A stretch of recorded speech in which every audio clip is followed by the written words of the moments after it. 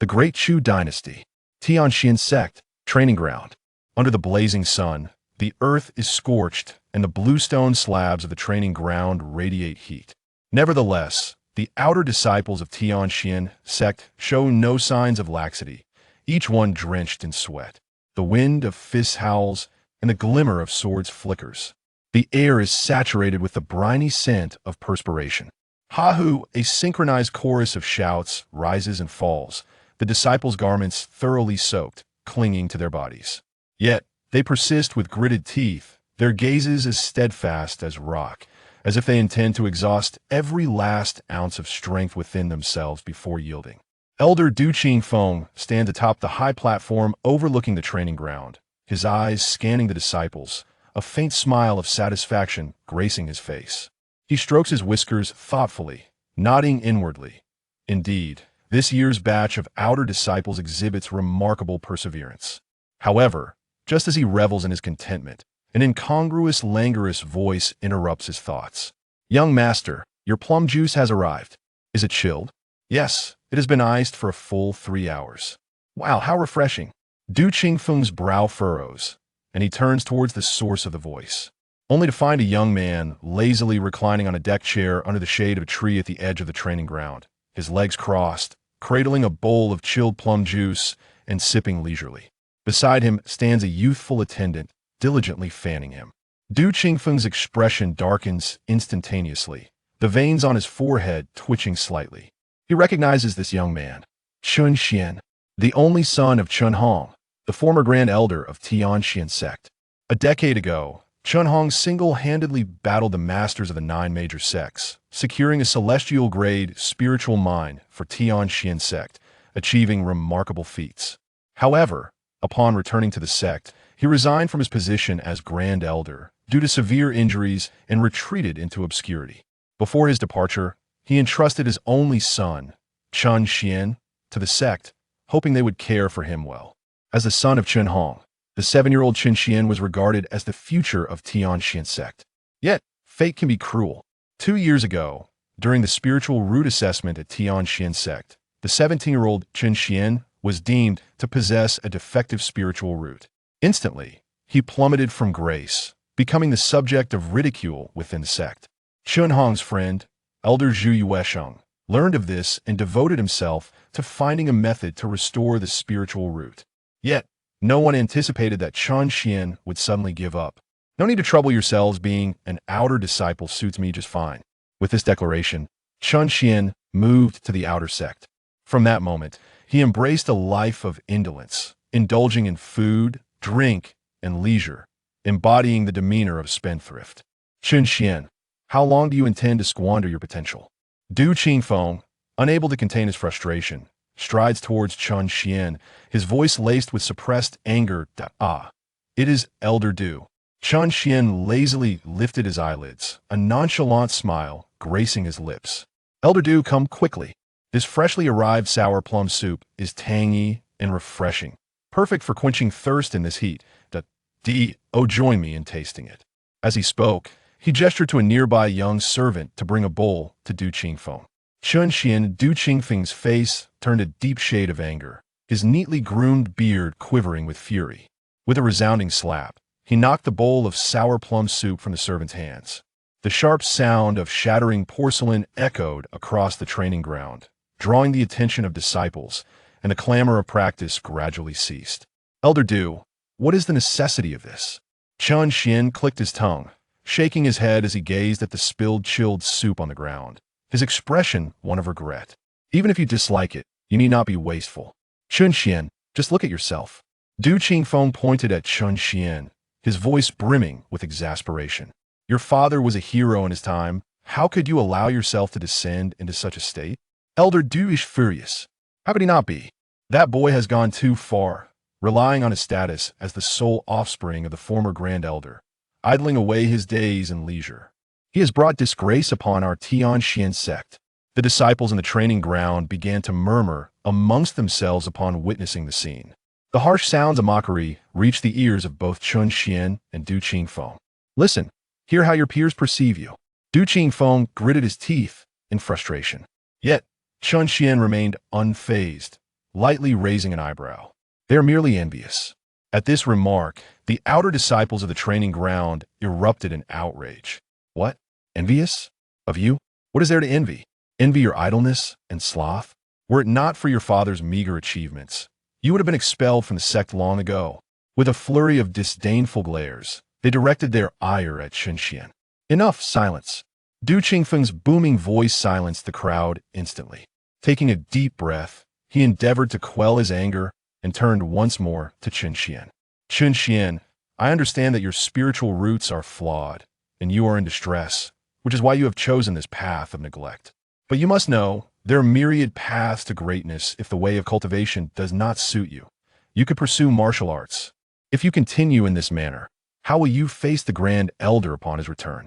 I would express my gratitude. Chen Xian stretched languidly, yawning as he replied. I would thank him for enduring the hardships, allowing me the privilege to languish in peace at the Tianxian sect and relish life. Yu Du Qingfeng felt a surge of blood to his head, his fists cracking with tension. Had he been addressing an ordinary disciple, he would have resorted to punishment, yet he found himself powerless against Chen Xian. The sovereign had long issued a stern decree. As long as Chen Xian did not violate the sect rules, he would be given free rein. Chen Xian cast a sidelong glance at Du Qingfeng before reclining back into his rattan chair. What a jest! Having traversed from the modern era, I have finally come to relish the glory of my forebears. Why would I not indulge in idleness? All the burdens of my existence have been shouldered by that unworthy father of mine. Rotten wood cannot be carved. Du Qingfeng glared at Chen Xian with palpable resentment, then turned abruptly, ready to leave in a huff. Unperturbed, Chen Xian rolled over, a wave of drowsiness washing over him. Just as he was on the brink of slumber, a sharp, cold sound sliced through the air. Whoosh! The crowd looked up to see a streak of cold light hurtling toward them from the back mountain, the sword radiating a frosty gleam, exuding an aura of chill. It's the frost sword. Senior sister has arrived. Amidst the gasps of the onlookers, the sword light landed steadily on the martial arts arena. Crack, crack! The temperature in the air plummeted abruptly. A thin layer of frost formed on the ground of the arena. Then, a breathtaking figure emerged from the icy glow. Draped in fiery red, with skin whiter than snow, Lu Qingxuang possessed a face of exquisite beauty, her eyes cold as ice, sharp as a blade, seemingly capable of piercing one's very soul. Senior sister, what brings you to the outer sect? It is said that Senior Sister is on the verge of breaking through to the Transcendence realm. She is an ancient millennium genius of the Tianxian sect. The outer sect disciples murmured among themselves, their gazes riveted upon Lu Qingxuang. Before the gathered audience, Lu Qingxuang revealed a pair of luminous jade-like feet beneath her skirt, lightly tapping the ground to conjure ice swords that blossomed with each step, as she made her way directly toward Chen Xian. At this moment, Chen Xian sat up, captivated by the ethereal beauty before him, inwardly exclaiming, truly enchanting. 1,000 times more stunning than those film stars. The world of cultivation is indeed remarkable. Fairies are worthy of their name. Qingxuang, what is the meaning of this? Du Qingfeng interjected, his voice tinged with confusion. Lu Qingxuang disregarded him, her gaze fixed intently on Chen Xian. Parting her crimson lips, her voice flowed like a crystalline spring, cold yet clear, resonating throughout the martial arts arena. Chen Xian, I, Lu Qingxuang, wish to become your Dao partner. A wave of astonishment swept through the crowd. Du Qingfeng stood frozen in disbelief. The outer sect disciples were left dumbfounded. Even Chen Xian wore a look of utter bewilderment. Qingxuang, do not ist. Du Qingfeng finally regained his composure and addressed Lu Qingxuang. Who is Lu Qingxuang? The daughter of the sect master of Tianxian, a prodigy not seen in a millennium. And who is Chen Xian? A waste with a useless spiritual root, a slacker. How could she possibly choose to be the Dao partner of such a failure? Elder Du, when have I, Lu Qingxuang, ever made a jest? Lu Qingxuang shot a frosty glance at Du Qingfeng, rendering him speechless. Then, her gaze once again fell upon Chen Xian. From this moment forth, you shall be my Dao partner, Lu Qingxuang. Chen Xian was utterly taken aback. Dao partner must mean wife, right? Such a stunning beauty wishes to become my wife. I must be dreaming.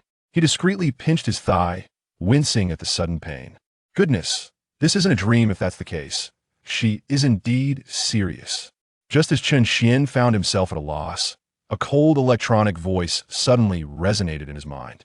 Ding! The Heavenly Dao lying flat system has been activated. Binding host.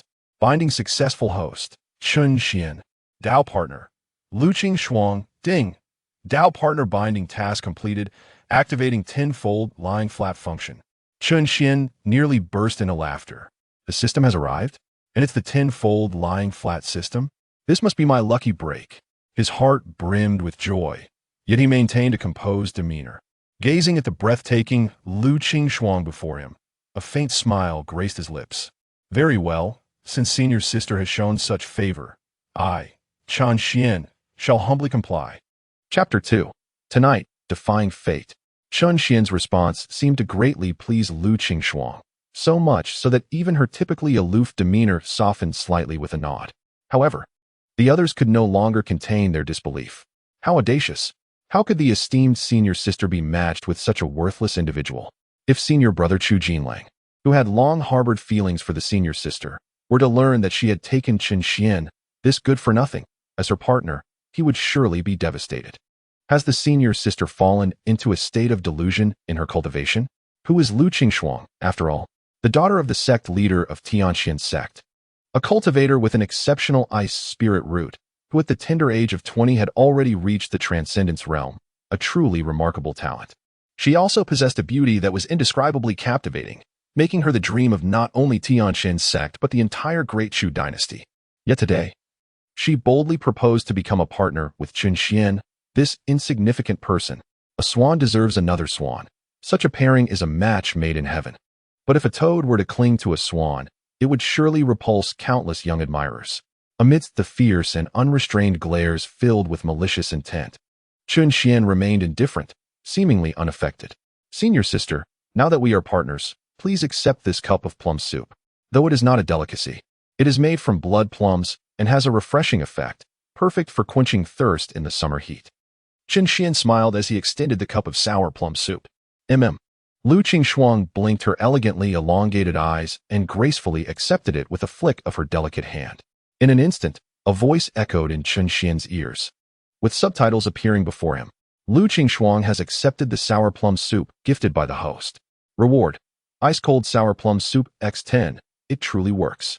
The trial was a success, and a smile crept upon Chen Xian's lips. It appears that as long as he presents gifts to Lu Qing Shuang, he would receive a tenfold reward in return. The system's voice echoed once more. The host and partner Lu Qing Shuang have unlocked the intimacy module. Description: every gift given by the host to the partner, or any action beneficial to the partner, will increase intimacy. The higher the intimacy, the richer the rewards associated with the bond. Currently activated, tenfold passive reward. Description: as long as the host continues to remain passive, any cultivation achievements from the partner will be returned to the host at tenfold. So, intimacy has been unlocked.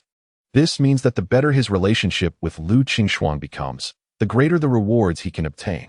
Therefore, all he needs to do next is to continue being passive and elevate his relationship with Lu Qing Shuang to great heights. Returning to the present, Chen Xian found Lu Qing Shuang increasingly pleasing to the eye, while his fellow disciples gazed at him with ever-growing hostility. Beside him, Du Qingfeng sighed deeply, his face etched with melancholy. Qing Shuang, marriage is not a trivial matter. Does the sect leader know of this? Lu Qing Shuang, her expression as cold as ice, replied. I will inform him. Why endure this? Alas, others may not understand, but Du Qingfeng comprehended the true implications of Lu Qing Shuang's actions. As the favored daughter of the heavens, numerous princes, young lords, and disciples from the esteemed Great Chu dynasty have sought to cross the threshold of the Tianxian sect in hopes of forming a union with Lu Qing Shuang. Particularly in recent years, her cultivation has advanced with astonishing rapidity, and her beauty and figure have blossomed into an enchanting presence that captivates all. Among her admirers is Prince Chu Jinlang, who, in his fervent pursuit, even entered the Tianxian sect, expressing his admiration with relentless enthusiasm. This fervor has even elicited admiration from the sect's master, who has contemplated the prospect of bestowing Lu upon him. Yet, Lu Qing Shuang remains as unyielding as ancient ice, her heart untouched by any suitor. Perhaps weary of the incessant attention, She took the initiative to forge a bond with the seemingly inept Chen Xian, silencing all murmurs. Those talented young lords, who have labored tirelessly over the years, found themselves outshone by Chen Xian in the end, a rather extreme turn of events. Junior Elder Do. There is no need for further words. My mind is made up, and my promise is worth 1,000 gold pieces. Lu Qingxuang's cold voice interrupted his counsel. Chen Xian is my chosen partner. With a resigned sigh, Du Qingfeng recognized her stubbornness and refrained from further argument, turning instead towards the disciples who had paused their training. Have you all had your fill of the spectacle? Do you have so much time to waste? Are you all aspiring to emulate some useless layabout? Continue. His admonition roused the disciples, who promptly resumed their fervent training. Chen Xian, languidly stifling a yawn, leaned back in the shade, contentedly observing their exertions. Train on. But do not compare yourselves to me. I have my own advantages. At that moment, Lu Qingxuang cast a glance his way, and upon seeing his indolent demeanor, her brow furrowed slightly. Wife, Chen Xian said with a smile. There is no need for such formalities. You may call me Lu Qingxuang, she replied. Very well, wife. Suddenly, a chilling frost descended like a blade, sending a shiver down Chen Xian's spine. He turned to find several sharp ice blades hovering ominously nearby. We are merely partners. Not yet wed. Should you dare utter any more licentious words, I will not hesitate to end your life, Lu Qingxuang stated coldly.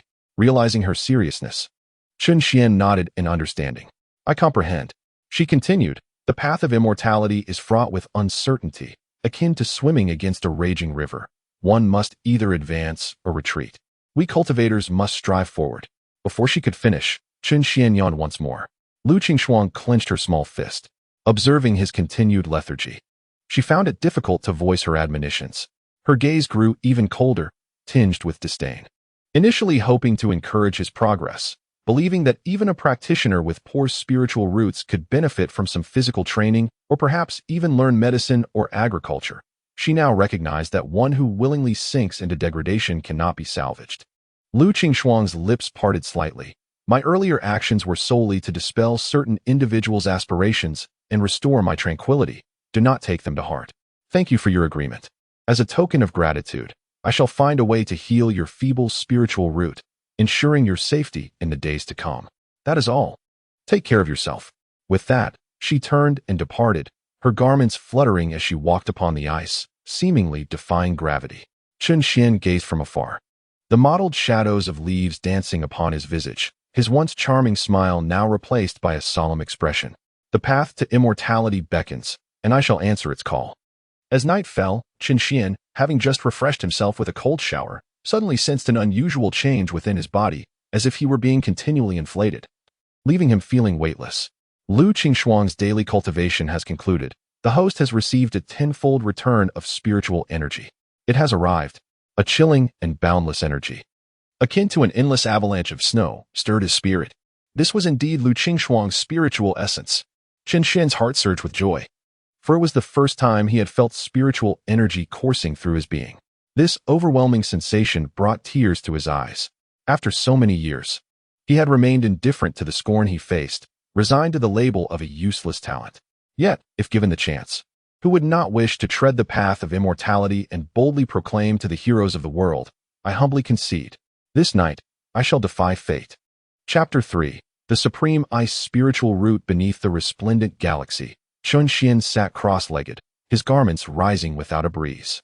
He concentrated fully, assimilating the frigid spiritual energy surging within him. While the joy of altering his destiny was indeed exhilarating, the composure he had cultivated over the years kept him from losing himself in euphoria. He needed to absorb this exceptionally pure ice spiritual energy from Lu Qingxuang promptly, otherwise, it could overwhelm him. An entire hour passed amidst the continuous notifications echoing in his ears. You have been influenced by your Dao partner, Lu Qingxuang's spiritual energy. Your spiritual root has transformed into a supreme ice spiritual root. Your spiritual energy has broken through its limits. You have entered the first layer of the body refinement stage. You have entered the second layer of the body refinement stage. Finally, once all the energy was absorbed and assimilated, Chen Xian exhaled deeply and slowly opened his eyes. He had reached the fifth layer of the body refinement stage. Body refinement marks the initial realm of cultivation, leading to foundation establishment, which signifies the true commencement of the path to immortality. following that are the realms of mystical understanding: Qi condensation, illumination, and the Purple Mansion. Achieving the Purple Mansion is a watershed moment. After constructing the Purple Mansion, one progresses through the realms of spiritual silence, void, divine mystery, and fragmentation. Once Lu Qingxuang breaks through to the Qi condensation stage, he might directly advance beyond body refinement into mystical understanding. The former feeble spiritual root had metamorphosed into a supreme ice spiritual root, indicating that I can now wield ice-based spells. As for the so-called tenfold return of spiritual energy, it signifies the tenfold increase in spiritual energy gained from Lu Qingxuang's cultivation, not 10 times her total cultivation level, for she is at the mystical understanding stage. Chen Xian sighed in reflection before proceeding to examine the subtitles before him. Host: Chen Xian, Realm, Body Refinement Level 5, Bound Partner, Lu Qingxuang, Intimacy Level 3, Return Effect, Tenfold Relaxation Return. The subtitles were succinct and precise. As Chen Xian pondered, he retrieved a low-grade Qi gathering pill and consumed it. Alas, it bore no effect. His spiritual energy did not increase, and instead, a warning from the system resonated in his ears. The host may only engage in relaxation and idleness. Any form of cultivation will diminish the return effect. You are currently on the path of relaxed indulgence, caring for your partner, and seeking swift ascension. Tip: embrace a hedonistic lifestyle. Indulge in food, drink, and entertainment. Chen Xian mused. So, relaxation and idleness must also adhere to the rules of espionage? Fair enough. In this realm of cultivation, clinging to the icy beauty of my wife and becoming a legendary couple sounds delightful. He decided to find his wife for a chat, perhaps to explore dual cultivation. Chen Xian rose from his seat, stretching languidly. Knock, knock. Suddenly, a gentle knock echoed in the night. Is Master Chen in? A sweet voice called from outside the courtyard. Chen Xian opened the door to find a young maiden standing before him. Her face, adorned with a touch of light makeup, was both exquisite and charming, and her pale yellow waist-cinched lotus dress fluttered gracefully. A faint scent wafted through the air, and she seemed somewhat familiar, yet Chen Xian could not place her. Master Chen, I am Xiao Fei from Yinzhu Peak, currently serving as Lu Shiji's maid, she said with a sweet smile. Is there something you need? Chen Xian observed his surroundings with caution. In this dim moonlight, a lone man and woman could easily give rise to rumors, especially regarding his engagement to Lu Qingxuang. Xiao Fei continued, I have been sent by Miss Lu to invite you to Yinzhu Peak for tea. Very well. Chen Xian nodded and followed her, leaving his courtyard to head towards Yinzhu Peak. Along the way, he casually inquired, Xiao Fei, can Lu Shiji fly with her sword? Why did she not come to see me personally? Xiao Fei tucked a strand of hair behind her ear and replied with a gentle smile. Please do not take offense. Miss Lu has been diligently practicing her skills since this afternoon and could not spare the time, hence she sent me to invite you. Oh. Chen Xian's expression shifted subtly as he nodded nonchalantly. Soon, they arrived at a forest path on the back mountain. Xiao Fei, who sent you? Master. Why do you ask such a thing? Did I not just mention? Xiao Fei began, but then she noticed Chen Xian had distanced himself by 10 meters. His demeanor now cold and stern. Upon seeing this, a hint of a cold smile appeared on her otherwise innocent face. Heh, so you've noticed. How did you figure it out? Do not take me for a fool, Chen Xian retorted, exasperated. I just assimilated the spiritual energy returned from Lu Qingxuang's cultivation. And now you claim she is still in seclusion? From the very start, he had sensed something amiss with this woman, and his probing had confirmed his suspicions of her ulterior motives. Heh, it seems you possess a bit of wit. I must admit, I underestimated you, you worthless being. At this juncture, Xiao Fei no longer feigned innocence and laid her cards on the table. The silver ribbon at her waist suddenly unfurled, revealing a soft sword as sharp and cunning as a viper. She coldly declared, since you are a doomed soul, allow me to enlighten you. I am a maidservant under His Highness Chu, sent to deal with a repugnant wretch like you. Miss Lu is a paragon of virtue, truly deserving of His Highness's unparalleled talent. And you, a mere waste with a useless spiritual root, dare to compete for a woman with His Highness? Your demise would be no loss. So, he is a pawn of Chu Jinlang, Chen Xian realized. The entire sect was aware of Chu Jinlang's infatuation with Lu Qingxuang, and yesterday he had celebrated her breakthrough with great fanfare. Yet, Lu Qingxuang publicly spurned his advances, delivering a resounding slap to his face in front of all the disciples. Today, in an unexpected turn of events, she chose to forge a partnership with Chen Xian, delivering yet another blow to Chu Jinlang's pride. Was this not a blatant insinuation that he was inferior to this so-called waste? It was as if he were being struck on both cheeks, utterly humiliated. Could he swallow this indignation? The reason for not confronting him in the courtyard, but rather opting for this secluded hill, was merely to avoid drawing attention. A fall from the cliff during a moonlit stroll, disappearing without a trace. What a perfect pretext. Having reached this point, I shall send you on your way, Xiaofei exclaimed, advancing swiftly with her soft sword in hand. Whoosh! Her movements were as swift as the wind, a testament to her wind attribute spiritual root. Although she was merely at the 4th level of body refinement, it was sufficient to eliminate a waste. Death. Chen Xian was within arm's reach. The soft sword lunged forth with a piercing shriek. Crack! Yet it halted abruptly at the tip of Chen Xian's nose, unable to advance even a fraction further.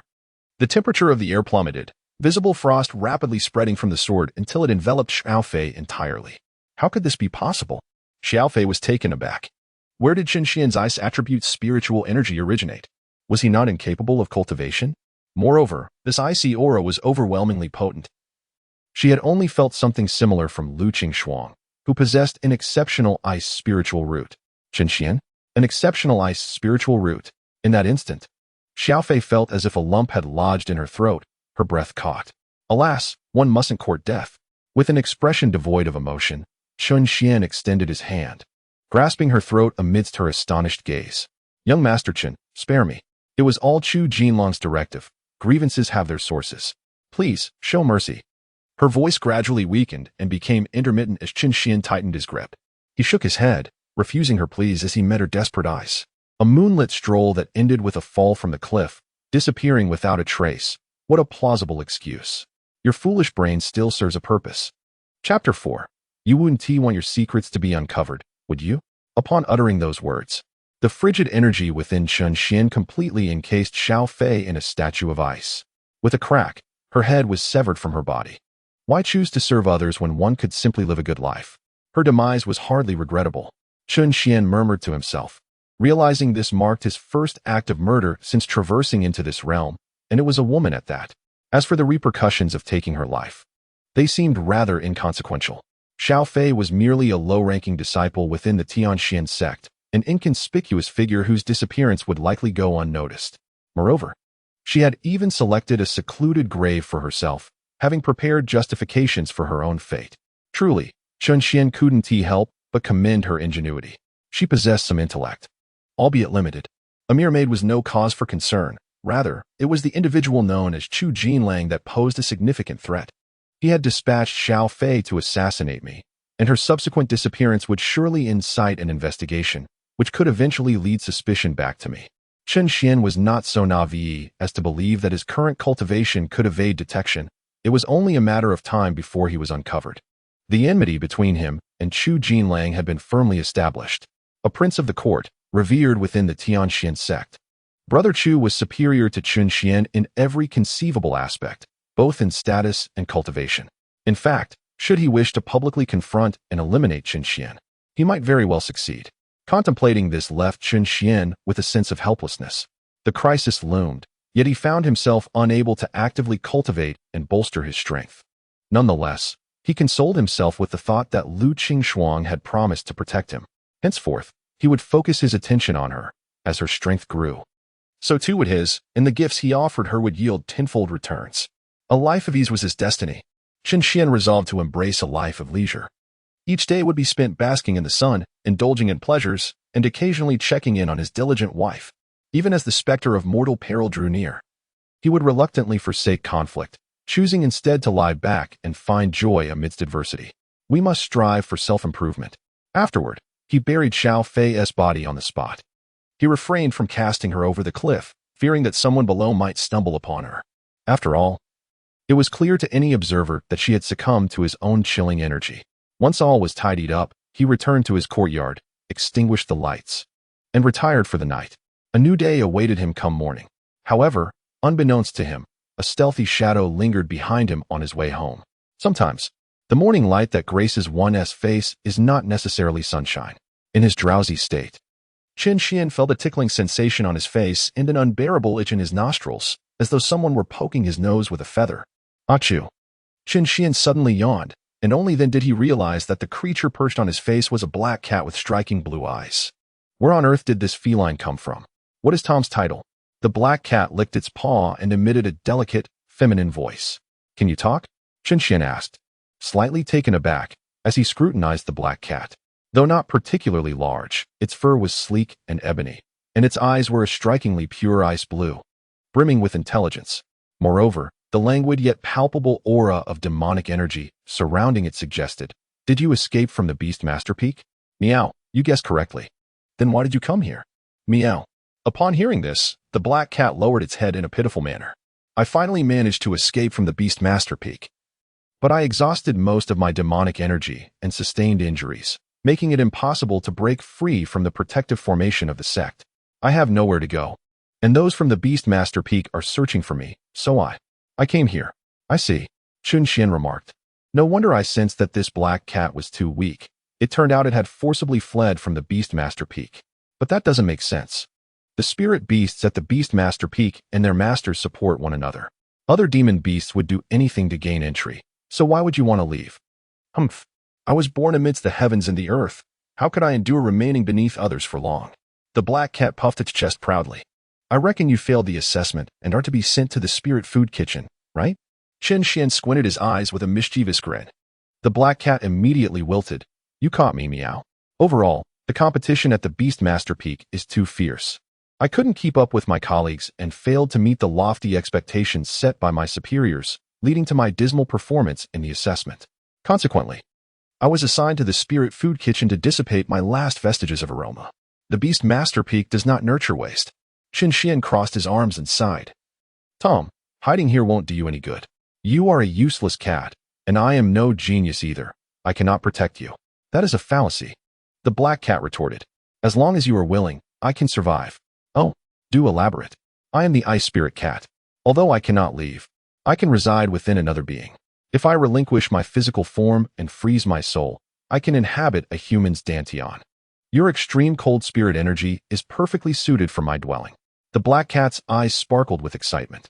The two, one human and one cat, gazed at each other intently for a moment. I refuse. Meow. Pouting proves futile. I will not entangle myself in this karmic debt. Are you jesting?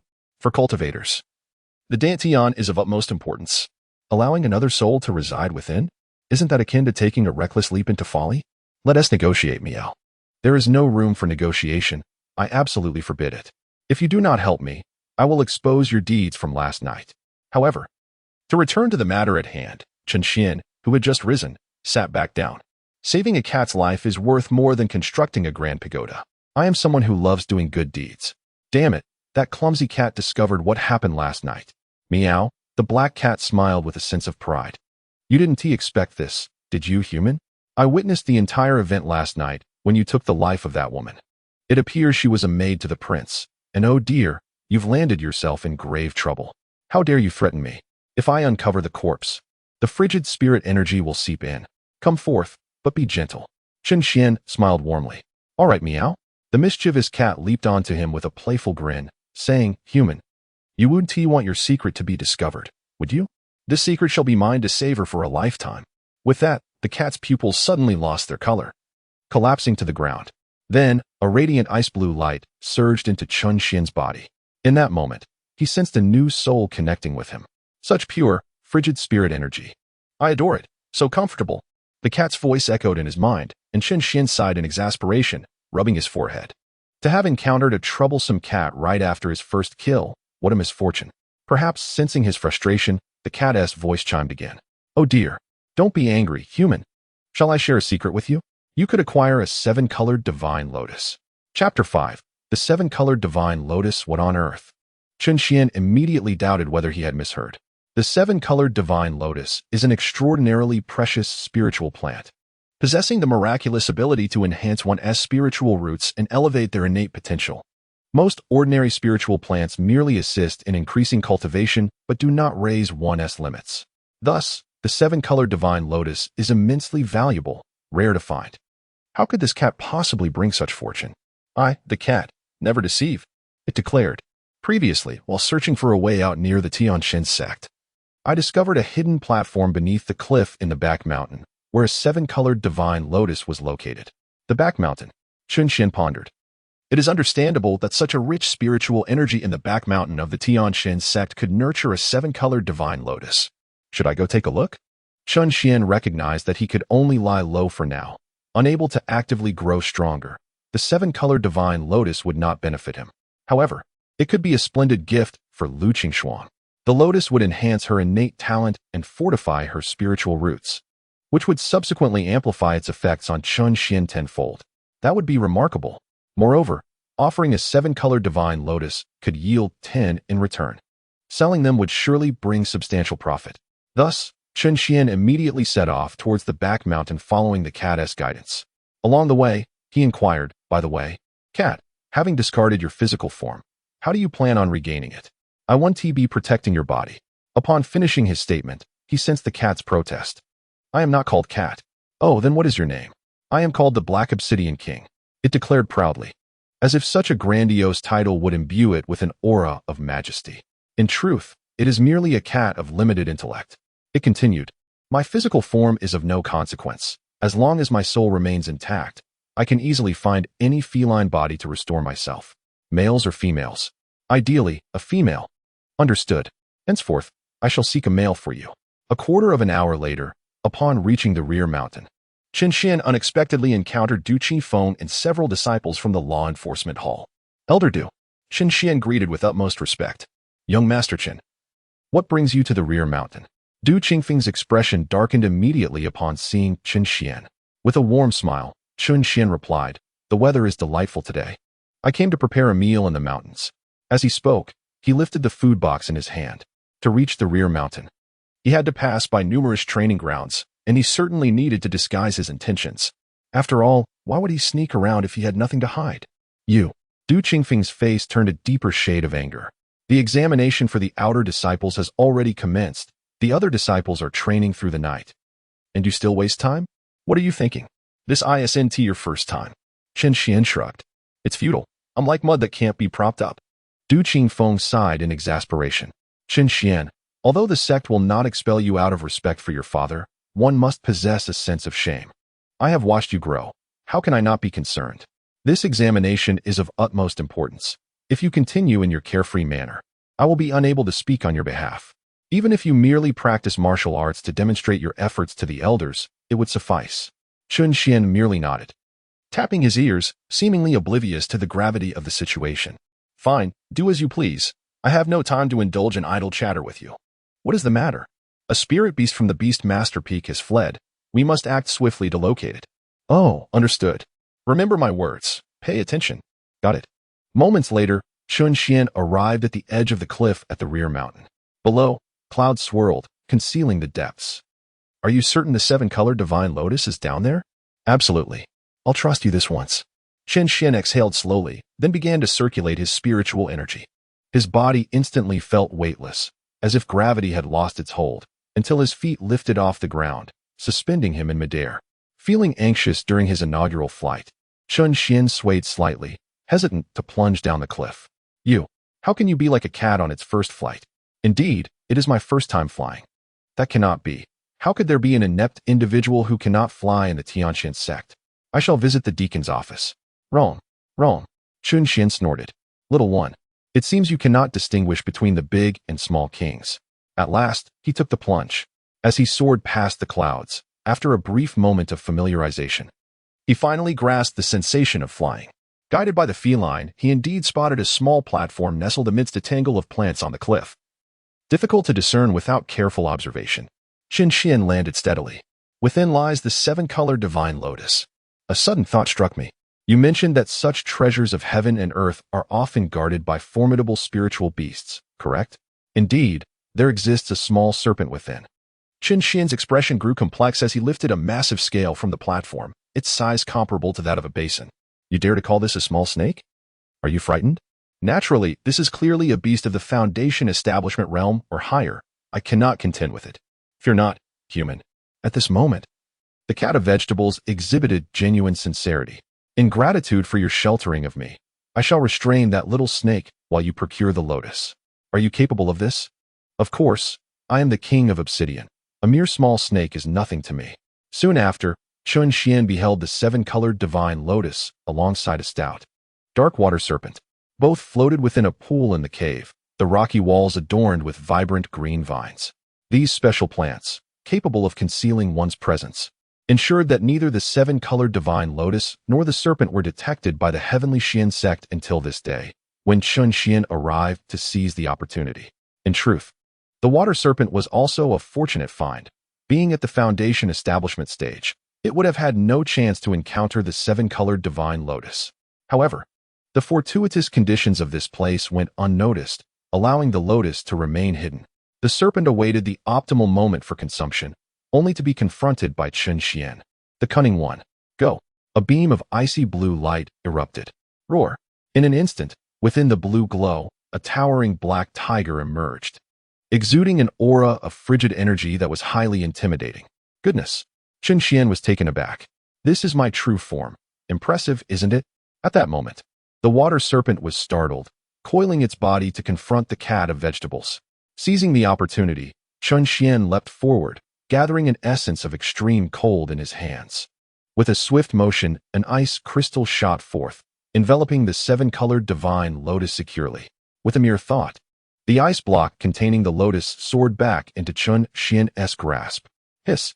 The water serpent lunged aggressively. Hurry, meow! The cat of vegetables conjured an ice wall to shield him. Although gravely wounded, and with only a fraction of its power remaining, it could still withstand a foundation establishment beast. The winds howled as Chun Xian turned and fled. Chapter 6. Tenfold Return, Nine-Colored Divine Lotus. Boom! As he burst forth from the cave, the resounding noise behind him indicated that the water serpent was in pursuit. However, this was the territory of the heavenly Xian sect, and as an unregistered intruder, the serpent would undoubtedly face a fate of being served as a hot pot. Thus, it could only watch helplessly as Chun Xian made his escape. At Snow Spirit Peak, a small hill within the heavenly Xian sect, which did not officially belong to the sect's divisions, Lu Qingshuang had transformed this place into her own private cultivation venue. In the midst of the swirling snow, the enchanting formation of the snow spirits was in full display. My lady, voices echoed through the pristine white landscape. Suddenly, an explosive sound pierced the air as two frost-laden flying swords whizzed perilously close to Chun Xian's neck. A flurry of snow erupted, revealing Lu Qingshuang, her expression as frigid as the winter chill. I have warned you not to be frivolous or disrespectful. Consider this a lesson. Should there be a next time, I shall not be lenient. Ah, yes, of course. Chun Xian responded with his signature radiant smile, reaching into his sleeve to retrieve a block of ice. Nestled within was a breathtaking seven-colored lotus, ethereal and exquisite. I thought, since we have yet to exchange tokens of affection, I would casually present you with this divine seven-colored lotus. As he spoke, he inadvertently revealed the injury on his arm, a wound he had fabricated. This tactic proved effective. Even the usually unyielding Lu Qingshuang's gaze softened slightly at the sight of the wondrous lotus. Your actions have sparked a hint of affection in Lu Qingshuang. Intimacy level 1. From whence did you acquire this? Lu Qingshuang inquired, her brow furrowing slightly. In truth, given Chun Xian's background, even if he could not cultivate, he could still procure some spiritual elixirs through his father's acquaintances. Yet, the seven-colored lotus was exceedingly rare. Lu Qingshuang had never encountered one before. To speak candidly, if this lotus were revealed within the Tianxian sect, it would undoubtedly incite fierce contention. How had Chun Xian come into possession of such a treasure? Since we are now partners on this path, as a man, I felt compelled to offer a token, Chun Xian continued. Alas, it was indeed a perilous endeavor. Do not attempt to deceive me. Speak the truth, Lu Qingshuang retorted, her teeth clenched, exasperated by his audacious demeanor. She could discern that the injury on his arm was intentionally inflicted.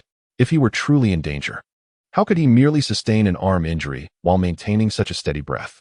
Oddly enough, Lu Qingshuang, who typically would not tolerate deceit, found herself unfazed by Chun Xian's impudent remarks this time. Upon realizing that he had been exposed, Chun Xian awkwardly chuckled. It was indeed a bit perilous. But through my wit and decisiveness, I managed to secure it. Please, take it. To his surprise, Lu Qingshuang declined, stating, the seven-colored lotus is but a mere embellishment for me, yet it may serve to heal your spiritual roots. I cannot make use of it. Chun Xian felt a sense of helplessness akin to a eunuch on his wedding night, anxious yet powerless. This is my heartfelt offering. Furthermore, should you utilize it, your abilities will be enhanced, allowing you to protect me even better. At his words, Lu Qingshuang's expression grew colder. Indeed, she seemed reluctant to strive for greater strength. What am I to say to you? Accept it. I shall explain later. There is no need for you to elaborate. With that, Lu Qingshuang accepted the seven-colored divine lotus. Simultaneously, a voice echoed in Chun Xian's ear. You have gifted your Tao companion a seven-colored divine lotus. Intimacy, level 1. Tenfold reward returned. 9-colored divine lotus. A 9-colored lotus. Chun Xian's pupils trembled, his heart filled with astonishment. He had anticipated receiving 10 7-colored divine lotuses, yet unexpectedly, he was bestowed with a 9-colored one. Perhaps the system deemed the efficacy of the 9-colored lotus to be tenfold that of the 7-colored variety. Chun Xian quickly grasped the situation, his excitement heightening, for the 9-colored divine lotus was significantly rarer than its predecessor. A fact he had never encountered in the memories of the original Chun Xian. It seemed to exist solely in legends. Is there anything else? No, that will be all. Then please take your leave. Very well. Wait a moment. At this juncture, Lu Qingshuang appeared to recall something. A flicker of spiritual light in her hand manifested into a slender white longsword. This was the spiritual sword I previously wielded, named Kanyue, a superior quality spiritual artifact.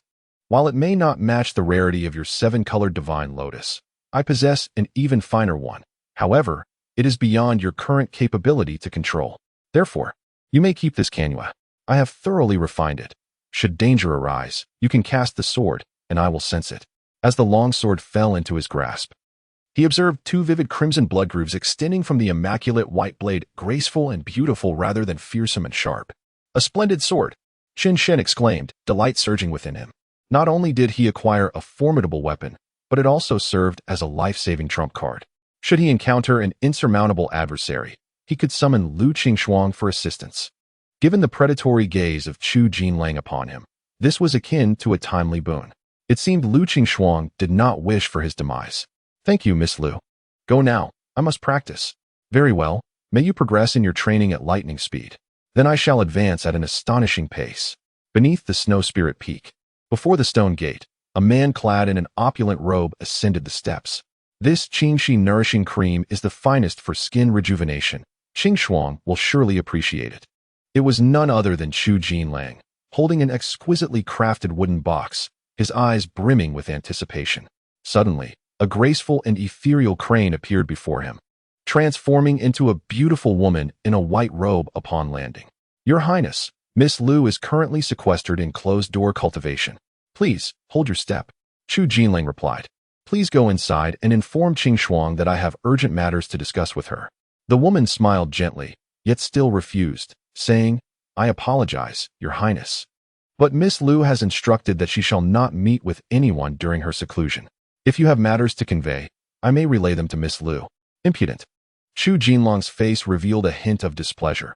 How could my private conversation with Qingshuang be eavesdropped upon? The woman maintained her smile. Your Highness, please do not be angry. I am merely fulfilling my duty. Step aside. I have yet to speak with Qingshuang today. If she knew I was here, she would have come to greet me personally. You have no idea how this could jeopardize our important matters. Chu Jinlang was thoroughly enraged. It was one thing for Lu Qingshuang to be indifferent towards him. But how dare this mere servant obstruct his path? Just as he was about to force his way in, the woman unfurled her long wings. Your Highness, please forgive my rudeness. If you insist on entering Shuling Peak, you shall have to step over my lifeless body. The ethereal crane, infused with spiritual energy and harmonized with the great formation of Shuling Peak, displayed an imposing presence at that moment. As Chu Jinlang seethed with anger, contemplating whether to push through, he suddenly noticed a figure leisurely descending the steps above. Chen Xian. Chapter 7. She said I could enter. Why must the ethereal crane make such a grand display? Is it not a breach of decorum before the prince? Chen Xian had indeed spotted Chu Jinling below. He smiled slightly and offered a courteous bow. Your Highness. Chen Xian, you are still alive? Chu Jinling narrowed his eyes, furrowing his brow. Of course. I am alive and well. Why would your Highness say such a thing? Chu Jinling remained silent, pondering why Chen Xian had not perished. Had the maid he sent out last night failed? That was impossible. While she may not have been a formidable force, she certainly had the means to eliminate someone as defenseless as Chen Xian. Until last night, And even just moments ago, he had believed this to be true, which was why he had regained his confidence to seek out Lu Qingshuang. But now, this very man stood before him, seemingly unscathed, and had even descended from the mountain. In a sudden fit of rage, Chu Jinlang exclaimed, "You audacious fool! How dare you intrude upon Qingshuang's training grounds? What is your intent? Ethereal crane, seize him." Chun Xian shrugged, his expression unaffected. "Your Highness may be mistaken. I did not intrude uninvited. She said I could come up, did she not, Ethereal crane?" The ethereal crane nodded gently. "Young Master Chun was indeed escorted by me." "What?" Chu Jinlang could scarcely believe his ears. "Did you not say that during Qingshuang's seclusion, no one was permitted to enter? Not even I was allowed. So why is Chun Xian granted entry?" The ethereal crane explained calmly. "Your Highness, have you forgotten? Yesterday, Miss Lu officially became Dao partners with young Master Chen." A surge of resentment washed over Chu Jinlang at this realization. As a dignified prince, endowed with extraordinary talent, he had ardently pursued Lu Qingshuang, only for her to turn and become Dao partners with Chen Xian, a worthless being. What is Chen Xian, after all? A well-known failure from Tianshan's sect, idling away each day, a source of annoyance to all. How could Lu Qingshuang possibly be attracted to him? This was utterly preposterous. Upon hearing the news yesterday, Chu Jinlang was nearly driven to the brink of fury, almost spitting blood. The young nobles surrounding him could hardly contain their amusement, leaving him, a prince, utterly humiliated. He found himself wishing fervently to eliminate Chen Xian at once. Yet, calmness prevailed. After all, Chen Xian was the son of Chen Hong, and to murder him might provoke considerable trouble. Chu Jinlang forcibly suppressed his inner rage, casting a cold glare at Chen Xian. "I suspect that Qingshuang has become obsessed with her training. Young Master Chen, do you believe you are a suitable match for her?" "Quite compatible," Chen Xian replied with a smile, then drew the frosty snow longsword from behind his waist. "Look, we have exchanged tokens of our affection." The sight of the longsword struck a heavy blow to Chu Jinlang's heart. His breath quickened as he glared at Chen Xian, teeth clenched. "Name your price. What condition would compel you to leave Qingshuang? I can arrange for you to be a prefect, enjoying all the worldly riches. Far better than languishing in the Tianshan sect." "A prefect, you say? That is indeed a significant position," Chen Xian mused, reflecting on how capricious a prince could be, casually offering such a high office to another. "But what of it?" With a cold smile, he replied, "I appreciate your Highness's kind intentions, but I am merely inclined to revel in nature's beauty, like a carefree wanderer, with no desire to govern." "Very well. I shall provide you with a cadre of elite guards to ensure your safe travels across the world. I prefer solitude. Do not be too insolent." Chu Jinlang was at the peak of his fury, his fist cracking ominously. "To not be my ally is to be my enemy. I have no desire to make an enemy of anyone, yet should someone approach me with ill intent, I shall not show mercy." "Very bold." Chu Jinlang laughed in anger. At that moment, Chen Xian had become as good as dead in his eyes. Although he was unaware of the complications involving Xiao Fei that allowed Chen Xian to remain unharmed, it would be a simple matter for him to extinguish this useless being. Even if the Tianshan sect sought retribution later, what of it? He was a prince. "I shall remember this grievance," he declared, angrily sweeping his sleeve as he departed. In that moment, the rare green snake beauty cream was crushed to powder in his grip. After his departure, the crane maiden sighed softly. "Young Master Chun, you have thoroughly offended His Highness. Not to worry. If he truly can kill me, then he is indeed capable. Now is not the time for bravado. Do you think I am merely posturing?" The crane maiden regarded the handsome young man before her, confidence radiating from his demeanor. She smiled gently. "I would not dare. As long as young Master Chun is aware, that is sufficient. Until we meet again." Chun Xian, with his hands behind his head, leisurely descended the mountain. The crane maiden watched the long sword at his back, her lovely features betraying a hint of surprise. Miss Lu actually gifted him the sword she had previously used. It is truly astonishing. As Lu Qingshuang's personal maid, she comprehended the significance of Lu Qingshuang's actions yesterday. It was merely a ploy to create a shield for herself, dissuading Chu Jinlang and the others. Yet, if it were simply a pretext, would it necessitate the gift of her own sword? Hold on, this is a token of affection. At that moment, Xianhe realized the implications of Chun Xian's earlier words. Surely, Chen Xian must have bestowed upon Lu Qingshuang something of great value, prompting her to offer him this sword. Lu Qingshuang has always been averse to owing anyone a favor. It was merely a transaction. Upon this realization, Xianhe felt enlightened and promptly took flight in her beast form, returning to her own courtyard. You actually compete with a prince for a woman, meow. The useless cat murmured near Chen Xian's ear. What is the issue? He inquired. There is, meow. Chen Xian sensed a tinge of regret emanating from the useless cat. Had I known this would happen, I wouldn't have sought you out, meow. You are destined for a miserable end, meow.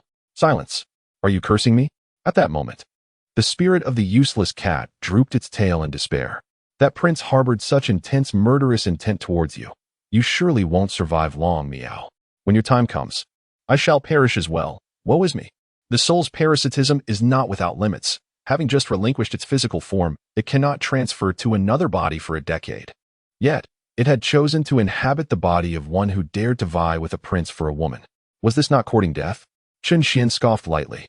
It's too late for regrets. You were the one who insisted on possessing my body. We are in the same boat now. You must heed my instructions, understand? Very well. Meow. Chen Xian then retrieved the 9-colored divine lotus from the system. Instantly, 9 ethereal hues illuminated his visage, larger by a circle than the 7-colored divine lotus. Radiating with glimmers of golden light, truly divine and pure. Oh my, where did you acquire this 9-colored divine lotus, meow? Why have I never sensed such a treasure upon you? TSK, what a fuss, Chen Xian replied with a smirk.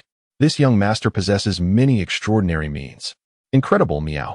If you diligently serve as my little brother, once I ascend, it shall be a monumental opportunity for you as well. Chapter 8. Qualification for advancement to the inner sect with this 9-colored divine lotus. Your aptitude will significantly improve, meow. The useless cat exclaimed with excitement. No, no, no. Chen Xian shook his head. I have no need for this. I shall sell it. He could only lie back and do nothing to actively cultivate. Thus, the 9-colored divine lotus held little value for him personally. However, it did not mean it was devoid of purpose.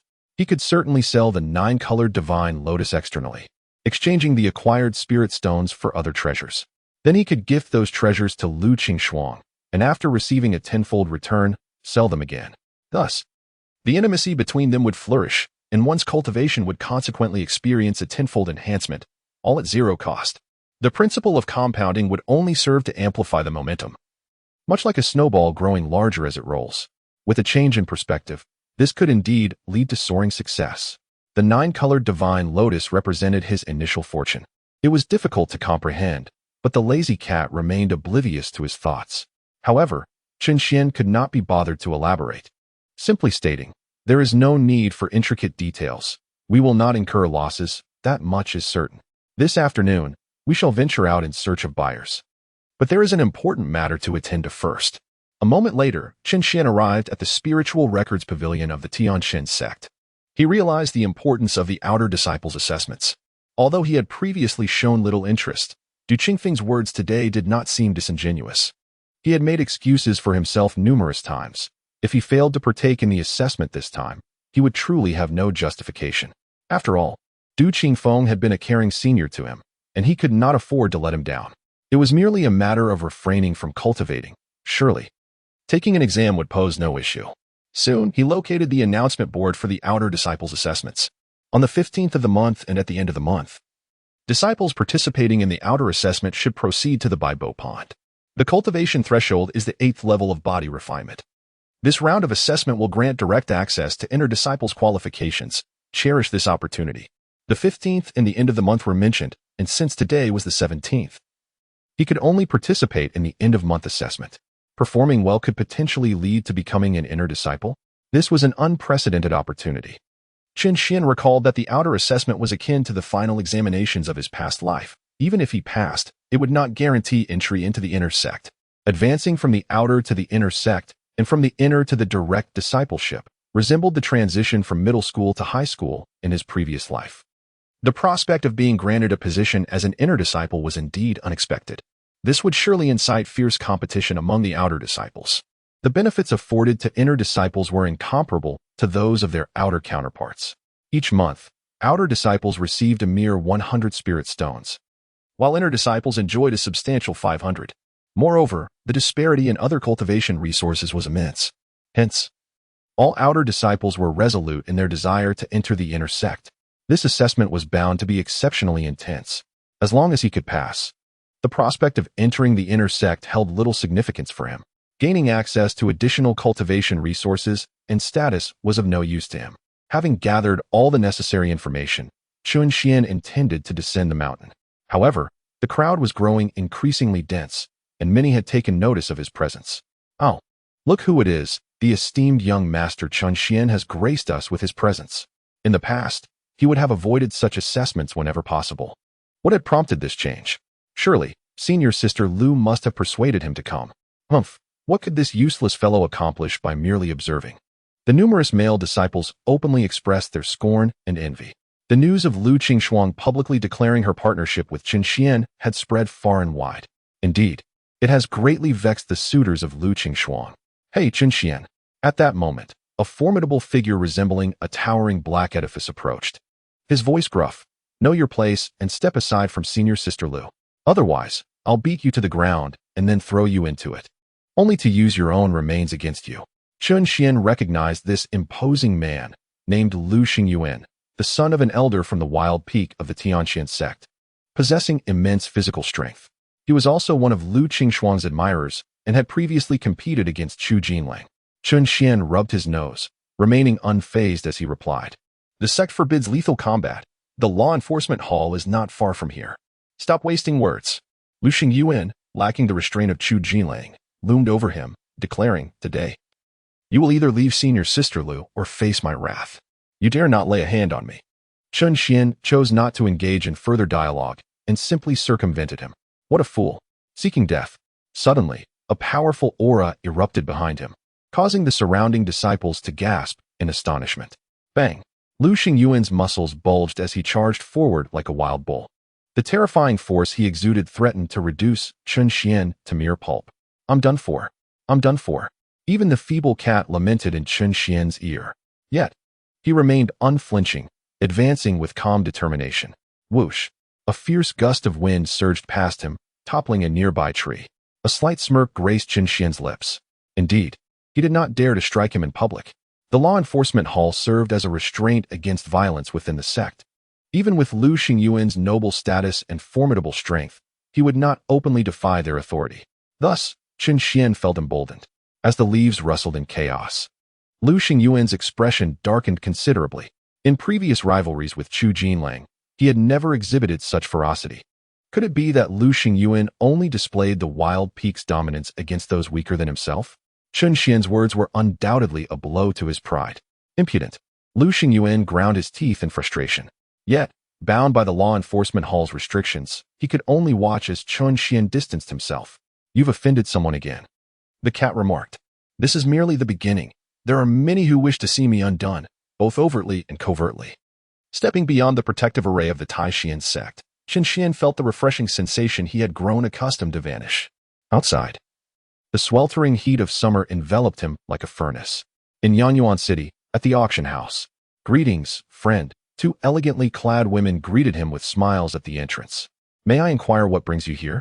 Are you in search of treasures or wealth?" Wealth. A peculiar voice, a blend of masculine and feminine tones, emerged from beneath a black cloak. "Very well. The treasures you bring will require evaluation by an appraiser. Are you amenable to this?" "Yes. Please, follow me."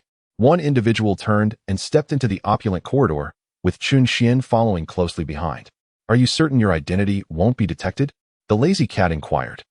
Chun Xian lowered the brim of his hat, thinking to himself, "This is my family's heirloom cloak of concealment, undetectable under the aura of concentration." "Very well. Be cautious while traversing the world," the cat advised. An auction house is typically a melting pot of various characters. If one does not don some disguise, they risk being swiftly dealt with. Not only himself, but everyone he encountered along the way bore varying degrees of disguise. The auction house welcomed this unspoken rule, as it minimized unnecessary conflict.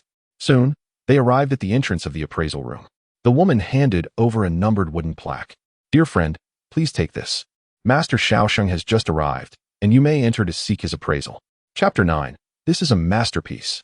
Chun Xian nodded slightly and pushed the door open. The appraisal room was spacious, structured like a branching tree, with several sellers currently undergoing evaluation. As the most renowned auction house in the entire Dechu dynasty, the quality control of items was exceedingly stringent. In fact, anyone with a shady past would find the door to this place forever barred to them. Master Xiaoxing was situated at the innermost part, leisurely brewing tea. Master, Chen Xian said as he took a seat before him. Xiaoxing cast a faint glance at the figure in black before him, a hint of surprise flickering in his eyes. Such a fine quality cloak of concealment was indeed a rarity, indicating that he was no ordinary person. He spoke. Would you be so kind as to present your treasure for me to inspect? The 9-colored divine lotus. Please take a look. Chen Xian produced the ice block, retracting his spiritual energy, which then swiftly unfurled. In that instant, the entire room was enveloped in a layer of ethereal radiance. Clang! The teacup in Xiaoxing's hand fell, clear tea splashing onto him. Yet, he did not lower his gaze, his eyes fixated on the 9-colored divine lotus, breaths quickening. The 9-colored divine lotus. It is a rare sight indeed. Xiaoxing hurriedly and cautiously accepted it, his eyes sparkling with golden light as he meticulously examined the quality of the 9-colored divine lotus with his spiritual vision. The coloration was correct, the number of petals accurate, and the spiritual energy abundant, aligning perfectly with the descriptions found in medical texts. A masterpiece. This is truly a masterpiece. His excitement grew with each word. Chen Xian, however, remained unimpressed. Of course, it's a masterpiece. It was provided by the system. Dear friend, where did you acquire this 9-colored divine lotus? Xiaoxing suddenly inquired, raising his head. Chen Xian rapped the table softly, replying in a grave tone, Master, is this not against the rules? Yes, I was indeed presumptuous. Xiaoxing realized he had breached a professional taboo. One must not inquire about origins or the source of treasures. Most buyers or sellers have a need to conceal their identities. And having worked in this field for many years, he naturally understood this. Esteemed friend, please do not take offense. This 9-colored divine lotus is indeed a rarity of the highest order, and it is my first encounter with such a treasure. I understand. That is good, indeed. Previously, I had appraised several 7-colored divine lotuses and possessed some experience with such extraordinary gems. However, I had only ever seen the 9-colored variety within the pages of books. Due to its extreme scarcity, it is said that among 107-colored divine lotuses, only one may mature into a 9-colored one. The existence of 107-colored divine lotuses is, in itself, a miracle of the ages. This is why I am so moved. Simultaneously, I have formed a rough conjecture regarding Chen Xian's identity. He must undoubtedly hail from a prominent sect or esteemed family. Your 9-colored divine lotus is flawless from every perspective. What price do you intend to set? Please provide a fair estimate, Master. Chen Xian was not engaging in pretense. He genuinely lacked expertise in this matter. A voice echoed in his mind. 1 million less, and I 1T sell. Master Xiaoxing stated. The starting price for an ordinary 7-colored divine lotus typically begins at 200,000 spirit stones. Based on my estimation, your 9-colored divine lotus could commence at 1,200,000. Very well, then, 1,200,000 it is. Xiaoxing truly possesses some skill. Although Chen Xian did not comprehend the principles behind this valuation, it was determined by the system based on a tenfold return. Indeed, the starting price reflected a disparity of approximately tenfold. Excellent. Xiaoxing promptly produced 2 sheets of parchment, inscribing a simple contract upon them, and let a drop of his own blood fall upon the documents. You may now sign the contract with me. I shall be responsible for auctioning this 9-colored divine lotus. Once the auction is successful, any subsequent issues will be borne by our auction house. In other words, after the auction, you shall have no further association with it. Additionally, our commission stands at 20%. Chen Xian nodded slightly. He was aware that the commission of the antique auction house was substantial. However, their esteemed reputation commanded high prices, making it ultimately worthwhile. He then pricked his fingertip to let a drop of blood fall, thereby finalizing the transaction. Thus, all is well. Xiaoxing smiled and said, Your item will enter the auction process in half an hour. You may rest in a guest room while you wait or proceed to the auction site to observe the proceedings. Very well. Half an hour later, Chen Xian arrived at the auction venue. True to his word, Xiaoxing appeared on stage punctually. Oh, it is indeed a treasure that Master Xiaoxing has appraised. It must be extraordinary. It seems this is the highlight of today's auction, many buyers exclaimed, their eyes gleaming with excitement. Xiaoxing is a renowned appraisal master. Anything he personally oversees for auction is assuredly of great value. He brought forth a card, and without further ado, lifted the curtain. The 9-colored divine lotus instantly radiated a soft, ethereal glow. The entire audience fell silent for a brief moment before erupting into a cacophony of astonishment. The 9-colored divine lotus. This is a treasure even rarer than the 7-colored divine lotus. My heavens, it truly exists. I had thought it merely a figment of literary imagination. Everyone was unable to conceal their excitement. Before them lay the legendary 9-colored divine lotus, a rare treasure that had not graced the markets of the great Chu dynasty for centuries. Xiaoxing chuckled. It seems everyone recognizes this gem. Indeed, it is the 9-colored divine lotus. Until today, I believed it to be a mere myth, but now I realize my ignorance. This 9-colored divine lotus has been appraised and is of exceptional quality, well preserved, with its medicinal potency intact. It is truly a supreme treasure that can enhance one's innate talents and pave the way to ascension and immortality. Esteemed guests, do not hold on to those meager spirit stones any longer. The starting bid is 1,200,000 spirit stones. The once vibrant atmosphere instantly cooled at the announcement of the starting bid. 1,200,000? Such a steep price. Many in the crowd scratched their heads. Torn between laughter and despair. The item was undoubtedly precious, yet its price was daunting. For a moment, only a few luxurious private rooms remained lively. In room 1, the dignitary spoke. Your Highness, our remaining spirit stones are indeed limited. What do you suggest? An elderly eunuch appeared troubled, hesitating to voice his concerns. Fetch them. Chu Jinlang replied with resolute eyes, gazing at the 9-colored divine lotus below, filled with an unwavering determination. Inform the Ministry of Internal Affairs to promptly deliver 4 million spirit stones. I am determined to acquire this 9-colored divine lotus today. The figure of 4 million astonished the elderly eunuch. This is unthinkable, Your Highness. Such a colossal sum, how could the ministry agree? Moreover, while the 9-colored divine lotus is indeed rare, your innate talent is already exceptional. Who says I intend to use it for myself? Chu Jinlang smiled lightly. Such a treasure is surely destined to be a gift for Qing Xuan, for one who is devoted to cultivation. What gift could be more desirable than a potent elixir to assist in their practice? The 9-colored divine lotus could enhance innate abilities. Even Lu Qing Xuan, with her ice spirit root, would experience significant benefits. With the 9-colored divine lotus before her, how could she possibly turn a blind eye? Chapter 10. Dog bites dog. At this moment, despite the high initial bid of 1,200,000, which deterred many, some remained resolute in their desire to possess it. In another private room, Lu Xingyuan mused, with the 9-colored divine lotus, surely Sister Lu will regard me more favorably. He gnawed on the hind leg of a vain beast, his gaze fixed on the 9-colored divine lotus below.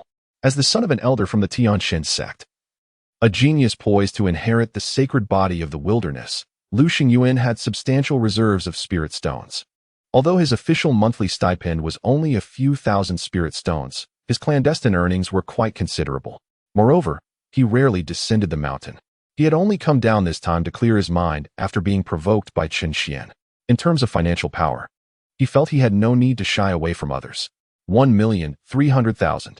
1,500,000. Bids began to emerge from the crowd below and the surrounding private rooms. In a secluded corner unnoticed by others, Chen Xian felt a sense of satisfaction as the price steadily escalated, soon surpassing 2 million. Meow? At that moment, the stray cat meowed beside his ear. The two had developed a tacit understanding, and Chen Xian comprehended its intent. Speak. What do you desire? The stray cat played an indispensable role in acquiring the divine lotus. It excitedly exclaimed, Blood Leech Chi Nourishing Pill. My demon core has yet to be restored. I need spiritual elixirs to mend my injuries. Very well. But the Blood Leech Chi Nourishing Pill is quite expensive. I must first purchase the defensive formation. All right, Meow. Chen Xian had just been contemplating how to allocate this sum. Several million spirit stones were unlikely to be entirely spent on gifts for Lu Qingxuan. Generally, ordinary treasures would not satisfy her, while the exceedingly rare items, like the 9-colored divine lotus, could not be purchased in abundance with a few million spirit stones. Thus, every expenditure required careful planning, and setting up a formidable defense was becoming increasingly urgent. After all, he had thoroughly offended Chu Jinlang and faced competitors like Lu Xingyuan from the second tier. Without sufficient means of protection, he risked being ruthlessly eliminated under the cover of night. He was still merely at the body tempering stage. As for the Blood Leech Chi Nourishing Pill that the stray cat desired, its final price remained to be seen. The bidding had already escalated to 3 million. Few participants continued to raise their bids, and after 3.5 million, Only the first and second luxury boxes remained in contention. 380,000. In box number 1, Chu Jinlong's expression darkened as he raised the price once more. Who dares to contest with me? Your Highness, shall I investigate? Not yet. Continue bidding. Then give me a cap. There is no ceiling. If I cannot secure this 9-colored divine lotus, I shall break your legs. Yes, yes. The old eunuch was drenched in sweat, his mind racing with curses directed at the impertinent bidder in box number 2. Spending nearly 4 million spirit stones on a lotus. Was there a hole in their head? Did they not know who typically occupied box number 1? 390,000. Soon, box number 2 indeed raised the stakes again. For million. 410,000. 430,000. The friend from box number 2 insisted on pushing the matter to extremes. This time, the bid was called by Chu Jinlang himself, his gaze as frigid as death. He began to suspect that the second box was intentionally inflating the price. That voice, Chu Jinlang, the occupant of box number 2, Lu Xingyuan, realized who he was up against. Surely, he intended to purchase it as a gift for Lu Qingshuang. He could not yield now. 440,000. Lu Xingyuan boldly declared. In truth, in times past, he would not have dared to press Chu Jinlang so aggressively, given the latter's royal status. Yet today, perhaps provoked by Chun Xian's sarcastic remarks, he found himself inexplicably compelled to prove he wasn't merely a bully who preyed on the weak. Very well, for 0.5 million. For 0.6 million. For 0.7 million. My goodness, it's nearly reaching 5 million already.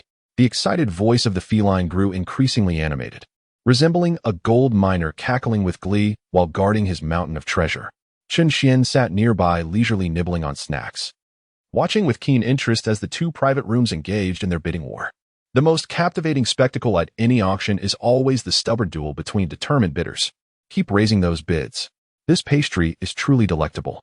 Not only is Chun Xian observing the spectacle, but many guests are also gradually shifting from their regret over missing the 9-colored divine lotus to eager anticipation of the unfolding drama.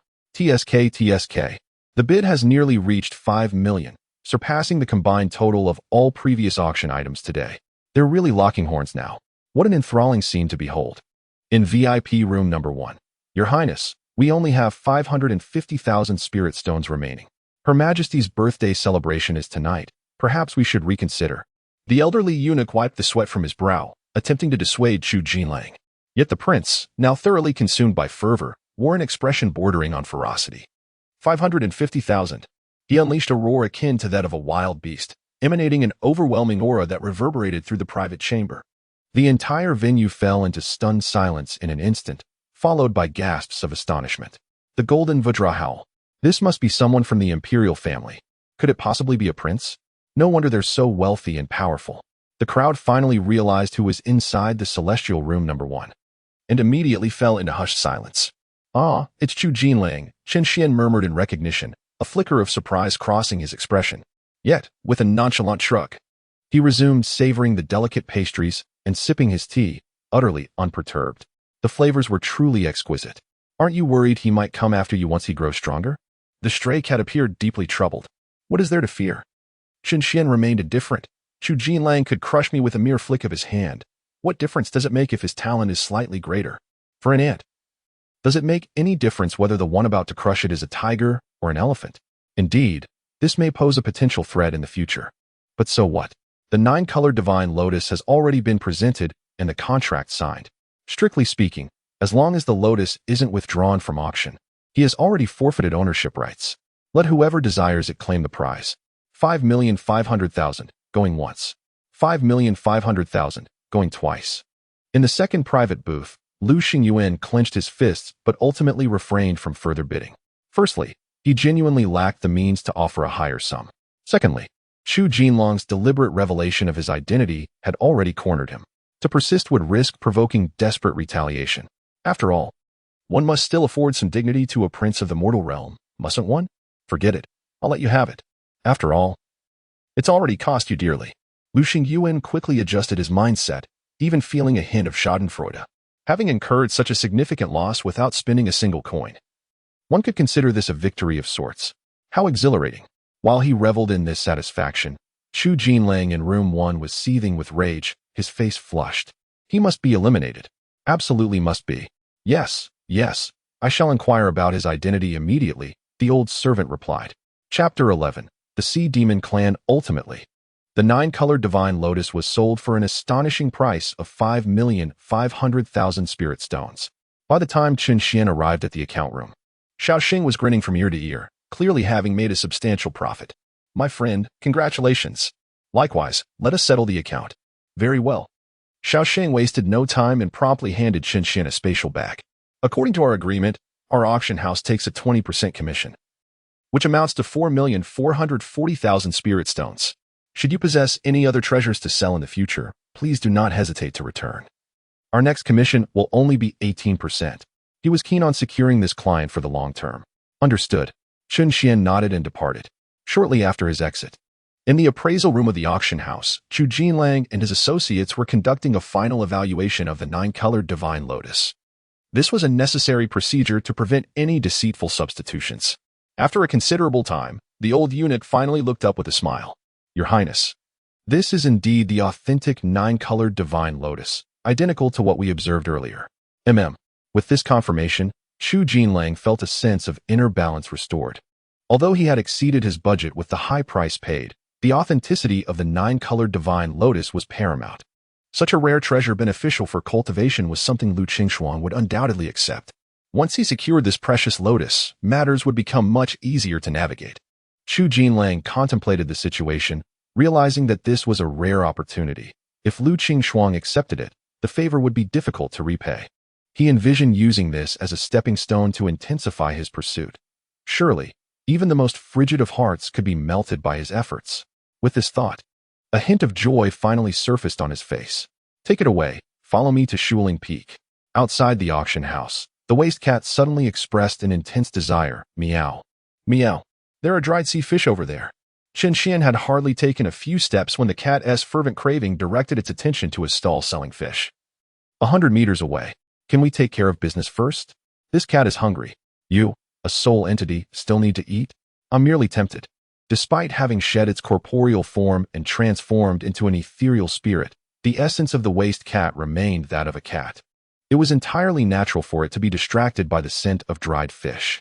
Very well, you have contributed greatly. Chen Xian acquiesced. Chen Xian is a truly kind-hearted person. Upon reaching the stall, the vendor's eyes lit up. Ah, what a remarkably handsome young hero. Ha ha ha, you flatter me, esteemed shopkeeper. Where's the truth in that? Would you care for some dried fish, young hero? The dried fish we offer is indeed deep-sea yellow croaker, suitable for various culinary preparations. The proprietor enthusiastically elaborated. Chen Xian took a brief glance. The quality of the fish was undeniably excellent, and the sound of the lazy cat drooling within confirmed the merchant's claims were no exaggeration. I'll take 10 pounds, he stated. Excellent choice. The proprietor immediately began packaging the fish, adding, It's clear you possess discerning taste, young sir. Such treasures, if overlooked, may never be found again. Moreover, this is the last sale of the month, and thereafter, the supply will dwindle significantly. Chen Xian inquired. What? Is fishing prohibited? Not quite, the owner explained. These fish are caught from the East Sea, but recently, a horde of sea monsters has appeared, forbidding us from venturing out. Suddenly, Chen Xian keenly sensed something amiss. Beasts of such nature typically possess a strong territorial instinct and would not easily roam or occupy an area en masse unless there was something of great value. A treasure? Chen Xian mused inwardly, then dismissed further speculation as he accepted the small fish. 10 spirit stones, no need for change, he stated. Ah, truly generous of you, young sir. With the fish secured, the lazy cat eagerly manifested its soul form, diving into the bag. Although it could not consume the fish, resting within was quite comfortable. Observing the cat sprawled out, Chen Xian remarked, What can you do in your current state other than leave them drooling? You simply do not comprehend the exquisite flavor of dried fish, meow. Suit yourself, as long as you are content. At that moment, he heard someone calling his name. Turning around, he encountered a woman clad in a purple robe, strikingly beautiful, her captivating peach blossom eyes enchanting. It was none other than Wu Zui, the 9th elder of the Tianxian sect. Elder Wu, Chen Xian greeted respectfully. Aren't the outer disciples undergoing assessments? Wu Zui glanced at the dried fish in Chen Xian's hand, revealing a look of helplessness. Even at this hour, you are still loitering about. You really lack ambition. She sighed, reminiscing about how Chen Hong was once a paragon of talent, brimming with vigor. Yet, Her son had now devolved into a frivolous youth, idly munching on dried fish. Well, do as you wish. Where are you headed? To the East Sea, she replied, offering no further explanation as she took flight with her companions. The East Sea? It seemed there was indeed trouble brewing there.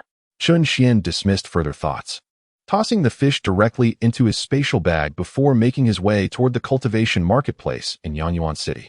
This locale, bustling with over 1 million mortals, also housed several cultivators who resided there long-term, engaging in commerce. Alchemy houses, medical clinics, blacksmith shops, talisman stores, and spirit beast gardens thrived here, frequented by the disciples of the Tianxian sect and surrounding cultivation sections. Chun Xian's destination was a formation pavilion within. Meanwhile, at the snow spirit peak of the Tianxian sect, Chu Jinlang ascended the stone steps with a beaming smile. Unlike before, he now exudes an air of unwavering confidence. Shortly thereafter, the celestial crane returned once more. Your Highness, I hope you will not put me in a difficult position. Miss Liu is indeed unavailable today. The celestial crane seemed equally perplexed. Why is it that the moment I bid you farewell, you return once again? How audacious! Does your Highness truly require a cue to meet someone? The old eunuch admonished. Do not be rude. Chu Jinlang, unfazed, replied with a calm smile. Please inform Qing Shuang that I have brought a rare treasure to aid her cultivation, specifically for her. Even amidst her busy schedule, she ought to come and take a look. The celestial crane frowned slightly. Your Highness, might you first disclose what this treasure is? I can manage an introduction on Miss Liu's behalf. She was no fool and was well aware of Lu Qingshuang's temperament. Ordinary treasures would hardly pique her interest. If they were unsatisfactory, they would only hinder her cultivation time, and the celestial crane would face repercussions as well. After a brief pause, Chu Jinlang responded with a smile. Very well, it is the 7-colored divine lotus, a treasure that can enhance one's spiritual root aptitude. Upon hearing this, the celestial crane's expression shifted dramatically. You jest. Do you not? Am I someone who makes idle remarks? Please wait a moment. The celestial crane, nonetheless, dared not act on her own accord. This was, after all, the 7-colored divine lotus. She immediately turned and soared away. Your Highness, it is clearly the 9-colored divine lotus. How could you? Ah, but you would not understand.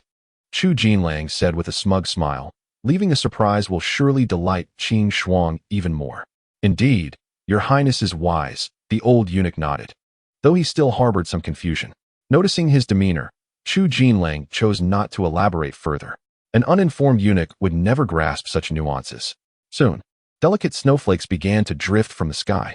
Lu Qingshuang approached, her bare feet gliding over the snow, her perfect, tall figure radiating an ethereal charm against the backdrop of her delicate, icy garment. Qingshuang. Chu Jinlang's eyes sparkled with excitement. Your Highness, do you possess the 7-colored divine lotus? Lu Qingshuang inquired directly. Although she was aware of the 7-colored divine lotus, she was reluctant to meet Chu Jinlang. However, having received one from Chun Xian previously, and now learning that Chu Jinlang also had one, she feared some entanglement might arise, prompting her to come and investigate. Alas, I do not. Chu Jinlang feigned regret. Lu Qingshuang's expression darkened slightly. Yet, in the next moment, he grinned and said, while I do not have the 7-colored, I do possess a 9-colored. Chapter 12. The great misfortune of Chu Jinlang. With that, Chu Jinlang, brimming with confidence, nonchalantly gestured. The 9-colored divine lotus floated forth, its dreamlike hues instantly dispersing. The abundant spiritual energy and enigmatic aura it exuded dimmed the surroundings in comparison. It is truly the 9-colored divine lotus. The celestial crane could hardly conceal her astonishment, and Lu Qingshuang's eyes quivered slightly. Observing this scene, Chu Jinlang felt immense pride swell within him. The smile at the corners of his mouth was impossible to suppress. Qingshuang, what do you think? I know you better than anyone else. The 9-colored divine lotus is truly a treasure of unparalleled worth, perfectly suited for you. Indeed. The elderly eunuch beside them chuckled, saying, Your Highness has lavishly spent over 500,000 spirit stones for this 9-colored divine lotus. In my lifetime, I have never witnessed anyone so generous for a woman. Ah, it is nothing of consequence. Does your statement not merely embellish my reputation? Chu Jinlang retorted with a smile, then turned to Lu Qingshuang. Qingshuang, this is a gift for you. However, what followed was utterly astonishing. As soon as Chu Jinlang uttered these words, the once resplendent 9-colored divine lotus swiftly withered. Its brilliance faded, and the petals decayed, transforming into powder before Lu Qingxuang in an instant. The smile on Chu Jinlong's face froze. Your Highness, what is the meaning of this? Lu Qingxuang's gaze grew colder. Do you intend to mock me? This is impossible. Chu Jinlang stood dumbfounded, momentarily doubting his own eyes. How could the magnificent nine-colored divine lotus simply vanish like that? This was truly outrageous. Your Highness, as a royal scion, your words carry weight. There is no need for such tricks before Miss Lu. The old eunuch sighed deeply. It became abundantly clear to him that Chu Jinlang, in his desire to meet Miss Lu, had resorted to this childish ruse. Lu Qingxuang's expression turned icy, leaving her without a word as she turned to depart. Qingxuang. Suddenly, the wind and snow surged, shaking the entire snow spirit peak. Your Highness, we shall not meet again. Lu Qingxuang's words shattered Chu Jinlong's composure. He stood frozen, gazing at the emptiness of his spatial pouch. Had the nine-colored divine lotus, for which he had expended all his savings, truly vanished without a trace? What a deceitful auction house! How dare they fool us with counterfeit goods? The old eunuch bellowed in anger. In Yanyuan City, just as Chun Xian arrived at the array pavilion, he halted before entering. Your nine-colored divine lotus is a returned item from the system and cannot be gifted again to the same partner. The nine-colored divine lotus will be reclaimed as punishment. What? Chun Xian blinked in astonishment. What had transpired? Then, realization dawned upon him. The nine-colored divine lotus had ultimately been purchased by Chu Jinlang, who had directly gifted it to Lu Qingxuang at Snow Spirit Peak. Chun Xian couldn't help but chuckle. It was genuinely amusing. He had initially thought that Chu Jinlang intended to use it for himself, only to find that it was given away immediately, and to none other than Lu Qingxuang. Was this not a perfect case of self-sabotage? Chun Xian had previously considered this. Items returned by the system could not be gifted again to Lu Qingxuang. Otherwise, one could exploit the system endlessly, achieving great heights with ease. Thus, he took it out to sell, never anticipating that in the end it would be presented to Lu Qingxuang by Chu Jinlang. 550,000 spirit stones vanished. The nine-colored divine lotus, which had just come into his possession, was forcibly reclaimed, leaving Lu Qingxuang utterly humiliated. Indeed, this time, Prince Chu Jinlang had become an unwitting fool. Fine, very well. This aligned perfectly with my desires. Chun Xian felt an overwhelming sense of exhilaration as he entered the array pavilion. Welcome, esteemed friend. Greeted a smiling woman in a blue dress at the entrance of the treasure pavilion. May I inquire if you seek to purchase a set of defensive formations? Indeed. Chun Xian replied. Lead the way, please. The first floor of the treasure pavilion was filled with various spirit artifacts, with prices ranging from a few hundred to several thousand spirit stones. Chun Xian glanced around. Most of these artifacts were of middling quality, primarily sought after by casual cultivators or outer disciples. They were a far cry from the exquisite Song Shui she had gifted him, which was leagues beyond in quality. Noticing Chun Xian's casual demeanor, the woman in blue immediately understood. Please forgive the humble offerings on our first floor. They are quite affordable. The second floor, however, boasts superior quality. Would you like to take a look? No need. I wish to purchase a formation directly, Chun Xian stated. Very well. In truth, our stock of spirit artifacts is but a small selection, primarily consumables used in conjunction with formations, the woman explained as she guided him upstairs. The formations we offer are the finest in the city. We have offensive, defensive, and supportive types, all encompassing a wide range. Furthermore, when you purchase a formation here, we provide a dedicated master to assist with its arrangement. Should any issues arise later, we also offer repair services, customization along with after-sales support, if you will. Chun Xian pondered this as they ascended to the third floor. The third floor was a vast expanse dedicated to spatial formations. As he glanced around, the formations stretched endlessly before him, arranged in cylindrical displays, each accompanied by descriptions and enhancements. The most basic formations required 5,000 spirit stones, with prices escalating exponentially thereafter. After surveying the options, he spoke. I seek a defensive formation suitable for the Tongxian realm. Given that his residence was within the Tianxian sect, a formation of too high a level would draw unwanted attention. Conversely, a formation that was too low would fail to adequately ensure his safety. Therefore, a formation of the Tongxian realm was most suitable. Ordinary inner disciples generally reached the Tongxian realm, and Chu Jinlang was of this tier as well. Should he wish to eliminate Chun Xian, he would likely dispatch individuals no stronger than the Tongxian realm. While it was possible to find higher-tier experts in the Tongxian realm, or even those at the qi condensation level, their appearance would undoubtedly attract the scrutiny of the elders of Tianxian sect. Thus, the Tongxian realm represented the highest tier from which Chu Jinlang could secretly send assassins. Additionally, the maintenance of ordinary formations also incurs costs. In summary, the Tongxian realm formation proved to be the most appropriate choice. The young woman in the blue attire immediately stated, "Here, we possess a total of 19 types of profound defensive formations." After her detailed exposition, Chen Xian pondered for a moment before selecting a formidable ice attribute formation known as the Gray Snow Great Array. This formation, devoid of any offensive capabilities, boasts exceptional control effects. Any cultivator at the profound realm or below who enters will be significantly hindered both physically and mentally, ensnared as if in a quagmire, unable to escape. Moreover, its non-aggressive nature renders this attribute extraordinarily potent. Coupled with his own affinity for ice attribute spiritual energy, he would thrive within this formation, making it undoubtedly the most suitable choice for him. Chapter 13. Seeking clarification, my friend. You truly possess discerning taste. The young woman in blue promptly affirmed. The Gray Snow Great Array is our most refined technique. In terms of formation strength, activation process, and spiritual energy consumption, it has been optimized to the utmost degree. It is perfectly suited for self-defense. Chen Xian nodded in agreement, saying, "Indeed, I shall purchase a large-scale version." "Is it intended for home use?" "Yes," she replied. "However, it may come at a slightly higher price. The base cost for a personal version is 200,000 spiritual stones. For a large-scale household version, it will amount to 500,000. The young woman patiently explained, casting anxious glances at Chen Xian, fearful that the price might elicit his dissatisfaction.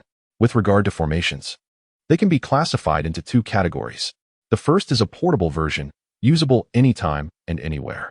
Due to the absence of a fixed source of spiritual energy, this type cannot be sustained for long periods by an individual, typically allowing for only a few uses. Nevertheless, most purchases are made for critical moments when life is at stake, and even a single use can prove invaluable. The second type is a fixed, large-scale formation, generally arranged in advance for a household or specific location. This requires more intricate and elaborate methods, presenting greater difficulty and necessitating a specialized formation master for setup. Consequently, the price is correspondingly higher. 500,000 is acceptable, Chen Xian replied, fully aware that the price had been deliberately inflated, likely to deter him from bargaining. After all, in business, one must consider profit. If he were to negotiate, a reduction of 100,000 spiritual stones might indeed be achievable. However, Chen Xian, now financially robust and valuing his time greatly, chose not to squander it on trivial matters. He recognized that his time was far more valuable when invested elsewhere. One must learn to make judicious choices in life. Seeing his generous demeanor, the young woman in blue finally relaxed, a smile illuminating her face. "My friend, you truly are a young prodigy, displaying such boldness in your dealings. As a token of respect, we would be pleased to offer you an additional auxiliary array, which, when activated at a critical moment, can exponentially enhance the effects of the Gray Snow Great Array for a brief duration." "Very well, I appreciate your thoughtfulness," Chen Xian replied. "Not at all." The young woman beamed, her smile radiant. For many years, she has worked as a sales assistant, encountering customers who are often quite challenging. At times, coaxing them to part with mere dozens of spirit stones can take an eternity. A transaction of this magnitude, involving 500,000 at once, is exceedingly rare. In fact, she had even mentally prepared herself for a greater sacrifice to secure this deal. If Chen Xian had harbored such intentions, she would undoubtedly have acquiesced. However, his mind was set on the matter at hand. After selecting the formation, he proceeded to the checkout. Once the spirit stones were settled, the main formation was handed over to Chen Xian in the form of a scroll. Soon after, an elderly man with flowing white hair approached. The woman in the azure robes introduced him, saying, "Esteemed friend, this is Master Wu Yang from our formation pavilion, who will be responsible for setting up the formation for you." Master Wu Yang seemed a stern and no-nonsense individual, swiftly turning to leave. The woman, concerned that his demeanor might displease Chen Xian, hurriedly added, "Master Wu Yang is known for his silence, but his mastery of formations is undoubtedly among the finest in Yangyuan City." Chen Xian appreciated Wu Yang's character. He preferred straightforward dealings without unnecessary chatter, which proved beneficial for both parties. This was certainly preferable to those who dawdled and engaged in idle talk. Furthermore, here is our VIP token. In the future, should you have further needs, there will be numerous benefits and discounts available to you. Finally, the woman presented a wooden token respectfully into Chun Xian's hands. A young man capable of producing 500,000 spirit stones without a flicker of hesitation was precisely the type of affluent patron they cherished. They would ensure he received the utmost service. My name is Wenqing. Please travel safely, esteemed friend. Throughout this encounter, Chun Xian felt no discomfort. Rather, it was as refreshing as a spring breeze. In his delight, he casually tossed forth a river of spirit stones, roughly 10,000. Miss Wen, your efforts are appreciated. You are too kind, she exclaimed, visibly thrilled. 1,000 spirit stones represented a fortune that ordinary outer disciples could not hope to earn in a year. Yet, to Chun Xian, it was merely a trifling sum. He understood that using wealth to win hearts and secure future conveniences was his true objective. After all, what purpose did hoarding such vast amounts of spirit stones serve? Moments later, as they exited the formation pavilion, Master Wu Yang was already mounted on the Tianhua steed, awaiting them. Senior, shall we? Before Chun Xian could finish, Wu Yang's expression suddenly shifted, and he gazed into the distance. Following his line of sight, Chun Xian saw a dark mass in the sky. Hundreds of armored cultivators surged forward with an imposing presence, clad in meticulously arranged black armor and wielding long spears. They embodied the formidable imperial guard of the great Chu dynasty. Leading the charge was none other than the furious Chu Jinlang. Are they coming for me? Chun Xian furrowed his brow, instinctively preparing to flee. However, he soon realized that they had not noticed him. Their momentum was directed toward the auction house. What could have stirred the imperial guard to such a degree? Isn't that Prince Chu Jinlang at the forefront? The commotion has drawn numerous gazes, and soon, a myriad of opinions ensued. A captivating spectacle is about to unfold. Suddenly, Chun Xian grasped the situation. Chu Jinlang had come seeking an explanation. The disappearance of the 9-colored divine lotus was a secret known only to him, as it had been forcibly reclaimed for violating the system's rules. Yet, Chu Jinlang remained oblivious to this. He had spent over 5 million on this celestial treasure, only for it to vanish into thin air before he could present it. The most critical aspect was that it happened in front of his beloved. Now, 550,000 spirit stones had gone to waste, and the 9-colored divine lotus was never utilized. Furthermore, it had engendered a profound loathing from Lu Qingshuang, resulting in her completely shunning him. Who could possibly endure such a heavy blow?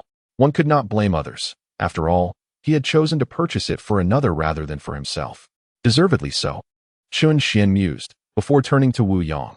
Senior, let us set aside the matter of the formation for now. I wish to witness the unfolding drama. I await your return. Wu Yang nodded expressionlessly and re-entered the formation pavilion. Moments later, the scoundrels from the auction house emerged. An enraged shout from the old eunuch reverberated, shaking the entire auction hall. Countless figures surged forth from within. In an instant, the atmosphere was rife with the glint of blades and the clash of weapons. Within mere moments, the auction house's enforcers matched the aura of the Imperial Guard. How could one conduct business without some martial prowess? Among them, Xiao Sheng and several elders stepped out with somber expressions. Your Highness, what grand display brings you here? Chu Jinlong's countenance darkened, seemingly ready to unleash a torrent of water. What brings me here? Your auction house has been selling counterfeits without credibility, and it has reached my ears. Upon hearing this, the auction house staff and the surrounding onlookers were taken aback. Selling counterfeits? Such an accusation bore grave consequences. Chapter 14, Epiphany. It is imperative to understand that for an auction house, customers who are willing to pay handsomely seek quality. They desire genuine treasures. If they peddled fakes, it would tarnish their own reputation. Shaoxing's expression turned serious. Your Highness, do not slander us without evidence. Our auction house has operated for over 500 years without ever selling a counterfeit. Today, you must provide an explanation. Huh? You dare demand an explanation from me? Chu Jinlang retorted, his fury morphing into a mocking smile. I purchased a 9-colored divine lotus from you. Surely, you have not forgotten? Of course not. That is a rare treasure. A rare treasure? I see it merely as worthless trash. The old eunuch interjected indignantly. Your Highness has yet to even use the 9-colored divine lotus, and it has dissipated into thin air on its own. Is this not your illusion? Upon hearing this, Xiao Sheng and his companions were momentarily bewildered. The elders cast sharp glances at Xiaosheng, though they remained silent. Their meaning was unmistakable. He truly tampered with it. Given his status as a prince, it was implausible that Chu Jinlang would seek trouble without cause. In the face of skepticism, Xiaosheng promptly declared, "I would stake my life on the authenticity of that 9-colored divine lotus." From the moment the bidding commenced until it was taken away by His Highness, I was vigilant throughout, and there was absolutely no opportunity for any substitution. Moreover, did you not verify the item yourselves? Upon hearing this, Chu Jinlang and the eunuch beside him fell into a brief silence. They had indeed inspected the item beforehand, and there were no issues. Yet, the 9-colored divine lotus had undeniably vanished right before their eyes. If they were to claim there were no problems, how then could they explain the latter? Was it possible that it simply sprouted legs and fled? Your Highness, I am unaware of what transpired in your presence, but I trust that someone of your stature would not act without reason. How about I accompany you to investigate this matter? Xiaosheng, displaying some emotional intelligence, offered a way out as he observed both parties stubbornly adhering to their positions. You had better provide an explanation. Chu Jinlang, not lacking in cleverness, assessed the strengths of both sides and seized his unreasonable obstinacy. Accepting the offered way out was prudent, otherwise he would appear foolish. Meanwhile, Chen Xian, who had been watching from the sidelines, felt a sense of disinterest as the confrontation did not escalate into violence. You will find no resolution in your inquiries. This predicament is of Chu Jinlang's own making. Why not keep the precious item for oneself rather than squander it? I have spoken no falsehoods throughout this ordeal, and thus I bear no responsibility for the consequences. Chen Xian then returned to the array pavilion to seek out Wu Yang. Senior, let us depart. Very well. Understanding Wu Yang's temperament, Chen Xian refrained from further conversation, drawing forth the frost blade and tossing it into the air. He then leaped up, somewhat clumsily stepping onto the sword, his body swaying precariously as he nearly lost his balance. This was his first experience with flight on a sword, and he found it quite challenging to adapt. Observing this scene, Wu Yang furrowed his brow slightly, puzzled. How could someone who had spent 50,000 spirit stones be so inept at sword flight? Forgive my lack of skill. Senior, not at all. You may lead the way. Let us set off for the Tianxian sect. Half an hour later, the two arrived at the foot of the Tianxian sect, where they identified themselves to the guarding disciples before entering. There are flight restrictions within the Tianxian sect. I hope you do not take offense, Master Wu Yang. Not at all. I have visited numerous times before. That is reassuring. Chen Xian guided him to his small courtyard. By then, darkness had enveloped the surroundings. Let us skip the tea. It will take me but half an hour to arrange everything. Wu Yang accepted the array scroll without suggesting a rest, immediately preparing to commence his work. Very well, please proceed. Chen Xian stepped aside and stretched lazily. At that moment, he received a notification. Your Dao partner, Lu Qingxuang, has completed her cultivation, receiving a tenfold return on her cultivation. It has arrived. Sensing the frigid spiritual energy surging within him, Chen Xian felt a surge of joy and hurriedly found a vacant space to sit. He crossed his legs and focused his mind, beginning the process of absorption. The cultivation return this time was significantly more potent than the last, underscoring the remarkable efficacy of the 7-colored divine lotus on Lu Qingxuang. In an instant, Chen Xian's momentum surged like a bamboo shoot piercing through the ground, rising rapidly. Within less than an hour, he ascended from the 5th to the 8th level of the body refinement stage, reaching the threshold required for the outer sect disciples assessment. Frosty wisps danced around him, his aura swelling and causing the temperature of the surrounding environment to plummet significantly. Meanwhile, Wu Yang, who had completed the array formation early on, stood dumbfounded at a distance. His aged face bore an expression of disbelief, his breath momentarily stifled. Such a breakthrough speed, this sudden enlightenment. This young man had entered a state of epiphany. Although Wu Yang was a master of formations, his cultivation was not particularly profound, however. His wealth of experience told him that breakthroughs at the body refinement level typically span several months, and for geniuses, a few days might suffice. Yet, to witness someone like Chen Xian ascend multiple levels in the blink of an eye defied all logic. It could only be attributed to a moment of enlightenment, an understanding of the heavenly way, directly accessing the essence of the Tao. Such occurrences were often attributed to legendary prodigies, like the renowned Taoist Wu Wei, who, once an elderly farmer, unexpectedly grasped the profound truths beneath a setting sun and ascended to immortality. Such opportunities are rare and precious. Wu Yang's eyes trembled with astonishment, He never expected to witness a scene of enlightenment in his lifetime. However, a question soon arose in his mind. This young man's spiritual energy was of the ice attribute, which should ideally be cultivated in a snowy environment to comprehend the path of ice and snow. How could this occur on such a sweltering day? Truly remarkable. At that moment, it was not only Wu Yang who was taken aback. The slumbering cat, lazily resting in the corner, awoke with a start. What happened? Enlightenment? Enlightenment. It meowed excitedly, returning to Chun Xian's dantian. It witnessed the tumultuous surge of chilling spiritual energy and motion, the overwhelming force sending shivers down its spine. After a brief period, Chun Xian finally assimilated the energy. Halting at the 8th level of body refinement, he exhaled a breath of stale air, feeling an unparalleled sense of relief. 8th level. I estimate that with one more round of cultivation, I can directly reach the foundation establishment stage. He mused to himself as he rose and glimpsed Wu Yang in the distance. Senior, you haven't left yet? Wu Yang forced a smile. The array is complete. But it requires your blood essence for attunement. Understood. Chen Xian wasted no time, biting his fingertip to release a drop of blood. Wu Yang enveloped it in spiritual energy, forming hand seals before swiftly casting it forth. A crimson thread vanished in an instant. Suddenly, Chun Xian felt as though his soul was tethered to something profound. With a thought, gray snowflakes began to drift down in the courtyard. This is convenient, he mused. The array consumed a considerable amount of resources, approximately 10 spirit stones per day, and activating it would require even more. Thus, it would be prudent for my young friend to prepare an ample supply of spirit stones to place in the array's core. Chapter 15. The experimental subject delivered to your door. The focal point that Wu Yang referred to was a locust tree in the courtyard. After a brief understanding, Chen Xian felt reassured and presented Wu Yang with 10,000 spirit stones. Thank you for your hard work, esteemed senior. Absolutely not.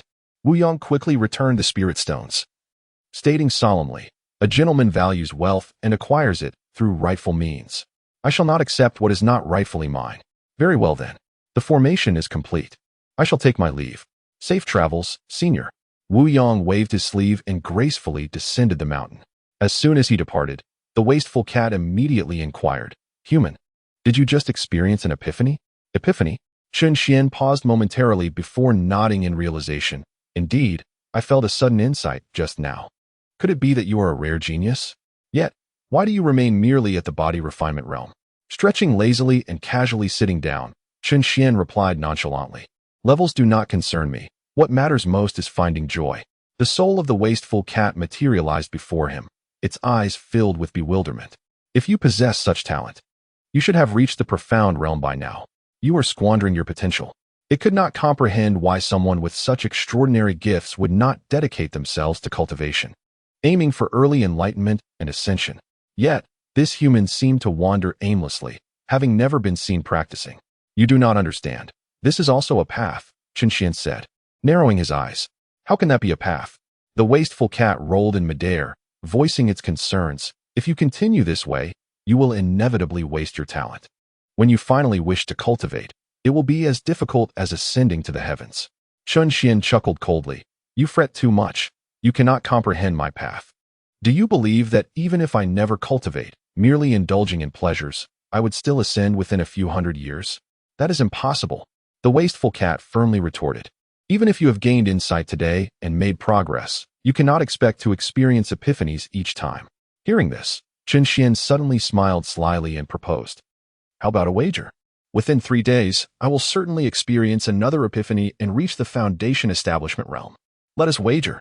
The wasteful cat's interest piqued. If I win, you will help me find the body of an ancient, ghostly tiger.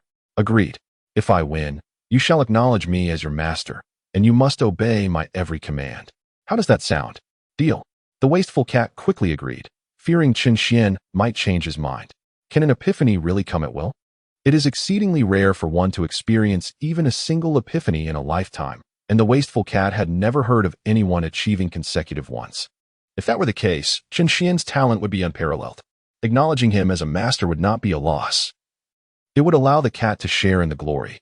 Chun Xian was equally pleased, for in 3 days, he would have a spiritual companion. In this moment, both parties believed they had struck a lucrative deal. 3 days later, the truth would be unveiled. At midnight, as Chun Xian settled into slumber, he was suddenly roused by the faint sound of hushed whispers nearby. The lad is asleep. The patrol from the law enforcement hall was 10 miles away, and time was of the essence. Act swiftly and decisively. Chen Xian's eyes flew open. This was the alarm of his formation. The recently established Gray Snow Formation possessed an alert mechanism. Anyone who entered its domain would be aware of any movement within. Even the flutter of a bird could be discerned with clarity. Assassins. Chen Xian swiftly rolled over, drawing his frosty snow sword with alacrity. Standing firm with one hand before him, he began to chant incantations. I shall take the initiative. Meanwhile, in a courtyard 10 paces away, two shadows stealthily approached the inner room. Suddenly, a fierce snowstorm descended. Gray snowflakes materialized in an instant, and by the time the two figures realized it, it was too late. What? In a flash, the two shadows were uncontrollably lifted from the ground, revealing their true forms. They were two gnomes clad in dark attire. At that moment, their feet were firmly ensnared, and the swirling gray snowflakes settled upon them, each flake weighing them down like a mountain. Silently, they found themselves utterly immobilized. The formation. Damn it, we've been deceived. The expressions of the two dark figures shifted dramatically. They hardly cared about whether their actions would alert the law enforcement hall. They quickly bit their tongues, causing their essence blood to surge. Their foundational energies began to rise rapidly, attempting to forcefully break through the formation. Yet, to their despair, even with their realms forcibly elevated, they could not escape the formation's grasp. The overwhelming control it exerted was akin to that of a profound practitioner. It was over. A sense of despair washed over them. After a brief 10 breaths, two figures streaked through the air like meteors, halting above Chen Xian's courtyard. A man and a woman, both adorned in long black and gold robes, were members of the law enforcement hall. The presence has vanished, the woman remarked, her brow furrowing slightly. Earlier, while on patrol, they had sensed two unfamiliar auras here, leading them to conclude an intrusion had occurred. For if it had been disciples of the Tianshan sect, such a strong reaction would not have been possible. However, upon closer inspection, those auras had completely dissipated. Did they sense our presence and flee? This is Chen Xian's residence. Indeed, the young man pondered as he gazed below. Yes, it is indeed the Chen Xian who cannot cultivate. He must not be here. Let us search elsewhere. He immediately deduced that this matter had no connection to Chen Xian. After all, a person incapable of cultivation posed no threat to anyone and was naturally unrelated to the earlier auras. It was merely a coincidence that they passed through. The two then took flight, leaving the room below. Only after sensing their departure did Chen Xian finally turn back. The two dwarves have been incapacitated, their tendons severed, and they are bound tightly upon the ground. Do you wish to survive? Consider your predicament. Who sent you here? It was Eunuch Lu, one of the dwarves. Without waiting for Chen Xian to inquire further, spoke up. Eunuch Lu is the personal attendant of Prince Chu Jinlang. An hour ago, he approached us and claimed he was here to collect your head, promising a reward of 100,000 spirit stones upon completion of the deed. Once again, it is he. Chen Xian's gaze turned icy. First it was Xiao Fei, and now these two. They are clearly seasoned assassins, both at the third layer of Foundation establishment, and exceptionally skilled at stealth.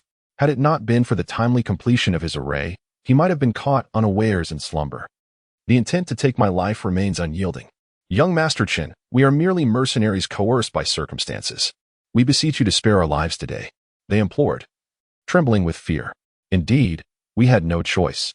It was Eunuch Lu who compelled us. You have already crippled our cultivation. Please grant us a chance to live. The two trembled like leaves in a storm. Mind your actions in your next life. Naturally, Chen Xian would not allow these tigers to return to the mountain. With a mere flick of his hand, he silenced them both and subsequently dragged their bodies outside to bury them in a pit. Chapter 16. The promise once buried beneath the locust tree, he placed a stone table atop to conceal the evidence. Perfect. These two Foundation establishment cultivators still possessed a modicum of spiritual energy within them, which could be utilized to fuel the array. Within 3 days, the array would thoroughly absorb and decompose their remains, ensuring they vanished entirely from this world.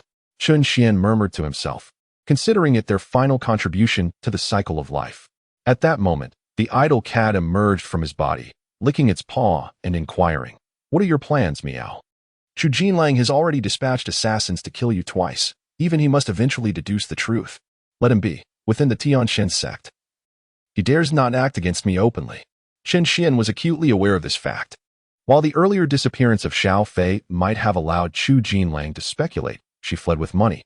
The sudden vanishing of two professional assassins in succession would surely raise suspicions. It is only a matter of time before Chu Jinlang discovers that I can cultivate. Yet, this is of little concern.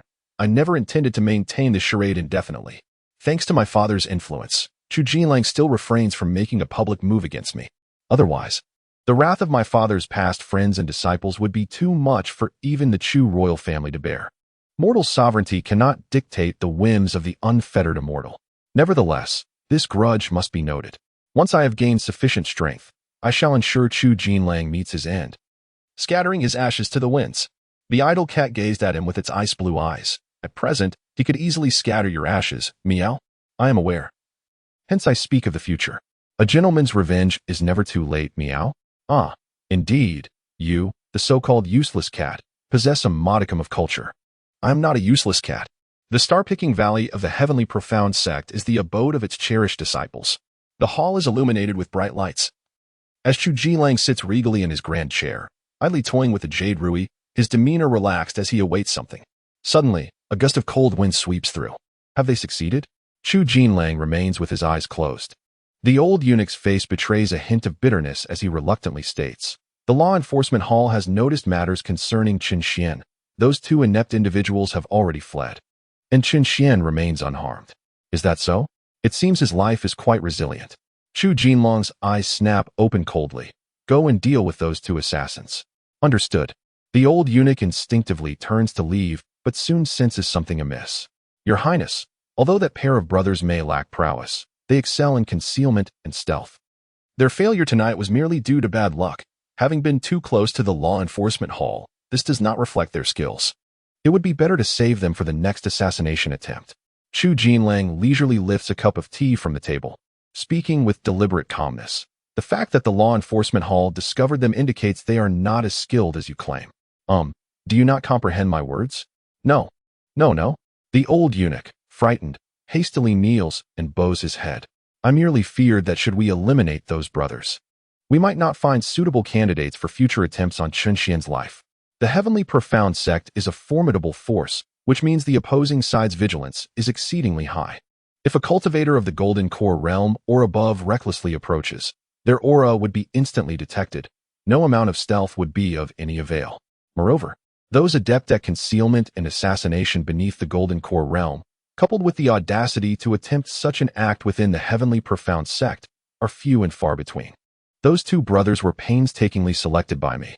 Chu Jinlang replied nonchalantly, "It matters not. I have my own methods for dealing with Qin Xian.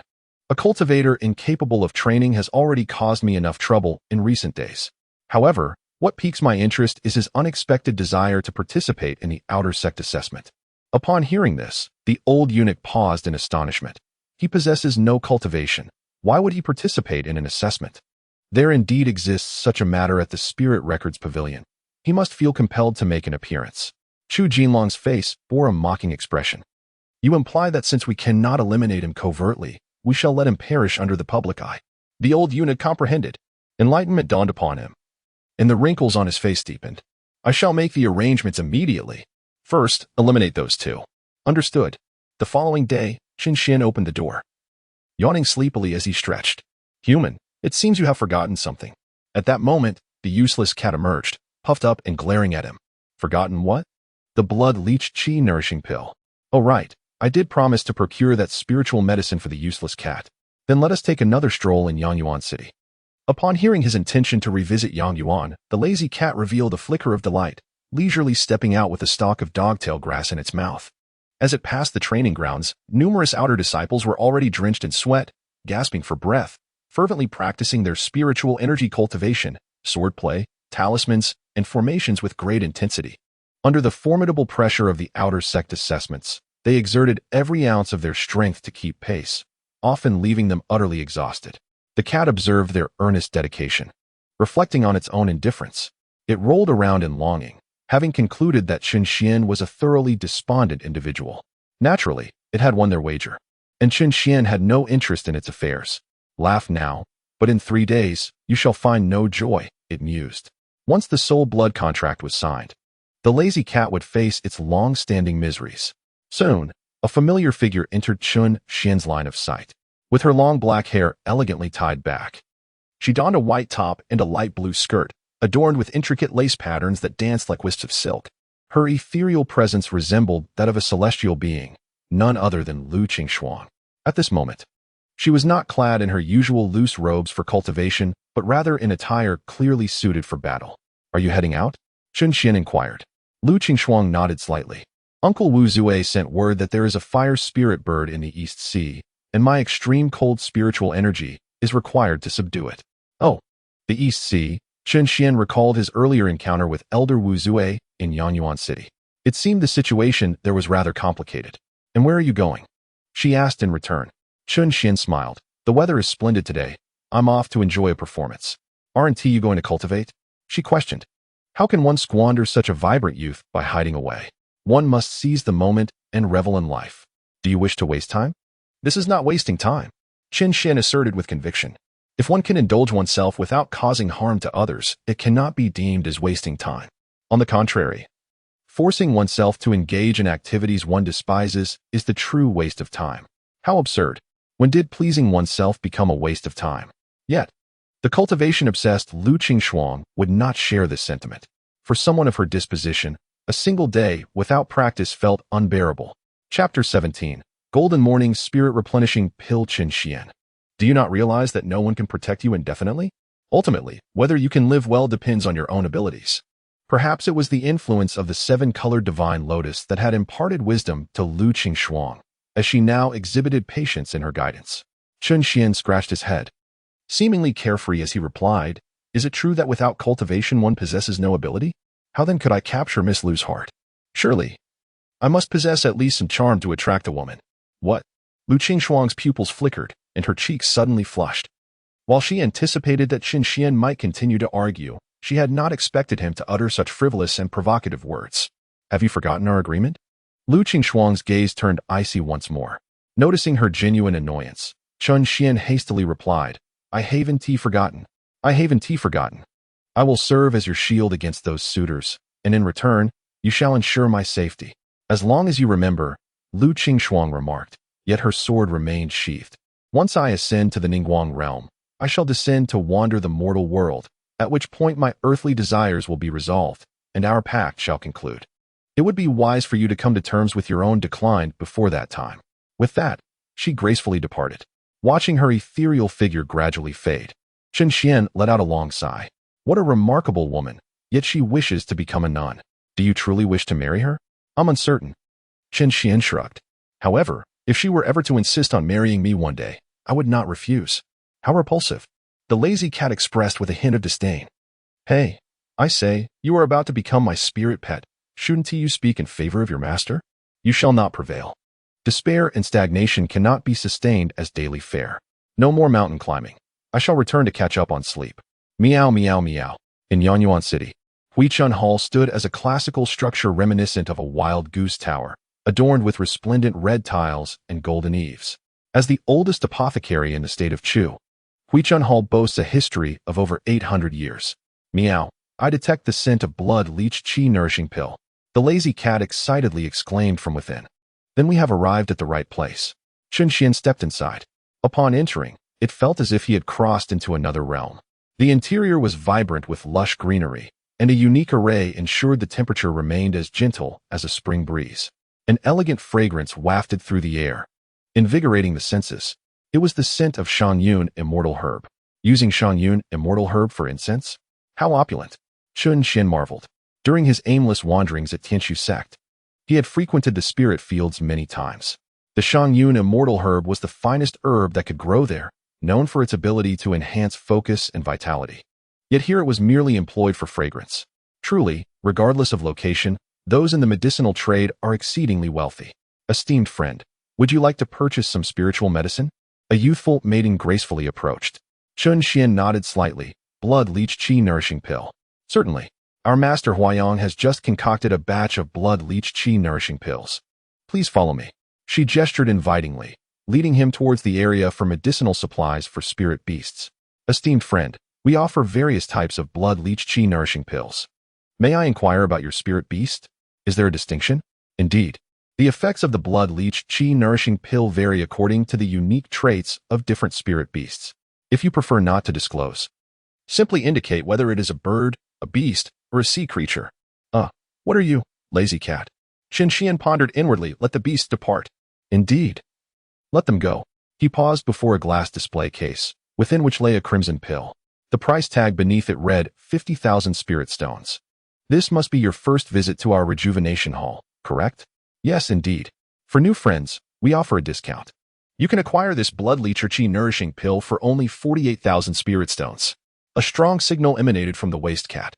Qin Xian nodded decisively. Very well. I shall purchase 3 of these blood leecher chi nourishing pills. Such a generous soul. Qin Xian was not one to be stingy. Given that the blood leecher chi nourishing pill had excellent healing properties for the waist cat, he decided to procure several. If it could restore the creature to its foundational strength, it would undoubtedly serve as a formidable ally. After completing the transaction and receiving the pills, Qin Xian intended to leave. However, just outside the accounting room, he noticed a bustling crowd nearby, filled with excitement. A saleswoman was cheerfully announcing, "Today marks the unveiling of Master Huayang's celestial furnace at our rejuvenation hall, where a 7th grade pill will be auctioned." 7th grade pill? Qin Xian's interest was piqued. The quality of pills ranges from 1 to 9 grades, with celestial pills beyond that. A 7th grade pill was indeed a rare find. For instance, the blood leecher chi nourishing pill he had just purchased was merely a 4th grade pill. If he could acquire the 7th grade pill and present it to Lu Qingshuang, it would be a splendid return on investment. Curiosity sparked within him. Having no pressing matters to attend to, he decided to follow the commotion. They entered a spacious, separate chamber. A colossal cauldron stood at the center, its lower half revealing a glimmering golden flame, radiating fervently and producing curling wisps of smoke above. A unique aroma filled the air. Beside it, an elderly woman wielding a feather duster continuously sprinkled spiritual energy onto the cauldron. Surrounding her were hundreds of eager guests, all solemnly awaiting the moment the furnace would be opened. Is this the esteemed Master Huayang?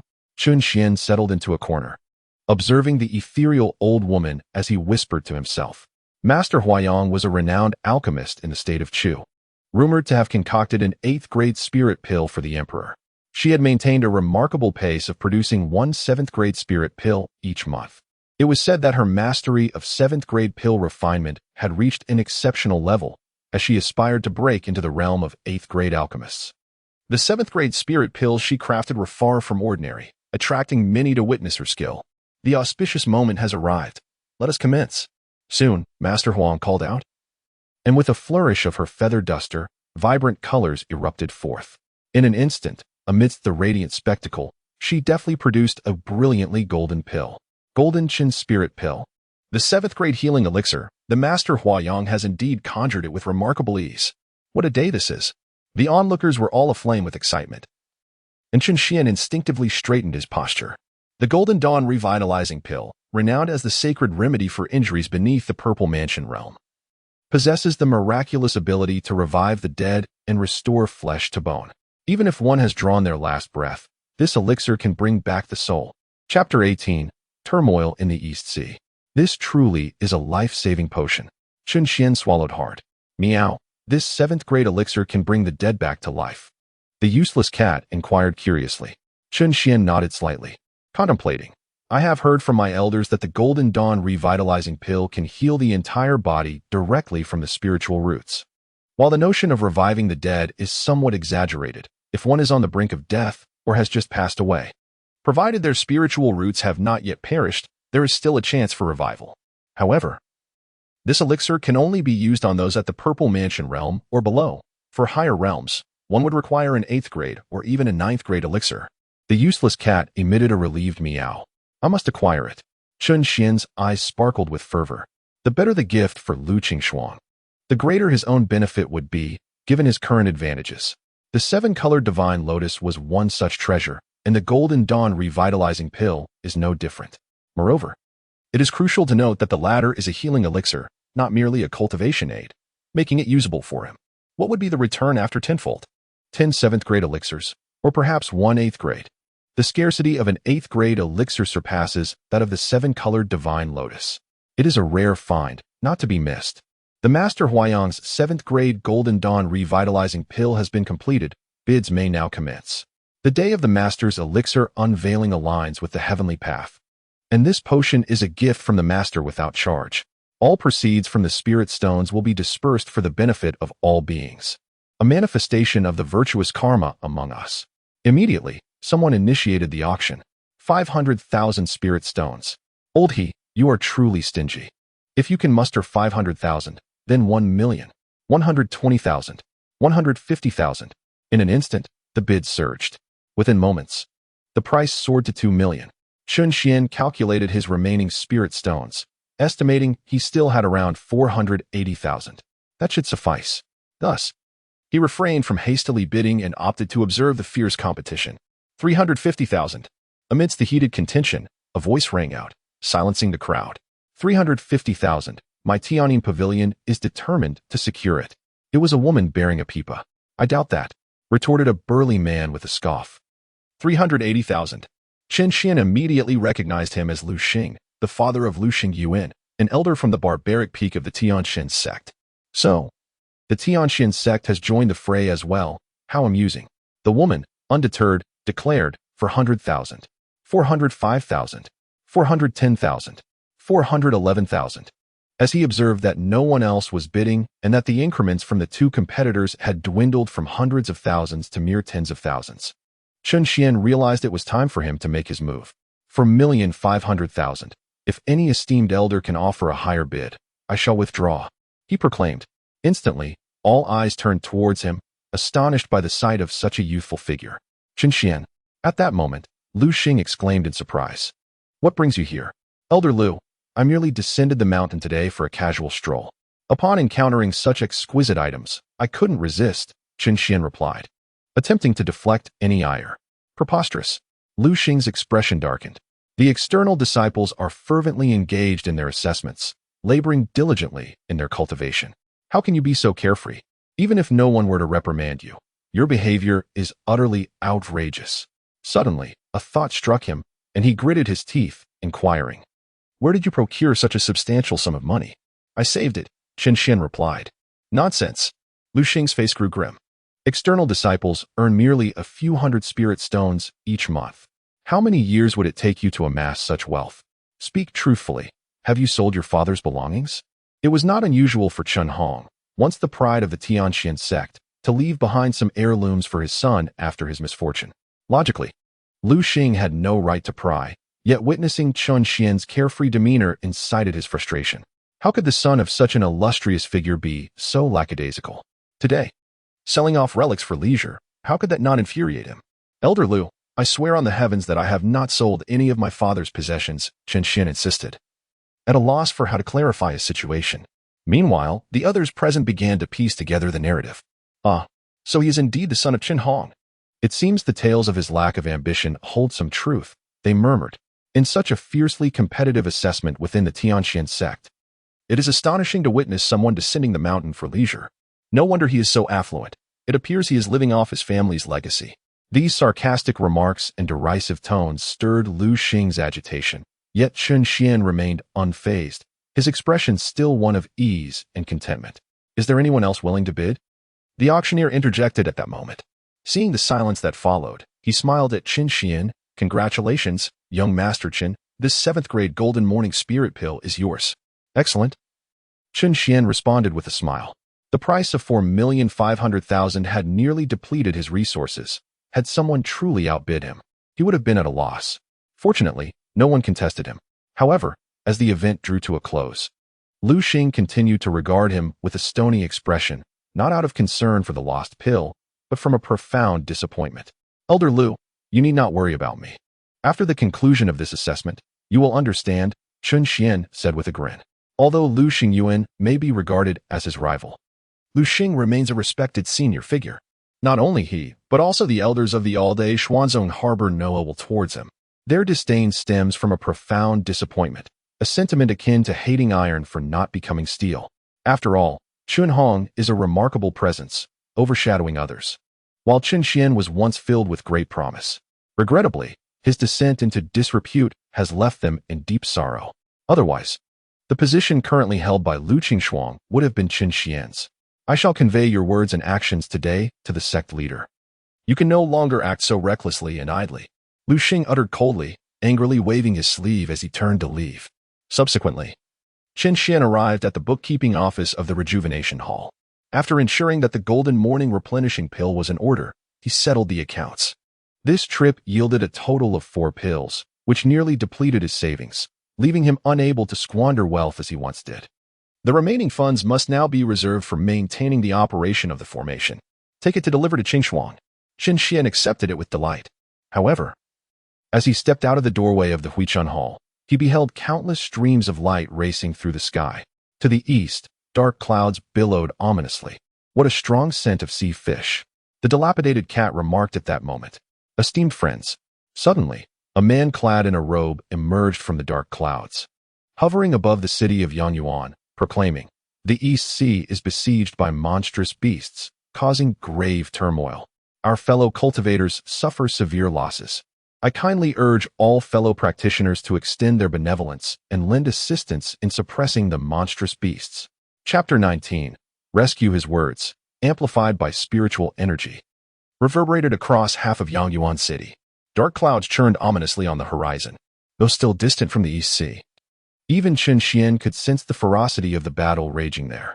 To protect humanity, this is our unshirkable duty. All brothers of the Black Tiger Gang, follow me into battle. Where are the members of the Heavenly Sound sect? In an instant, responses erupted from all directions. Swords of light sliced through the heavens, various steeds roared skyward, and a multitude of radiant streaks surged towards the eastern sea. Meow, the demonic aura is truly terrifying, came the voice of the feeble cat, laced with palpable dread. For the demon race, the pressure of bloodline hierarchy is particularly intense. A mere glance from a superior beast can cause the lesser beings to perish in terror.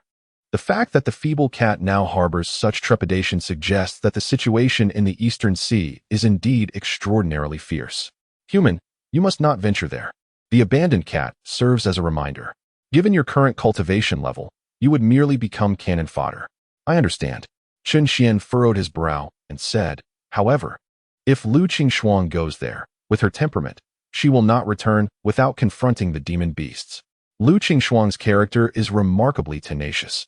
She approaches her cultivation with such fervor, her marriage with the same determination, and her daily confrontations with adversaries in a similarly relentless manner. From the memories of the original owner, Qin Xian, it is recalled that in her childhood, she once braved the frigid wilderness for an entire month to complete an impossible trial, risking everything to fulfill the task.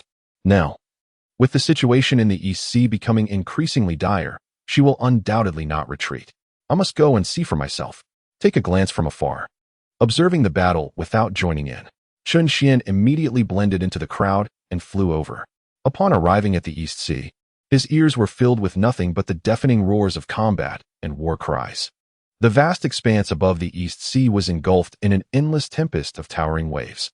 Countless sea beasts, large and small, darted through the waters, their demonic auras clashing violently with spiritual energies, as if threatening to tear a hole through the heavens. Damn, I should keep my distance. Qin Xian promptly retreated several miles, maintaining a cautious stance. Though he harbored the intention to assist, his cultivation was far too feeble. In a conflict of this magnitude, even the slightest proximity would reduce him to dust. Moreover, his sole purpose here was merely to catch a glimpse of Lu Qingshuang. Soon enough, he spotted her. The surging waves had been frozen solid by her frigid spiritual energy as she engaged 5 sea demons in a fierce battle, fighting alone against 5 monstrous beasts. She held her ground effortlessly. The oceanic domain, after all, amplified the potency of her ice-based techniques. Seeing that she was in no immediate danger, Qin Xian relaxed. Around him, the air continued to split with the sound of rushing figures, reinforcements arriving in an unending stream. Before this, he had already noticed many familiar silhouettes. People from the Tianxian sect. Approximately 100 men, led by Lu Xing, had arrived to provide reinforcements. Qin Xian? What was he doing here? A mere mortal devoid of cultivation dares to venture here, seeking death, are we? Or perhaps you've come to gawk like some vulgar spectator. What an utter disgrace to our illustrious Tianxian sect. The disciples caught sight of Qin Xian below and immediately let out disdainful snorts. A battle of this magnitude would be suicidal for someone without cultivation to approach. Thus, they naturally assumed Qin Xian was merely there to spectate. Their contempt grew even more profound. With the dire situation in the East Sea, cultivators from all regions had rallied in response.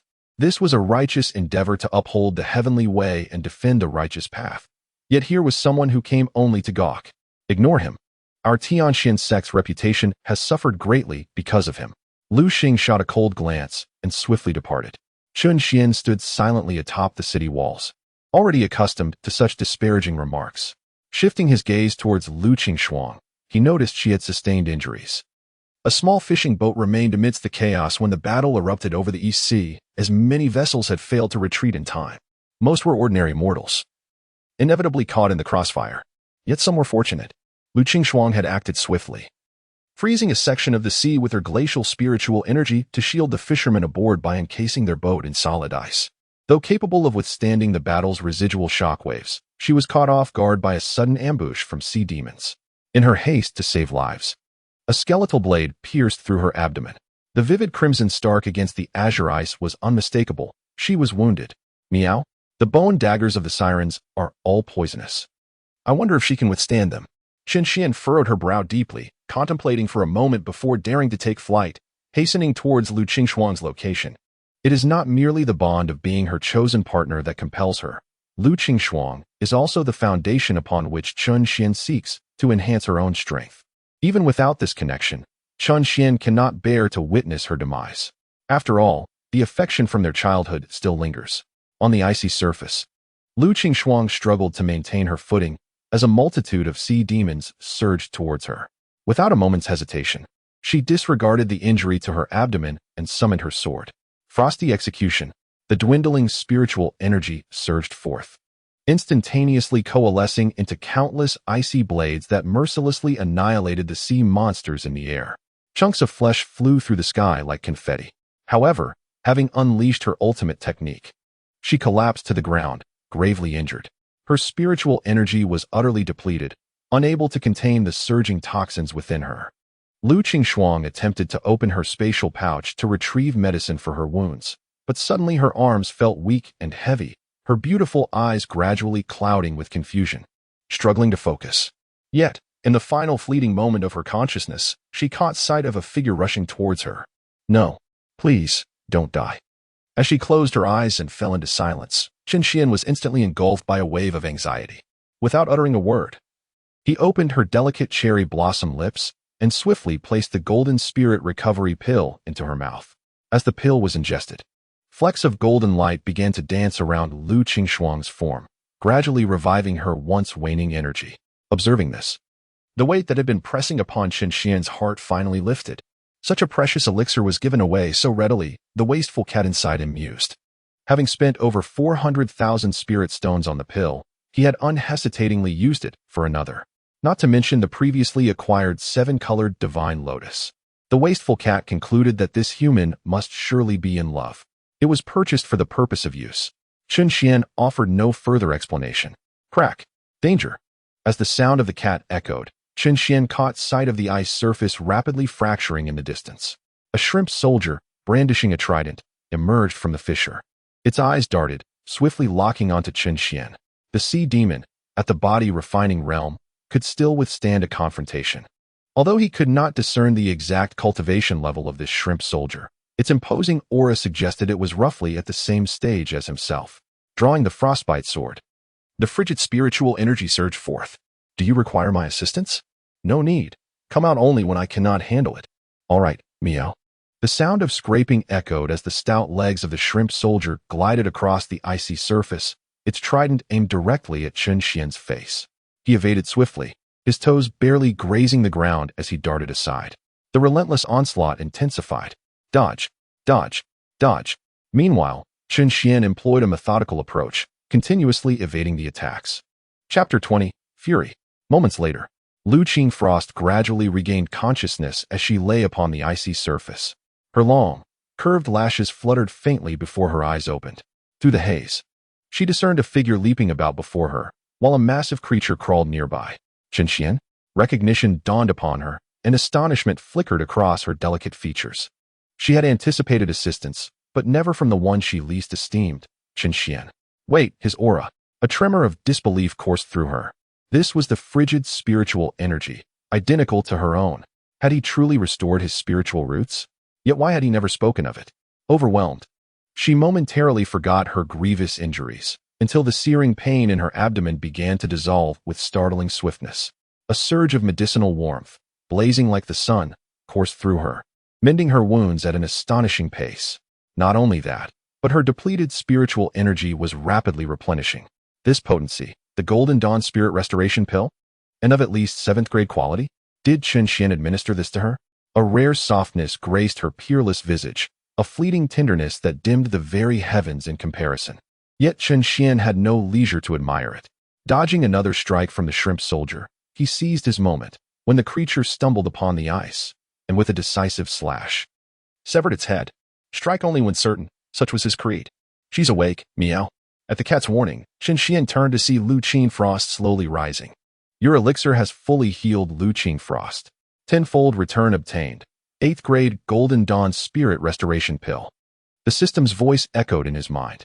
Just as he had anticipated, an 8th grade pill. This, he would safeguard carefully, for it might one day save his life. Did you save me? Lu Frost's voice was measured as she regarded him. Chen smiled lightly. You are my Dao companion. How could I stand idly by? Your spiritual roots. They are restored? More or less. Still in the body-tempering stage. Why did you never tell me?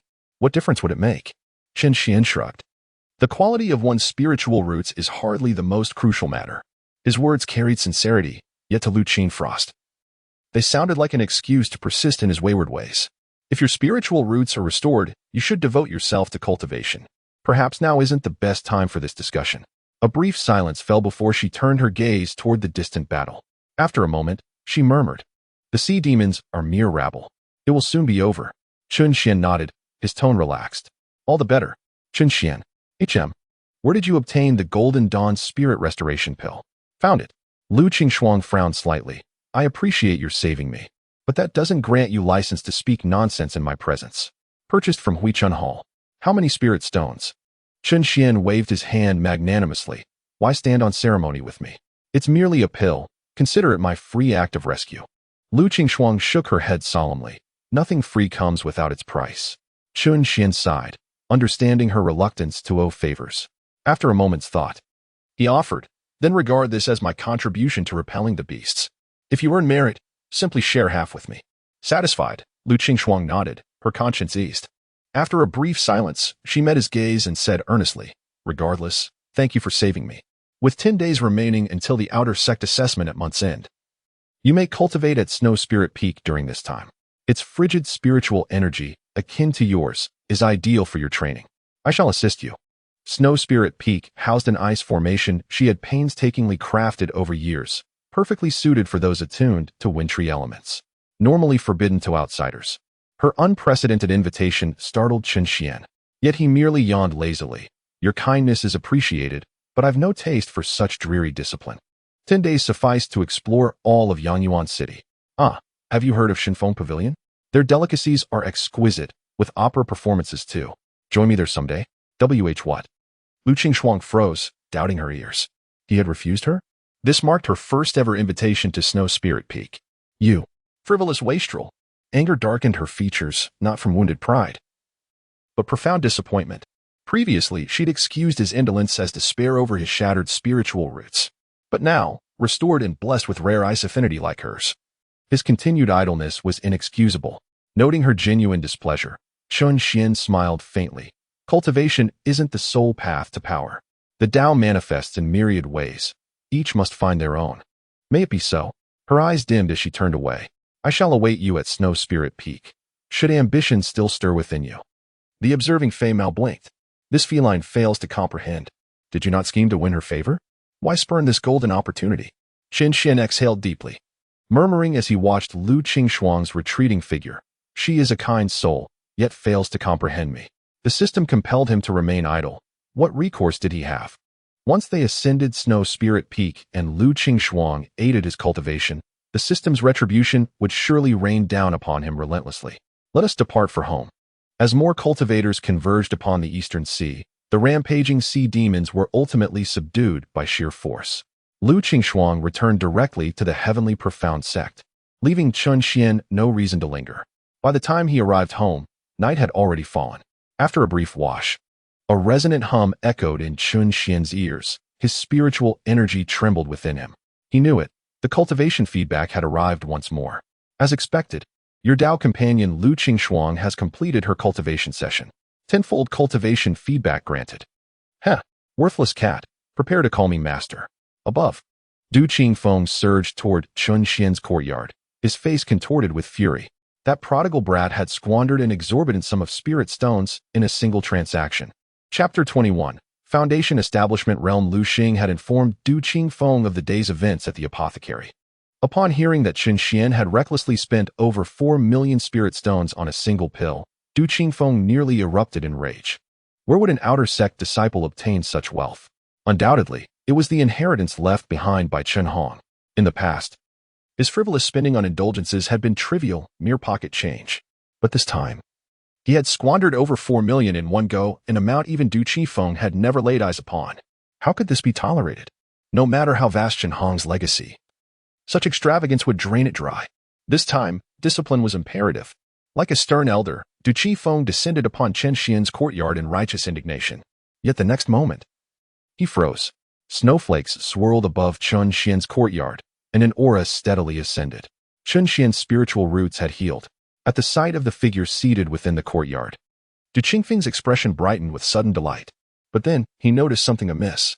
Chen Xian's energy surged ceaselessly, his realm advancing as effortlessly as drinking water. What cultivation technique could yield such terrifying speed of breakthrough? This was no ordinary state of cultivation. It was enlightenment. Du Qingfeng's composure shattered. His gaze locked onto Chun Xian below. The courtyard had become a vortex, drawing in the surrounding spiritual energy at a staggering rate. What else could this be but enlightenment? His spiritual roots restored. The despondency of recent days had instead granted him insight into the great Tao. The boy had turned misfortune into fortune. Du Qingfeng's fury dissipated swiftly, replaced by a glimmer of pride. At last, this wayward youth had found the righteous path. Half an hour later, a sound like shattering glass rang in Chun Xian's ears. Immediately, the shackles of the body refining realm were shattered, and his aura remained at the first layer of the foundation establishment realm. He had finally reached the foundation establishment stage. Chen Xian exhaled a breath of turbid air, a smile of contentment gracing his lips. Almost instantly, he sensed the presence of Du Qingfeng, who was smiling warmly at him from above. With his spiritual root just restored, he had already encountered an opportunity for enlightenment. This young man had indeed turned misfortune into fortune. Senior Du, you flatter me. I am merely at the foundation establishment stage, Chen Xian replied modestly. Nevertheless, this is commendable. Considering your spiritual root has only just been repaired, we must all start anew, Du Qingfeng remarked with a gentle smile akin to that of an elder. To him, the foundation establishment cultivation was not particularly significant, but for Chen Xian, it represented a tremendous advancement. By the way, we had previously contemplated numerous methods to heal your spiritual root, yet now you have silently restored it. What has changed? Du Qingfeng inquired with curiosity. In the past, when Chun Xian's spiritual root was deemed useless, the elders of the Tianxian sect had exhausted countless remedies, all to no avail. It was unexpected that, without any announcement, Chen Xian had managed to heal himself. I cannot quite explain it. I merely slept for a while, and upon waking, I felt spiritual energy surging into my body. Chen Xian shrugged, concocting a casual excuse. Du Qingfeng scoffed. Nonsense. Do you take me for a 3-year-old? Not at all, Chen Xian replied. I truly cannot explain it. Du Qingfeng waved his hand, conceding, very well. If you choose not to share, it must be your secret. I shall not pry further. Since you have recovered, starting tomorrow, you shall train alongside me. Chun Xian's face displayed a hint of difficulty. What do you mean? Do you think I am incapable of teaching you? No, that is not it, Chun Xian clarified. I have an extremely important matter to attend to tomorrow and cannot be absent. Then the day after tomorrow? I am busy then too. The day after tomorrow? That day too, Chun Xian replied. Du Qingfeng raised an eyebrow, intrigued. What matter could possibly keep you occupied for so many days? Shenfeng Lu, Chun Xian answered. What is that? It is an establishment in Yanchuan City. What do you intend to do there? Surely it is not a secret mission? Not at all. They are launching new dishes tomorrow, and if I arrive late, I shall miss the opportunity to taste them. Du Qingfeng furrowed his brow and rubbed his ear in disbelief, glaring at him with incredulity. You wish to indulge in culinary delights with the outer sect assessment looming? Chun Xian began to gesticulate, his voice gradually diminishing as he noticed Du Qingfeng's increasingly stormy expression. Finally, Du Qingfeng took a deep breath, seemingly suppressing his inner fury. Are you jesting with me? The junior would never dare. I see you are itching for a reprimand. Du Qingfeng's fury, previously quelled by Chun Xian's restoration of his spiritual roots, flared anew with greater intensity and ferocity. He swiftly seized a willow branch and aimed a strike at Chun Xian's rear, exclaiming, "Let this be a lesson for your lack of knowledge. For your indulgence in feasting and merriment. I had previously disregarded you, considering your spiritual roots were shattered and you could cultivate no significant path. Yet now that you have regained them, rather than striving to elevate your realm alongside your peers, you choose to indulge in culinary delights. You are driving me to the brink of exasperation." Enraged, Du Qingfeng pursued Chun Xian with the intent to chastise him further. The commotion soon caught the attention of the nearby law enforcement hall.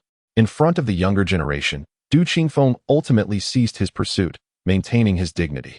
He gazed at Chun Xian with a mix of disappointment and frustration, declaring, "I fear you are truly beyond redemption. Enough is enough.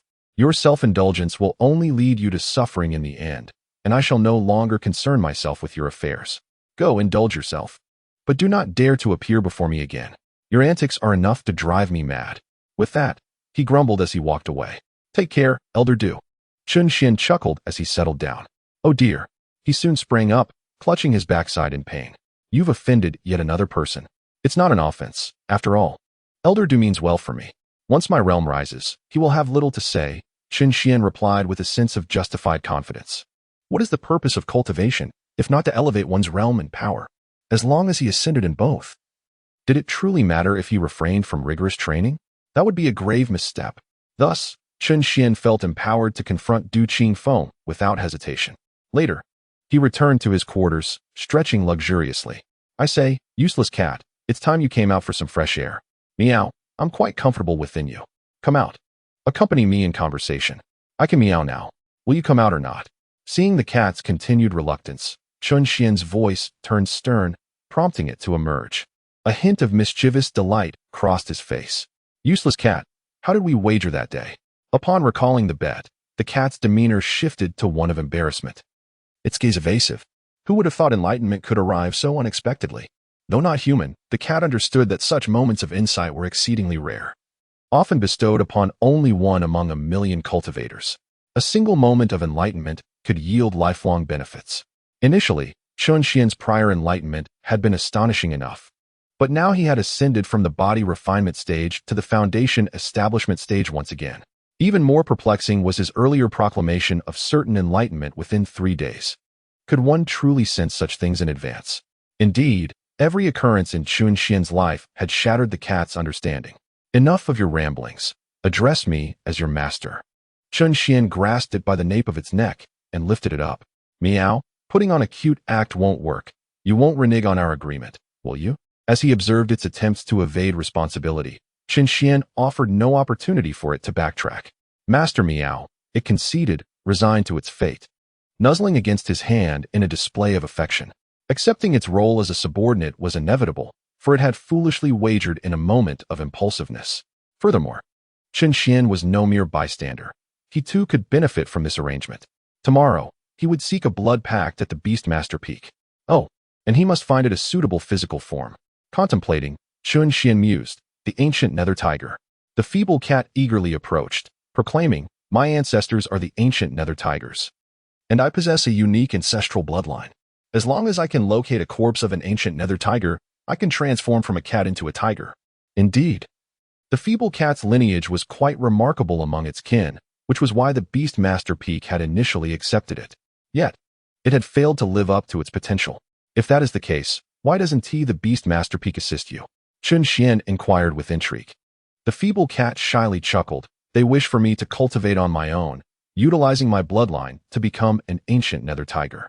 Chun Xian's understanding deepened. "But you lack the capability and have made little progress, hence your elimination. Now that you acknowledge me as your master, You wish to simply use the corpse of an ancient nether tiger to achieve your goals without effort? You clever little cat. The feeble cat gazed at him with its icy blue eyes, feigning innocence and mewing cutely. All right, fine. Tomorrow, I shall search for one in the spirit beast market. For I am indeed your master. By the way, who won this bet between us? Chun Xian agreed. His own aspirations also involved the ancient nether tiger, as the feeble cat's formidable strength and potential would prove advantageous for him. Meow, long live my master. But first, I must ascertain if you are male or female. As Chun Xian spoke, he lifted the feeble cat by the nape again and examined its legs. Meow, you've grown shy, little lady. At Snow Spirit Peak, hundreds of ice-encased long swords rose from the ground, transforming into strands of spiritual energy that flowed back into Lu Qingshuang. A hint of dark gold shimmered in her deep black eyes, her aura noticeably sharper than before. The effects of the golden morning spirit pill are indeed remarkable, she murmured. Not only had it healed her injuries, but it had also rendered her spiritual energy pure, surpassing 10 days of arduous cultivation. Congratulations, miss. At that moment, a celestial crane approached, holding a cup of tea, its demeanor serene. What is there to celebrate? Lu Qingshuang replied, sitting down after sheathed her sword. Isn't the enhancement of your spiritual energy worthy of congratulations?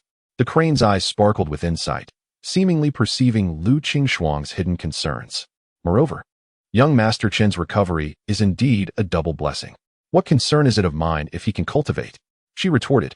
He is your partner in name only. Beyond the agreement, it holds no significance. Lu Qingshuang, with an impassive demeanor, sipped her tea, yet beside her, the crane observed her keenly, perceiving her inner turmoil. With a slight shrug, it mused. After all, she was a young lady who professed indifference, yet the agitation that had surfaced during her cultivation was undeniably perplexing. Might it be related to Prince Chu Jinling? Lu Qingshuang cast a sidelong glance, retorting, You speak too much. You deserve a reprimand. Indeed, a reprimand was warranted. The crane pretended to strike itself, yet the mischievous glint in its eyes remained unabated.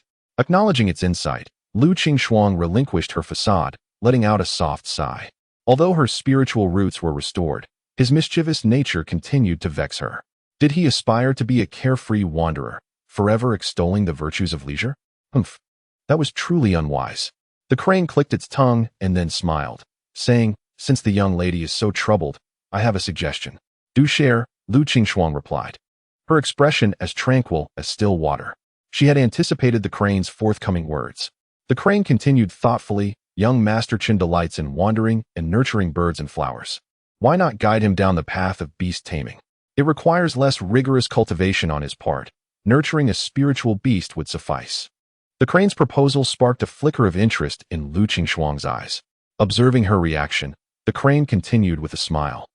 Select an appropriate spiritual beast for young Master Chen and let him nurture it.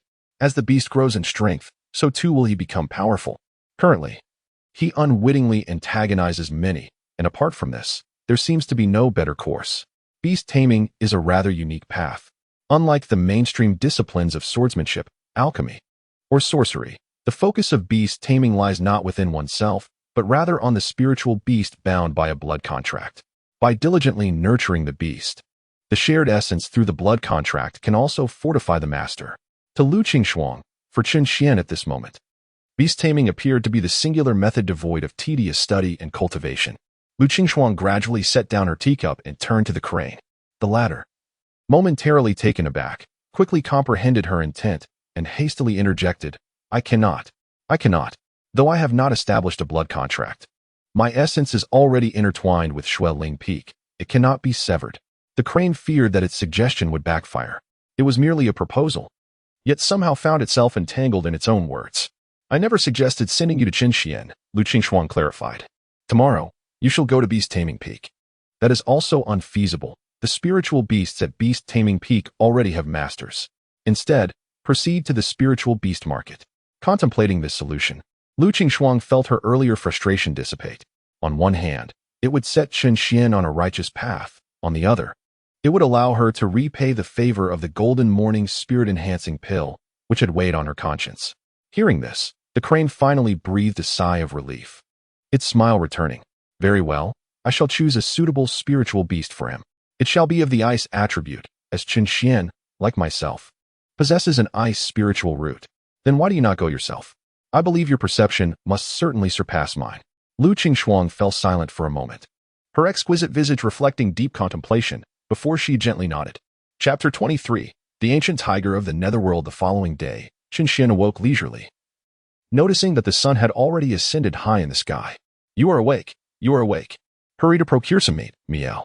The lazy cat eagerly leapt forward, its eyes brimming with anticipation. All right, let's go, Qin Xian replied with a languid yawn. After a brief wash, he stepped out. Today, the outer disciples at the training grounds were diligently practicing as usual, while elder Du Qingfeng oversaw their efforts nearby. To avoid drawing his attention, Qin Xian chose to take a detour down the mountain. Yanyuan City remained bustling with activity. He made his way directly towards the area designated for the Spirit Beast Market. Hurry, hurry. If we arrive late, we might miss out on a good spot. This event occurs but once every decade. The excitement was palpable. It was said that the people from the northern wilderness would undoubtedly bring back numerous treasures, and that representatives from various sects had gathered. As he walked, passers-by hurriedly rushed towards the Spirit Beast Market, their expressions filled with urgency. What is going on? Qin Xian wondered, glancing at a nearby stall owner. Excuse me, what is the occasion? Don't you know? Today marks the return of the Northern Wilderness Group, who have been away for 10 years, bringing back rare treasures. The vendor replied, fanning himself with a palm fan and smiling. The Northern Wilderness Group, Qin Xian mused, soon recalling fragments from the original owner's memories. The Northern Wilderness Group was a unique sect, wandering without a fixed abode, unlike other sects that expanded and stabilized. They gathered like-minded cultivators from across the continent to embark on adventures. The extreme northern desert was one of their frequent destinations.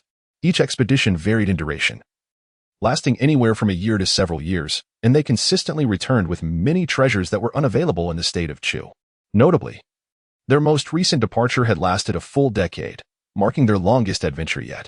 Thus, the treasures they would bring back were undoubtedly extraordinary, explaining the throngs of eager onlookers. Meow, the ancient tiger of the netherworld, also has a tribe in the northern wilderness. The lazy cat chimed in. Is that so? What a coincidence. Shall we take a look, meow? Qin Xian nodded slightly. The stall owner, seemingly discerning Qin Xian's thoughts, smiled cryptically. Young friend, are you perhaps interested as well? Would you like to know some inside information? He inquired with a chuckle. Qin Xian mirrored his smile, fully aware that in the martial world, insider information often hinted at hidden truths. He then scanned the stall, picking up a delicate jade crown. Haha, young friend certainly has discerning taste. The vendor extended 3 fingers. 3,000 spirit stones at cost. Consider it a gesture of friendship. Too expensive. At most, 10 spirit stones. The lazy cat protested indignantly. Very well, Qin Xian, with a generous spirit, directly paid 3,000 spirit stones. Am I purchasing a jade crown? No, this is merely the fee for some insider information. Worry not.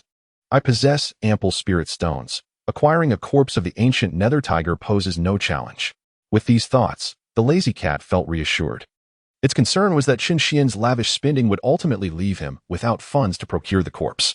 After all, during previous transactions, even the tips amounted to several thousand spirit stones, culminating in a staggering expenditure of over 400,000 for a single pill. This behavior had undeniably branded him as extravagant. Ah, my young friend possesses a discerning eye. The vendor chuckled as he accepted the spirit stones and inquired. What would you like to know? Does the plunder brought back by the Northern Wilderness Brigade include the ancient nether tiger? Indeed. The vendor contemplated for a moment before nodding. Is it genuine or merely a fabrication? Absolutely genuine. Where might it be found? Right here at the Spirit Beast Market. Noticing Qin Xian's skepticism, the vendor pounded his chest confidently, declaring, I am a conscientious merchant. This information is assuredly authentic.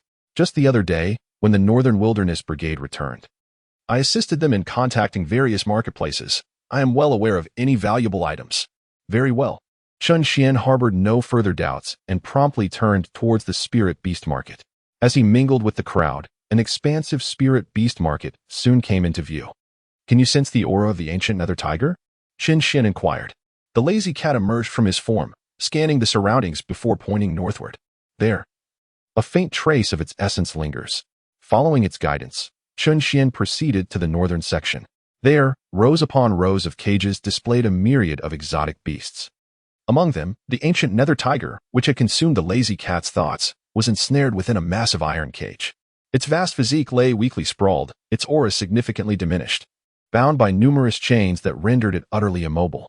Nonetheless, the ferocity in its eyes remained undiminished, glaring fiercely at passers-by. Nearby, a burly man was making an announcement. "Fellow cultivators, behold the ancient nether tiger, a beast of the Enlightenment realm. When we arrived, it had already devoured over 100 souls in the northern wilderness. A true menace. We intended to deliver it to the apothecary for medicinal purposes. However, upon reflection, such a rare beast may pique the interest of some of you. It is now available for public sale. Public sale." The man shouted, and many curious onlookers cast glances in their direction. Yet, despite their intrigue, no one approached to inquire about the price. The ancient nether tiger was indeed a rarity. However, what purpose would such a savage beast serve once acquired? Perhaps only its value as an ingredient for medicine. In terms of utility for humanity, beasts generally serve but two purposes, either to forge a blood contract and become a servant, or to be utilized as medicinal materials. This ferocious ancient nether tiger, however, was a creature no one dared to capture. Seeing the few interested parties, the man could only let out a faint sigh. It was, after all, a futile endeavor. Perhaps it would be wise to wait a little longer. If he could not sell it before dawn, he would take it to the medical clinic. "Fellow Taoist, I shall take this demon beast. As the saying goes, amidst the mountains and rivers, when all seems lost, a glimmer of hope emerges." The man was suddenly filled with joy as he gazed at the approaching youth. "Young friend, are you serious?" "Indeed," Chen Xian nodded. "Name your price. How about this amount?" The man cautiously extended a finger. Chen Xian's expression shifted immediately. 1,000,000 spirit stones?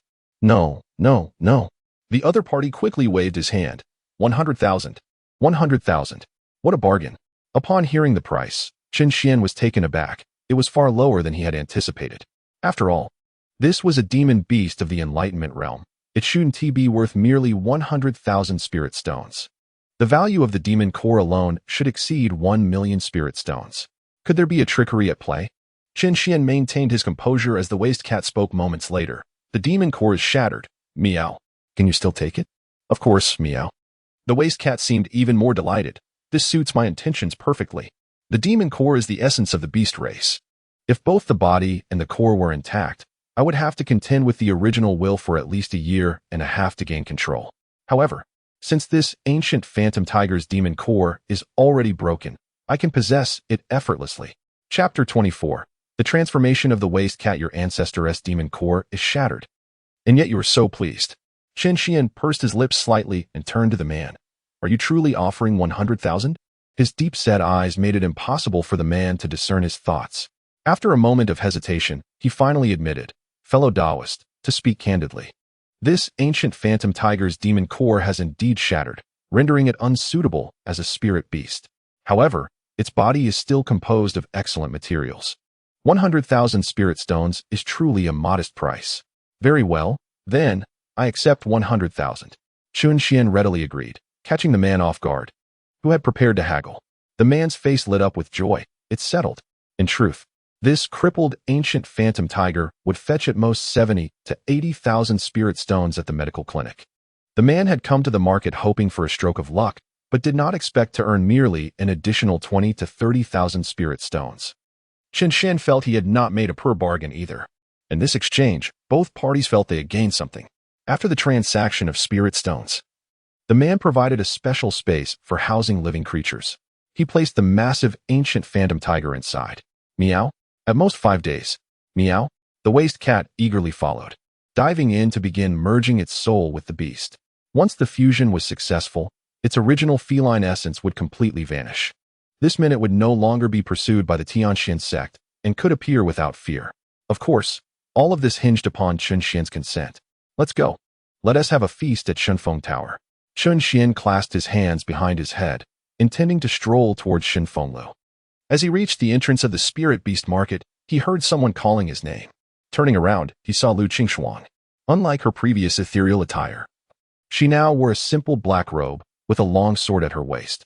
Nevertheless, her exquisite and otherworldly beauty remained undeniable, causing passers-by to glance back in admiration. "What brings you here?" she inquired. "Just wandering about," he replied casually. "Only wandering?" "Yes." Lu Qingxuang's eyes dimmed slightly. She had hoped that Chen Xian had come to seek a spirit beast and pursue the path of beast taming, but it seemed he was merely indulging in leisure. She pursed her lips gently and tossed him a spatial bag. What is this? It contains a snowblade falcon of the enlightened realm, well suited to your spiritual energy. Lu Qingshuang explained slowly. Since you are unwilling to cultivate, why not explore the path of beast taming? Isn't nurturing birds and tending to flowers your passion? Qin Xian chuckled. You are still determined to carve a path for me. To be honest, Qin Xian found himself rather fond of Lu Qingshuang. In contrast to his previous infatuation, he now recognized her genuine concern. Despite their superficial relationship as partners, it was clear she was one of the few in the Tianxian sect who cared for him.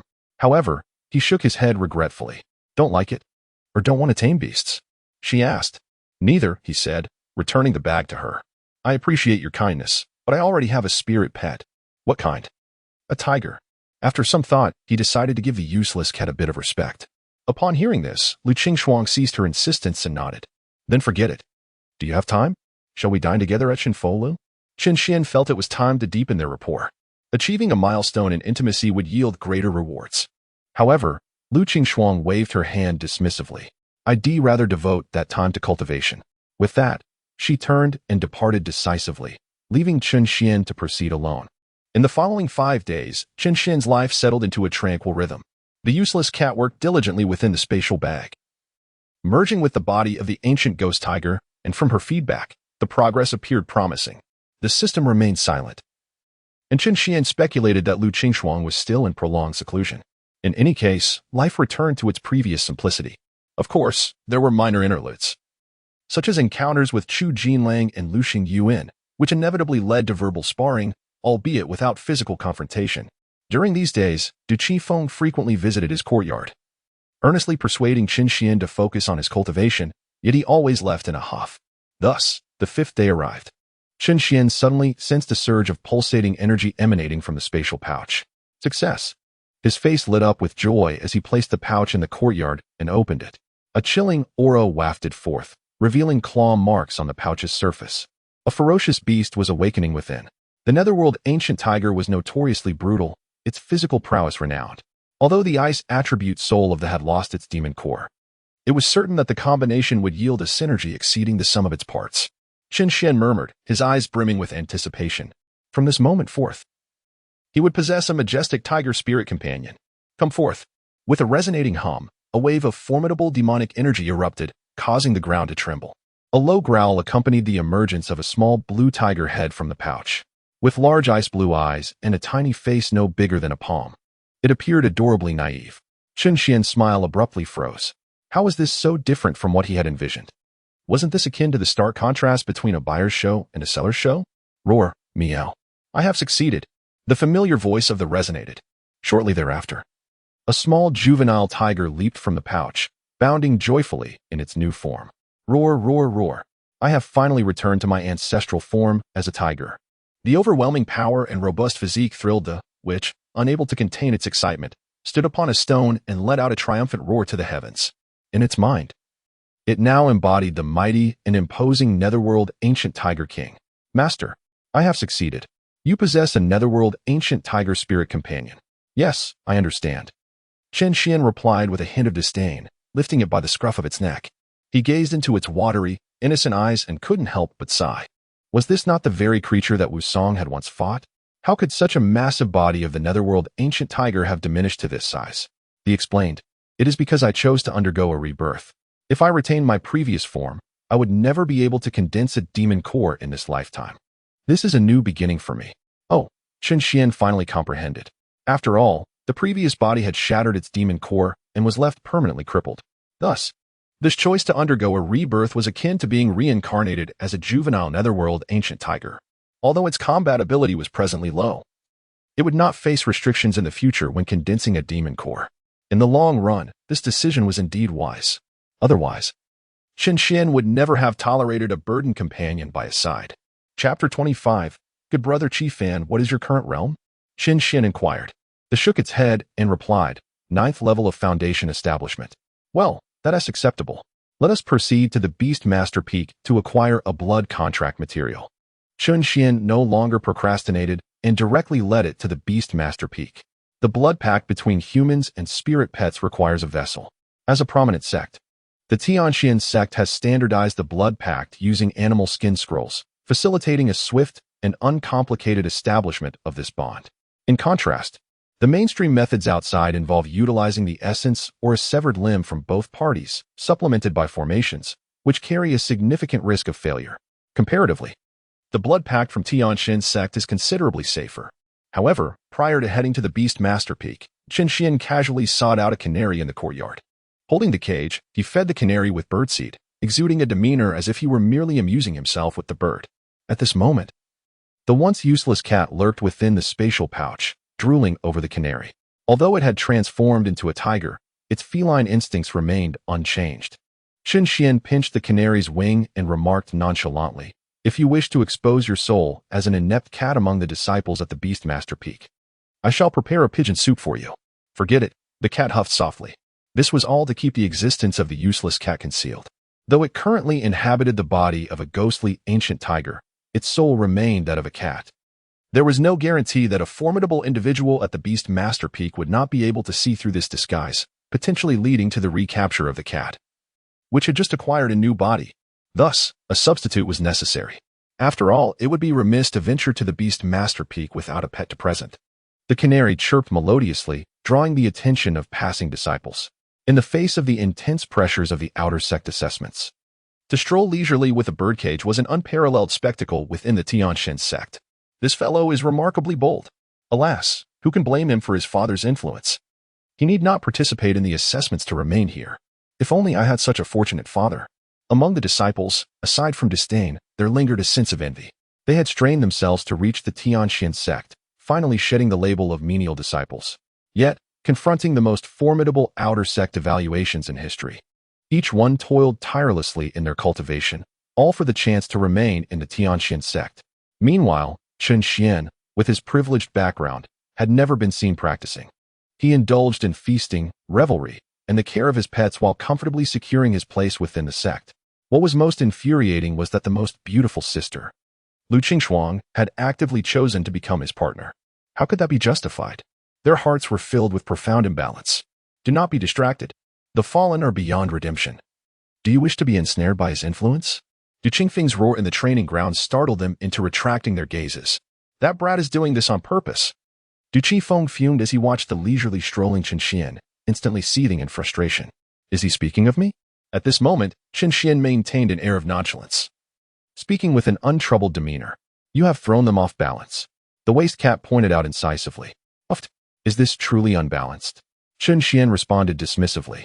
In the past, I was unable to cultivate, watching them soar through the skies while I was left to tread the earth, climbing mountains with utmost sincerity. Summer was scorching, winter was frigid, and a mere ripple from battle could confine me to bed for 10 days to a fortnight. I held no sense of imbalance. Ultimately, it all comes down to an unsteady heart. There is a saying, one who is blessed does not recognize their fortune. I once envied them for being able to cultivate normally. While I appeared to be idling away, yet it was merely a state of helplessness. Since I could not cultivate, if I did not indulge in food and leisure, what meaning would life hold? Whatever you say is right. The waist cat raised all four paws in agreement. Oh, why are you not arguing with me this time? Meow. Perhaps you fear that after signing the blood contract, I might subject you to torment? You wouldn't do that, Meow. Hee, I believe I shall be a good master. Certainly. The waist cat eagerly concurred, fearful of neglecting Qianxian's conscience. A person, a cat, and a bird ambled along, finally arriving at the Beastmaster Peak, revisiting the old grounds. The waist cat in the spatial pouch was evidently terrified, for this was the site of its unforgettable nightmare. After all, it had nearly been transformed into a delectable dish. Hey, Qianxian. At that moment, a young man approached. He was quite handsome, clad in a simple gray robe, with a white fox perched on his shoulder. Qi Fan. Qianxian recognized him as a childhood friend, once deemed a good-for-nothing alongside Qianxian, earning them the notorious title of the debauched twin stars. However, Qi Fan had fortuitously acquired the favor of one of the 10 ancient spirit beasts, the nine-tailed fox, which had chosen him as its sole heir. This led to a blood contract, and with the exceptional lineage of the nine-tailed fox, he ascended rapidly, becoming a celebrated genius of the Beastmaster Peak. From that point on, Qianxian found himself isolated. It's been a long time. Qianxian smiled, his gaze lingering on the nine-tailed fox resting on Qi Fan's shoulder. The fox appeared languid and content, casting a disinterested glance at him with its pink eyes before turning away. I heard you are now a Dao partner with senior Sister Lu? Qi Fan inquired with a hint of gossip in his eyes. She took the initiative. Haha. Chu Jinlang must be driven to madness by you. Qi Fan clapped him on the shoulder, his eyes filled with pride. Seeing that your lifelong affairs are settled. I am quite pleased, my son. I see you're getting a bit too cheeky. Hey. My precious is right here. You touch it, and it could bite your fingers off. Qi Fan boasted. The nine-tailed fox on his shoulder rolled its eyes and buried its face in its tail. Resuming its slumber. They're ignoring you. Chen Xian waved his hand and continued. All right, I have pressing matters to attend to. What matters? Please retrieve a blood contract material. Blood contract? Qi Fan was taken aback. Are you also considering the path of beast taming? When I mentioned it before, you paid no heed. In the past, Qi Fan and Chen Xian shared a close bond, truly akin to good brothers. When Qi Fan garnered the favor of the nine-tailed fox, gaining renown on the beast-taming peak, he had thought to lend a hand to Chen Xian, guiding him along the path of beast taming.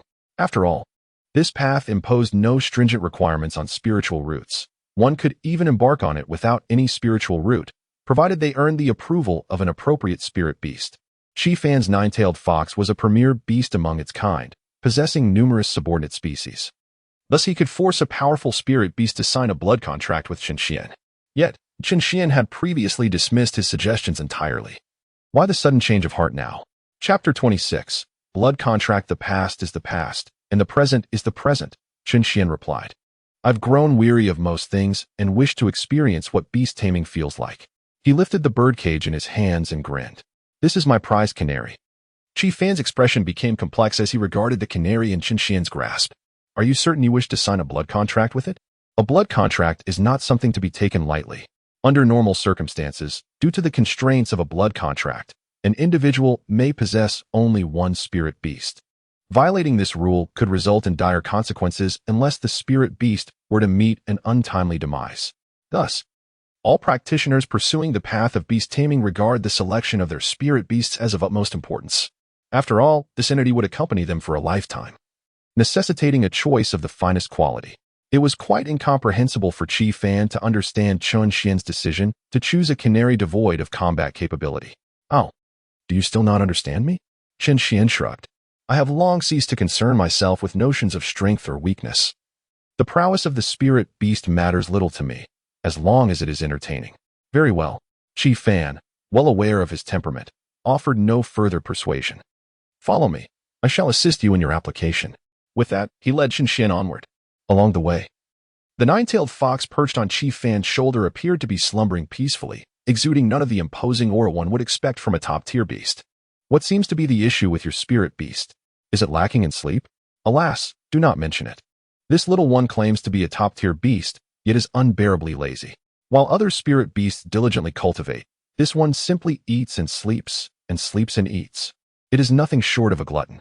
Qi Fan grimaced, only to flash a grin as the nine-tailed fox playfully nipped at his shoulder. Quite unique, indeed. How interesting, Chen Xian remarked. Typically, the relationship between a master and their spirit beast is one of servitude. While they can share a harmonious bond, the spirit beast does not assume the role of the master, as this involves the tribulation process. When a spirit beast reaches a certain level of cultivation, it must undergo tribulation every few years.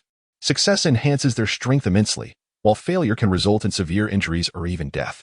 Countless spirit beasts perish during these tribulations each year. However, the spirit pets bound by a blood contract are free from such concerns. The ranks they are meant to possess are transferred to their masters through the blood pact. This is why they willingly serve as human subordinates. It is the very essence of the blood contract. Observing the nine-tailed fox daring to nip at Qi Fan was a first for Chen Xian, as he had never witnessed a spirit pet treat its master in such a manner. Perhaps this reflects the extraordinary bond they share. In contrast, his own worthless cat was trembling in the spatial bag, and even the switch to the ancient tiger's body could not conceal its timid nature. What a disgrace, fortunately. I did not release you. Meow, that is a nine-tailed fox. Upon arriving, Qi Fan brought him to a large hall, leveraging his unique position at Beastmaster Peak. A completed blood contract material was soon in Chen Xian's hands. Done. Do you know how to use it? Yes. Then that settles it. As they conversed, several elders accompanied by a group of disciples passed nearby, engaging in hushed whispers. Is that not Qin Xian? What brings him to Beastmaster Peak? He holds a blood contract. Could it be that he intends to pursue the Beast Mastery path? That indeed seems fitting for him. If only he had taken this route earlier. Look at Qi Fan. He was once a companion of Qin Xian, yet now he is the master of a nine-tailed fox. Such is the fate of individuals. Many were comparing him to Qi Fan. Among the elders was Du Qifeng, who approached with a hint of surprise. Oh no. You must leave quickly. Qi Fan suddenly recalled something and urgently gestured for Qin Xian to depart. Understood. He promptly turned to flee. Qin Xian. Alas. He could not outrun Du Qifeng. You've finally come to your senses, kid. If you do not wish to endure the hardships of cultivation, pursuing the Beast Mastery path is also a viable option. Knowing you can reform gives me some relief, and I can report to your father. Du Qifeng spoke with a sense of nostalgia. Heh. Qin Xian forced a smile. By the way, what spirit pet do you have? Choosing a spirit pet is a significant matter. You must select wisely. Just as Du Qifeng elaborated on this with earnestness. His gaze inadvertently fell upon the birdcage in Qin Xian's hands. His words abruptly ceased. After a full 2 seconds, an overwhelming aura erupted. You little rascal. Elder Du, let it go, let it go. Oh dear, he is still a child. Old Du, what a fuss over a mere bird. Qin Xian narrowly escaped from Beastmaster Peak. As he departed, Qi Fan called out loudly, Old Chun, the secret realm will open next month. Do not forget to find me. Understood. Qin Xian replied. The Cave of Secrets is a significant treasure trove of opportunities for the Tianqian sect, housing numerous rare spiritual herbs and exquisite magical artifacts.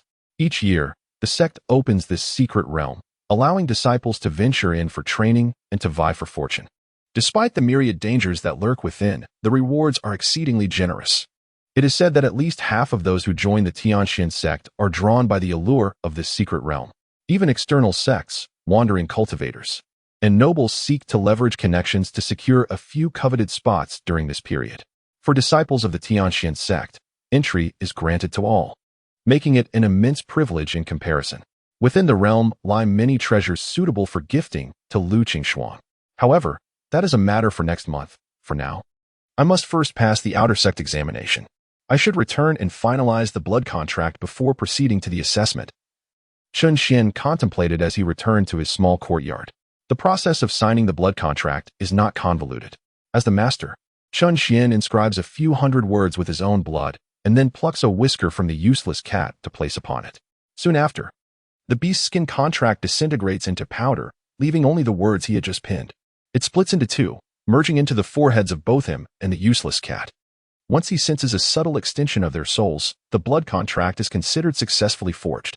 At that moment, Qin Xian could also hear the cat's thoughts and felt an overwhelming sense of power, knowing that a mere flicker of his intent could lead to the cat's demise.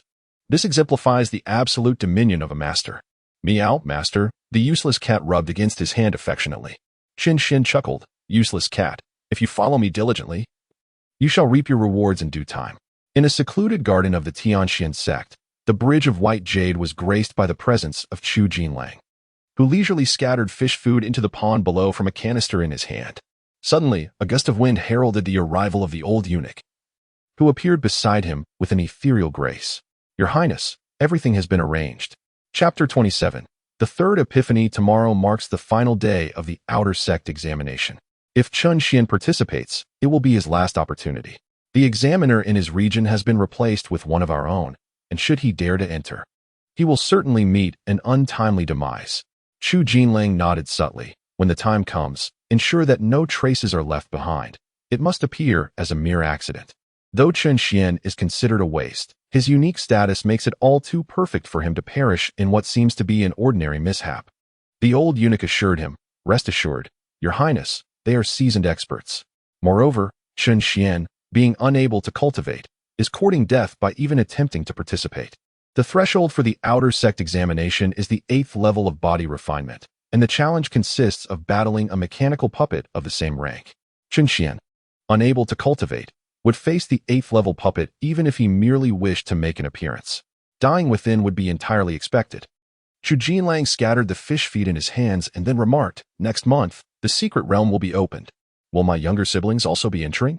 The old eunuch nodded and replied, Indeed, I have heard that each of the princes and princesses has managed to secure a place in the secret realm.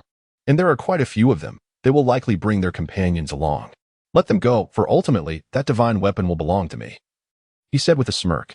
"Of course, your highness possesses unparalleled talent, and the other princes and princesses cannot be compared to you." After the old eunuch spoke, he discreetly glanced at Chu Jinlang and continued, "I have learned that many are enamored with Miss Lu during this trial in the secret realm. They have already sent messages to Master Lu, wishing to collaborate with Miss Lu to achieve depths never reached before." The old eunuch believed that they were merely idle. Chu Jinlang scoffed. "Qing Shuang has always been independent. How could she possibly partner with others? If she truly seeks a companion, the first one that comes to mind must be me." "Your highness is indeed wise. Proceed," came the obedient response. Night fell. "Your partner, Lu Qing has completed her cultivation, returning tenfold of her cultivation level." At last, Chun Xian exclaimed with joy, immediately setting aside his bowl and chopsticks to sit cross-legged in the courtyard. The air grew suddenly cold, and snowflakes began to drift. "Is it starting again?" the waist cat observed from the side, its large eyes filled with disbelief. "How many times has this been? How can it be as simple as eating?" Chun Xian's aura steadily rose, leaving the waist cat perplexed. Meanwhile, a celestial crane circled in the night sky before returning along its original path. "At Shuling Peak, Miss. The celestial crane swiftly transformed into human form, its voice echoing in the pavilion below. Lu Qing, having just finished her cultivation, was enjoying some tea. "What is so urgent, Master Chen?" Lu Qing's expression froze. "What has happened to him?" The celestial crane quickly clarified. "I happened to pass by Master Chen's courtyard and saw him cultivating." "Isn't that a good thing?" she inquired. "It is, but it is quite strange." The celestial crane's expression turned serious as it stated, "Master Chen's speed of cultivation is unexpectedly rapid, resembling a moment of enlightenment." In the night sky, Lu Qing gazed at Chen Xian in the courtyard and slowly uttered 2 words. Initially skeptical of what the celestial crane had said, upon witnessing the scene, she pondered, could it be anything other than enlightenment? The celestial crane swallowed hard, astonished. Who would have thought that after years of silence, Master Chen could enter the legendary state of enlightenment just by cultivating? "I remember, miss, you have only experienced this once before, right?" Lu Qing nodded. Indeed. She had undergone a moment of enlightenment in her childhood, and it was from that time that her extraordinary talent began to manifest. It can be said that she is the only disciple of the heavenly profound sect to have encountered enlightenment in her generation. However, now there are 2. The once inconspicuous Chen Xian, who was branded as a waste, has silently undergone a similar experience of enlightenment. Observing this, Lu Qing finally revealed a hint of a faint smile. This rascal, he has finally embarked on the right path. It is indeed a cause for celebration that young Master Chun has returned to the fold. Should we prepare some gifts to congratulate him? The immortal crane inquired with a playful tone. "There is no need," Lu Qing replied, her gaze returning to its usual icy demeanor. "This matter pertains to him alone and has little to do with us. I merely hope he can fully appreciate the elevation brought by this enlightenment and diligently cultivate in the future, not to squander this opportunity." "As you say, my lady." The immortal crane smiled softly in response. Having followed Lu Qing for many years, she understood her better than anyone else. Although Lu Qing appeared aloof, with only cultivation in her eyes, making it difficult for anyone to approach her heart, if she truly cared for someone, she would often think of them and show concern. Chen Xian was such a person. Even though she claimed it was not of much relevance to her, her hurried arrival to check on him revealed otherwise. "Let us go." Lu Qing cast one last glance and turned to leave. "Tomorrow marks the final day of the outer sect assessment. You will represent me at the venue. If any unexpected situation arises, provide timely assistance. Chen Xian's life still holds value for me." "Understood." Shortly after they departed, Chen Xian's surging aura gradually subsided. At that time, his cultivation had reached the 3rd level of foundation establishment. "Ah, how refreshing." Chen Xian exhaled deeply and slowly rose to his feet. "Congratulations, master." The waist cat leaped onto him in delight. "Master, may I inquire about something?" "Speak." Chen Xian entered the room and poured himself a glass of water. The waist cat, curious, asked, "This is already your 3rd enlightenment. I have never heard of anyone achieving enlightenment 3 times in such a short span. Do you possess some secret?" "Oh, you mean this?" Chen Xian nodded earnestly. "There is no secret. When the feeling strikes, one simply experiences enlightenment. How else could one suppress it?" "Feeling? You are not human and cannot comprehend what I mean by feeling. Meow. Well then. The waste cat, initially eager to learn, resigned to silence. Thus, a tranquil night passed. By midday the following day, Chun Xian freshened up and made his way to the venue for the outer sect disciples' assessment. Today is the final day. Presently, my cultivation stands at the 3rd level of foundation establishment, bolstered by the residual snow sword, and I have the waste cat, who is at the 9th level of foundation establishment, as my trump card. This assessment should pose no challenge for me. The rules do not prohibit the use of spirit pets, so this cannot be deemed cheating. At the New Star Valley, the site of the outer sect assessment, Chun Xian arrived to find the atmosphere lively and bustling, since many sought to perform well in this final assessment to earn the opportunity for promotion to the inner sect. Numerous outer sect disciples had chosen to participate on this last day. In order to maximize his potential, the crowd was particularly large this time. Chun Xian arrived at the designated registration area and handed over his outer sect disciple badge. Chun Xian? Oh, are you no longer hiding this year? Chapter 28. The Divine Mechanism Puppet. Chun Xian replied with a smile. Isn't there a qualification for the inner sect this year? Qualification for the inner sect? You? The person surveyed Chun Xian from head to toe, dismissively waving his hand. Don't joke around. Someone like you thinks he can enter the inner sect? That's reserved for outer sect disciples with at least a foundation establishment of the 3rd layer or above. You don't even have a spirit root. Before he could finish, his voice abruptly ceased. His eyes were fixated on the spiritual stone beside him as Chun Xian placed his hand upon it, causing it to illuminate with a multitude of lights. This stone could detect cultivation levels, and to participate in the assessment, one must first reveal their true realm. 3rd layer of body refining, 4th layer, 5th layer. The man stood there, counting the glowing points in a daze, disbelief etched across his face. Wasn't it said that Chun Xian's spirit root was useless, rendering him incapable of cultivation? Could it be that he has already healed his spirit root? At that moment, not only was he astonished, but passers-by also turned to gaze in surprise. Chun Xian? He possesses the cultivation of the 8th layer of body refining. Yet it was said he could not cultivate. No, I remember just 2 months ago he was deemed a waste. How could he have advanced to the 8th layer of body refining so swiftly? Under the watchful eyes of the crowd, the spiritual stone continued to shine, and it naturally ascended to the foundation establishment realm. 1st layer, 2nd layer, 3rd layer.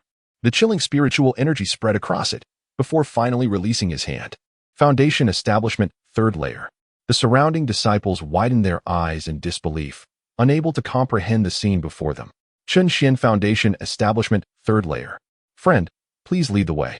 Chun Xian concealed his aura and turned to the disciple from the law enforcement hall of the Tianxian sect.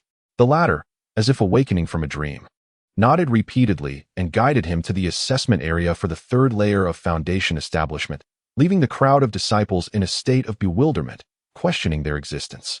Your Highness! Your Highness! As Chu Jinlang basked in the sun, he suddenly heard several exclamations. He furrowed his brow slightly. What is it? Chun Xian! That old eunuch exclaimed in astonishment. Chun Xian also possesses the cultivation of the 3rd layer of foundation establishment. Upon hearing this, Chu Jinlong's body visibly trembled. What did you say? Chun Xian has already cultivated. The old eunuch, with a grave expression, explained at the assessment site just now. Chun Xian revealed his cultivation of the 3rd layer of foundation establishment using the spiritual stone. Moreover, it is an exceptionally pure ice attribute spiritual energy, of a quality I have never witnessed. Even Miss Lu's extreme cold spiritual energy pales in comparison. Chu Jinlang was left in a trance for a full 3 breaths. He was well aware that the old eunuch would not speak frivolously. Had Chun Xian been concealing his true strength all along? Your Highness, let us not panic. Chu Jinlang took a deep breath, forcing himself to regain his composure. Will your arrangements prove effective? The elder eunuch responded. In theory, it is feasible. However, Chun Xian currently possesses a foundation of the 3rd layer, and one cannot be certain whether he harbors any hidden cards. Let us give it a try. Even if it fails, we must ascertain his current strength. Upon hearing this, Chu Jinlang felt a deep sigh within. Lacking absolute certainty, he had no choice but to seek alternative measures. At the very least, he needed to gauge Chun Xian's present capabilities. Silently restoring his spiritual roots and advancing to the 3rd layer of foundation in just a few months was a pace that even Chu Jinlang found chilling. Considering Chun Hong's previously terrifying talent, could it be that Chun Xian is destined to become the 2nd Chun Hong? Your Highness, I believe we must prepare for both possibilities. The elder eunuch said, his expression turning fierce. If Chun Xian truly astonishes us, then we must eliminate him at all costs. Otherwise, once he grows, we will no longer be able to restrain him. Chu Jinling nodded slightly. I understand. You may proceed to monitor the assessment site. Yes, the elder eunuch replied, rising swiftly into the air. Chu Jinling rubbed his temples, as his previously pleasant mood evaporated. Well, Chun Xian, you've stirred quite a commotion without uttering a word. I truly underestimated you. He stood with his hands clasped behind his back, gazing toward the blazing sun at the horizon. The brilliant sunlight shone upon him. Yet his expression was shadowed with foreboding. If I cannot eliminate you this time, I shall certainly take your life next. I believe you must be quite interested in the secret realm of Dongtian. At the assessment site, a mechanical puppet of the third layer of foundation awaited. It was required to be defeated within 15 minutes to extract its internal spiritual core.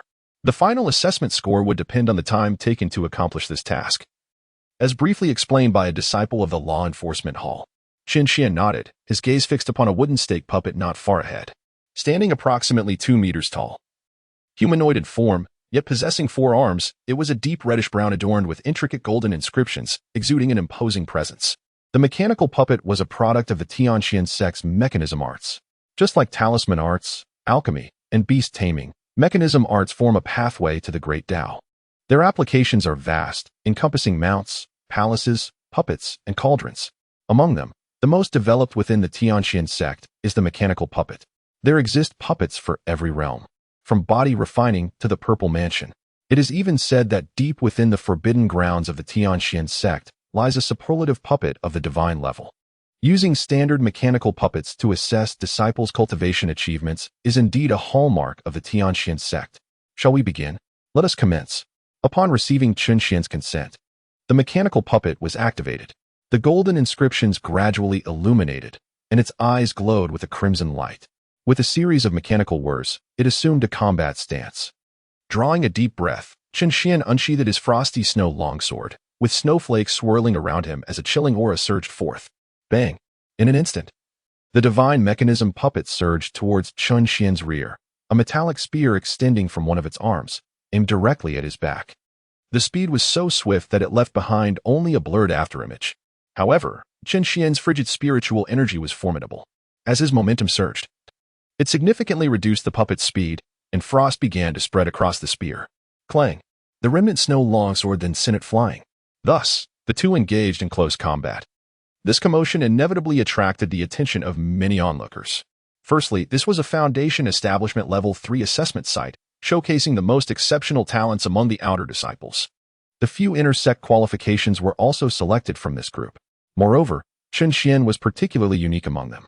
Once news of his Foundation Establishment Level 3 cultivation spread, many came specifically to verify its authenticity, as it was truly astonishing news. Among them were Lu Jinan, the sect leader of Tianxian sect, Elder Lu Xing, and Du Qingfeng. Indeed, it was confirmed that he possessed Foundation Establishment Level 3 cultivation. This lad has truly mastered the art of concealing his brilliance, managing to keep us in the dark for so long. This mischievous boy shares the same troublesome traits as his father. Oh, the purity of his icy spiritual energy is remarkable, rare in the world. Could it be that, like Qing Shuang's niece, he possesses an extraordinary spiritual root? Chapter 29. Has he also learned magic? Beyond his cultivation level, the onlookers also noted Chun Xian's spiritual energy. A single spiritual root can be deemed a rare genius, not to mention something as pure as Lu Qingshuang's. What Chun Xian exhibited at this moment was even more refined than hers. Even at the Foundation Establishment realm and from a distance, the chill emanating from him was unmistakable. A trace of a gratified smile appeared on Lu Jinnan's resolute face. Indeed, he is worthy of being Chun Hong's son. If this lad seizes this opportunity and diligently practices, he could bear the great responsibility of revitalizing our sect. With Lu Qingshuang leading and Chun Xian following, our new generation in Tianxian sect is truly brimming with talent. Cough, cough. Du Qifeng, overhearing their words, couldn't help but cough awkwardly. He understood Chun Xian's character all too well. If Lu Jinan and the others were to learn that Chun Xian remained unstudious and had recently forged a blood pact with a canary, they would surely be enraged to the point of spitting blood. It could be somewhat excusable to languish in idleness when one's spiritual root is crippled. But now, With such talent, if he still fails to strive for progress, it speaks to his character. Hopefully, this lad can turn a new leaf after this assessment. Under the watchful eyes of the crowd, the battle between Chen Xian and the divine mechanism puppet reached a fever pitch. Bang! As the puppet wielded a meteor hammer and brought it down with tremendous force, a powerful shockwave radiated outward. Chen Xian effortlessly floated into the air to evade it, then, with determination, swung his sword. Crack! With a decisive strike, the third arm of the mechanical puppet was severed, leaving it with but a single remaining limb. Sensing the imminent conclusion of the battle, Chen Xian hesitated no longer. As he descended, he unleashed his longsword. Whoosh! Several shards of ice were cast forth. Clang! Clang! Clang! The mechanical puppet extended its final arm, brandishing its shield to deflect the icy blades. In that fleeting moment, Chen Xian had already positioned himself behind the creature. Yet, just as he prepared to pierce its core and bring the conflict to an end, the puppet abruptly unfurled its back. In an instant, a volley of glinting throwing darts surged forth. What? Chen Xian's pupils constricted sharply. How could this mechanical puppet possess such concealed weaponry? The sudden turn of events left him no time for contemplation. He had no choice but to evade. Whoosh! Whoosh! Whoosh! The darts grazed his body perilously close. However, this delay allowed the puppet's inscriptions to surge once more, its previously severed arm extending anew. Its power intensified, surpassing the third level of foundational cultivation. What is happening? Chen Xian was momentarily taken aback. He was not alone. The onlookers around him were equally bewildered. Did a mechanical puppet of the third level possess such capabilities? No. The puppet used for the examination should have been of medium quality, yet this one exhibited the standards of a superior model. Had there been a mistake? Each tier of mechanical puppets has its own strengths and weaknesses. Superior and top-tier puppets possess combat prowess that far exceeds their counterparts, meant to withstand formidable foes. In contrast, inferior and medium models are weaker, primarily designed for disciples' training. Of course, exceptions exist, such as prodigies like Lu Qingxuang and Chu Jinlang, who opt for superior top-tier puppets during their cultivation. However, the outer sex assessments were not expected to be this challenging. This is bad. The sect leader is watching. At this moment, the disciple from the law enforcement hall, who had orchestrated this situation, appeared visibly anxious and filled with regret. This mechanical puppet had been a last-minute substitution, intended to catch Chen Xian off guard. He could later feign an error, expecting only a mild reprimand, thus reaping considerable benefits from Chu Jinlang. Yet, all his meticulous plans had unraveled unexpectedly with the arrival of the sect leader and the elders. This was a disaster. I must leave quickly. At that moment, he heard the voice of the old eunuch calling him.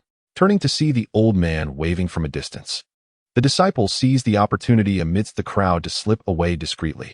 With the sect leader present, if Chen Xian were to perish, he would not escape unscathed. Depart now from the Tianxin sect and head to the palace of the Chu kingdom. The promised rewards will be duly delivered. Under the watchful eye of the old eunuch, the disciple hastily soared toward the exit. After ensuring that no one had noticed his departure, his expression transformed, radiating a murderous intent. Clang, clang, clang. In the arena, Chen Xian found himself at a disadvantage against the formidable onslaught of the mechanical puppet. Master brother, there is something amiss with this assessment. Du Qingfeng spoke coldly. That divine mechanism puppet has already attained the fourth level of foundation establishment. At this rate, Chen Xian may not withstand it. Lu Jinin slightly nodded, yet maintained a calm demeanor. It is indeed somewhat unexpected. However, do you not perceive this as a commendable trial? Master brother, are you implying that Chen Xian has been progressing too smoothly of late? Lu Jinin remarked with a meaningful tone.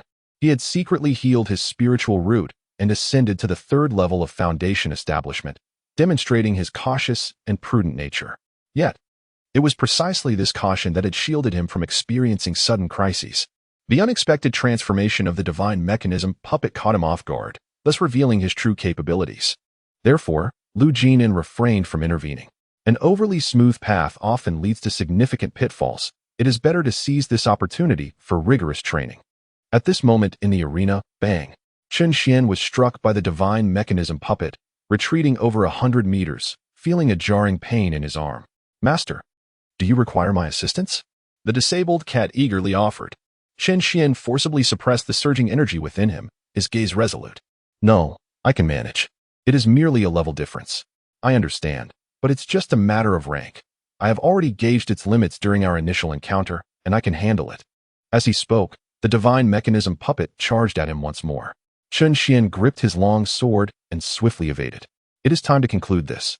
His eyes gradually manifested a flurry of snowflakes as an intense cold energy surged forth.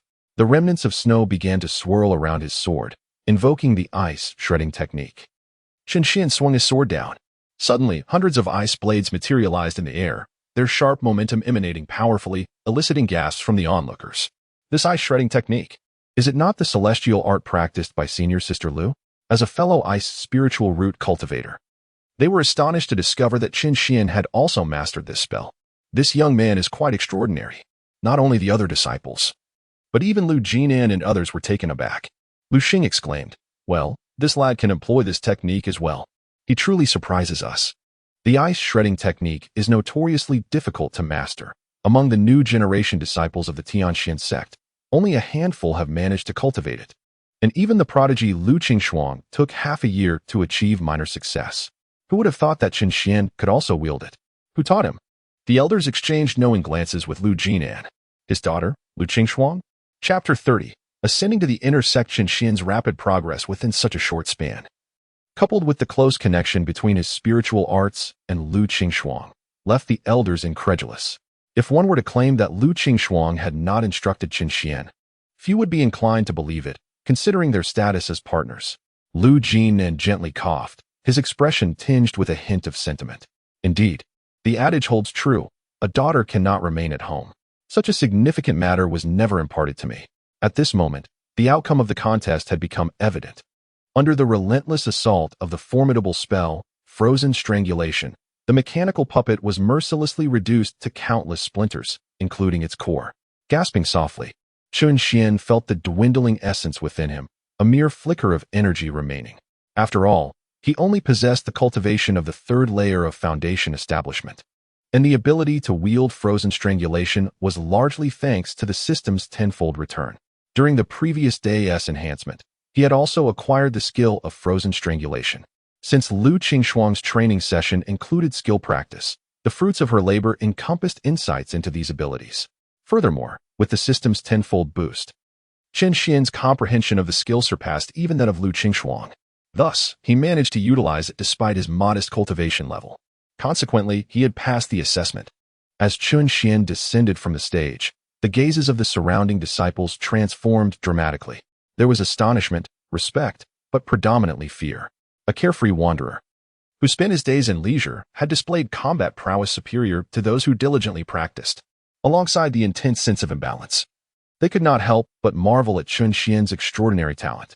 With such capabilities, he was surely worthy of entering the inner sect. Good lad, at last. You've accomplished something worthwhile, Du Qingfeng remarked, swooping down to pat him on the shoulder with satisfaction. He then presented Chun Xian with a vial of spirit-replenishing liquid. Without hesitation, Chun Xian accepted it, uncorked the vial, and drank deeply, feeling the previously exhausted energy gradually restore. Elder Du, that mechanical puppet seemed off, didn't he it? He expressed his doubt.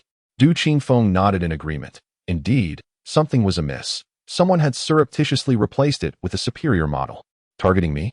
Chun Xian pondered, his expression darkening. That must be the disciple from the law enforcement hall. He was the one who calibrated it. It was him, but not solely him, Du Qingfeng replied. A hint of intrigue in his tone, before gesturing for two disciples to bring forth a body. Upon closer inspection, Chun Xian realized it was indeed the disciple from the law enforcement hall. His chest had been pierced, blood still oozing. And he showed no signs of rigor mortis. He had perished but moments ago. A silencing act. Elder Du, their actions are remarkably swift, Chun Xian thought, recalling his enemies. After a brief moment, a name surfaced in his mind, Chu Jinling. Given the circumstances, he seemed the most probable mastermind behind this scheme. There was no immediate need for further investigation. Du Qingfeng then shifted the conversation. The sect leader has personally issued orders for you to be promoted to the inner sect as an exception. Thank you, sect leader. Chun Xian responded with a slight bow. There is even more delightful news. Du Qingfeng, with his hands clasped behind his back, spoke with an air of indifference. Besides entering the inner sect, you may also select an elder as your master, thereby becoming a direct disciple. Upon finishing his statement, he fixed his gaze upon Chun Xian. as if the words "choose me" were almost inscribed upon his forehead. Such an honor was truly overwhelming. Qin Xian chuckled softly, as this possibility had entirely escaped his anticipation. Admission into the inner sect required rigorous assessments, unlike the privilege of being a direct disciple, which entailed personal tutelage under an elder, placing one among the foremost echelon of new disciples. The path to becoming a direct disciple could not be traversed through conventional evaluations. It hinged solely upon the elder's favor. While this opportunity might be deemed a stroke of fortune for other disciples, it posed a dilemma for Qin Xian, as he was unable to actively pursue cultivation. Under the watchful eyes of the elder, this would prove even more challenging. After a brief pause, he suddenly considered that Lu Qingxuang might serve as a suitable shield. He then spoke, "Elder Du, perhaps we should forego this. Gaining entry into the inner sect is already a significant achievement. Additionally, Lu Qingxuang and I have made a pact. Our joint cultivation should yield superior results." Upon hearing this, Du Qifeng fixed an unyielding stare at him, making Qin Xian feel somewhat uneasy. Haha. Suddenly, Du Qifeng broke into a grin. "I knew you wouldn't be inclined. All your progress is guided by Lu Qingxuang. Isn't it? Elder Du, you are astute." Qin Xian replied with a chuckle. "Very well then." Du Qifeng waved his hand dismissively. As partners in cultivation, both sharing the ice attribute, working together may indeed be more beneficial. "You seem to look down upon us old bones." Previously, Du Qifeng had vehemently opposed their union, primarily due to the disparity in their talents. One soared in the heavens while the other languished below. Such a pairing seemed utterly incongruous. Furthermore, it would be Qin Xian who bore the brunt of this imbalance. Du Qifeng had even contemplated arranging for him to marry a common woman to lead a simple life. However, circumstances had shifted dramatically. Qin Xian had exhibited unparalleled talent, making him and Lu Qingxuang somewhat of a match. Thus, as an elder, Du Qifeng felt compelled to offer his blessings. "You shall report to the inner sect the day after tomorrow. You rascal, from now on, you must not be idle. With such exceptional talent, you ought to cultivate diligently." Qin Xian replied perfunctorily. "Cultivation? Not a chance. In this lifetime, such a pursuit was utterly unattainable. Even if I were to become the direct disciple of the sect leader, it would be impossible." In the garden, a hurried eunuch approached. Bowing in the pavilion as he reported, "Your Highness, everything has been dealt with thoroughly, ensuring that the law enforcement hall will find no trace whatsoever." "Well done." Chu Jinling responded, finally receiving some good news. "Now, let us refrain from taking any further action against him for the time being." Chu Jinling spoke with a calm demeanor. Previously, Qin Xian was under the protection of those old codgers. Now that he has revealed his talent, they will undoubtedly cherish him even more. At this critical juncture, let us not seek unnecessary embarrassment. Indeed, your Highness speaks most accurately. However, this old servant harbors concerns. After a brief hesitation, the old eunuch remarked, "Qin Xian possesses extraordinary talent. If he is allowed to cultivate diligently for a while, he may indeed grow formidable. Are you suggesting that my cultivation is stagnating, allowing him to catch up?" No. That is not my intention at all." The eunuch, frightened, quickly knelt down. "Your Highness's talent is unparalleled. Even Qin Xian's would pale in comparison." Chu Jinling cast a cold glance at him and scoffed. "It is good that you understand. No matter how gifted Qin Xian is, can he truly surpass me in just a month? Unless he experiences sudden enlightenment and ascends multiple times. The next opportunity is not far off. The secret realm of Dantian presents an excellent chance. After all, we must eliminate those useless princes with our thorough preparations. Taking out one more Qin Xian would be a mere trifle." Chapter 31. Bathing. Having talent is one thing, but the ability to grow is another. Although Qin Xian's performance in the assessment was quite remarkable, there remains only a month until the secret realm of Dantian. Is it feasible for him to surpass my cultivation in such a short span?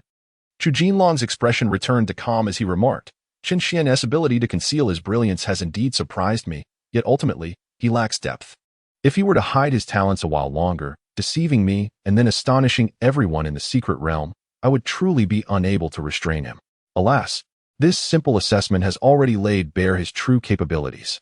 From this perspective, we have not lost. Rather, we have triumphed. Your Highness is absolutely correct." At this moment, the old eunuch finally felt a sense of relief as Chu Jinling appeared to have reached clarity. He also recognized the wisdom in Chu Jinlong's words. While it seemed that a covert assassination attempt had failed, it inadvertently revealed Qin Xian's true hand.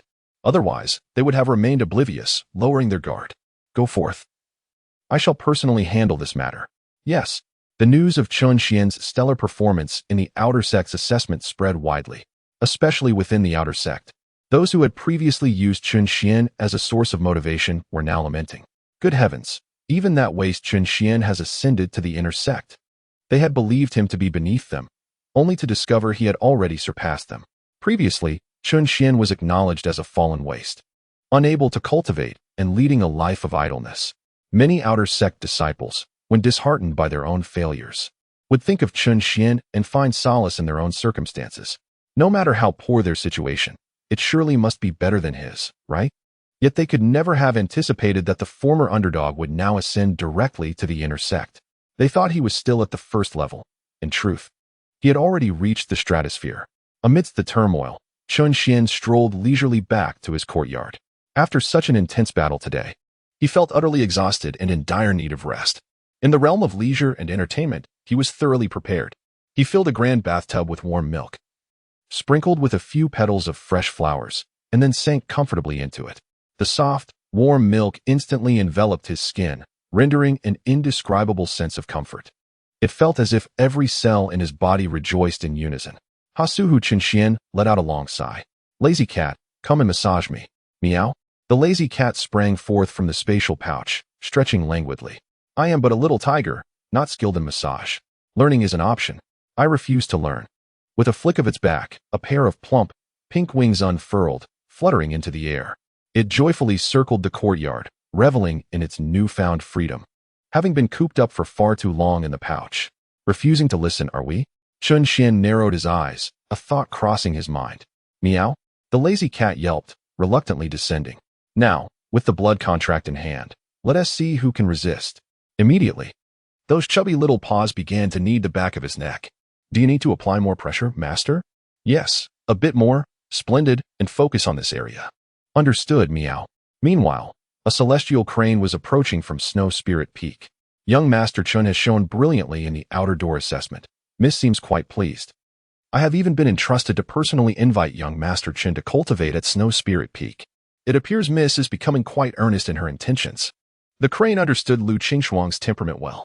Previously, her initiative to form a partnership with Chun Xian was merely a fade to shield herself. She harbored no feelings for him. The gifts she offered were simply tokens of obligation, viewed as exchanges of benefits. However, the recent developments were different, especially after Chun Xian showcased his remarkable talent for cultivation. Lu Qingshuang frequently mentioned him, particularly today, after witnessing his outstanding performance in the outer door assessment, which led her to unprecedentedly send an invitation for him to cultivate at Snow Spirit Peak. It is worth noting that Snow Spirit Peak was Lu Qingshuang's territory, akin to her private chamber, having never hosted a man before. The implications were indeed profound. If Lu Qingshuang and Chun Xian were to truly unite, it would be a match made in heaven. The crane mused with curiosity as it soon arrived at Chun Xian's courtyard. Yet, upon arrival, it paused in midair, taken aback. It had expected Chun Xian to seize the moment for training, reflecting on the day's battles. To its surprise, he was indulging in a bath.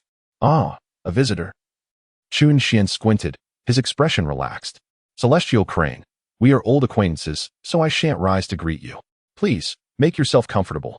The crane transformed into human form, landing gracefully in the courtyard with a complex expression. Is there something you need? Indeed. The crane, pursing her lips, spoke softly. Miss Lu has heard that you practice the ice binding technique and specifically sent me to invite young Master Chun to Snow Spirit Peak for an exchange of insights. Chun Xian subtly nodded, appearing quite content and showing no inclination to rise. Please inform Miss Lu that my ability to utilize it is purely coincidental. I possess no particular insights. Is that all? That is indeed all. The crane sighed lightly, gazing at Chun Xian, who appeared utterly relaxed in the bathing tub. Feeling quite helpless. Young master, are you not aware? Miss Lu's invitation is not solely for the purpose of exchanging insights. What more could there be? You. The crane was almost driven to laughter by her own frustration, and she explained, Miss Lu's attitude towards you has indeed changed. She wishes for you to cultivate together at Snow Spirit Peak. As the saying goes, the one closest to the water tower gets the moon first. Are you suggesting that Miss Lu has truly developed feelings for me? Chun Xian suddenly opened his eyes, regarding her with keen interest. What? I did not say that. The crane quickly clarified, flustered. I never uttered such words. Haha. Chen Xian, amused by her reaction, replied nonchalantly, do not be anxious. I am merely teasing you. I understand your intention and appreciate Miss Lu's kindness, but I must regrettably decline. The crane was taken aback. Do you have pressing matters today? Or is Elder Du and the others personally instructing you? Oh, indeed, given that the sect leader is present today. Chen Xian's performance had been outstanding, garnering much attention. It was only natural for the elders to provide him with guidance. However, Chen Xian shook his head. What I mean is, this milk I have is of the finest quality. This tub contains no less than 300 spirit stones worth. It would be a waste to not soak for several hours. Then, I must take my spirit pet for a stroll, the little canary. After that, I shall descend the mountain to dine at Shenfeng Tower. I heard they will have cricket contests today. Alas, I am utterly swamped and unable to visit Snow Spirit Peak. Chapter 32. Qi Fan's invitation. Chen Xian's words left the crane in a state of bewilderment, taking several seconds to regain her composure. What did you just say? She questioned, doubting her own hearing. You mean to say that your day is to be spent bathing, strolling with a bird, and dining while enjoying cricket contests? Indeed, look at how busy I am. Chen Xian yawned. The crane's exquisite face flushed with indignation. How can you be so wasteful of your talent? Her anger rendered her almost speechless. She had seen geniuses before, those who shone brightly yet remained diligent in their cultivation. She had even encountered the proud and complacent after achieving fame. Yet, Chen Xian, who had been languid before his renown and remained unstudious afterward, was a type she had never witnessed. Unthinkable. At this moment, even the normally good-tempered crane was infuriated. Were she not merely a servant, she might have slapped him in exasperation. How can you disregard the kind intentions of the young lady in such a manner? With a sigh, Chen Xian lamented, then please convey my apologies to Miss Lu on my behalf. In a few days, I shall visit her with a gift. Does she lack for gifts? Xianhe exclaimed, her cheeks flushed with indignation, an unusual display of emotion for her. What she truly wishes to see is your renewed confidence and dedication to self-improvement, not mere material possessions. If you can accomplish this, she will undoubtedly be overjoyed. Chen Xian waved his hand dismissively. I appreciate her good intentions, yet I have my own reasons. You are truly disappointing. Xianhe stomped her foot in frustration. If I ever set foot in your home again, I shall cease to be human. But you were never human to begin with, he retorted. Humph. Xianhe, still fuming, flew away in a huff. Moments later, the scruffy cat's head peeked out. Master, do you prefer men? What? Where did that rumor arise? Then why do you not go? The cat's sapphire-like eyes were filled with confusion. Since following Chen Xian, it had witnessed Lu Qingxuang's attentiveness towards him on numerous occasions, yet he always remained unappreciative. After all, she possessed both talent and beauty. Hence, it concluded that Chen Xian must not be fond of women. My reasons for not going are my own.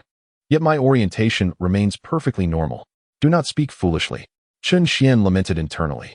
Lu Qingxuang had personally invited him to spend the night at Shuling Peak. Any normal man would find it impossible to refuse. Although he understood that nothing untoward would occur, the prospect of shared training inevitably implied physical contact. Not to mention, their intimacy would surely increase. How could he not wish to attend such a splendid opportunity? Alas, that wretched system forbade him from training, forcing Chen Xian to endure the painful rejection. After all, once he arrived at Shuling Peak, Lu Qingxuang would undoubtedly compel him to train, making further refusals exceedingly difficult. It was better to decline from the outset. Ah, the trials of life. Chen Xian lamented inwardly as he slowly submerged himself in the bathing tub. The following day, Chen Xian awoke at noon as per usual. After a brief wash, he set off towards the outer hall of Tiangshuanzong. The outer examinations had formally concluded, and today was the day of results. Thus, on his way to the hall, he encountered numerous outer disciples displaying tense expressions. His mere presence served as a stark reminder of the impending results, darkening their moods further. Within the grand expanse of the hall, hundreds of outer disciples jostled about, eagerly searching for their scores. Yay, I passed. I also succeeded. Oh no, I only received a C grade. I fear I may be expelled. Joyful exclamations mingled with despondent laments, creating a cacophony of emotions. Some rejoiced, while others despaired. Rather than join the throng, Chen Xian sought a quiet corner to sit in solitude. Having already learned of his own results, Chen Xian now awaited the arrival of the inner gate elder, who would accompany him and several other disciples qualified for promotion to the inner sect. Old Chen, Finally found you. At that moment, Chen Xin unexpectedly ran into Qi Fan. What brings a prodigy from the Beast Master Peak to this place? Chen Xin inquired. I'm here to find you, Qi Fan replied with a smile. I went to your home, but didn't catch you. Then I thought, given your outstanding performance in the outer sect assessment, you must be entering the inner gate. So I came here to seek you out. Honestly, I must say, you have truly impressed me. I thought you would pursue the Beast Master path. Yet it turns out you are cultivating towards the Foundation Establishment realm. Chen Xian continued. But why the urgency to find me? Qi Fan placed his arm around Chen Xian's shoulder and whispered, I heard you often visit Yangyuan City. Would you accompany me there shortly? To the foot of the mountain? Yes. Qi Fan pointed to the nine-tailed fox resting on his shoulder. I heard that tonight. The auction house at the foot of the mountain will feature a demon pill of the Purple Mansion realm. I plan to buy it for her. A Purple Mansion demon pill? Chen Xian glanced at the nine-tailed fox, which was still at the profound realm. Can she handle it? Upon hearing this, the fox opened its eyes and shot a disdainful glance at him. Indeed, Qi Fan chuckled. That demon pill is for the jade-faced fox. And the nine-tailed fox is its superior lineage. The bloodline suppression will allow for its consumption. Besides, I do not intend for her to consume it all at once. She can digest it over the course of 6 months, especially since she is in a period of metamorphosis. Chen Xian nodded fine. But that Purple Mansion demon pill will cost at least 1,000,000 spirit stones. Do you have enough? Qi Fan confidently patted his chest. I absolutely have enough. You know my family's background. Reminded of this, Chen Xian recalled that Qi Fan hailed from a prestigious clan renowned for their alchemical trade. A grand family that was exceedingly wealthy across the continent. For Qi Fan, spirit stones were nothing more than mere numbers. Intrigued, Chen Xian said, I'll accompany you. But if I find something I desire, you must buy it for me. He hadn't given Lu Qingxuang a gift in several days. And this was the perfect opportunity to venture down the mountain for a selection. Not a problem. Qi Fan replied generously. Who are we to each other? After we descend, I'll cover whatever you fancy. How fortunate it is to have a wealthy friend, Chen Xian mused before adding. Wait for me to meet with the inner gate elder to complete the recognition process. Then I'll take you down the mountain. All right. I'll wait for you at your home. I'll wait. Chen Xian quickly called him back and handed him the remnant snow longsword. There's a formation in my courtyard. Take this with you to avoid any accidents. Got it. Qi Fan took the remnant snow-concealed sword and departed. Shortly thereafter, the inner gate elder finally arrived. She was tall and striking, clad in a red gown, her features enchanting yet her expression cold. It was none other than Wu Zue. Upon her appearance, the entire hall fell into silence. Chapter 33, The Inner Gate. Those in the top 5, follow me. Without further ado, Wu Zue's words prompted 4 individuals to eagerly step forward, with Chen Xian following suit. Subsequently, amidst the envious gazes of numerous outer disciples, the 6 of them mounted a griffin. Wu Zue patted the creature atop its head, and it immediately spread its wings and took flight. The location of the inner gate was not far from the outer disciples, and soon Chen Xian glimpsed through the clouds several peaks clustered together below. The Starry Mountains. Its expanse was several times larger than that of the outer gate, and one could distinctly sense the abundant spiritual energy. Below lay the Starry Mountains, where the inner disciples resided. With his hands clasped behind his back, Wu Zue calmly stated, the cultivation schedule for inner disciples is entirely autonomous. The sect merely provides resources for utilization. The path you cultivate here is entirely reliant on your own initiative. Naturally, you may also seek guidance from the stewards and elders within. What a privilege. The others' faces brightened with surprise. No one would oversee them. They could cultivate as they wished. Such freedom was unprecedented. Wu Zue cast them a cold glance. Although there were fewer restrictions than in the outer gate, should you become complacent here, the consequences would be far more dire. At this remark, the previously elated group fell silent, stunned. More dire consequences? Wu Zue let out a chilling laugh. Do you think the inner gate is merely a place of leisure? The Tianxin sect, which has stood for a millennium, thrives because of its myriad of inner talents. And talent is forged through adversity. After entering the inner gate, there would be a small examination every month, a major examination every 3 months, and an ultimate examination at the end of the year. Should any assessment fail to meet the standards, all resources would be stripped away, and one would be cast into the Purple Flame Furnace for training. The Purple Flame Furnace? The group exchanged glances, though they had not heard of it.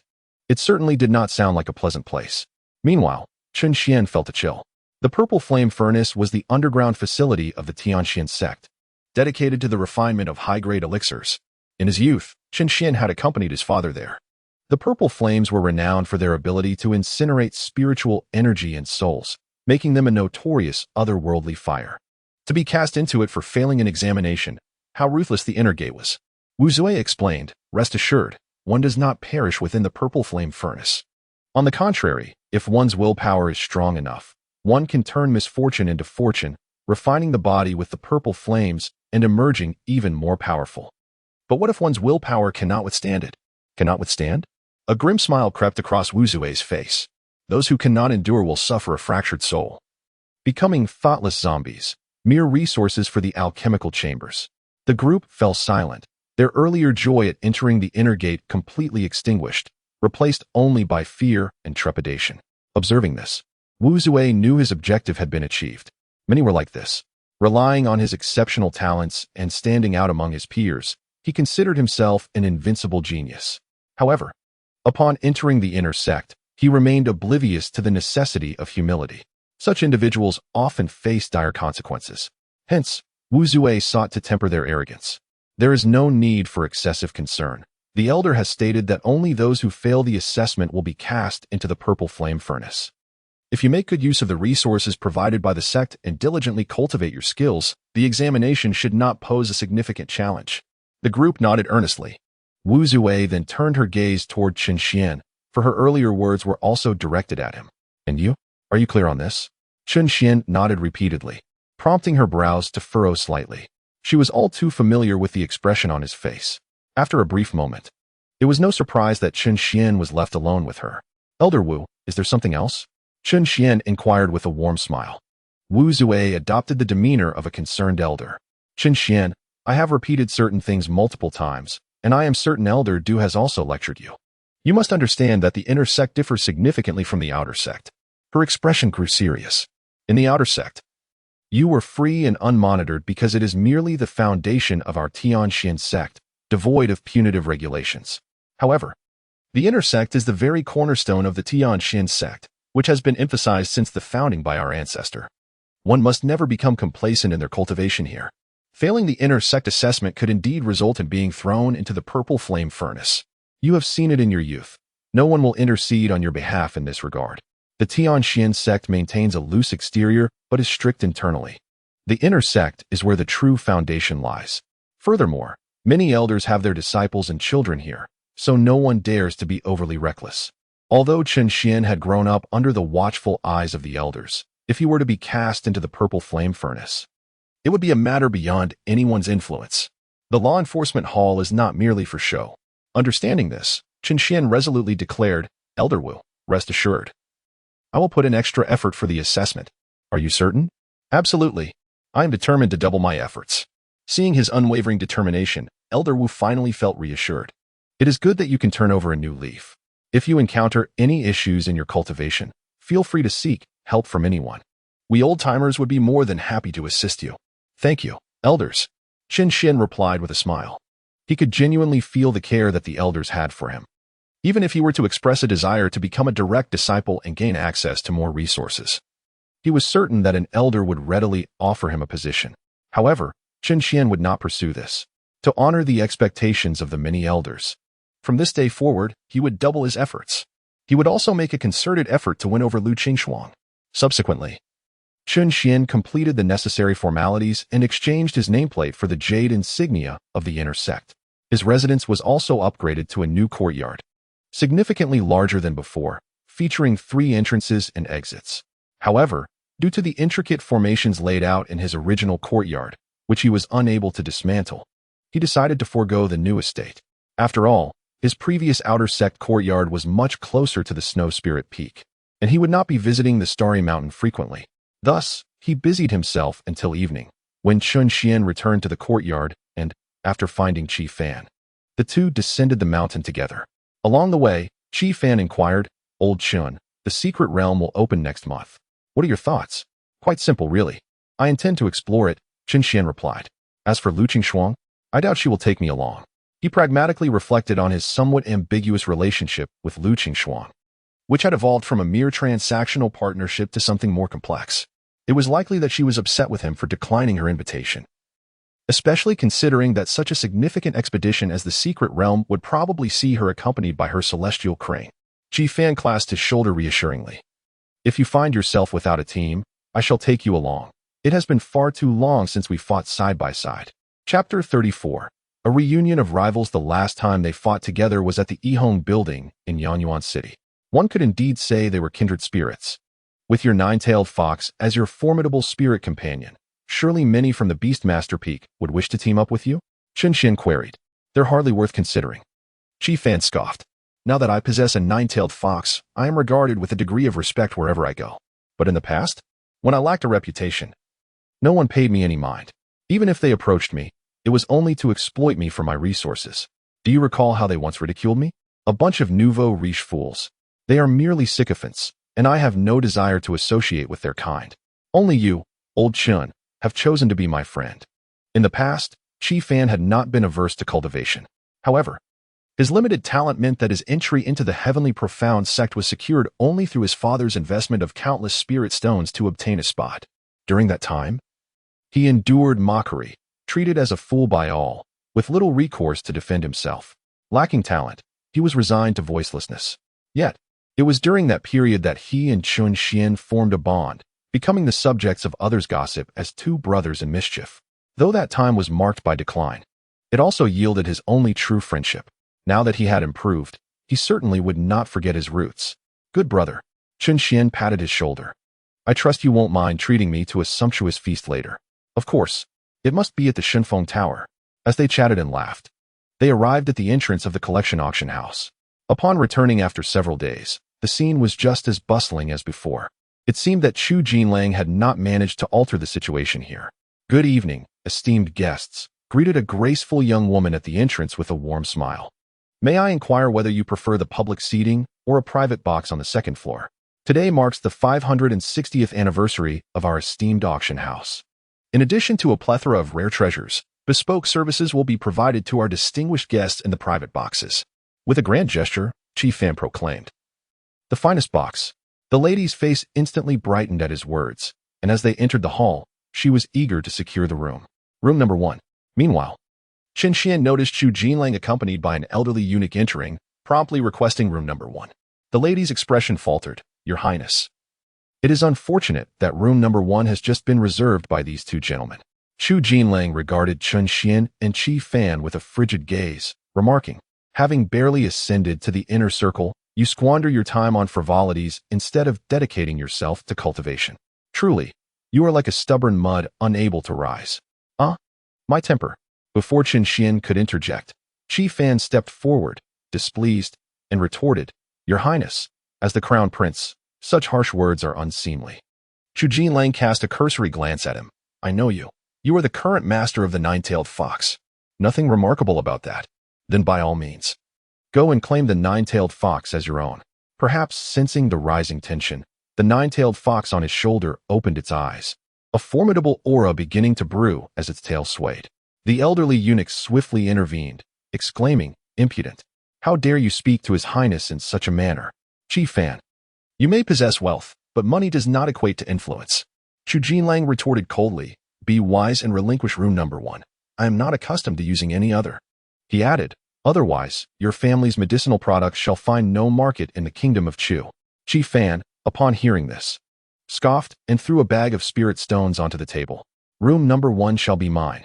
If you have the audacity, go ahead and blacklist my family's business and see whether it is the collective petitions of your officials or your own words that carry weight. Chu Jinlang's expression soured. Yet Qi Fan remained undaunted, meeting his gaze defiantly.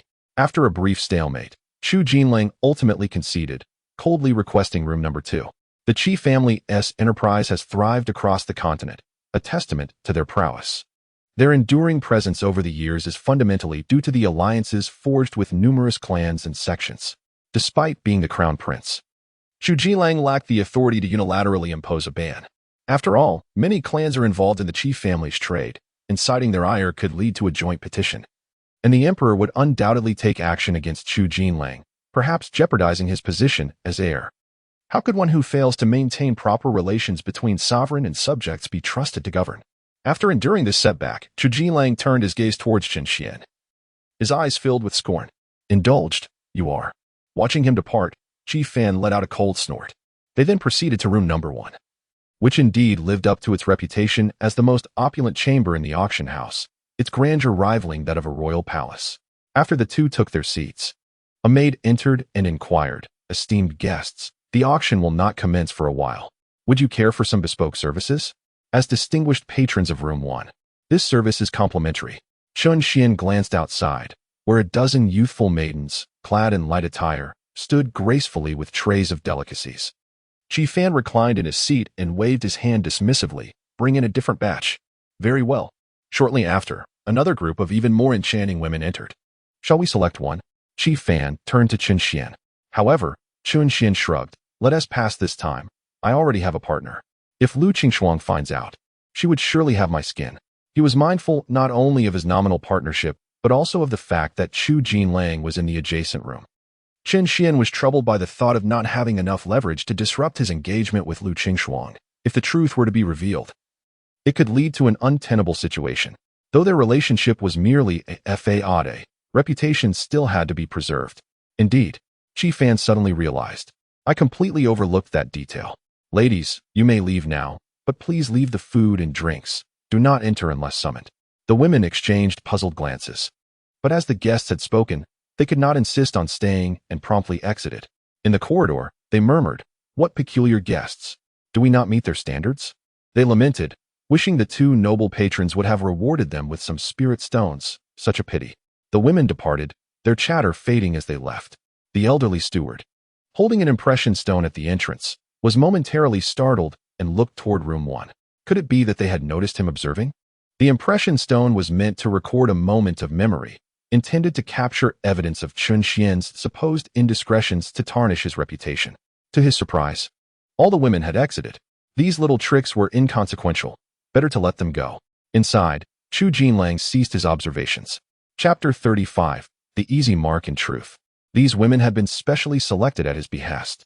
He had anticipated that Chun Xian would continue his frivolous pursuits, allowing him to present evidence publicly and thereby ruin his relationship with Lu Qingshuang, leaving her utterly despondent. That would present him with an opportunity. Yet, he had not expected Chun Xian to genuinely reform. "Your Highness, shall we consider using some hallucinogenic powder?"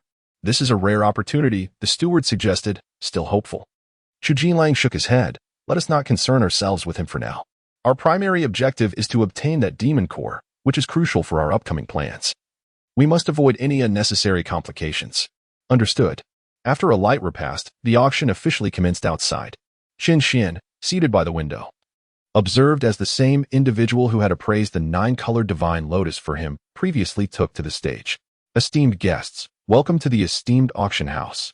Today, everyone has finally gathered here, marking the auspicious occasion of our auction house's 560th anniversary. The treasures set to be auctioned are all rare and exquisite items. Furthermore, all transactions made today will enjoy a 10% discount. The rest will be covered by our auction house." As his words fell, the audience erupted in applause. "Humph, such an old trick still in use," Chief Fan scoffed while cradling a roast chicken in his hands. Although they claim a 10% discount, in reality, the starting prices have been inflated by at least half, ensuring that the final sale prices will be even higher. This outdated tactic has not been employed for years. Chun Xian chuckled, saying, "It doesn't matter if the tactic is old, as long as it works. Have you not seen how excited the crowd is?" Indeed, the auctioneer was adept at creating an atmosphere, quickly igniting fervor in the room. The auction commenced in earnest.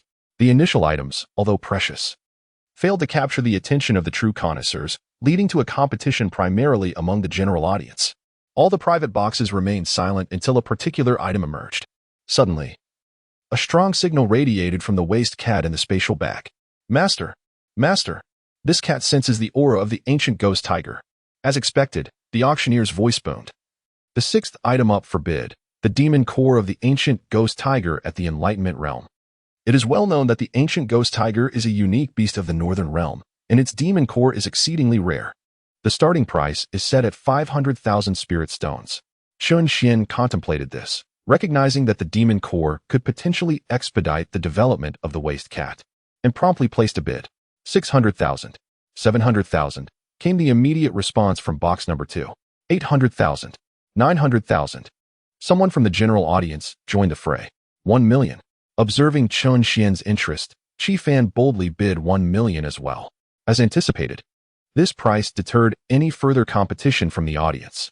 While the ancient ghost tiger is indeed rare, its demon core is not particularly extraordinary. 1,200,000. Box number 2 raised the stakes again. 1,500,000, Qi Fan countered. Meanwhile, in box number 2, Chu Jinlang held his tea, smirking. Spending over 1 million for the demon core of an ancient ghost tiger, Chen Xian and Qi Fan truly desire it. It struck him as odd. Qi Fan's spirit pet was a 9-tailed fox, which would not benefit from the ancient ghost tiger's demon core. Why then was he so eager to acquire it? Could it be that Chen Xian wanted it? The old eunuch, puzzled, remarked, but he has no spirit pet, does he? Chu Jinlang replied nonchalantly. It matters not whether he has one. The fact remains they are desperate for that demon core. Whatever they desire, we must prevent them from obtaining. However, the old eunuch's wrinkled face reflected helplessness, but we have no use for the ancient ghost tiger's demon core ourselves. Not to worry, Chu Jinling explained. I never intended to acquire it. My goal is simply to drive the price up, forcing Qi Fan to spend heavily. This way, he will be unable to contend for the Purple Mansion demon core. Now it all makes sense. The elderly eunuch finally comprehended the situation, yet he inquired. How does your highness ascertain that Qi Fan is after the demon core? Is it not obvious? The only item that could capture the attention of the 9-tailed fox is that Purple Mansion demon core, came the response. Your insight is commendable. Let us commence the bidding. 2,220,000, 250,000, 260,000, 3 million. This was a direct challenge. Upon hearing the bid from room 2, Qi Fan's displeasure became evident. For million, as this figure echoed through the hall, it left everyone, including the auctioneer on stage, astounded. This price far exceeded his expectations. 420,000, 430,000. Gasps erupted from the audience. The two prominent figures were truly in a fierce contest. However, was the demon core of the ancient nether tiger truly that valuable? Why was the price escalating so dramatically? It seems that in these times, foolishness and wealth often go hand in hand. The auctioneer internally reveled in joy. From such a high price, he would earn a substantial commission. 5 million, Qi Fan declared. 510,000, came a light voice from room 2. This was an affront. Qi Fan's anger flared. It was clear they were deliberately opposing him. Wait, at this moment, Chen Xian could no longer bear it. I desire that demon core, but spending such an exorbitant sum would make me a complete fool. Let it be. If Chu Jinlang wishes to make us bleed, we shall allow him to take it. Qi Fan frowned. You're giving up? I'll seek another opportunity later. A lament from the waste cat in the space pouch echoed. Chen Xian was a man of great detachment, and seeing Chu Jinlang cornering him, intent on making him suffer losses, he resolved that bidding further would be sheer folly. Thus, Qi Fan fell silent. Meanwhile, the elderly eunuch grew increasingly anxious. Why have you stopped bidding? Do you not desire the ancient nether tiger's demon core? Are you truly relinquishing it? Please, place another bid. And I assure you we will not follow. The eunuch's heart raced as he fixated on room 1, fervently hoping it would not land in his possession. 510,000, once. 510,000, twice. 510,000, thrice. As it became evident that no further bids would be placed, the auctioneer hastily concluded. Congratulations to the esteemed guest of room 2 for acquiring the ancient nether tiger's demon core. As these words were uttered, room 1 erupted in derisive laughter. Ha! Fool! Spending over 5 million spirit stones on an ancient nether tiger demon core, you truly excel in the art of commerce. Ha! The harsh sounds of mockery reverberated through the air, leaving the elderly eunuch frozen in place, beads of sweat cascading down his brow. With a stiff neck, he turned and beheld Chu Jinlang seated nearby, his countenance dark and brooding. Chapter 36, The Purple Mansion's Demon Pill. Your Highness, the aged eunuch stammered, his face flushed. I had intended to intervene at the last moment, but I did not foresee. Forget it. Chu Jinlang, exasperated with the elderly eunuch who had served for decades, waved his hand dismissively. 5 million spirit stones have been spent, so your salary will be docked for 10 years. Thank you, Your Highness. The eunuch exhaled in relief, promptly kneeling and bowing his head repeatedly. Although penalized with a decade's salary forfeiture, he recognized this as a merciful gesture from Chu Jinlang. Otherwise, given his stern disposition, he would have surely faced severe punishment. After suffering such a substantial loss, he could hardly forgive himself. Chen Xian, Qi Fan, The eunuch raged internally, having cursed them countless times. In room 1, a clink resonated as two glasses met, followed by shared glances that ignited laughter. Chu Jinlang is deliberately opposing us. 5 million to procure a demon pill from the ancient phantom tiger. Let him regret it. Qi Fan felt a genuine sense of triumph witnessing their misfortune. Chun Xian shared this sentiment, and, with a mental whisper to the discarded cat, reassured, "This time we'll let it go. Next time, I'll provide you something superior." The cat nodded obediently. The auction resumed outside. Qin Xian, fortunate in his endeavors, though he did not acquire the ancient phantom tiger's demon pill, soon stumbled upon the desiccated remains of a earth spirit mouse. For the cat, this was akin to dried fish infused with abundant spirit energy, beneficial for its growth. The starting bid was set at 100,000, and Qi Fan swiftly raised it to 300,000, 400,000, 500,000, 550,000.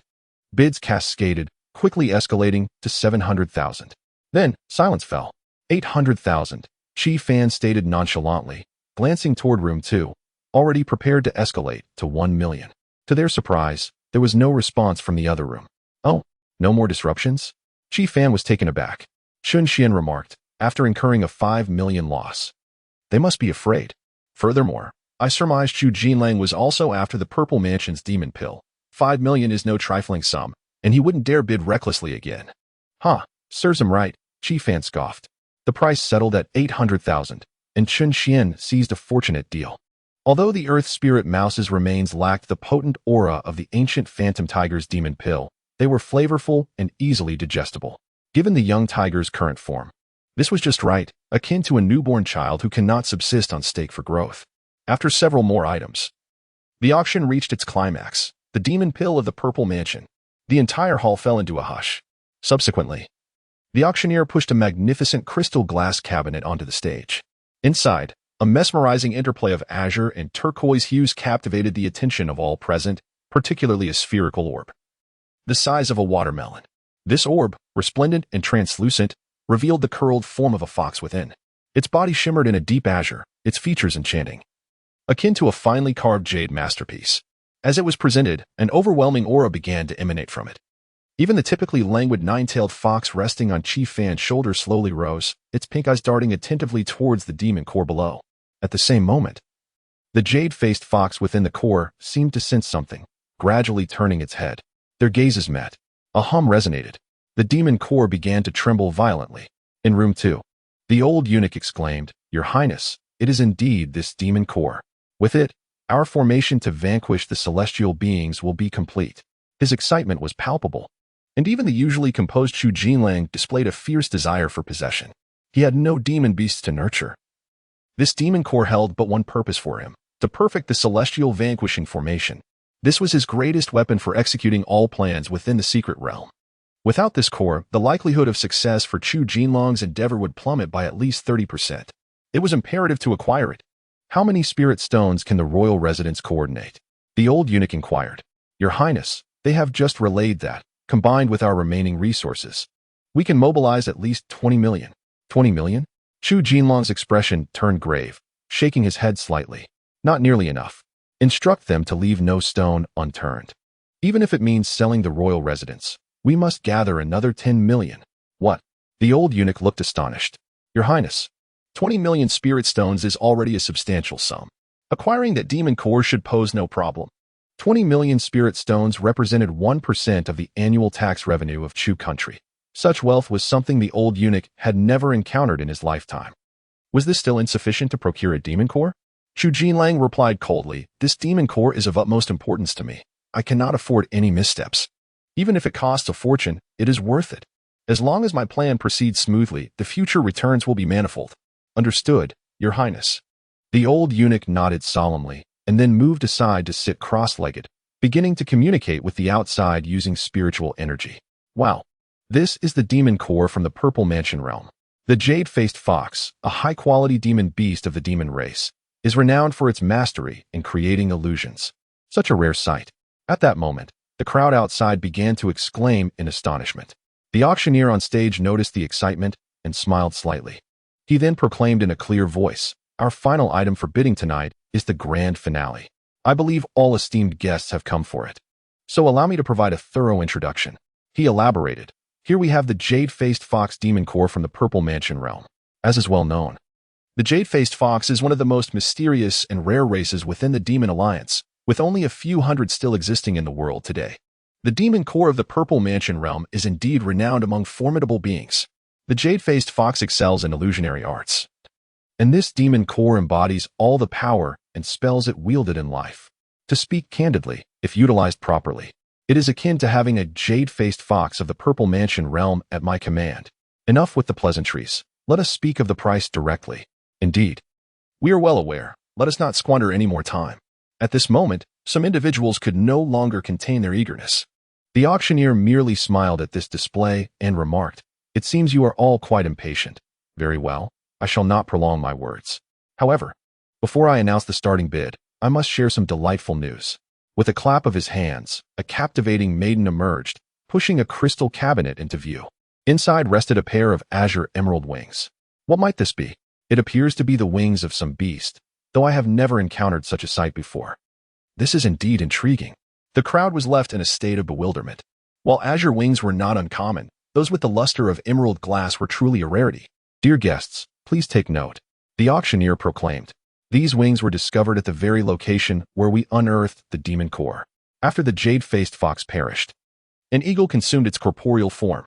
However, unable to withstand the overwhelming spiritual energy of the Jade-Faced Fox, the eagle perished in the process, and much of its spiritual essence surged into the wings, transforming them into emeralds. Our esteemed masters at the auction house have verified that should these wings be successfully refined, one could harness them to enhance their flight speed. Moreover, as they are derived from the Jade-Faced Fox, they possess illusionary abilities, thus their potential is immense. After clearing his throat, the auctioneer continued solemnly. Today marks a joyous occasion for our auction house. Therefore, we have decided to offer these invaluable wings as a complimentary gift. The individual who ultimately secures the Demon Core shall receive these wings as a token of our generosity. This grand gesture immediately incited cheers throughout the hall. Chief Fan, witnessing the exuberance, couldn't help but exclaim, "What a bold endeavor!" Chen Xian narrowed his eyes. The Demon Core held little interest for him, especially since it was an object Chief Fan coveted. However, the wings seemed exceptionally precious. If he could refine them, his speed in flight would surely increase, thereby enhancing his ability to evade danger. Wait a moment, Chen Xian paused, a spark of inspiration igniting within him. If he gifted these wings to Lu Qingxuang, would the system not reward him tenfold in return? Old Chen, are you interested in those wings? Chief Fan noticed the sudden brightness in his expression. Indeed. Chen Xian replied candidly. Those wings would be of great use to me. Very well, Chief Fan chuckled, since you desire them. I shall ensure that once the Demon Core is secured, the wings will be yours. Thus, it was settled. Chen Xian subsequently tapped his spirit stones, stating, I still possess over 500,000. Oh, and I have an 8th grade Golden Morning Spirit Restoration pill as well. There's another elixir. Please bear with me for a moment while I step outside to sell it. If it's just a few thousand or tens of thousands, I want to part with it. For instance, the dry corpse was settled by Chief Fan. That demon pill, as it stands, should command at least 10 million spirit stones, and the value of those wings must be several million. With such a sum, I still need to contribute. After all, while friendship is important, I haven't stooped to the level of exploiting Chief Fan yet. However, just as he rose, Chief Fan pressed him back down. Rest assured, the spirit stones I brought today are more than sufficient to purchase this place. There's no need for you to liquidate your assets. We must remain vigilant against Chu Jinlong's scrutiny. Trust me. Chief Fan patted his shoulder, his demeanor calm as he declared, at present, I lack nothing but spirit stones. Even Chu Jinlang cannot rival my wealth. Should the stones truly fall short, I can always reach out to my family for assistance. In terms of financial resources, who can outmatch the Chief family? He boasted proudly. Chen Xian, unable to argue against him, acquiesced, saying, Then I shall rely on you this time. At that moment, after a brief period of unrest in the venue, the auctioneer noted the atmosphere had stabilized and promptly announced, the starting bid is 1 million spirit stones, with each subsequent bid not less than 100,000. The auction begins. 2 million, 3 million, 5 million, 8 million, 10 million. The bidding voices surged, all eager for that demon pill. Even many private boxes that had remained silent until now began to stir, driving the price up to 10 million. Observing this, Chen Xian frowned slightly. Those boxes had not placed bids in earlier rounds, suggesting they were all here specifically for the demon pill. In less than 10 seconds, the bid reached 10 million. It seemed the final price would be astronomical. Could Chi Fan withstand it? Chen Xian pondered briefly before stepping out of the private box and into the auction hall's exterior. He took out the frosty snow longsword, contemplated for a moment, and then drew it. A beam of icy blue light unfurled in the air, and after a few seconds of shimmering, a figure gradually manifested. It was Lu Qingxuang. "Have you encountered danger?" she inquired, her gaze icy. This was precisely as they had previously arranged. If he faced peril, he could contact her using frosty snow. Chen Xian replied with a smile. "It seems I am indeed in a bit of trouble and would like to request your assistance." "What do you need?" she asked. "Do you have spirit stones? The more, the better." Lu Qingxuang scrutinized him for a moment before asking, "Where are you?" "At the entrance of the collection auction house in Yangyuan City." "Wait there." With that, the light screen vanished. Moments later, the frosty snow longsword trembled violently, tracing a circle in the air. Simultaneously, Chen Xian felt his spiritual energy rapidly depleting. Suddenly, a celestial crane soared out of the circle, transforming midair into a human figure that gracefully landed on the ground. "Once again, we meet, Miss Crane." Her expression was notably aloof as she tossed a spatial pouch to him. "This contains all of the young lady's savings. Feel free to use it. No need for repayment." "All of it?" Chen Xian was taken aback. "Indeed," she replied, her face devoid of emotion. "Should you require any assistance, the young lady will exert her utmost effort. Please convey my gratitude to her." "Understood." "Did she say anything else?" Miss Crane cast a cold glance at him and then at the auction house behind him. "The young lady is profoundly disappointed in you and has no words left to express. If you wish to continue in this manner, so be it. No one will compel you." Chen Xian sensed the gravity of the situation. Indeed, for Lu Qingxuang, a person of serene disposition, to have shown such concern for him during this time was nothing short of a miracle. Yet, he had repeatedly rebuffed her kindness, undoubtedly delivering a harsh blow to her feelings. Even the most good-natured individual would feel disheartened in such circumstances, especially someone as extraordinary as Lu Qingxuang. It appeared he had pushed things too far. He realized he could not continue to reject her. He could attend the Snow Spirit Peak and, if necessary, concoct another excuse. If things continued this way, their closeness would surely suffer.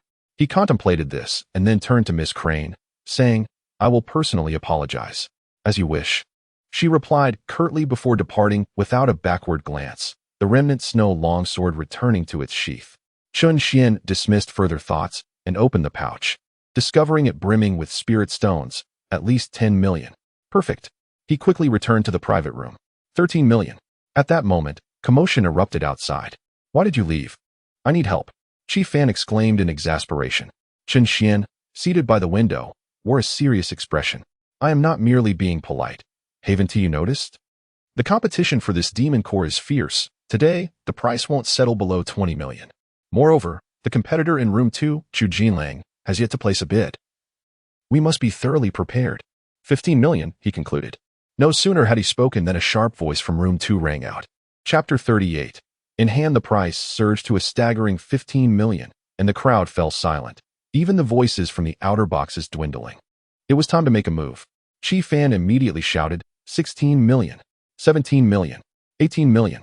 The concealed hand of Chu Jinlang in room 2 clenched slightly. The old steward turned to him, and upon receiving a nod, he called out, 20 million. The esteemed guest in room 2 bids 20 million. The auctioneer on stage beamed with delight. It seemed everyone was quite enamored with this demon core. Was there anyone willing to bid higher? Chi Fan scoffed, 21 million, 22 million, 23 million.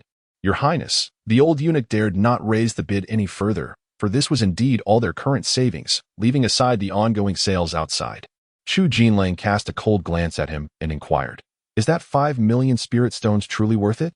The old eunuch lowered his head in shame. "How much could we fetch outside?" "Approximately 15 million, he replied. Unfazed, Chu Jinling pronounced, 37 million. This seemingly casual remark detonated like a bomb, igniting the entire venue. 37 million. How could the price soar so dramatically? Such astronomical figures. Who in room 2 possesses such prowess? Meanwhile, in room 1, Chi Fan's lips twitched slightly. Damn it. Chu Jinlang is playing it ruthlessly. He likely wished to avoid wasting any more time, for this was the maximum he could offer. Moreover, it served as a warning. Chen Xian perceived Chu Jinlong's intentions. Typically, in such competitive scenarios, both parties would gradually escalate their bids, ultimately determining a victor, which would also mitigate the winner's losses to some extent. Yet Chu Jinlong's bid was an astounding 15 million higher, disregarding the possibility that Qi Fan might not even afford 30 million. This clearly indicated his unwavering determination to acquire the demon pill, while simultaneously serving as a warning. He was resolute in securing this prize. Any further attempts to contest it would surely lead to irreconcilable enmity. There are 17 million on my side. What about yours? Qin Xin inquired. 31 million. Qi Fan pondered briefly before stating, let's bid 38 million. You offer 7 million, and I shall cover the rest. Agreed. Qin Xian replied without objection, as his goal was merely the wing, while Qi Fan sought the demon pill. The disparity in their values rendered Qi Fan's larger contribution entirely reasonable. 38 million. Qi Fan immediately called out. In room 2, crack. The quilt in Chu Jinlong's hand suddenly tore apart, his face contorted with extreme anger. You bastard. The old eunuch trembled in fear, kneeling on the ground, too terrified to raise his gaze. Had he not squandered that 5 million, Chu Jinlang would not have been driven to such desperation. The thought nearly brought the old eunuch to tears, a chilling aura enveloping him, as if he might be devoured by a primordial beast at any moment. Your Highness, have mercy. At this critical juncture, Chu Jinlang finally restrained his murderous intent. After several deep breaths, he coldly commanded, find the shadow guards and eliminate Qi Fan. Eliminate? The old eunuch exclaimed, raising his head in shock. Qi Fan is the youngest son of the Qi family. Killing him could lead to endless repercussions. I cannot afford to concern myself with such matters. Chu Jinlang suppressed his inner fury. If I cannot eliminate that Qin Xian, how could I possibly fail to deal with a mere Qi Fan? Go find the shadow guards. If I cannot obtain that demon pill today, I shall feed you to the fish. Yes, Your Highness. The old eunuch hurriedly rushed out in a flurry. Ultimately, the demon elixir, along with its wings, fell into the hands of Qin Xian and his companion. After verifying its authenticity backstage and securing it, the two finally exhaled in relief. Their objective had finally been achieved. Let us go, Xin Fenglu. Let us celebrate. Qi Fan exclaimed with a smile. Wait, Qin Xian suddenly thought of something, his expression turning gravely serious. What's wrong? After we placed our bid, there was no movement from Chu Jinlang's side, right? None. Qi Fan replied. He must be furious. You don't understand him. Qin Xian shook his head. This guy will stop at nothing to achieve his goals. He desires the demon elixir so fervently, yet we snatched it away. How could he possibly be content? Qi Fan's smile faltered. You mean he might resort to outright theft? Qin Xian gazed up at the pitch-black, tranquil night sky. Under such darkness, murder and theft could easily occur. It's quite possible. Qi Fan finally ceased his laughter. Qin Xian pondered for a moment and stated, when we acquired the demon elixir, it must have been half an hour ago. That's ample time for Chu Jinlang to find someone to ambush us. If I'm not mistaken, several routes from here to Tiangshuanzong must be guarded by experts waiting to assassinate us. Shall we not leave then? Are we staying here for the night? Indeed, Qin Xian replied with a faint smile. We will spend the night in this auction house. No matter how formidable Chu Jinlang is, he wouldn't dare send someone in here. After a night's stay, once the Beast Peak learns you've descended the mountain and have gone silent, they will surely come looking for you, and then we will be safe. Exactly. Old Chen, your mind is truly sharp. Qi Fan, once a mere nobody in Tiangshuanzong, was now different. He was associated with the nine-tailed fox. It was said that a millennium ago, when Tiangshuanzong was founded, one of the first elders had a bond with a nine-tailed fox, saving it at that time. In return, the nine-tailed fox forged an alliance with Tiangshuanzong, using its noble bloodline to assist the Beast Peak in commanding numerous powerful demon beasts. Moreover, every century, the nine-tailed fox would give birth to offspring, selecting suitable masters from within Tiangshuanzong. This ensured that the Beast Peak held a significant position on the continent for generations to come. Qi Fan was a fortunate member of the new generation. His connection with the nine-tailed fox essentially linked him to the very lifeblood of the Beast Peak. The disciples, and even the elders within, would not allow him to come to harm. Thus, Qin Xian was so confident that they would send someone down the mountain to search for him. I will negotiate with them. We will stay in that room tonight. As night deepened, in Tiangshuanzong, Chu Jinlang sat beneath a pavilion with his eyes closed. The evening breeze stirred the water, and the rustling leaves seemed to weave a delicate spell, gradually calming his mood. He had maintained this posture for an entire hour. Only in this manner could he barely suppress the overwhelming fury within. A figure streaked through the air. Without opening his eyes, Chu Jinlang knew who was approaching. And he quietly remarked, "Did they not return to Tianquanzong tonight?" Chapter 39. Sharing a bed, the old eunuch was taken aback. He had been fretting over how to deliver this unfortunate news, only to find that Chu Jinlang had already discerned it. "Your Highness, how did you come to know?" "The wind," Chu Jinlang replied, surprisingly calm, his rage not erupting as one might expect. "The breeze carries no scent of blood. You have not committed murder." The old eunuch nodded slightly. Indeed, Chu Jinlang was correct. He had made a significant error at the auction house and yearned to redeem himself. Had he encountered Qi Fan and Chun Xian, he would have acted swiftly. The absence of bloodshed indicated that he had not met them. "I have already dispatched someone to inquire in Yanyuan City." Chun Xian and Qi Fan did not leave the auction house. Instead, they paid to stay overnight. A sigh of relief escaped Chu Jinlang's lips. "I anticipated that they would be wise enough to avoid an ambush I might orchestrate." The old eunuch suggested, "Your Highness, should we send the shadow guards in to eliminate them? Although the auction house's defenses are formidable, they cannot deter our most elite guards." Chu Jinlang sighed again. "It is too late. Since Chun Xian and his companion have not left the auction house, they are still under its protection. If we attempt to infiltrate and assassinate them, it would be tantamount to tarnishing the auction house's reputation, and they would not let such an affront go unpunished. After all, their benefactor is not one to be trifled with." The old eunuch's expression reflected deep resignation. "Your Highness speaks the truth. What course of action shall we take next?" Chu Jinlang replied calmly, "The demon elixir is no longer a hope, but I must perfect my Zuzhen formation. I have already devised a method. Take this." He then tossed a metallic sphere. The old eunuch caught it and examined it with curiosity. "This is a spirit-concealing sphere, capable of storing a vast amount of spiritual energy. Take this to the back mountain. There lies a formation that can gather spiritual energy. Remain there for the next half-month, and only emerge once the sphere is filled." He added, "Additionally, I impose upon you a period of reflection." "Yes." The old eunuch immediately knelt, overwhelmed with gratitude. Given the circumstances, being merely tasked with contemplation was a tremendous act of mercy from Chu Jinlang. "Go," Chu Jinlang commanded. The old servant took his leave. In the back mountain, enveloped in mist, the old eunuch descended from the air, glancing around until he spotted what appeared to be a formation not far away. However, just as he prepared to approach, the sphere in his hand suddenly trembled ominously. He instinctively picked it up. Boom. In an instant, the metallic sphere exploded, unleashing a cloud of purple poison that engulfed his face. The corrosive mist hissed ominously, rendering even the old eunuch's protective aura futile, swiftly disfiguring his aged visage. In an instant, a gust of wind surged forth, and a curved blade was plunged deeply into the eunuch's heart. It was then he beheld a cold-faced woman clad in black standing before him. You. The old eunuch's expression was one of utter disbelief. "By the orders of His Highness, I must carry out the family law," the woman stated coldly, as dark spiritual energy erupted forth, annihilating the eunuch's body. Moments later, she presented his severed head before Chu Jinlang. "Your Highness, I have fulfilled my duty." Chu Jinlang glanced at the head with indifference. "Old and foolish, repeatedly erring. I have shown you leniency for too long. Should anyone else serve under him, a single mistake would warrant death without mercy." Yet this eunuch had accompanied him since his remaining days, and out of respect for years of service, Chu Jinlang had refrained from severe punishment. However, today's transgression was too grave for his tolerance.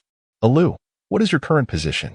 He lifted the woman's chin, her delicate face shimmering under the dim yellow light. "Replying to Your Highness, I currently serve in the Shadow Guards as a 100 householder. You have been promoted, now serving as my personal guard at the 3rd rank." "Thank you, Your Highness." Chu Jinlang produced a metallic orb and handed it to her. "Go forth and see to the unfinished business of Chief Steward Liu." "Yes." The following day, at the auction house, Chun Xian and Qi Fan lay sprawled across the bed, deep in slumber. The table was littered with empty wine bottles, and the 9-tailed fox lounged on a chair, resting. Knock, knock. Suddenly, the door was kicked open, and a throng of disciples from Tianxian's sect rushed in. Qi Fan. Upon seeing the two soundly sleeping figures, the tension in their hearts finally eased. Elder Wu, look, Wu Zue, catching the heavy scent of alcohol, shook his head in exasperation. "Wake them." Splash. A basin of cold water was thrown onto their faces. Puff. Only then did Chen Xian and his companion awaken. Who is it? Elder Wu. Chen Xian reacted swiftly, hastily rising to adjust his clothes, then kicked Qi Fan. The latter finally came to his senses, hurriedly putting on his shoes and standing upright.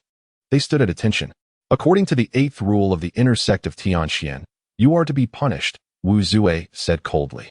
Members of the inner sect may come and go freely during the day, yet must report in advance when staying out overnight. Those who fail to return shall receive 10 lashes. So you were aware. She suppressed her anger and sat down, crossing her left leg. One of you, a prodigy from the Beastmaster Peak, and the other, a newcomer to the inner sect, both have failed to return overnight. I require an explanation. Elder Wu, we had our reasons. Indeed, last night, we intended to return. However, you may not be aware that we had just acquired a precious demon core. Consequently, we became the target of resentment, with threats made against us. There are only 2 of us, and fearing we would be outmatched, we chose to spend the night here instead. Alas, we were left with no choice. We could hardly venture forth to face certain doom. Indeed, with old Qi and the 9-tailed fox by our side, any misstep could prove disastrous. Chen Xian and Qi Fan bantered back and forth, akin to a comedic duo, while those from the Tianxian sect exchanged glances in confusion. Wu Zue, with a cold demeanor, inquired, what demon core? The jade-faced fox demon core of the Purple Mansion realm. The little fox desires it. Upon mentioning the 9-tailed fox, Wu Zue's expression softened somewhat. He then asked, who seeks to harm you? Qi Fan glanced at Chen Xian before responding, it's hard to say. Whoever was the most aggressive in contesting with us yesterday is likely the one. They could not speak plainly, lest they invite accusations of defamation from Chu Jinlang. After all, no conflict had occurred, and there was no evidence to support the claim that Chu Jinlang sought to kill them. Wu Zue turned his gaze to a nearby female disciple, who immediately understood and went out. After a brief moment, she returned, her expression grave, and whispered to Wu Zue, Elder Wu, I've inquired further. The auction house personnel revealed that the individual who contested most fiercely with Qi Fan last night was the guest from Room 2, who resides in Room 2. His Highness Chu Jinlang of our Tianxian sect. Chapter 40. I have contracted a terminal illness. Upon hearing this, Wu Zue's pupils constricted, and he turned to look at her. She nodded earnestly. This matter must remain confidential. Wu Zue stated. Understood. The Prince of the Chu Kingdom aims to eliminate the prodigy of beast taming from the Tianxian sect. This is a grave matter indeed. It is worth noting that Chu Jinlang is not merely a prince, but also a direct disciple of the 7th elder of the Tianxian sect. Should this information become public, it would lead to significant repercussions. Wu Zue continued, the demon core of the Purple Mansion realm is indeed rare. Your ability to acquire it speaks to your skill. It is only natural to attract envy and threats thereafter. Thus, I shall not hold you accountable for this incident. Thank you, Elder Wu. Thank you. Qi Fan exclaimed, his spirits lifted. And what of you? Wu Zue then turned his attention to Chen Xian. While Qi Fan has his reasons, what prevents your return? Unlike Qi Fan, there was no one daring enough to harm Chen Xian here. To do so would mean opposing the entirety of the Tianxian sect. After all, his father had already faced misfortune for the sect. How could they fail to protect his son? Chen Xian shrugged helplessly. I fear for my life as well. No one dares to kill you. Ha, he chuckled softly. Perhaps they do not dare openly, but one can never be certain of their intentions behind closed doors. Otherwise, why would I have set up defensive formations in the courtyard? Wu Zue seemed to catch the underlying implication and pressed further. Have there been previous attempts on your life? More than once. And who is behind this? Chen Xian refrained from answering directly, merely glancing at Qi Fan. The latter was immediately filled with righteous indignation, exclaiming, that scoundrel is truly outrageous. How could someone as kind and unassuming as old Chen be subjected to such persecution? This is happening within our own Tianxian sect. No wonder there has been such chaos in the outer sect recently. It turns out there are indeed those who harm their own brethren. Is there no justice left in this world? Elder Wu, this person must face severe punishment. Otherwise, we will not be able to maintain our integrity in the Tianxian sect. Before he could finish, Chen Xian nudged him with his elbow. That's enough. Any further theatrics would be excessive. Wu Zue, observing the situation, understood and adopted a somewhat sinister expression. It was Chu Jinlang again. This was not difficult to comprehend. As the entire Tianxian sect was aware of Chu Jinlang's infatuation with Lu Qingshuang. Love can breed hatred, and it is imperative to address this matter with due seriousness. I will report this to the sect leader, so you need not worry, he added. Though Chu Jinlang held the esteemed title of prince, he was still within the confines of the Tianqin sect. The imperial authority cannot overshadow them. A mere secular prince attempting to harm a genius from the Beast Master Peak and the beloved child of an old acquaintance, this simply cannot stand. All right, let us return. Within the Tianqin sect, Chun Xian returned to his courtyard, refreshed himself thoroughly, and then set off for Shuling Peak. It was time to sincerely apologize to his beloved wife. At Shuling Peak, Miss, I have uncovered the truth, Xian had declared, seated before Lu Qingxuang. Last night, young Master Chen borrowed your spiritual stone to assist Qi Fan in acquiring a demon core of the Purple Mansion realm.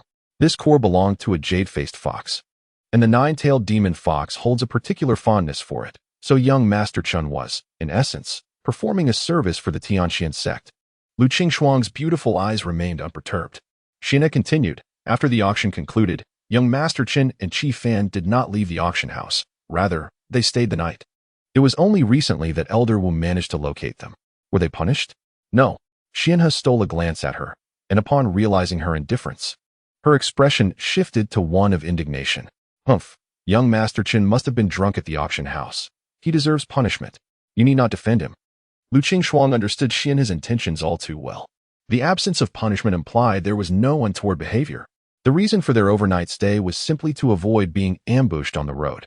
Upon realizing this, Xianhe's eyes lit up. So that's it. No wonder the miss is not angry. Why should I be angry? Lu Qingxuang gently sipped her tea.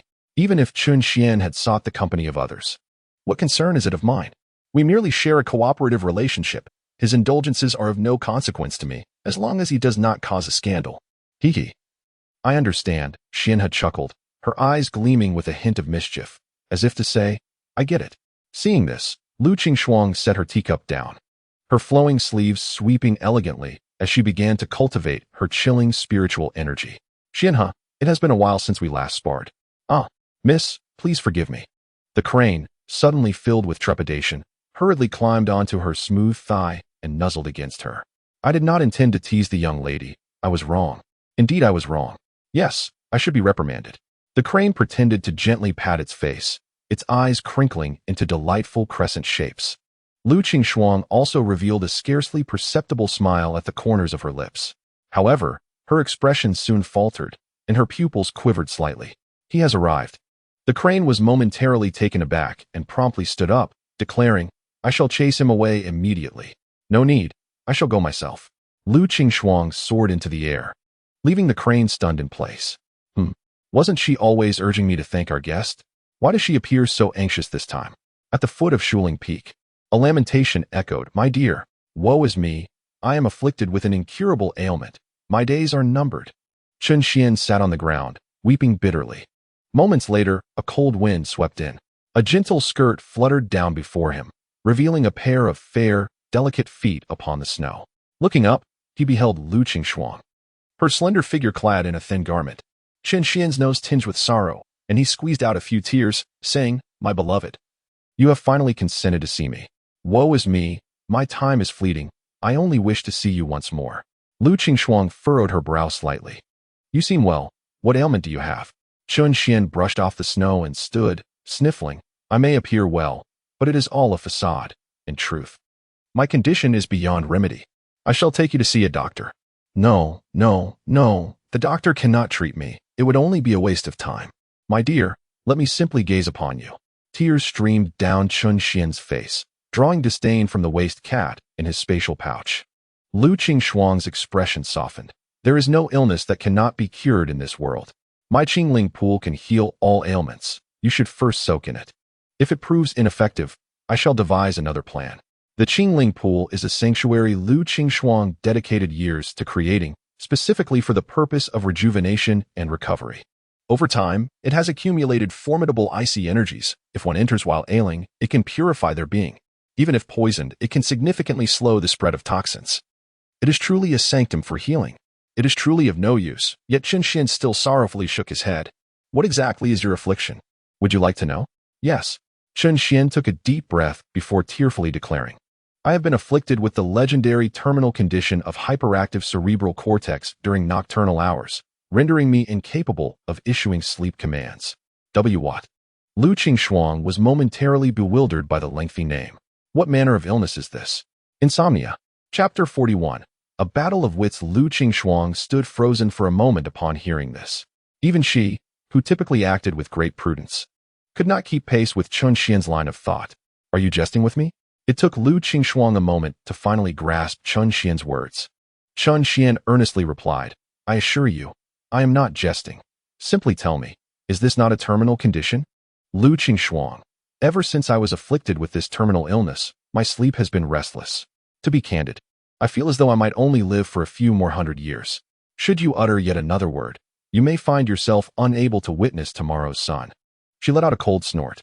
Although she had been deceived, the flicker of concern deep within her eyes had vanished entirely. Her words bore no hint of malice. Chun Xian chuckled, saying, It matters not. At least I had the chance to gaze upon you once more. Was it not said, to meet at dawn is worth dying at dusk? Such a silver-tongued fellow I am. Lu Qingxuang pursed her lips. What exactly brings you here? If it is merely for jest, I suggest you leave at once. No, no, no. Chun Xian adjusted his attire and declared solemnly, I have come to formally apologize to you. It was utterly inappropriate of me to dismiss your good intentions on previous occasions. I have decided to visit you more frequently from now on. Upon hearing this, Lu Qingxuang was taken aback, laughing in disbelief. What did you just say? Is Shuling Peak some sort of amusement destination? My previous invitation was for the purpose of cultivating immortality together, yet you seem wholly uninterested in self-improvement. What business do you have here? The meaning behind her words was quite clear. Chun Xian understood that she was offering him a way out. As long as he could mend his ways and devote himself to cultivation, he would still be welcome at Shuling Peak. After a moment of contemplation, Chun Xian inquired, Miss Lu, could you elucidate what precisely is the Tao? Or perhaps guide me towards a righteous path of cultivation? Lu Qingxuang shook her head. That is impossible. The Tao comprises myriad paths, each unique to the individual. How could I possibly articulate it accurately? So, your implication is that while each person's path may differ, they all have the potential to attain enlightenment, correct? Indeed. Then why do you perceive my leisure pursuits as unsuitable for my path? At this, Lu Qingxuang's expression softened slightly, and she fell silent. Chun Xian remarked, throughout history, every sage who has attained immortality has walked a path that is neither to be replicated nor followed. Take for instance the legendary Shen Nong, who toiled in the fields at Nanshan for a lifetime, misunderstood by those around him. A cultivator laboring in the fields rather than diligently practicing was deemed unlearned and unskilled. But what became of him? Shen Nong ultimately achieved immortality and left behind a remarkable tale. Thus, it is evident that a hero's origin matters not, and the quest for immortality is not confined to a singular path. As he spoke with such eloquence, Lu Qingxuang suddenly felt that the youth before her had transformed somewhat, now imbued with an air of mystery and depth. She responded slowly, according to your reasoning, your current indulgence in decadence can also be considered a form of cultivation? One could interpret it that way. Preposterous. Lu Qingxuang shook her head. The legendary Shen Nong was a prodigy who spent millennia in seclusion. While he appeared to be merely farming, he had long since integrated the agricultural way into his Tao. He is not a justification for your complacent descent into debauchery. Do you truly believe that one can ascend to immortality through mere indulgence in pleasures? Chun Xian offered a faint smile, stretching languidly as he remarked, Very well, it appears I must engage in some discourse. Shall we retire to your place for a more profound dialogue? When it comes to arguing fallacies, I have never feared anyone. With a playful tone, he added, You shall not escape my retorts.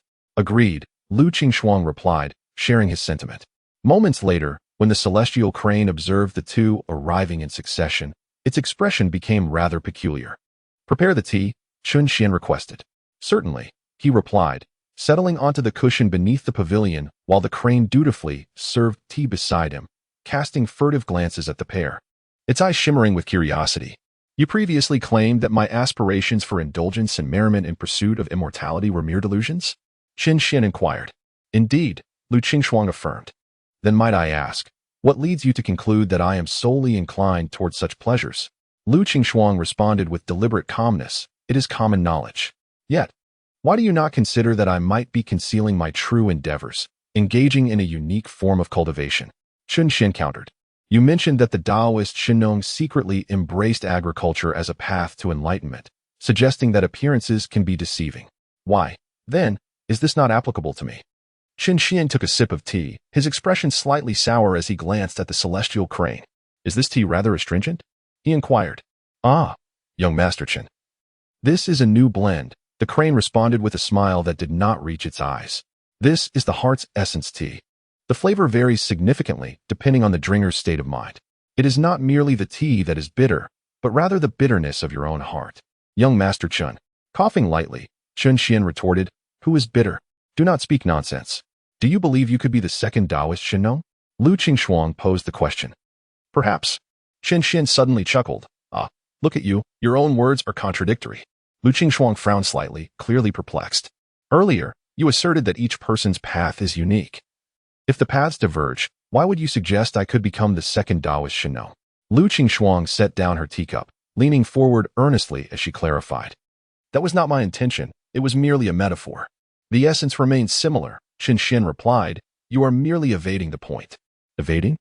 Observing the stirrings of emotion in her countenance, Qin Xian maintained his smile. Miss Lu, are you aware that when one accuses another of evasion or absurdity during a debate, it often signifies their own inability to articulate a counterpoint, resorting to grandiose assertions instead? If you wish to persuade me, kindly elucidate what I am supposedly evading. Lu Qingshuang found herself momentarily speechless, gripping her cup with increasing intensity. She understood that Qin Xian's arguments were indeed fallacious. However, when she sought to identify a flaw, she found herself at a loss. It was as if a veil obscured the truth. She was aware that tearing it away would reveal the reality. Yet she felt powerless to do so. This sense of frustration was the most profound she had ever experienced. Her chest began to rise and fall more rapidly, her breathing quickening. The celestial crane, observing from the side, was taken aback. Has the young lady been provoked? It pondered. No, it does not seem like anger, but rather an unmistakable sense of vexation. The crane's beak parted in astonishment. In her memory, Lu Qingshuang had always exuded an image of calm wisdom. Never before had she displayed such a loss of composure as today. Ah, note this down. A flicker of delight unexpectedly rose in Xian's heart. After all, it was a rare sight to see the young lady's cheeks flushed with anger. Pour the tea, I'm parched just by hearing this, Qin Xian urged, remaining remarkably composed. Observing Lu Qingshuang rendered speechless by his retorts, he felt that he had achieved half of his objective. It was now time to launch a full assault. Miss Lu, shall we engage in a wager? Chapter 42. The wager. Lu Qingshuang inhaled deeply. A wager? Qin Xian chuckled lightly. Today, as we engage in discourse, you have found yourself at a loss for words, which can be deemed a small victory for me, Qin. However, as a gentleman, I shall grant you this one chance. Let us wager to determine the outcome. Xianhe widened her eyes at him. This rascal, how can he pursue her while simultaneously challenging her to another wager? He has just made Lu Qingshuang blush with anger, and now he seeks to regain his composure and propose another gamble. He truly knows how to play his cards. Lu Qingshuang, inherently strong-willed, could not accept her defeat and, without a second thought, agreed. Very well, what shall we wager? Qin Xian replied thoughtfully. Our discussion has revolved around whether my indulgences and pleasure constitute a legitimate path. As the saying goes, practice yields true knowledge. Engaging in mere verbal sparring here is futile. It is through practice that we discern who is right and who is wrong. Upon hearing this, Lu Qingshuang nodded. Your words hold merit. Thus, let us wager on this. Qin Xian continued. For the next 3 days, I shall partake in enjoyment and revelry. If, during this time, my realm sees an elevation, it will signify that my assertions hold truth. Conversely, if not, what do you say? At that moment, the bewildered cat in his spatial pouch looked up in confusion. Wait. Why does this sound so familiar? Before Lu Qingshuang could respond, Xianhe furrowed her brow and interjected, Young Master Qin, in just 3 days, through indulgence, you believe you can elevate your realm? That is utterly implausible. The advancement of one's realm typically requires months, even for foundational levels. It takes at least a month for ascension. For instance, Lu Qingshuang once set a staggering record of 9 promotions in 9 consecutive months. Yet now, Qin Xian claims he can achieve this in merely 3 days, without any cultivation? How is that even possible? Lu Qingshuang regarded him with skepticism. Are you certain? She couldn't fathom why Qin Xian would wager on something so seemingly unattainable. Absolutely, Qin Xian affirmed with unwavering conviction. All right, Lu Qingshuang said, dismissing her doubts. I accept your wager. If you lose, you shall retreat for a decade of diligent cultivation. And if I win, you may stipulate the conditions. Qin Xian chuckled softly. If I emerge victorious, you shall heed my every word. How does that sound? What? Stan, he exclaimed in astonishment. Rest assured, Qin Xian quickly added.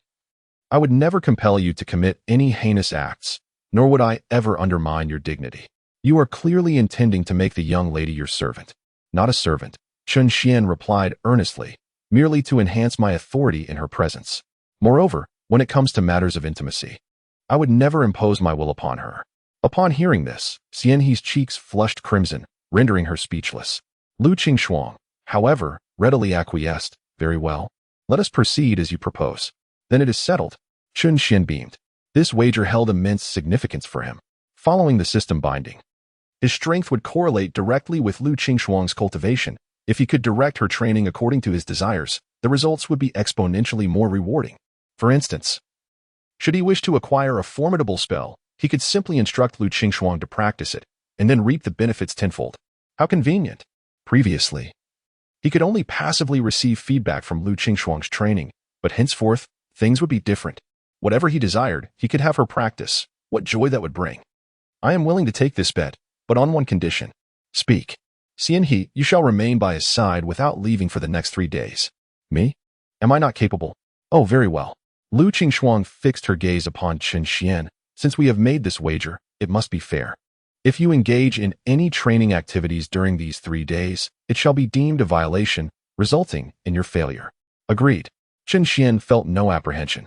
Was surveillance truly necessary? He would surely overcome the system's challenges himself. Xian He, resigned, could only nod. Young Master Qin, you must be honest. Of course, of course. Qin Xian replied with a radiant smile, then produced the pair of emerald wings along with the borrowed spirit stones. This is a gift for you, once refined. Your speed will greatly increase, and it possesses many other marvelous uses. I refuse. She merely took her own spirit stones. Qin Xian remarked, if you do not accept it, then my efforts over the past 2 days would be in vain. What does that have to do with me? Allow me to be frank, Qin Xian stated candidly. These wings were purchased using your spirit stones. It cost several million, and I cannot afford it. You should keep it. You. Upon hearing this, Lu Qingxuang's expression turned to one of exasperation. She had thought Qin Xian was facing some grave predicament, only to discover it was merely for the sake of acquiring a pair of emerald wings. Seeing his awkward demeanor, she had no choice but to accept it reluctantly. Such extravagance. No amount of spirit stones would suffice for your indulgence. You gifted your partner a pair of 6th grade emerald wings, receiving a tenfold return of 7th grade emerald wings. Indeed, it was as such. Gazing at the system's prompt, Qin Xian was overwhelmed with joy. He never anticipated that the wings would possess a 6th grade quality, and yet, he had acquired a 7th grade one. Once Lu Qingxuang refined it, he would also bask in its glory. This journey had truly been worthwhile. Please leave. I must enter seclusion for refinement now. Very well. Qin Xian then rose and turned to the celestial crane. Miss Crane, reveal your true form.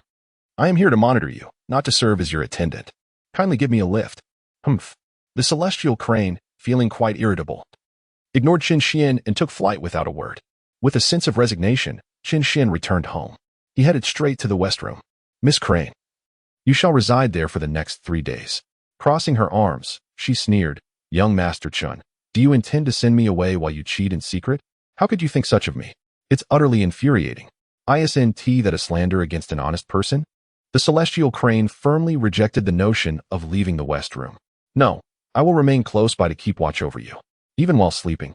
Indeed, I manifest while I sleep. I certainly cannot wear clothes while I slumber. Then you should. Qin Xian nodded. That is acceptable, but I certainly cannot wear clothes while bathing. Can I? The celestial crane's face flushed with embarrassment as she stammered. Well, I must be present then. I simply want to look. Very well. I am at a loss with you. Saying this, Qin Xian began to loosen his garments, shedding his outer robe. What are you doing? It's not even dark yet. I am bathing. Qin Xian yawned. I still smell of wine from last night's revelry and have yet to cleanse myself properly. Care to join me? Absolutely not. Chapter 43. Have you ever experienced enlightenment? A moment later, splendid.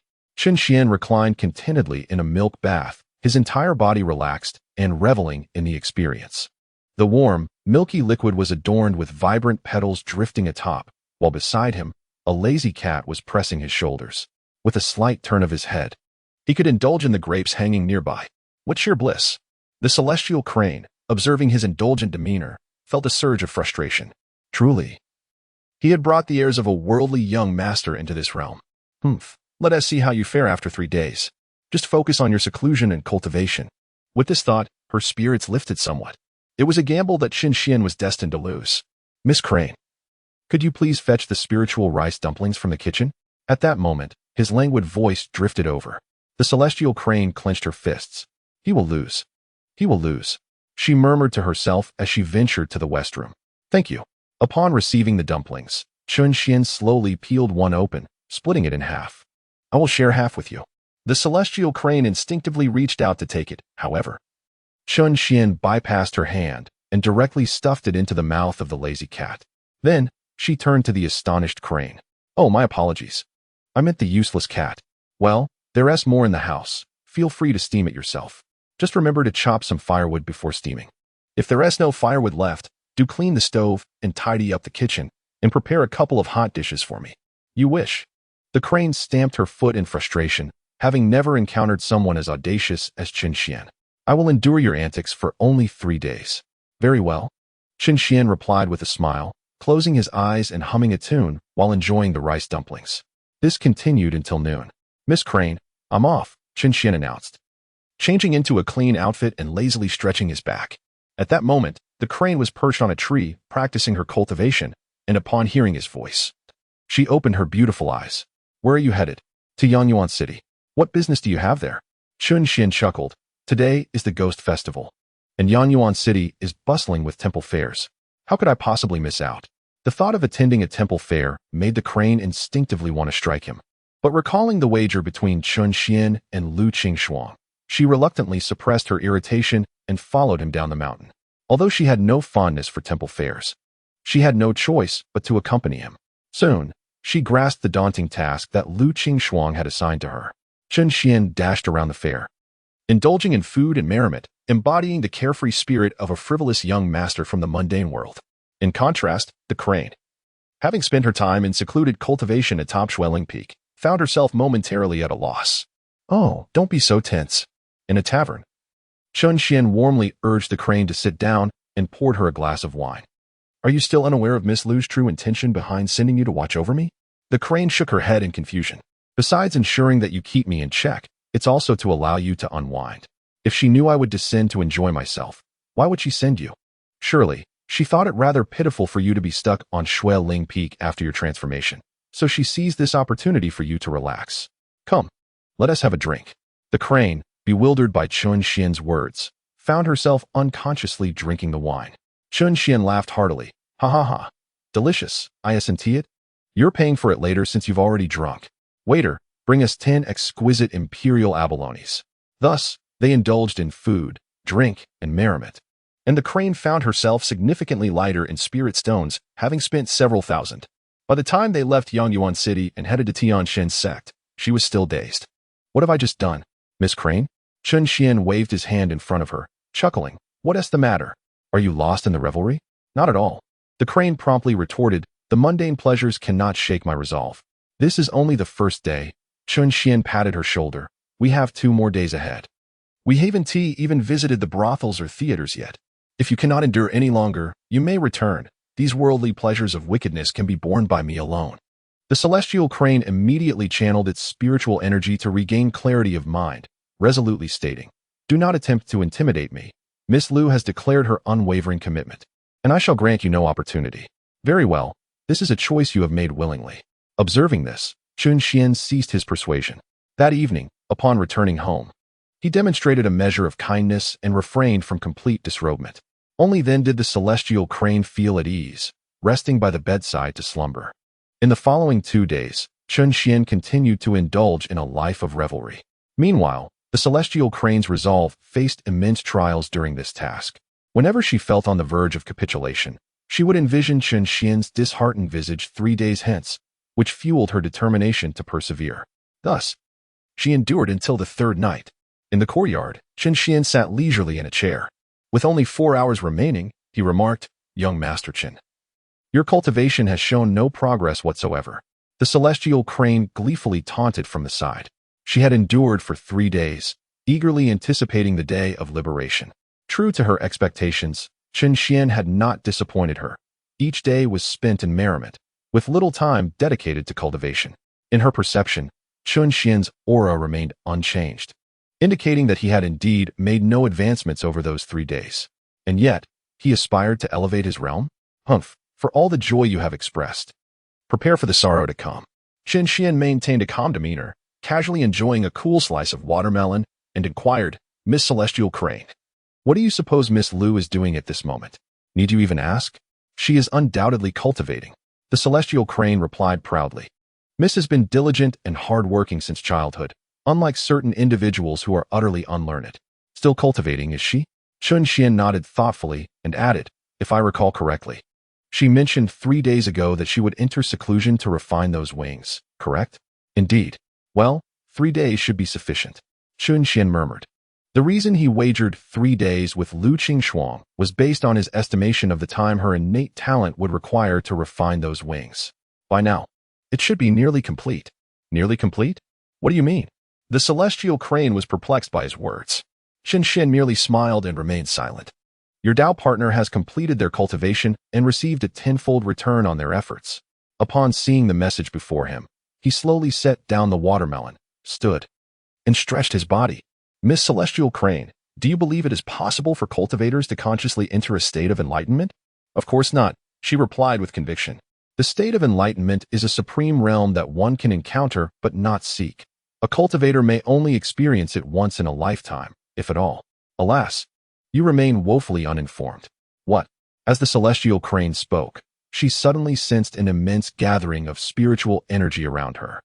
Her pupils constricted in shock as she sprang to her feet. Chapter 44. I bet you will regret the sudden and substantial accumulation of spiritual energy heralded an imminent elevation of one's realm. How can this be? The Celestial Crane was momentarily struck speechless. Over the past 3 days, she had observed Chen Xian engaging in no cultivation practices whatsoever, even just moments ago. His aura had shown no signs of change. Why, in the blink of an eye, was he on the verge of a breakthrough? The Celestial Crane was completely stunned. Meanwhile, Chen Xian remained remarkably composed, seated in a meditative posture. I have mentioned before that individuals are not all alike. My dear Celestial Crane, I fear you may be disappointed. With that, he closed his eyes and began to assimilate the tumultuous surge of spiritual energy. Impossible. The Celestial Crane sank down as if struck by a heavy blow. It was only then that she began to grasp the situation. Enlightenment. Apart from this, there could be no other possibility for someone to break through their realm in an instant. Chen Xian had actively entered a state of enlightenment. No wonder he had wagered with such confidence. Had he foreseen that he would attain this state within 3 days? It was unbelievable, astounding. Oh no, the Celestial Crane suddenly realized the implications. They had lost the bet. How shameless of him to have known he was on the verge of enlightenment and to have lured the young lady into a wager. The Celestial Crane was now in a state of agitation. The stakes of this bet involved Lu Qingshuang. What if Chen Xian made an indecent demand? Given his character, she believed he was indeed capable of such actions. They had been duped. The process of assimilation continued until the late hours of the night, by which time Chen Xian's aura had stabilized at the 6th level of foundation establishment. Ah, how delightful. The surging spiritual energy within him brought Chen Xian immense pleasure. Moreover, this was not all. Lu Qingshuang's cultivation primarily revolved around refining her dual wings, and correspondingly, Chen Xian had directly integrated them into his being. Now, these wings resided within his dantian, ready to be summoned with spiritual energy. The benefits of these wings extended beyond mere speed enhancement. They also held intriguing potential yet to be explored, but first, he needed to attend to the matters at hand. Chen Xian then slowly opened his eyes. At that moment, the Celestial Crane was still seated obediently. Lu Qingshuang had arrived, clad in a new ensemble, no longer in her previous long gown, but rather in a male-styled silver-white long robe. Her hair was elegantly swept back, and her cold, stunning features, unadorned by makeup, were breathtaking, particularly with her more androgynous attire. She radiated an air of heroism. Chen Xian gradually rose. 6th level of foundation establishment, huh? The Celestial Crane has been watching closely these 3 days. I concede. He had not finished his statement when Lu Qingshuang spoke first. Her gaze was cool and steady, as she spoke of her failure as if it were an entirely commonplace occurrence. Perhaps you are correct, yet I remain unconvinced by your reasoning. This time, I have succumbed to defeat. A wager demands acknowledgement of loss, so speak. What would you have me do? Lu Qingxuang is a person who can both grasp and relinquish. Having lost, she must accept the consequences, even though she cannot fathom why Chen Xian would attain enlightenment twice within this brief span of half a month. Perhaps it is some fortuitous circumstance, she mused. Chen Xian scratched his head, contemplating before replying. At the moment, there is nothing to be done. Indeed, there is none. Chen Xian's intention is to later identify the shortcomings in his own combat strength, and then specifically guide Lu Qingxuang in her training. Well, think it over, she replied succinctly, turning away to depart with the crane. On the journey back to Shuling Peak, the crane cast a deep glance at Lu Qingxuang ahead. My lady, I regret to inform you that this time I was unable to detect any of his subtle maneuvers. Do you believe he is secretly cultivating? Undoubtedly, the crane asserted with conviction. For the past 3 days, I have kept a vigilant watch over him, although I have not observed any signs of his training. Tonight's events must have been premeditated by him, perhaps even in his dreams. After all, it is implausible for one to possess foresight. To claim enlightenment without prior indication is utterly unreasonable. Lu Qingxuang shook her head slightly. A wager demands acceptance of defeat. Be more carefree about it. Cultivating in dreams is a specialty of the nightmare sect, with which Chen Xian has no affiliation, rendering the notion utterly absurd. Then why does he claim to have attained enlightenment? I cannot articulate it clearly. Perhaps it is mere coincidence. Lu Qingxuang gazed up at the starry night sky, her eyes filled with a sense of relief. In that moment, she comprehended. Perhaps from the very beginning, we had fallen prey to his scheme. From the argument at the foot of Shuling Peak to the subsequent discussions, he had cleverly lured me into a wager. Each step seamlessly connected, a masterful calculation indeed. As for the 3 days, it is likely that he had an inkling of the principles of heaven and earth in advance, but was unable to fully embrace them, thus deliberately waiting until tonight to formally grasp the essence of the universe. Lu Qingxuang's analysis was astute, yet the crane still found it difficult to believe. My lady, is it truly possible for someone to actively attain enlightenment? It seems impossible. She replied gravely. The understanding of the laws of heaven and earth is a gift of fate. Ordinary individuals cannot demand it. Chen Xian's apparent proactive enlightenment stems from his experience 3 days ago when he sensed the bounties from the horizon but had not yet opened his heart to accept them.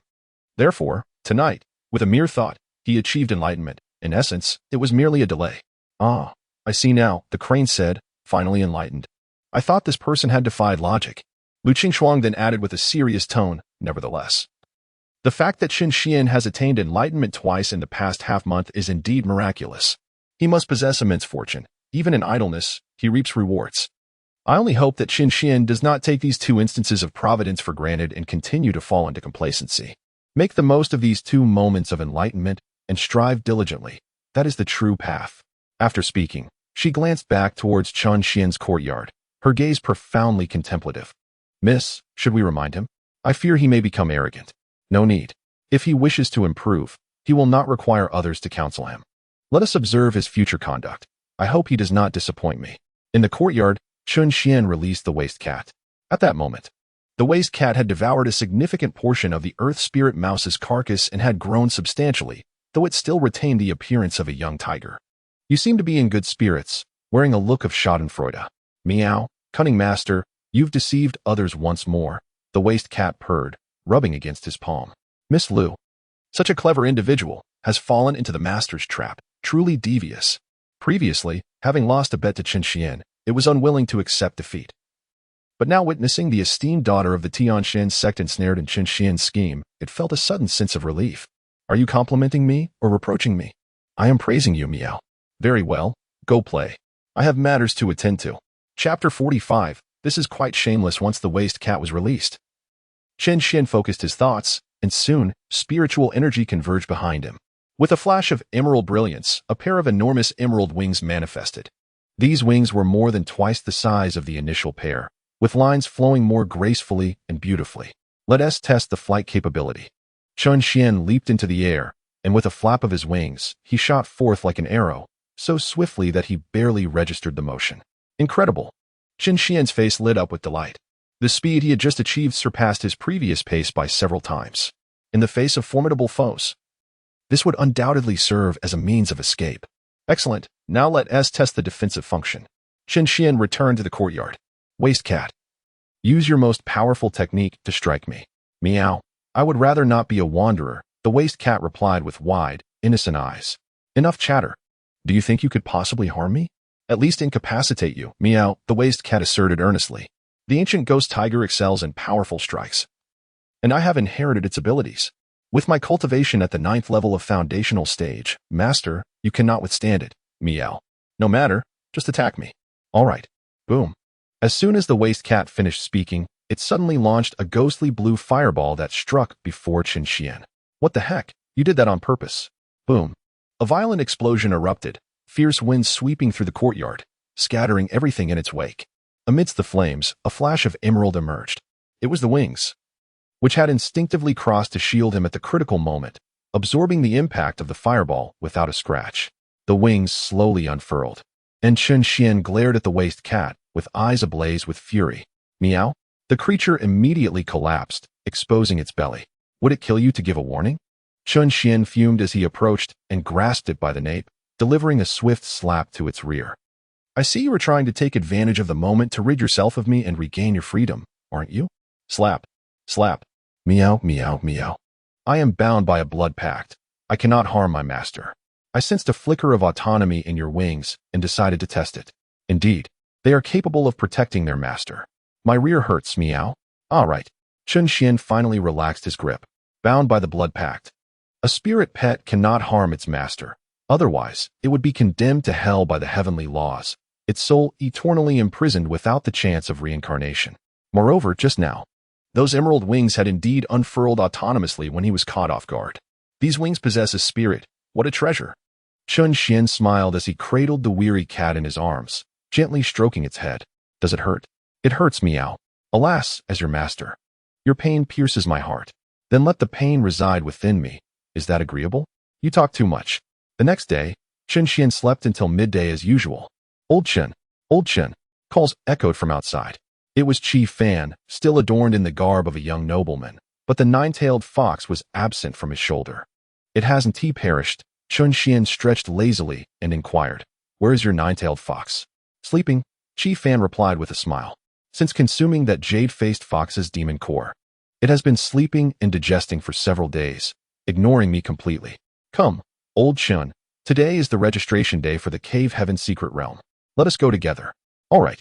The Cave Heaven Secret Realm was about to open, and the registration process had commenced. However, the first batch was exclusively for disciples within the Tianxian sect, while outsiders would have to wait another 10 days or so. After all, the Tianxian sect was the host. The registration site was established at the Tianxian sect's altar mountain. By the time they arrived, the place was already teeming with people, not only from the inner sect, but also many outer sect disciples eager to seize their chance. It seemed it would take several hours before their turn came. This could take an eternity, Chi Fan remarked, surveying the crowd from atop a stone. Let us just wait. We have plenty of time. Chen Xian, however, appeared indifferent, sitting down on the side and idly playing with a blade of grass. That won't do. Chi Fan leaped off the stone. I need to meet the mother of the nine-tailed fox in the afternoon. If I'm late, her family rules are no joke. We must devise a strategy. What strategy? Chen Xian inquired. Chi Fan grinned mischievously. Do you remember the last time we fought for seats at the theater? At that moment, before the altar mountain, a whirlpool was being attended to by several elderly men engaged in the registration process. The disciples were lined up in an orderly fashion. Suddenly, a tremendous noise erupted from the sky, causing everyone to look up in alarm. Zoom. Then, a figure stumbled and fell clumsily. It was Chen Xian. He dusted off his trousers and shouted at the top of his lungs, How dare you? Chi Fan, prevent me from entering the secret realm. Chi Fan floated down slowly, snorting coldly. With your meager skills, you wish to enter and embarrass yourself? Not a chance. You truly are asking for a beating. With that, the two began grappling once more, prompting nearby disciples to rush forward in an attempt to mediate. Come now, brothers, why must it come to this? As the commotion escalated, the elder responsible for registration finally stood up, bellowing, Settle down. What are you causing such a ruckus for? Chen Xian, indignant, retorted, Elder Wang, please adjudicate. Every disciple of the Tianxian sect should have access to the secret realm, yet this fellow refuses to let me in. Is this not bullying the honest? Qi Fan immediately countered. I fear you would only bring shame to our Tianxian sect within, wasting our precious quota as the untalented fool you are. Stop talking nonsense. You're merely afraid I'll outshine you. Huh, huh, huh. Qi Fan laughed heartily. I possess a nine-tailed fox. With a single slap, I could crush you. Do you truly think you can overshadow me? Then prove it by not obstructing me. Let us settle this in the secret realm. Very well. I shall grant you that opportunity. Qi Fan turned to the elder. Elder Wang, please register him. I look forward to witnessing his capabilities. All right then. In an effort to restore peace, Elder Wang reluctantly registered Chun Xian first. And Qi Fan, I fear this lad might backtrack and refuse to enter. Fine. With that, he registered Qi Fan as well. Please, gentlemen, do not escalate further. While the other disciples remained bewildered, the two jade tokens were already in the hands of Chun Xian and Qi Fan. It's settled. Qi, I shall ensure that you regret crossing me in the secret realm. Prepare to grovel. Humph, who cannot boast? The two immediately slung their arms around each other, laughing as they departed, leaving the other disciples in disarray. After a considerable moment, they finally came to their senses, their expressions reflecting utter disbelief. Good grief. How shameless can one be? Chapter 46. Never been here before regardless. They had successfully cut in line and obtained their qualifications for the trial. The two then parted ways, with Qi Fan returning to the Beastmaster Peak, while Chun Xian made his way back to his courtyard. Now, Chun Xian was entirely at leisure. After finishing his meal, he set off towards the Starry Mountain. Since entering the inner sect, he had yet to visit even once, which was indeed somewhat inexcusable. At that moment, before the training platform of the Starry Mountain, an elder was dozing off with his head resting on the table when a fragrant breeze suddenly wafted by. He groggily lifted his head. Before them stood a tall and elegant woman clad in a finely crafted red long shirt, her smooth, fair thighs glistening with an alluring sheen. Her legs appeared to extend beyond the span of a lifetime. Yet, such a captivating sight did little to assuage the elder's nerves. Rather, it induced a cold sweat to break forth. Elder Wu, he exclaimed, rising swiftly, a trickle of drool still lingering at the corners of his mouth. The figure before him was none other than Wu Zue. With an expression of seriousness, she admonished, how can one be so negligent during their watch? My apologies, Elder Wu. Forget it. Considering his advanced age, Wu Zue chose not to pursue the matter further. Show me the training records from the past few days. The Inner Sect's training platform was a place rich in spiritual energy. Meditating there would undoubtedly yield significant benefits. This was one of the vital privileges afforded to disciples of the Inner Sect. However, due to its precious nature, it was also one of the most guarded locations within the Tianxian sect, overseen by dedicated personnel. After all, should anyone tamper with matters here, it would spell trouble for the core disciples of the sect. There were guardians stationed, and others tasked with meticulously recording the training sessions of the inner disciples. This was both for detailed management and to supervise the disciples' training endeavors. The elder handed her a thick tome. Wu Zue opened it, and, after a moment, furrowed her brow. Chun Xian has not been here even once. Who? Chun Xian? The newly initiated disciple of the inner sect? Ah, you mean Chen Hong's son. The elder suddenly realized. Then shook his head. I have been on duty these past few days. Chun Xian has never set foot here. This boy, unchanged in his stubbornness. Wu Zue's expression darkened. Previously, when Chun Xian was in the outer sect, Du Qifeng, as the elder in charge, had taken it upon himself to supervise Chun Xian's training. This had been an agreement among the elders. Whoever was responsible for a disciple was tasked with overseeing their progress. Now that Chun Xian had entered the inner sect, Wu Zue naturally assumed this responsibility. One might have hoped that, having just joined the inner sect, Chun Xian would at least attempt to feign commitment. Yet it appeared he was too apathetic even for that. The training platform, which countless others yearned for, he treated as mere ornamentation. Impudent child. Wu Zue was genuinely furious. Elder Wu, a voice emerged from beside her. It was Chu Jinlang, emerging from the training platform clad in golden attire, a sheen of sweat glistening on his forehead. Clearly having just completed his training, a slender woman followed closely behind him. Your Highness, have you finished your training? Indeed, Chu Jinlang replied with a smile. Such a treasure of a training ground. Anyone with a modicum of ambition would wish to reside here for 12 hours a day. Indeed, indeed, the elder beside them, wearing a somewhat obsequious expression, chimed in. Your Highness is the one who consistently logs the most training hours in the inner sect each month. Such dedication is truly commendable. I am humbled, truly. Elder Zhang, please do not jest. Chu Jinling waved his hand and then inquired, by the way, Zhang Lao, I heard that Chen Xian has also entered the inner sect. Why haven't I seen him around these past few days? Is it that I understand now? I am mostly here during the day, and Chen Xian must be coming at night to cultivate? No, the elder shook his head repeatedly. He has never come. What? Never come? A look of astonishment crossed Chu Jinlang's face. That's impossible. Wasn't it said that Chen Xian's spiritual roots have been restored? Such a splendid place for cultivation is rare. How could he not come? His spiritual roots have indeed been mended, but perhaps his playful nature has yet to be subdued. A sigh escaped him. He turned to Wu Zui, his expression one of regret. It is truly disappointing that Chen Xian, having just entered the inner sect, is so indulgent. It is a disservice to Elder Wu's earnest efforts. No matter, he can be guided further, Wu Zui replied with a calm demeanor. She understood Chu Jinlong's intent, which was merely to belittle Chen Xian in her presence. Elder Wu, you truly care for him, Chu Jinlang remarked brightly. He is indeed fortunate to have someone ensuring his safety, even if he lacks skills, occupying such a precious spot in the inner sect while remaining idle. He faces no consequences. Your words are misguided, Your Highness, Wu Zui interjected. An assessment will take place at the end of the month, should he falter. He will similarly be sent to the Xian melting furnace. Is that so? Then I sincerely hope he performs well. Chu Jinlang lamented. It is a pity that he squanders his position in the inner sect. If word gets out, it may tarnish the reputation of our Tianxian sect. People would say, the inner sect of Tianxian has fallen. The newly admitted disciple is a mere idler.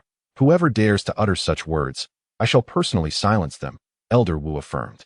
Do not take offense. I merely speculated, Chu Jinlang said, then gestured towards the young woman beside him.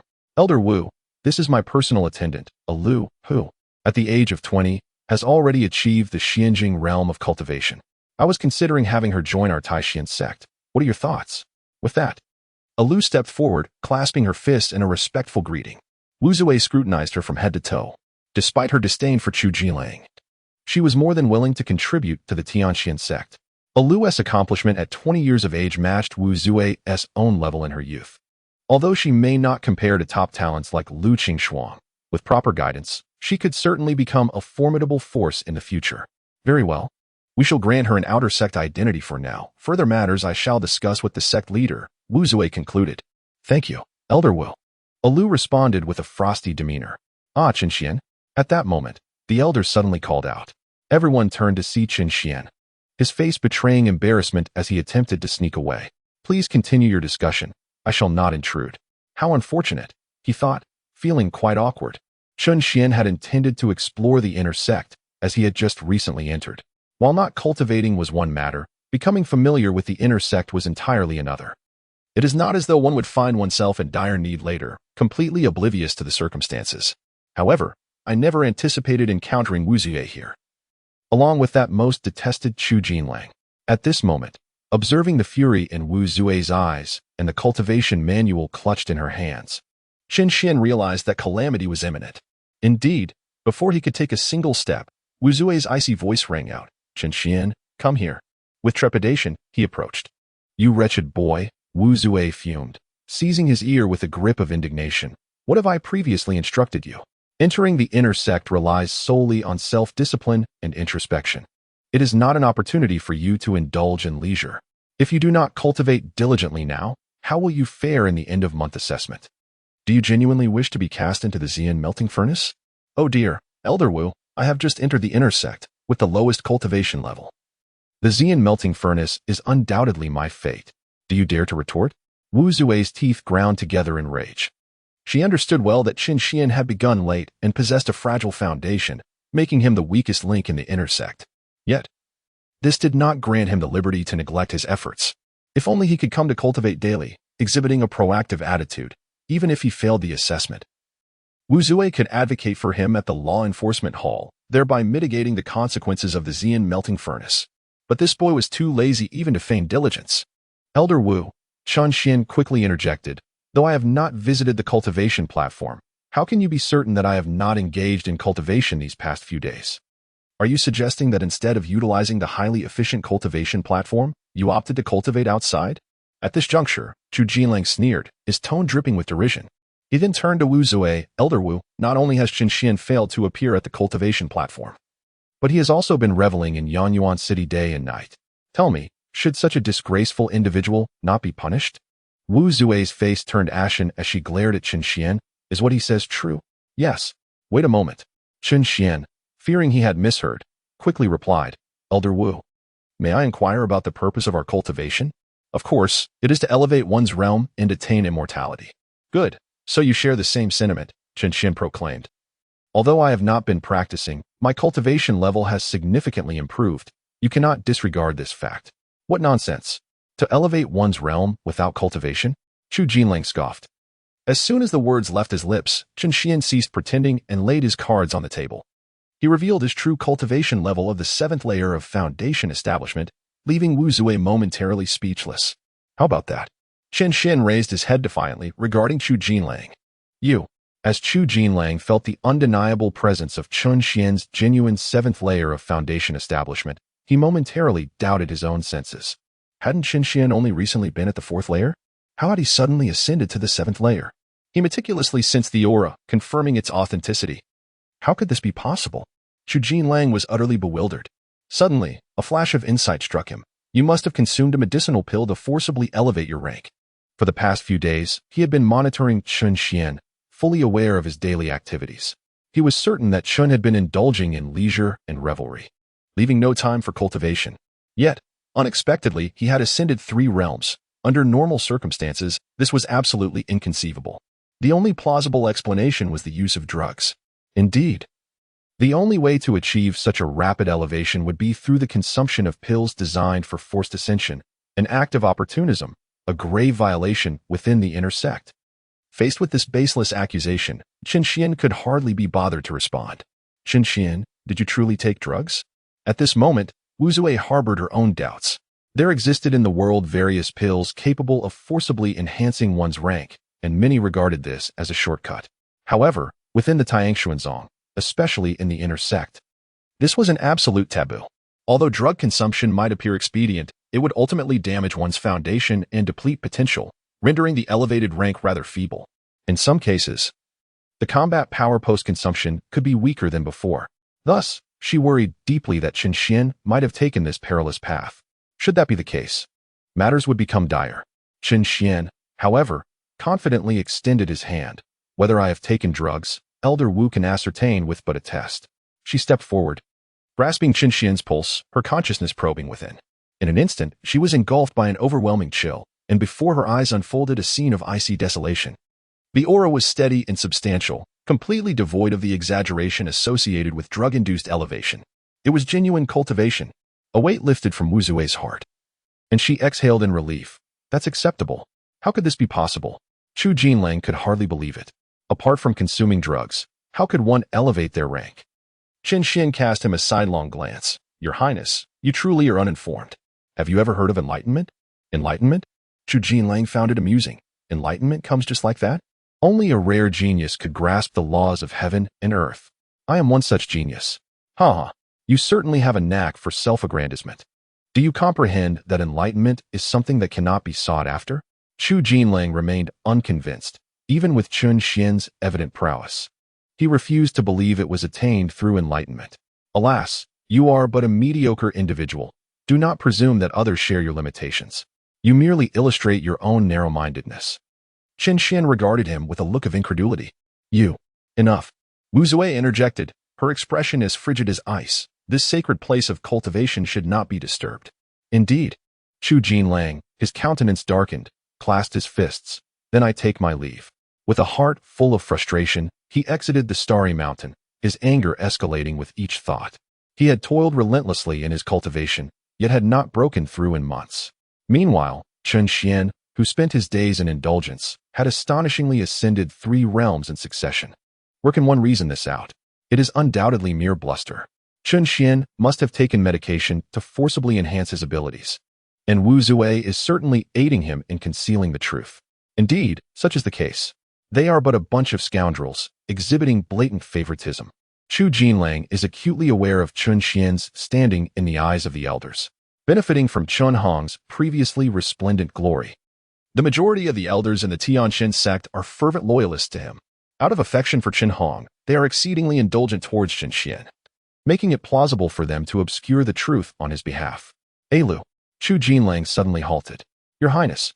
Lu stepped forward, her exquisite visage raised, seeking an opportunity to gauge Chun Xian's current state.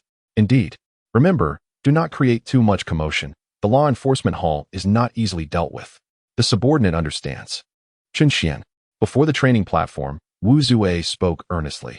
Though you have fortuitously gained insights that have led to your advancement, such epiphanies are rare opportunities. You must rely on your own diligent practice. Elder Wu's teachings are wise. Chun Xian, I wish to do so, but the system does not permit it. I hope you can visit often. Next time I come, I hope your name will not be absent from the list. She waved the training manual in her hand. The junior understands. Chun Xian, feeling helpless, could only acquiesce for now. After all, he would soon receive feedback on his cultivation. As long as there was progress in his realm, even if Wu Zue and the other elders were at a loss, they would not speak further on the matter. Chapter 48. The Divine Ice Lotus. After a brief stroll in the inner sect, Chun Xian set off for Shuling Peak. With nothing else to occupy his time, it would be pleasant to visit his wife and feast his eyes. As he ascended the stone steps, halfway up, the celestial crane flew over upon hearing his approach. Young Master Chen, you have come again. The celestial crane pursed her lips slightly. After the previous wager, she was genuinely intimidated by Chun Xian. What? Your words suggest I am unwelcome. No. The celestial crane shook her head. It is merely that my lady is currently in training, and no one is permitted to disturb her. You will have to wait. What technique is she practicing? Extreme cold descent.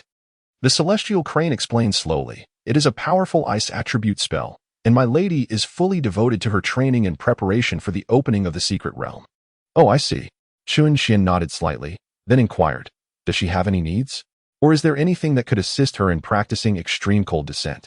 What do you mean, young Master Chen? The celestial crane was perplexed. However, after some contemplation, she replied, if there are any auxiliary items, the Divine Ice Lotus would suffice. It can aid my lady in absorbing the surrounding icy energy more swiftly, but it is exceedingly rare. We have searched for a long time without any leads. The Divine Ice Lotus, understood. I shall make an effort to seek it out. Chun Xian resolved to search, for he too desired the skill of extreme cold descent. Assist Lu Qingxuang in attaining as many cultivation achievements as possible. In the future, the returns will be even greater. As for the Xianbing Divine Lotus, his eyes narrowed slightly. An hour later, at the collection auction house. Friend, welcome. I wish to see Master Xiaoxing, Chun Xian stated. The welcoming lady cautiously inquired, are you? Chun Xian promptly produced the contract signed during his last visit. I have conducted business here before. The lady gazed at him, suddenly filled with respect. Indeed, he was a valued client. Does this imply there is business to attend to? She quickly responded, Master Xiaoxing is resting in a guest room. Please follow me. Very well. Chun Xian followed her upstairs until they halted before an opulent guest room. Master Xiaoxing, a gentleman wishes to see you. Please, come in. Indeed. Chun Xian gently pushed the door open. The room was lavishly adorned.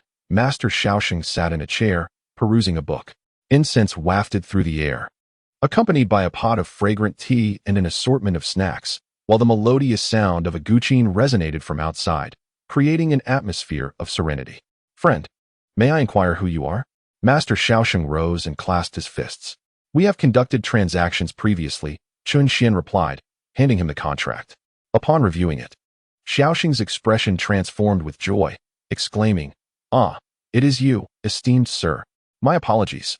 He hurriedly invited Chun Xian to sit, brewing tea as he cheerfully remarked, Esteemed sir, since our last meeting, I have missed you greatly.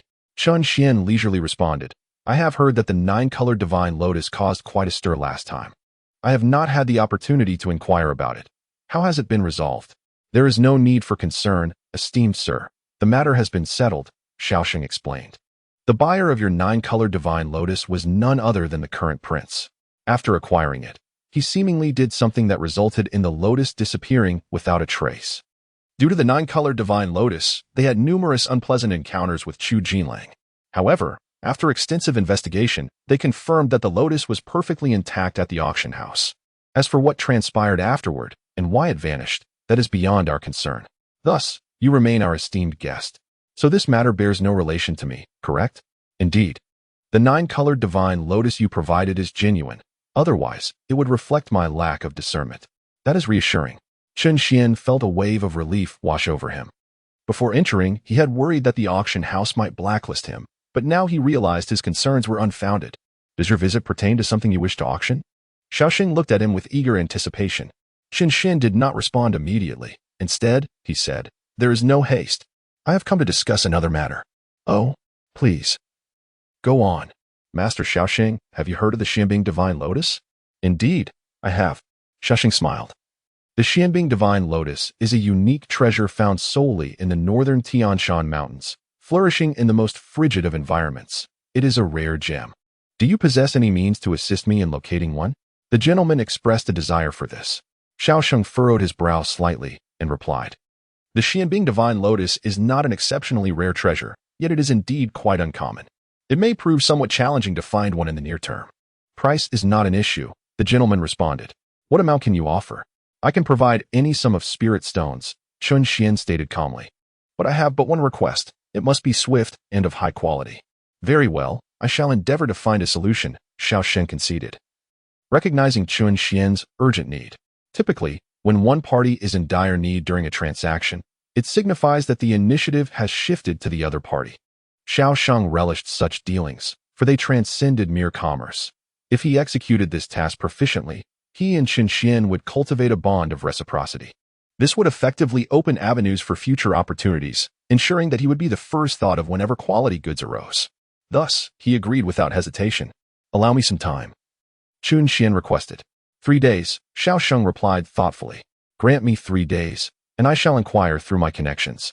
"Very well, I shall take my leave now, and I will return in 3 days, Chen Xian said, rising without delay.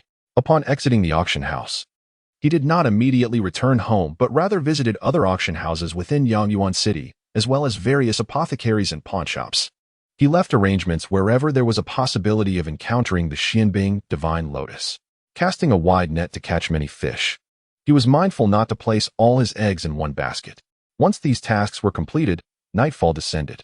He changed back into his original attire, preparing to head to the Tianshan. However, just as he was about to soar towards the sect, he suddenly sensed a powerful aura rapidly approaching him. An assassin. Chen Xian swiftly drew his Zongxue's sword, focusing on the approaching figure. It was a mysterious person, shrouded in black robes, wielding a curved blade that crackled with lightning. "Who goes there?" Chen Xian demanded. The figure remained silent, launching a swift strike. Chen Xian quickly raised his sword to defend himself. Clang! The opponent's blade unleashed a ferocious force, sending Chen Xian hurtling backward. Swish! The sound of rushing wind filled his ears as he was uncontrollably propelled rearward, only halting after several hundred meters. At that moment, his sword hand trembled violently, blood trickling from his palm due to the impact. This force, it's at the Tongxian realm. Chen Xian was alarmed to discover that this assassin possessed cultivation at the Tongxian level. Chapter 49. The He family of the Northern County. I am certainly no match for this foe. Without a moment's hesitation, Chen Xian turned and fled. Behind him, azure light flickered as his emerald wings extended, instantly amplifying his speed severfold, propelling him like a green comet towards the Tianshan. Yet, even so, the figure in black continued to pursue relentlessly. In the realm of cultivators, when it comes to the assessment of speed, the foremost ranks are undoubtedly occupied by those of the wind and thunder attributes. Each possesses its own subtle distinctions. The wind attribute, harnessing the momentum of the breeze, proves to be more enduring, particularly suited for long-range pursuits. In contrast, the thunder attribute lacks this advantage over extended distances. Yet its bursts of speed within a short span are unparalleled. At present, the tempestuous thunder roars, and despite Chen Xian's wings granting him a swiftness, the gap between him and the pursuer rapidly diminishes. Realizing he is on the verge of being overtaken, Chen Xian channels all his spiritual energy and bellows fiercely. Who dares trespass upon the heavenly mysterious sect? His voice, amplified by the essence of his spirit, resonates swiftly and broadly, reaching the very boundaries of the sect in an instant. In response, a flicker of light appears in the distance. The figure cloaked in black recognizes the shift in circumstances and promptly abandons the chase, retreating into the shadows. Nevertheless, Chen Xian does not ease his pace. He continues to surge forward at full speed into the territory of the heavenly mysterious sect. It is only upon reaching the sanctuary that he gradually comes to a halt. That was close, he breathes, glancing back with a lingering sense of dread. He had distinctly felt the formidable power of thunder behind him. Had he been caught? His fate would surely have been dire. Even if he were to escape death, he would undoubtedly suffer grievous injuries. The disparity between the Tongxian realm and the Foundation Establishment realm is as effortless as drinking water. Fortunately, his shout had been enough to deter her. Just then, 3 golden figures arrive, the disciples of the law enforcement hall. Chen Xian, what is the meaning of this commotion? The leading male disciple inquires coldly. There was an assailant attempting to intrude, but fled upon your arrival, Chen Xian replies. Is that so? Why would I deceive you? They exchange glances. And upon confirming that the sect's protective array remains intact, they cease their inquiries. Chen Xian then returns to his courtyard, sinking into a chair and exhaling a long breath. Chu Jinlang. He has deduced the identity of the figure in black. Though shrouded in a dark cloak, he had inadvertently glimpsed her hands during their encounter, delicate and fair, reminiscent of a woman's. Her aura too felt somewhat familiar. She was indeed the woman accompanying Chu Jinlang earlier that day. After several failed assassination attempts, it seems Chu Jinlang has finally dispatched someone of the Tongxian realm, demonstrating a degree of cunning. However, something does not quite add up. It appears this was not merely an assassination attempt. Reflecting on the events, Chen Xian suddenly perceives a clue. The assassin did not seem intent on taking his life. While his shout had attracted the attention of the law enforcement disciples, there had still been a considerable distance between them. The figure in black was swift. Had she pursued with full intent, she could have dispatched him on the spot. Though there was a risk of exposure, if Chu Jinlong's directive was indeed to assassinate him, such a risk would have been deemed worthwhile. However, upon seeing the disciples of the law enforcement, she withdrew without the slightest hesitation, which indicates that she never truly believed she could eliminate me. The intention was not assassination. Rather, it was a mere test. Contemplating this, Chen Xian's eyes finally revealed a sense of clarity. It must have been that my overwhelming prowess during the day left her in disbelief regarding her own cultivation. Thus, she sent someone to probe the depths of my abilities. How petty and small-minded. Chen Xian chuckled coldly. Under the bamboo pavilion. Your Highness, I have returned, Alu said. Removing her hat, her long hair was elegantly coiled at the back of her head, with wisps framing her pure, icy visage. What were the results? Chu Jinlang inquired. Authentic and genuine, Alu replied. In my encounter with him, I could sense that his cultivation was indeed solid, not merely an exaggerated facade of forced enhancement through elixirs. Clang. The teacup in Chu Jinlong's hand fell, his expression a mix of astonishment and helplessness, soon overshadowed by a deep-seated jealousy. So, he has indeed experienced a moment of enlightenment. What a fortunate fool. Chu Jinlang raged inwardly. Why is it that after years of diligent cultivation, I have yet to encounter a single moment of epiphany? Chen Xian, who has languished in idleness, has received such divine favor. It is utterly unfair. In a fit of anger, he overturned the table. Amidst the clatter, Alu maintained her composure. Your Highness, please remain calm. Humph. Chu Jinlong's chest heaved violently. After several deep breaths, he forced himself to regain his composure. You are right. I have lost my decorum. With a heavy sigh, he continued. A moment of enlightenment might mean little. Rather, it could lead Chen Xian to become arrogant and complacent, believing himself to be the chosen one, neglecting his cultivation further. Little does he know that enlightenment cannot simply be summoned at will. Very well, let him indulge in his pride. Soon enough, he will find reasons for self-reassurance. He then turned to Alu. How goes their preparation? She nodded. They have all arrived in Yanyuan City and are merely awaiting the allocation of quotas for the Cave Heaven Secret Realm from the Tianxian sect. Inform them to prepare diligently. The competition is fierce, and they must not be negligent. This is the most crucial step for my ascension to power.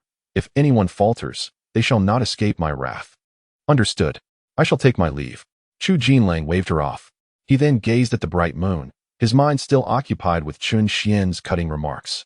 That fool dared to label me as a mediocrity, truly believing that a mere stroke of luck equates to being a peerless genius? Let him revel in his arrogance. Once he enters the Cave Heaven Secret Realm, he shall be the first I eliminate. 3 days swiftly passed. Chen Xian appeared punctually at the entrance of the auction house, and was soon to meet Xiaosheng. Sir, you have indeed kept your promise. Master Xiaosheng, how has my matter fared? Haha, There are already promising leads. Xiaoxing spoke slowly. Over the past 3 days, I have inquired far and wide and finally unearthed news of a mysterious ice lotus.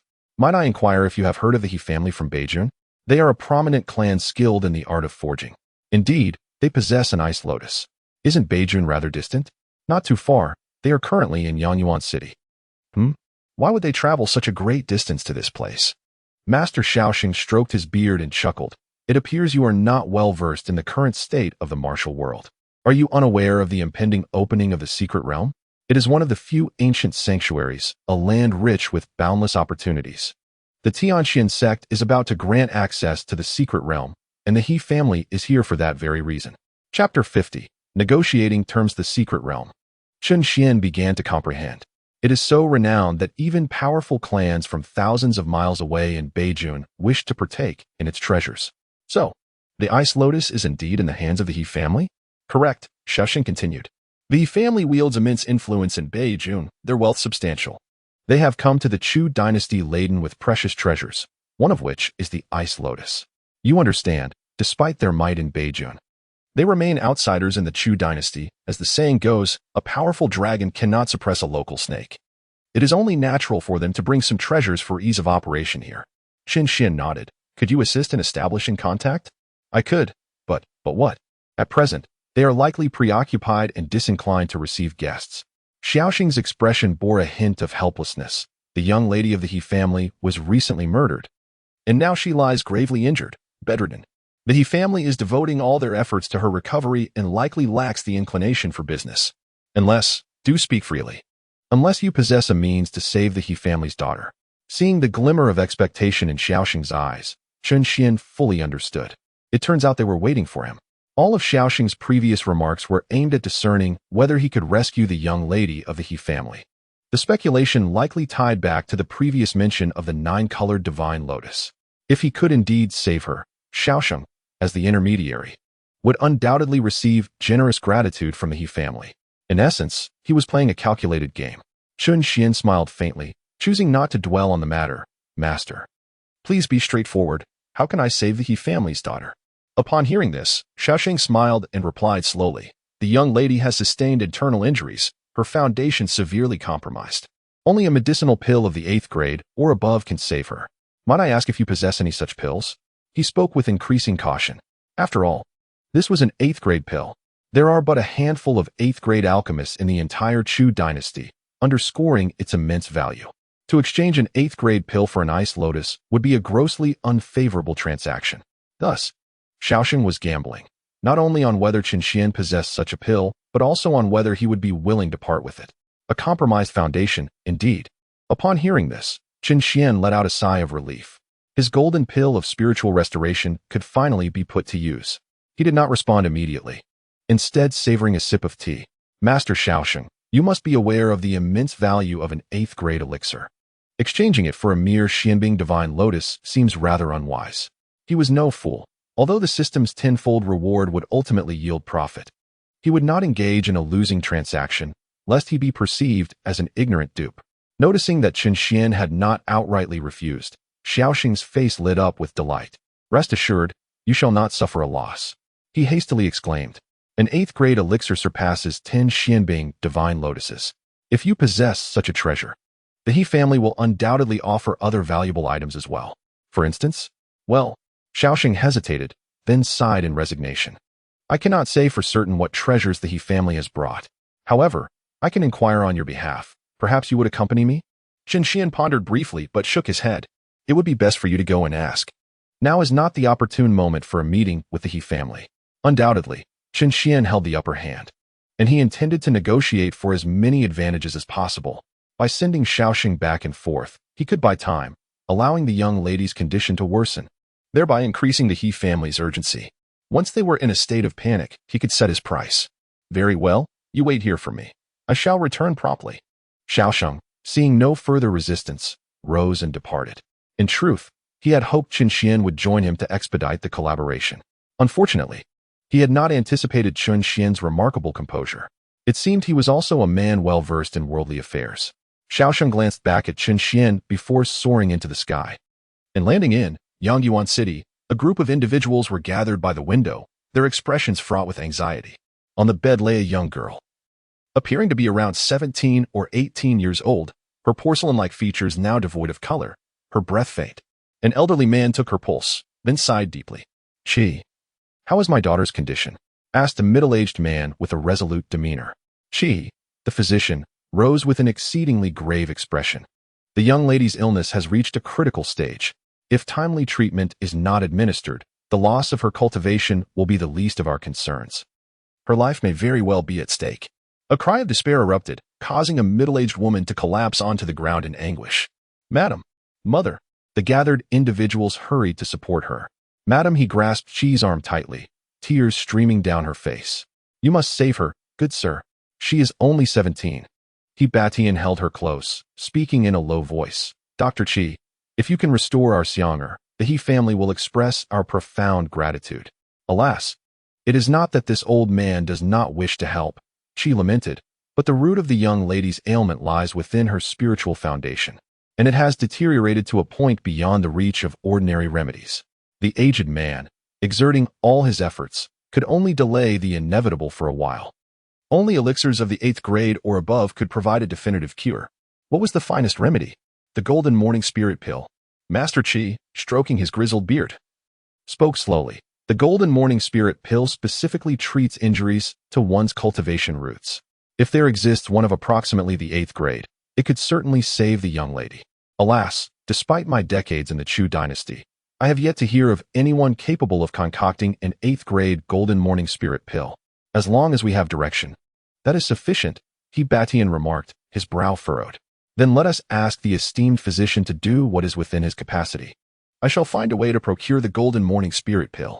I refuse to believe that the entire Vasti family cannot obtain a single 8th grade elixir. At this juncture, it was imperative to have Master Chi mitigate the illness. As for the elixir, he Batian harbored little confidence. His earlier words were merely to comfort his wife. Listening intently, he turned to the assembled individuals in the room. "From this moment forth, each of you shall utilize all your connections and spare no effort to seek out an 8th grade golden morning spirit pill." "Yes," the crowd responded in unison. At that moment, a young attendant from the inn rushed into the courtyard. "Master of the He family, Master of the He family, there is someone outside seeking an audience," claiming to be Master Shaoxing from the treasure auction house. Upon hearing this name, He Batian's expression shifted. It is he. Prior to their departure from the North County, the He family had familiarized themselves with the power dynamics of Yangyuan City, and the treasure auction house was certainly among them. He had heard of Master Shaoxing's renown. The man, wielding countless resources, had come personally. Could it be for his daughter's sake? He Batian immediately gestured, quickly, "Please invite him in." Chapter 51. A journey to save. Moments later, Master Shaoxing strode in briskly. "Master of the He family, Master Shaoxing, it is an honor to finally meet you," He Batian exclaimed. "You flatter me, Master He," replied Shaoxing, glancing at his younger lying on the bed, and cut straight to the point. "Master He, I have heard of the young lady's grave condition. I have come for that reason." "Oh, does Master Shaoxing possess a solution?"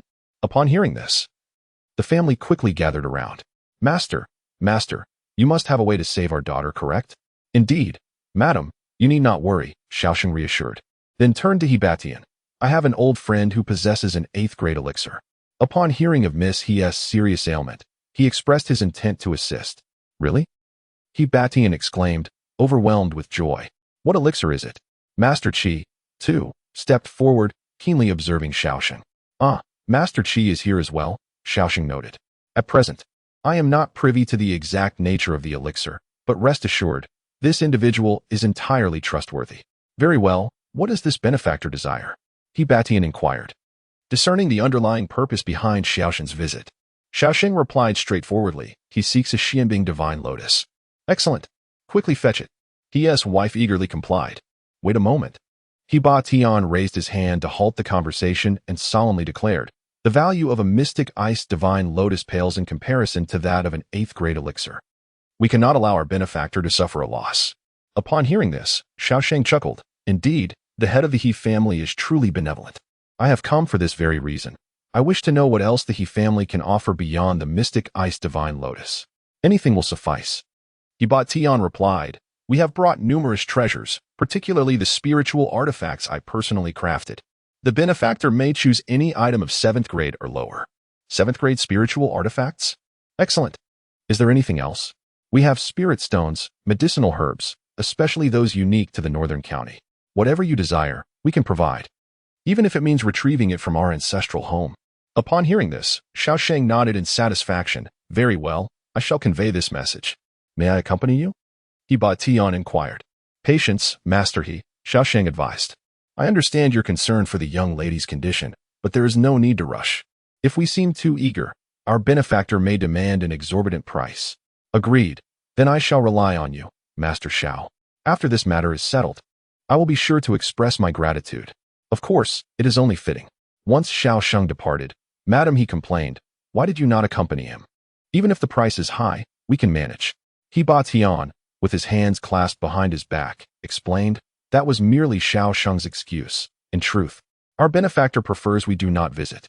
We shall wait and see, hoping for a favorable outcome. At the auction house, after listening to Xiao Sheng, Chen Xian nodded. 7th grade spiritual artifacts, along with spirit stones, are already sufficient. Master Xiao, please lead me to the meeting. Are you satisfied? Indeed, let us proceed. A life is at stake. Following this, Chen Xian accompanied Xiao Sheng to the inn. In the reception room, when the figure clad in black robes, Chen Xian, appeared, all members of the He family stood up. Master He, Xiao Sheng hastily introduced, this gentleman is the old friend I mentioned. Sir, this is He Ba Tian, the head of the He family. Master He, benefactor. He Ba Tian momentarily faltered, uncertain of how to address him. Xiao Sheng leaned in and whispered, this gentleman's identity is shrouded in mystery. Even I do not know. However, you can rest assured. Understood. He Ba Tian smiled faintly. Please, have a seat. No need. Let us discuss the transaction directly. Very well. He Ba Tian paused and said, in gratitude for your life-saving grace, we can offer a top-tier 7th grade spiritual artifact. Additionally, there are 10 million spirit stones, and of course, the mystic ice divine lotus is included. If you have any other requests for land or properties, feel free to state your desires. That is unnecessary. Chen Xian waved his hand dismissively. The spiritual artifact, spirit stones, and mystic ice divine lotus will suffice. You are truly a forthright individual. He Ba Tian replied, filled with anticipation. May I inquire about your elixir? Is it the Golden Dawn Spirit Restoration Pill of 8th grade? Boom. Upon the utterance of these words, the members of the He family erupted in astonished exclamations, as if they had struck gold. How fortuitous. Blessed by heaven. Ancestors. Grant us favor. Such exuberance. Chen Xian observed, somewhat taken aback. Xiao Sheng, standing nearby, elucidated. Dr. Qi asserts that the Jinqing Spirit Replenishing Pill is most suitable. This is indeed a timely boon. That is splendid, Chen Xian replied, turning to He Ba Tian. Now, please guide me to the young lady. Certainly. This way, please. After a brief moment, upon gazing at the pallid and bloodless figure of the young woman in bed, Chen Xian let out a soft sigh. He then retrieved a crimson wooden box from his spatial pouch and opened it. Instantly, the room was filled with shimmering golden particles, and a refreshing aura enveloped the space. Dr. Qi's eyes were fixated on the spectacle, brimming with fervor. An 8th grade pill. Truly an 8th grade pill. A once-in-a-century sight. Administer the medicine to the young lady. The family members urged, their faces etched with tension, scarcely daring to breathe. It was only when the pill was placed in Xianger's mouth that the previously waning aura finally halted its decline. They collectively exhaled in relief. Mrs. He, overwhelmed with joy, wept in He Baishan's embrace. It's all right now, it's all right. A rare smile graced He Baishan's face. The result of enduring so many days of anxiety, at last seeing a glimmer of hope. Chen Xian then turned to He Ba Tian and remarked, it is time to fulfill your promise. Of course. Certainly. Please, follow me. He Ba Tian promptly issued brief instructions before leading Chen Xian outside. In the wooden corridor, He Baishan's keen eyes regarded Chen Xian. I am truly grateful for your timely assistance. My unfortunate daughter has encountered a benefactor. Perhaps it is simply her fate. Chen Xian replied, Sir, might you leave behind a token? Once Xianger recovers, we shall express our gratitude in person, He Ba Tian said, a glimmer of anticipation in his eyes. The ability to casually produce an 8th grade pill piqued his curiosity about Chen Xian's identity. There is no need, Chen Xian replied solemnly. Ultimately, this is merely a transaction. Discussing favors would be inappropriate. Very well, as you wish, He Ba Tian acquiesced. Upon reaching the backyard, Batian gestured with a flick of his hand. A spatial pouch tilted in the air, and numerous luminous orbs descended. Each orb radiated a formidable wave of spiritual energy. These were all 7th grade spiritual artifacts. Chapter 52. The 7th grade extreme blade. A hint of pride crossed Batian's face. Our family has thrived through refining weapons. It is our cornerstone in the North County. While we cannot speak for the entire Chu dynasty, at least within the vast expanse of North County, our family's spiritual artifacts stand unrivaled. Xian nodded slightly, fully convinced of this assertion. Within the esteemed Tianxin sect, 7th grade spiritual artifacts are indeed a rarity. Generally, Xian had only encountered them in the possession of elders. With the exception of Lu Qingxuang, the sole individual of the younger generation to wield a 7th grade spiritual sword. Furthermore, the quality of her artifact pales in comparison to those presently before him. These are undoubtedly the pinnacle of 7th grade artifacts. Tian gestured with an inviting hand, stating, "We initially intended to present these spiritual artifacts to the local powers of the Chu dynasty, such as the Tianxin sect. However, at this moment, you are our most distinguished guest. Please, feel free to choose at your leisure." "Very well, I shall not stand on ceremony," Xian replied as he stepped forward to scrutinize the offerings. The assortment of artifacts varied greatly, encompassing sabers, spears, staffs, axes, hooks, and protective gear such as armor and boots. Yet, fortune did not favor him. He found no suitable sword among them. A sigh escaped his lips as he surveyed the selection. He had hoped to procure an appropriate spiritual sword for Lu Qingxuang, which would consequently grant him access to an 8th grade weapon. Alas, the 3 swords laid before him were all devoid of the ice attribute, rendering them unsuitable for his needs. The only weapon of ice attribute was a long saber, measuring approximately 2 meters in length. It resembled a horse-cutting sword from the mundane world. Its entire blade a striking ice blue, elegantly elongated. "This shall suffice," he concluded. It appeared that acquiring an 8th grade weapon would prove more challenging than anticipated. Nevertheless, it was for the best. With his current foundation-building cultivation, wielding a 7th grade weapon already felt somewhat taxing, and an 8th grade weapon would be beyond his capability. Truly, this blade possesses remarkable significance. Tian interjected, stepping forward to elaborate. This saber, known as the Zhiji Dao, is forged from the unique Polaris stone of the Northern County, crafted over a decade. Interestingly, the day this blade was completed coincided with the birth of my daughter, Xiang'er. Her arrival disrupted the surrounding spiritual energy, enhancing the quality of this saber. I had initially intended for her to wield it, but alas, she has taken a fancy to whips instead. Xian nodded, his interest in the tale waning. "Can I recognize it as my own now?" "Of course," Tian affirmed. "Let us proceed." Xian was eager to establish his ownership before the He family could reclaim it. Under Tian's guidance, he began the blood oath of recognition. However, as his fingertip revealed itself, Tian's expression shifted to one of surprise. Such slender, fair fingers belonged to a youth. He had assumed this mysterious figure was a formidable elder, only to discover he was of a similar age to his daughter. Yet, he chose to keep this revelation to himself. Moments later, Xian felt a surge of energy course through him, establishing a profound connection with the long saber before him. The recognition was successful. Gripping the saber, he was immediately struck by its exceptional feel. Alas, the purity of the gentleman's aura is indeed a rarity in this world. Even the extreme finger blade is thoroughly satisfied, obediently acknowledging its master. "Master He, you flatter me. What of the remainder?" Indeed, Tian relished such forthright individuals, directly tossing forth a spatial pouch. For he too was of that ilk. Within it lay the Xianbing Divine Lotus and 20 million spirit stones, along with the highest grade star emblem from our He family's commerce. "With this emblem, wherever you go, you shall be our most esteemed guest." Was it not 10 million? He pondered for a moment, and given the gentleman's straightforwardness, we, the He family, ought to express our sentiments more generously. "Then I shall not be modest." Xian accepted the offering. "This journey has been quite fruitful. I have prepared a banquet. You must grant me the honor of your presence." "No need for that." Xian declined his hospitality, responding with an air of indifference. "I have matters to attend to. We shall meet again in the future." "Very well." Observing this, Tian refrained from further words, clasping his hands in salute. "Safe travels, sir. Farewell." As the sun dipped below the horizon, Xiang'er, who had been in a stupor for several days, gradually awoke. At this moment, she was no longer the pallid figure she once was. though still somewhat feeble. The glimmer in her eyes had returned. "Father," He Xianger softly called, and He Ba Tian hurried to her side. "Xianger, you have awakened. Am I not dead?" "No, no. How could your father allow that?"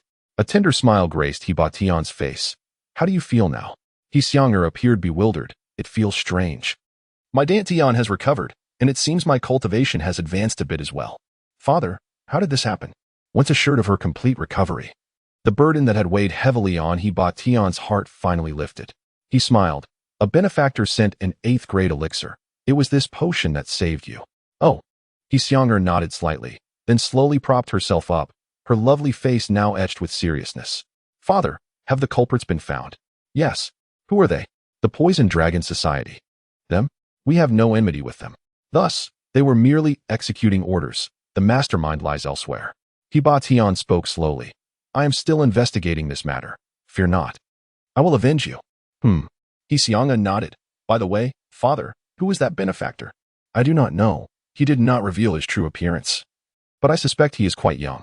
He Ba Tian gently caressed her cheek. "Do not ponder too much. Rest now. In a few days we shall return home." "Return home? Are we not going to the Cave Heaven secret realm?" "No. Since you have narrowly escaped with your life, do not exert yourself further. That will not do." He Xianger, having barely laid down, rose once more, resolutely stating, "There exists a treasure in the Cave Heaven secret realm that can lift the family curse. I must enter and retrieve it this time. Otherwise, who knows how many years we must wait and how many lives may be lost." Tianxin Sect. Tomorrow I shall enroll in the Tianxin Sect. At the foot of Shuling Peak, Chun Xian stood on the mountainside, hands on his hips, calling out, "Immortal Crane! Immortal Crane!" As his voice echoed through the air, a whistling sound approached. It was indeed the Immortal Crane descending. "Young Master Chun, do refrain from making such a commotion. The young lady is currently troubled due to a failed cultivation attempt," the Immortal Crane admonished, gesturing for silence. "Failed?" Qin Xian paused, taken aback. No wonder he had not received any feedback from the system in recent days. Indeed, lacking the necessary auxiliary tools, the young lady was unable to complete the final step. For the spell was rather formidable. The Immortal Crane sighed. Suddenly, her expression shifted, and her eyes sparkled with the appearance of a crystalline, ice-blue lotus. "Oh, what is this?" Chapter 53, Coincidence, the Xianbing Divine Lotus. The Immortal Crane exclaimed in astonishment, even rubbing her eyes in disbelief at the sight before her. "You truly managed to acquire the Xianbing Divine Lotus." "Hee." Qin Xian replied with a proud demeanor. "I promised I would ensure Miss Lu's cultivation progressed well. See, I keep my word." "Well." The Immortal Crane's eyes shone with admiration. For the first time, she perceived Qin Xian as remarkably reliable and strikingly handsome. "Where did you obtain this?" "That is of no concern. What matters is its usefulness. Hurry, come up." A moment later, at the summit's pavilion, Lu Qingxuang stood quietly, eyes closed in contemplation. After her failed cultivation, she had remained in this position for an hour, reflecting on her errors. Yet, despite her musings, she could not identify any faults in her practice. If there were any issues to address, it was the lack of suitable tools to assist in absorbing more icy energy. Miss. The Immortal Crane's call drew her attention. "Look what young Master Chen has brought for you." Chun Xian, holding the Xianbing Divine Lotus, proclaimed confidently. "Ah? In critical moments, it seems I am indispensable." Lu Qingxuang's eyes flickered. "The Xianbing Divine Lotus, from where did you acquire it?" "You need not worry about that. Just take it and use it," Chun Xian generously offered. Upon receiving it, Lu Qingxuang fell silent, resembling a statue of ice, utterly transfixed. Hey, stop right there. Do not feel obligated to repay me with gifts.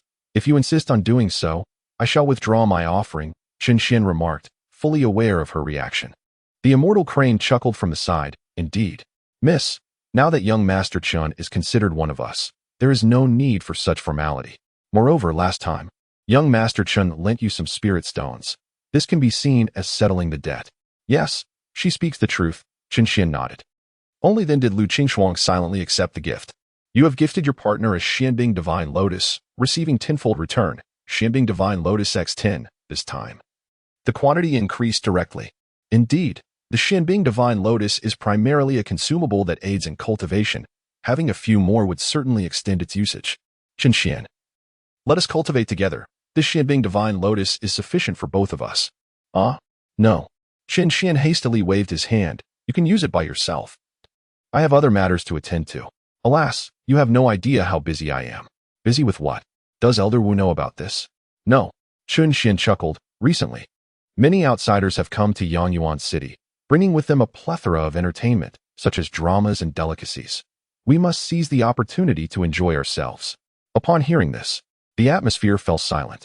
Lu Qingxuang, whose gaze had softened, now exhibited a look of disappointment and helplessness once more. Then what about your cultivation? The secret realm is about to open, and there are assessments to consider. Do not worry. A few more moments of enlightenment will suffice. The immortal crane, upon hearing this, covered its face, unable to bear the sight. Lu Qingxuang was equally taken aback by his words. Fine, cultivate after your enjoyment then. What other choice did she have? All she could do now was to hasten her own cultivation, striving to enhance her strength and protect Chun Xian. Wishing you smooth cultivation. Back in the courtyard, Chun Xian finally relaxed. Today had indeed been fulfilling. Now, all that remained was to await the opening of the secret realm. The following day, Chun Xian was dispatched for duty. As he was the only idle one within the inner sect, it was the day for the public opening of the Dongtian secret realm. And as the host, the Tayangshuanzong naturally had to send someone to preside over the event. Facing a multitude of people from all corners of the world, relying solely on the disciples from the law enforcement hall was utterly insufficient. Thus, most outer sect disciples and servants were called into service. As an inner sect disciple, Chun Xian should not have been summoned for such matters. However, Elder Wu could not tolerate him sleeping until noon and then indulging in merriment. Thus, he forcibly assigned him to duty. Chun Xian had no choice but to comply. Consequently, at the foot of Tayangshuanzong, he sat behind a desk, pencil in hand, conducting registration. The waistcoat curled up beside him, assisting by handing over the nameplates. Next, he Xianger from the He family of Beijun at the first level of the Tongshan realm. Chun Xian paused, looking up to discover that it was indeed the He Xianger he had seen yesterday. At this moment, she was clad in a snug dark blue outfit, her petite figure complemented by a high ponytail that accentuated her delicate and charming features. She had appeared quite unwell yesterday, and now she was already in motion. Glancing behind her, it was evident that there were more disciples from the He family. As for the formidable He Batian, he had gone directly to the Tayangshuanzong headquarters. It would be rather inappropriate for such a strong individual to still be waiting in line. All right, Chun Xian nudged the waistcoat, which picked up the nameplate to hand to He Xianger.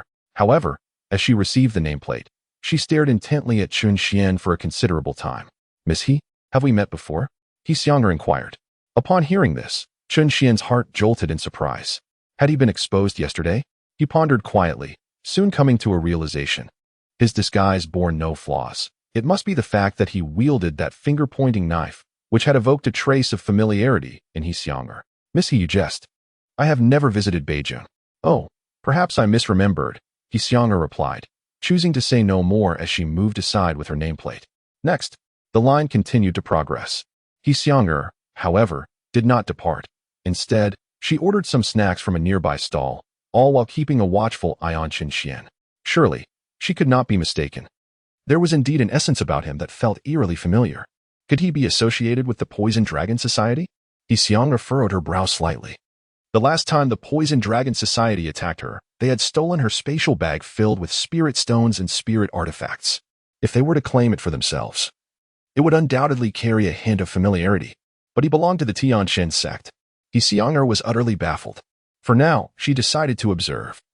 If he truly was a member of the Poison Dragon Society, she would ensure that vengeance was served. The registration continued until midnight, by which time Chun Xian had rekindled the feeling of working late into the night from his past life. Exhausted, he rose to stretch his body. It was time to treat himself to a hearty meal. The advantage of being on an official assignment was that he could avoid returning to the Tianshan sect for the night. The second round of registration would not commence until noon the following day, thus he intended to relax thoroughly beforehand. At Shenfeng Lu, the establishment was still bustling with patrons. In a luxurious private room, Chun Xian set down the menu. No need to look further. I'll have a stir-fry. The waiter was momentarily taken aback. Such extravagance? Not comprehending, Chun Xian placed a fine spirit stone on the table. A gift from me. Ah, certainly. The waiter beamed. Please wait a moment. The dishes will be served shortly. And bring me a jar of fine wine. Also, a platter of fresh dried fish. Understood. Chapter 54. Has he always been such a spendthrift? Dining alone with a table full of food was indeed a bit extravagant. Yet, Who could blame Chen Xian? He had always been a prodigal son. With a staggering sum of 20 million spirit stones, he had merely restrained himself from purchasing the entire Shinfeng Lu. Meanwhile, the lazy cat was thoroughly enjoying itself. The dried fish is delightful, meow. This beef is also exquisite. Master, I still desire fish.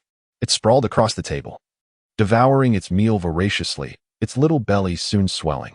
Chen Xian, however, was not as unrefined. He ate leisurely while gazing out the window. In the center of the restaurant, a performance of singing and dancing was underway. Just then, he caught sight of a somewhat familiar figure, He Xianger. She was dining with several disciples of the He family in a private room across the way, her gaze occasionally drifting toward him. What a coincidence! Chen Xian was unsure whether this was mere coincidence or if they had intentionally followed him. He Xianger must have sensed something from him, otherwise she would not have so conspicuously trailed behind. Was it her own intent, or was it a directive from He Batian? Chen Xian narrowed his eyes. Previously, He Batian had inquired about his identity, clearly intrigued. It was of little consequence, as long as they did not obstruct him. He chose not to dwell on it, and continued to eat. This routine persisted for 3 days. Once again, night fell at Shinfeng Lu. However, this time, He Xianger and her companions did not enter. Miss, are you certain he is the one who attacked you? A man inquired with a furrowed brow. Not entirely sure. She replied, Miss, I believe he certainly does not belong to the Poison Dragon Society. A woman beside her remarked with arms crossed and a disdainful snort. I have learned that this person is called Chen Xian, a notorious scion of the Tianxian sect. Scion, He Xianger exclaimed in surprise. Isn't he an inner disciple? The woman nodded. Indeed, he is an inner disciple, but his reputation is abysmal. It is said that he was born with a flawed spiritual root, rendering him incapable of cultivation for a long time, leading a life of indulgence in the Tianxian sect. Only recently has he achieved foundational cultivation and entered the inner sect. Yet, even after that, he remains idle and unlearned, merely passing the days. A person of such character is not even desired by the Poison Dragon Society. Had it not been for his father's previous renown, he would have likely found himself destitute. Upon hearing this, a flicker of relief passed through He Xianger's eyes. It was no wonder. Over the past few days, she had observed that aside from performing tasks, Chen Xian dedicated almost all his time to revelry, showing no inclination towards cultivation whatsoever. It was worth noting that many disciples of the Tianxian sect akin to him seized every opportunity to train, making his carefree lifestyle stand in stark contrast. Investigating such a scion seemed an utter waste of time. Miss, I believe it would be prudent to redirect our focus onto others. Very well, He Xianger nodded, responding thoughtfully. Let us set aside Chen Xian for now and return. Meanwhile, upstairs, Chen Xian cast a nonchalant glance at their figures, a faint, almost imperceptible smile gracing his lips. They wished to uncover his true identity, yet one must possess an identity worthy of investigation. They presumed his indulgent behavior was a fade, unaware that it was, in fact, his true essence. Waiter, bring forth the wine. In the depths of night, on Xueling Peak, the celestial crane, engaged in boiling water for tea, suddenly changed countenance. Boom! The distant mountain trembled, and the once gentle snowfall was thrown into disarray. A fierce icy aura surged, triggering a violent response from the grand formation of Xueling Peak. The celestial crane, now one with the formation, rose in alarm. What kind of presence is this? Bang! Suddenly, a white pillar descended from the sky, akin to a torrential ice river cascading from the heavens. The entirety of Xueling Peak quaked. The earth-shattering commotion persisted for a few moments before gradually subsiding. At that time, the grand formation resumed its operation, meticulously repairing the damaged sections. A figure floated into view. It was Lu Qingshuang, who had manifested with her sword. Miss, your extreme cold descent has been perfected. Indeed, Lu Qingshuang replied with a subtle nod, her aura of coldness deepening. At this moment, her eyes shimmered with an icy blue hue, clearly a remnant of the formidable skill she had just unleashed.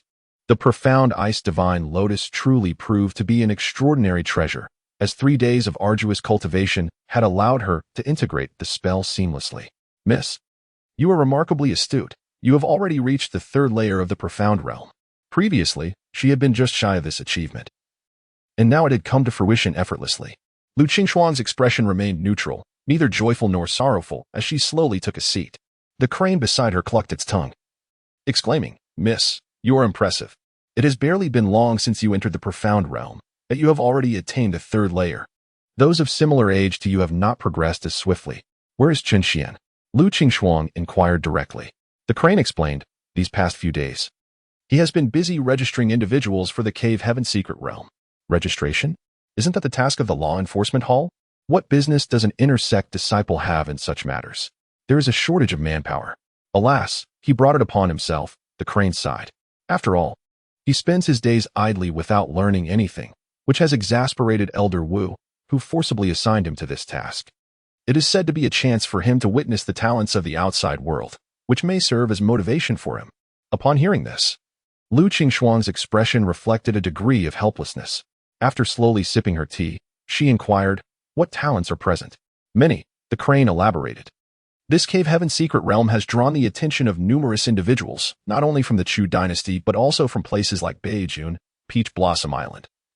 In the insect frontier, however, while they may be considered geniuses in their respective locales, they are of little consequence in your presence. One must not be complacent. Understood. By the way, miss, do you intend to go alone? The crane continued. Currently, the Tianxian sect is rife with factions. Perhaps you should gather some allies? The Cave Heaven Secret Realm is a vast expanse, larger than the Chu dynasty, filled with opportunities yet fraught with dangers. The adage that strength lies in numbers makes forming a team the most prudent approach. Lu Qingxuang's beautiful eyes fell. No need. I prefer not to be bound by any responsibilities. What about young Master Chen? He will accompany Chief Fan. Not necessarily, the crane chuckled. Just yesterday, he expressed a desire to join you, fearing that you might disdain him for his inferior cultivation. Lu Qingxuang raised her head with skepticism. Isn't that the truth? Indeed. The crane concurred. What use is there in carrying a burden like him? However, it added with a sly glance, I believe it would be beneficial to take him along. After all, you are publicly recognized as partners. If you do not act together in such circumstances, it could lead others to speculate about any discord between you. This, in turn, may attract unwanted attention, such as from Chu Jinlang. Lu Qingxuang pondered the crane's words thoughtfully. The identity of being partners indeed shielded her from many troubles. Yet it also imposed certain constraints. She pondered for a moment before suggesting, let us discuss this with Chen Xian when we have the time. Chapter 55. I truly am a genius in the luxurious inn of Yanyuan City. Chen Xian abruptly opened his eyes. Your Dao partner's cultivation has concluded, and you have received a tenfold return of spiritual energy. It has arrived. He sprang from his bed and rushed into the private training room that accompanied his suite. Naturally, this training chamber was a standard feature of the most opulent inn in Yanyuan City. A torrent of icy spiritual energy manifested within him. Initially, it was the garments on Chen Xian's body that billowed, gradually transforming into vibrations that shook the training room. Soon, the entire chamber trembled, and everyone in the inn sensed the disturbance in the surrounding spiritual energy. Has someone broken through? They marveled at the exceptionally pure cold energy, a rarity in the world. Many patrons emerged from their rooms, all gazing towards the direction of Chen Xian's quarters. From there, they could see endless snowflakes cascading, accompanied by a distinct aura steadily rising. At the 7th level of Foundation establishment, how could such a commotion arise? Wait a moment, a realization dawned upon them. They distinctly felt Chen Xian's presence surge, transcending from the 7th level to the 8th at an astonishing pace, with signs of further ascent. Is it possible to break through 2 levels at once? They exclaimed. This aura shows no signs of ceasing its rise. This is not merely a breakthrough. It is clearly an epiphany. Instantly, the entire inn was abuzz with excitement.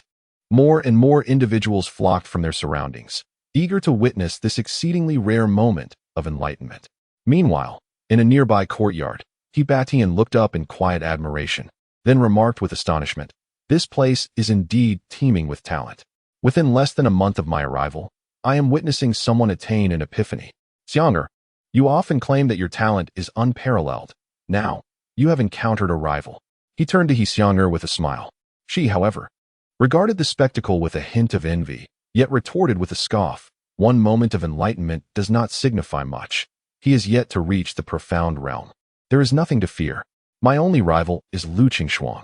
Batian chuckled softly, standing with his hands clasped behind his back. Lu Qingxuang is the foremost genius of the Tianxian sect. If you can surpass her, that would indeed be remarkable. I have heard she has a Dao partner named Chen Xian, correct? Indeed, he is the son of Chen Hong, who once garnered acclaim throughout the realm. As he Batian spoke, a nostalgic expression crossed his face. Ah, in the past, Chun Hong was a hero of unparalleled renown. My father had the fortune of meeting him on several occasions. Alas, he later encountered misfortune, and his only son, Chun Xian, was seen as a cripple with a flawed spiritual root. However, I have heard that he has recently restored his spiritual root and entered the inner sect of the Tianxian sect. He Xianger interjected, I am aware of him. He is a good-for-nothing who has been extravagantly indulging in revelry these past few days. Oh, you have been observing him? He Batian expressed surprise. She nodded and remarked. When I first registered, I sensed a familiar aura about him, and I initially presumed he was associated with the Poison Serpent sect. However, after observing him for several days, I realized he was merely an ne'er-do-well, possessing little more than a decent appearance. I truly cannot fathom why Lu Qingxuang would take a liking to him. Hiki. He Tian chuckled softly, yet offered a somewhat unorthodox perspective. Xianger, seeing is not always believing. One should not merely judge a person by their exterior. It is essential to look into their heart. As the spiritual energy surged, Chun Xian's aura ultimately stabilized at the 9th level of foundation establishment, merely a step away from the profound realm. Moreover, there was an unexpected delight, extreme cold descent. This skill, classified as a 7th-tier technique, is typically attainable only by those of the Purple Mansion realm. Yet, astonishingly, Lu Qingxuang had managed to grasp it at the profound realm. Her talent is indeed formidable. However, this also greatly benefits me. A smile could not be suppressed at the corners of Chun Xian's lips.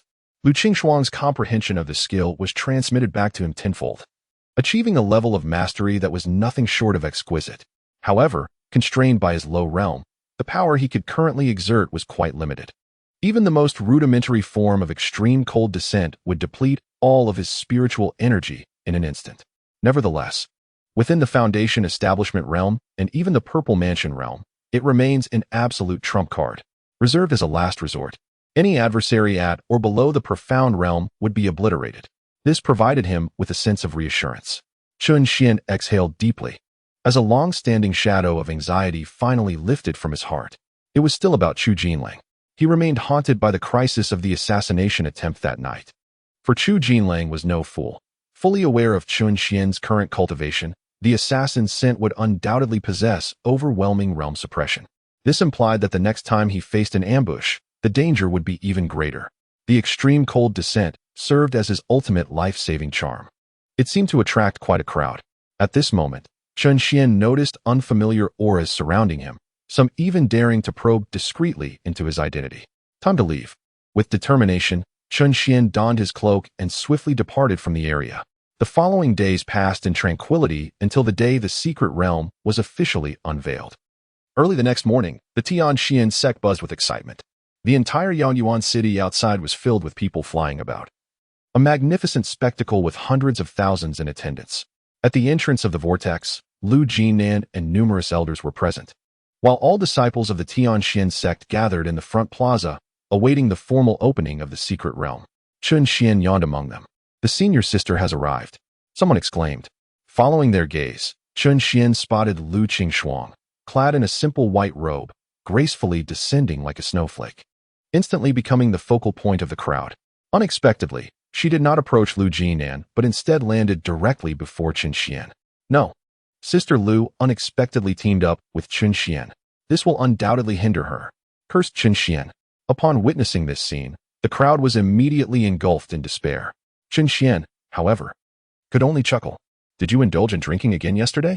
Lu Qingxuang chose to ignore the remarks. Indeed, after completing my task, Elder Wu rewarded me with 50,000 spirit stones. I must treat myself well. These past few days have truly exhausted me. Chen Xin sighed, rubbing his waist. Every day feels like a test of my sitting endurance. My back is nearly breaking. As a cultivator, how can one neglect their sitting posture? She remarked coldly. This is the first time I've heard someone complain about sitting being tiring. How afraid are you of exertion? Chun Xian grinned. Regardless of whether I sit or not, as long as my cultivation progresses, that is what truly matters. Have you had another epiphany? Yes. You're lying. Lu Qingxuang turned away. 3 consecutive epiphanies? How could your luck be so extraordinary? I am a genius. Those who proclaim themselves as geniuses are often mediocre. I truly am a genius. Chun Xian exclaimed, striking his thigh in excitement. Why don't you believe me? Chapter 56. None of your business seeing this. Lu Qingshuang ceased her arguments and simply stated, "We shall enter the cave realm together this time to avoid any gossip. Where do you wish to go?" Chen Xian shrugged. "Anywhere is fine by me." Having never ventured into the cave realm before, his only objective this time was to seek out valuable items to present to Lu Qingshuang, thus earning feedback from the system. She continued, "The cave realm is a floating land, now divided into 5 regions: east, west, south, north, and central. The further one travels inward, the stronger the beasts and natives become. As you are still at the foundation establishment stage, it is best to remain in the outer areas. In fact, even those at the Purple Mansion stage cannot enter the central region. Most of us can only seek opportunities on the outskirts.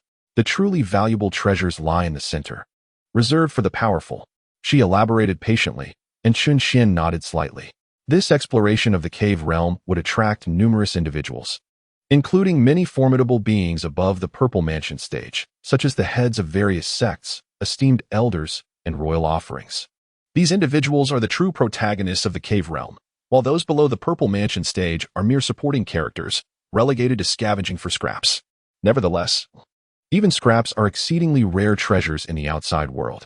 Chun Xian inquired, "Do you have a target?" "Yes," Lu Qingshuang nodded gently. "I intend to head to the northern snowfields, where I discovered some rare gold mines last time." "Gold ores?" "Yes, I wish to forge an 8th-grade spirit artifact." "All right. Then I shall accompany you." She gazed at him deeply. "What, do you think my strength is too low?" Chun Xian joked. "Indeed. How refreshingly honest." He chuckled wryly. "I am now at the 9th level of foundation building, not quite matching your profound realm, but I am just a step away, so I won't be a burden." "9th level? Weren't you just at the 7th? I remarked. I experienced an epiphany. Lu Qingshuang's beautiful eyes fixed intently on Chun Xian, and without regard for the surrounding whispers. She took his hand directly. Chun Xian replied with a smile, "I haven't taken any drugs, rest assured." After a moment, she furrowed her brow slightly at Chun Xian, her gaze tinged with disbelief. "How could you have another epiphany?" She distinctly remembered that it had been less than 10 days since Chun Xian had advanced to the 7th level, and now he had undergone yet another enlightenment, which was indeed perplexing. "You are quite extraordinary." "In what way am I extraordinary?" Chun Xian raised his head proudly. "I have already declared myself a genius unparalleled in this realm. Even without cultivation, I could ascend to immortality, yet you have always doubted me." Lu Qingshuang hesitated. "I still don't believe it." Seeing her rare moment of fluster, Chun Xian smiled gently. All right, I was joking." She was taken aback. Just as a few days prior, when Chu Jinlang doubted his rapid progress, Lu Qingshuang's confidence had also taken a considerable hit. Her current achievements were the result of grueling practice for 12 hours a day. The glamour of her exterior belied the bitterness within. The very truth she had adhered to for 2 decades, hard work is rewarded, was now ruthlessly shattered. A villain who never practiced could rise effortlessly, experiencing enlightenment as easily as sipping water. This stark contrast was difficult for her, no matter how steadfast her resolve. She had to repeatedly calm her mind. Taking a deep breath, she said, "All right, we'll go together. It's settled then. I never go back on my word." Lu Qingshuang stated with utmost seriousness. She was not one to make promises lightly, but once made, she would see them through. Just as the two were conversing, a man in splendid robes approached with a smile. It was none other than Chu Jinlang. "Miss Lu, the secret realm is fraught with peril, especially in the northern snowy plains where the natives are rampant. How about we join forces?" He continued, "I apologize for the previous incident. I had no knowledge that the 9-colored divine lotus would suddenly vanish." Lu Qingshuang cast him a cold glance and replied, "No need. Are you still angry?" Chu Jinlang gazed at her, still unwilling to give up. Lu Qingshuang replied indifferently, "I have long since put the past behind me. But I do not wish to travel with you. I already have a companion." Chu Jinlang glanced at Chun Xian with a hint of mockery. This waste, who hasn't even reached the profound realm, what assistance could he possibly provide you? In this secret realm filled with talent, where geniuses from all corners compete.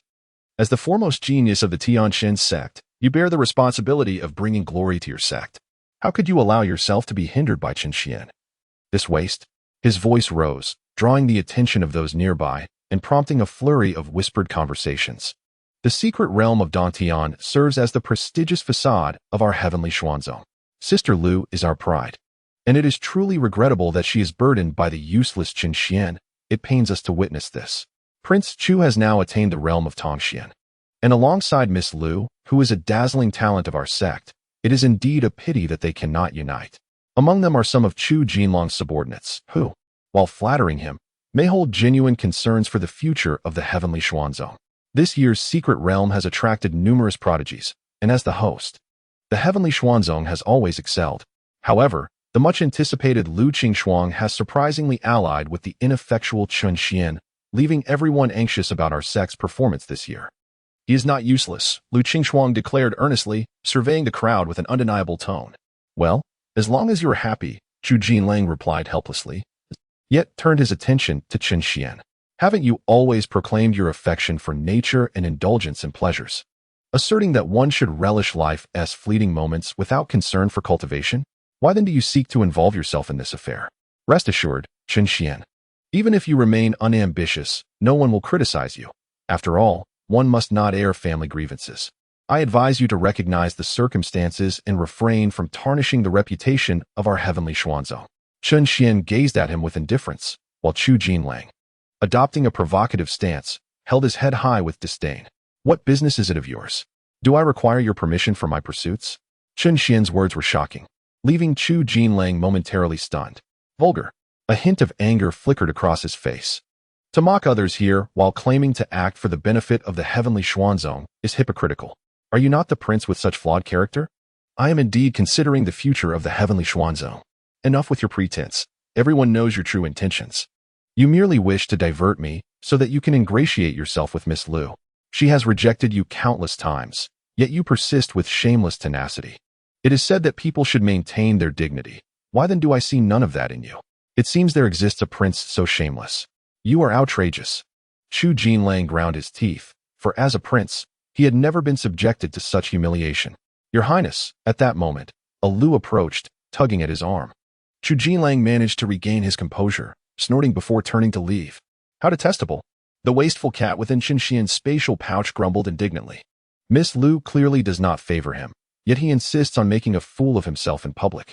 I truly wonder what he is thinking. Chun Xian momentarily paused at these words. Indeed, given Chu Jinlong's character, how could he willingly subject himself to such disgrace in a public setting? He was fully aware that Lu Qingxuang would rebuff him, yet he still approached her, which seemed rather illogical.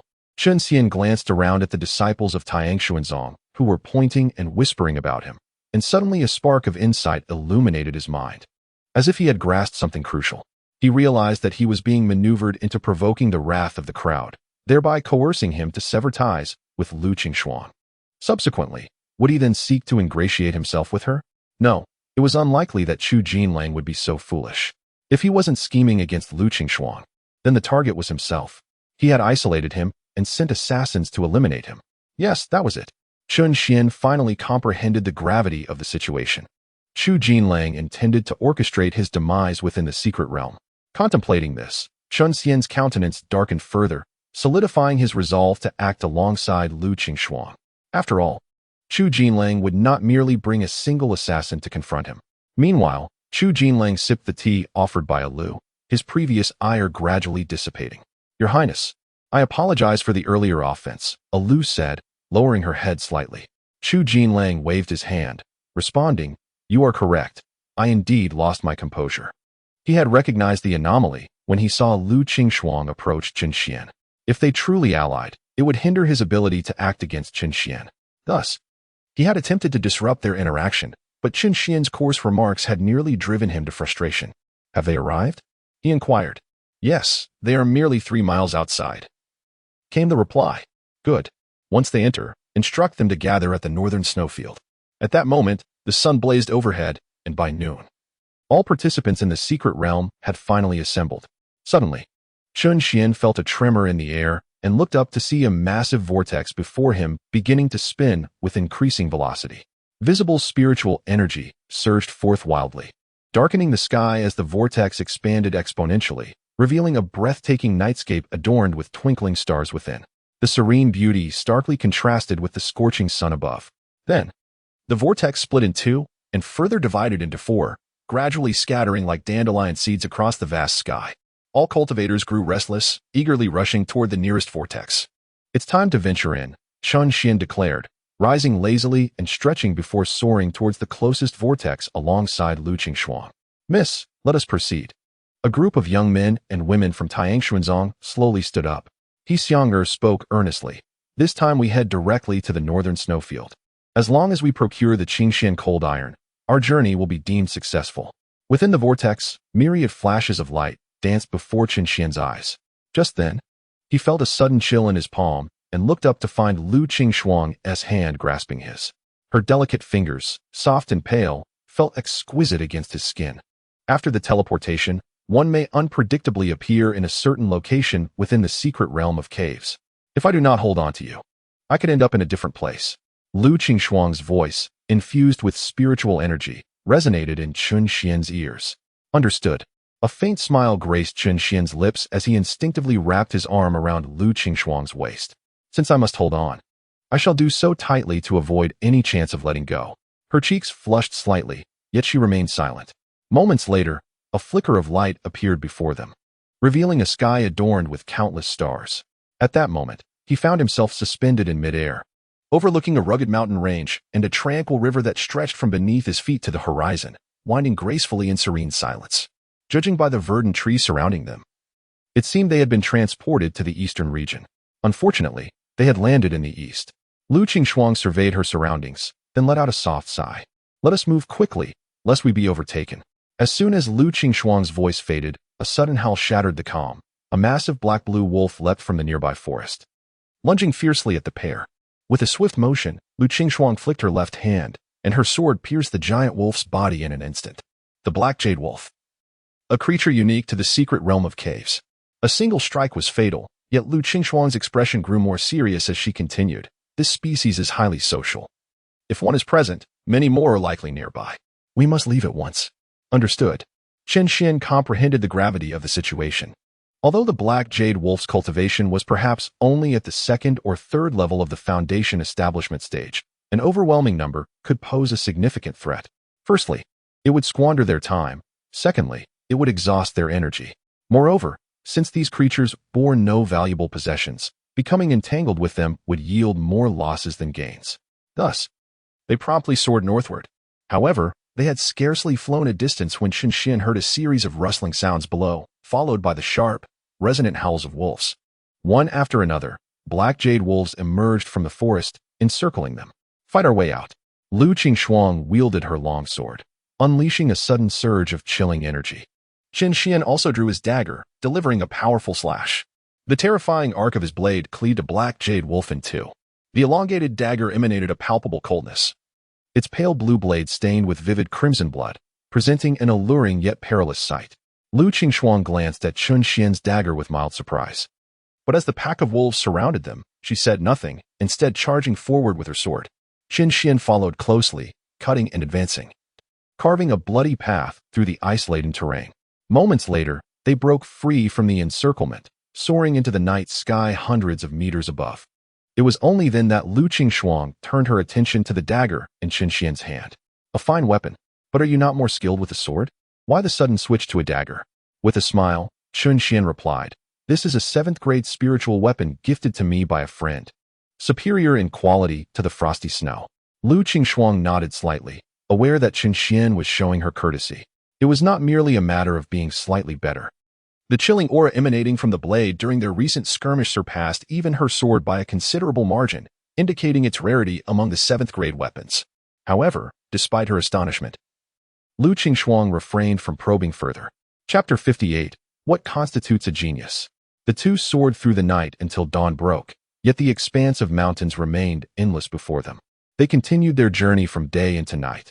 During this time, they faced numerous assaults from demonic beasts. Fortunately, these were merely the outermost creatures of the eastern region. The strongest among them barely at the 8th or 9th level of Foundation establishment, posing little threat to the duo. As night deepened, after an entire day and night of travel, they finally paused. Lu Qingshuang, slightly breathless, remarked, In another 2 or 3 hours, we should reach the northern snowfields. Let us rest for a while. Very well, Chen Xian replied, gazing northward. On the horizon, a faint hint of white appeared, and the temperature had dropped significantly since their arrival, bringing them closer to the northern snowfields. Having flown for an entire day and night had taken its toll. If they were to recklessly enter the snowfields only to encounter a formidable beast, their lives would be in peril. Thus, it was prudent to recuperate while the area remained devoid of powerful adversaries. In a relatively flat river valley, a flickering flame was kindled. Lu Qingxuang sat down and took a few sips of water from her spatial pouch before saying, "You should restore your spiritual energy first. I will guard you." Chun Xian smiled and waved his hand. "You should recover first. I wish to hunt some wild game." "Hunt wild game?" Lu Qingxuang asked, puzzled. "Do you not have provisions in your spatial pouch?" "I do," Chun Xian explained. "My pouch is filled with food, but it is reserved for emergencies. Since we face no immediate danger, I would prefer to seek out some local delicacies. But that will waste your time." "Not at all. My cultivation level is lower than yours, so I can recover more swiftly." Chun Xian stoked the fire, making it blaze brighter, and continued. "This is my first time in this secret realm, and I have yet to savor the local wild flavors. We are about to leave. It would be a pity not to experience it." Lu Qingxuang pursed her lips, conceding with a gentle nod, and closed her eyes to begin her recovery. Flurries of snowflakes fell, dimming the flames slightly. Chun Xian then casually found a wild rabbit nearby, prepared it simply, and skewered it over the fire. Sizzle, sizzle. Before long, the succulent juices from the roasting meat splattered onto the flames, producing a delightful aroma that wafted through the air. With a moment of leisure, Chun Xian leaned against a rock, observing Lu Qingxuang beside him. The flames danced softly upon her exquisite visage, her hair stirred by an unseen breeze. And the beautiful snowflakes drifting around her created an enchanting scene, utterly captivating and breathtaking. Chun Xian smiled faintly, noting that this marked the first occasion he and Lu Qingxuang spent a night outside together. However, as he gazed at her, he noticed a subtle blush blooming on Lu Qingxuang's cheeks. "Why do you look at me like that?" she suddenly inquired. Chun Xian was taken aback. "How can you still speak? Is it so challenging to divide one's attention?" she retorted. Chun Xian had assumed that such a cultivation stone required undivided focus. It appeared that true geniuses could indeed manage dual tasks simultaneously. After about half an hour, the aura surrounding Lu Qingxuang gradually diminished. Suddenly, a wave of icy energy erupted from her center. In an instant, flames and frost danced in a chaotic ballet, nearly sending the rabbit he had just roasted flying. Lu Qingxuang slowly opened her eyes, revealing a chilling gaze, which faded moments later. Her aura had fully returned to its peak. "Indeed, the spiritual energy in this cave is remarkably abundant," she remarked, accepting the roasted meat Chun Xian offered without a hint of emotion. Curiosity piqued, Chun Xian asked, "Given the richness of the spiritual energy in the secret realm, have there been individuals who chose to remain here indefinitely?" Lu Qingxuang nodded gently, taking small bites of the meat. "Yes, but they all perished." "Perished?" he echoed. "Indeed," she replied slowly. "While the spiritual energy in this realm is plentiful, it is not a place for permanence. If one stays for merely 10 days or half a month, it is manageable. However, over an extended period, the malevolent energy here will inevitably affect a practitioner's mindset, assimilating them into the local savagery. Many have chosen to remain beyond their designated time, seeking to cultivate in seclusion, but when others return the following year, they had already transformed into wild natives." Chun Xian nodded in understanding. Just then, a cold voice from the system echoed in his ears, and subtitles began to scroll before his eyes. "Your Dao partner, Lu Qingxuang, has completed her cultivation and received a tenfold enhancement in her abilities. It's coming. I shall begin to restore my spiritual energy now," Chun Xian stated, promptly sitting cross-legged and closing his eyes to absorb the surge of spiritual energy that suddenly filled his dantian. The oppressive chill exhaled from him, with flakes of frost descending. Although not as potent as Lu Qingxuang's earlier display, his aura was swiftly ascending. Initially, Lu Qingxuang paid little heed, continuing to savor her roasted meat. However, she soon furrowed her brow and looked up sharply. At that moment, Chun Xian resembled a small vortex, drawing in the surrounding spiritual energy with fervor. The air became charged, and a howling wind began to swirl, creating an incessant roar. "What is this?" Lu Qingxuang's expression shifted in surprise, her eyes filled with incredulity. In terms of foundational cultivation, such intense commotion could not arise from ordinary spiritual recovery. Even during her own recovery at the transcendental realm, she had never witnessed such a vigorous response from the surrounding spiritual energy. It felt akin to a breakthrough. He was recently promoted to the 9th level of foundation establishment. Was he not? Lu Qingxuang's expression turned grave as she set down the roasted meat in her hands, beginning to keenly sense the rising aura emanating from Chun Xian. A quarter of an hour later, a pillar of icy blue light surged skyward from the top of Chen Xian's head.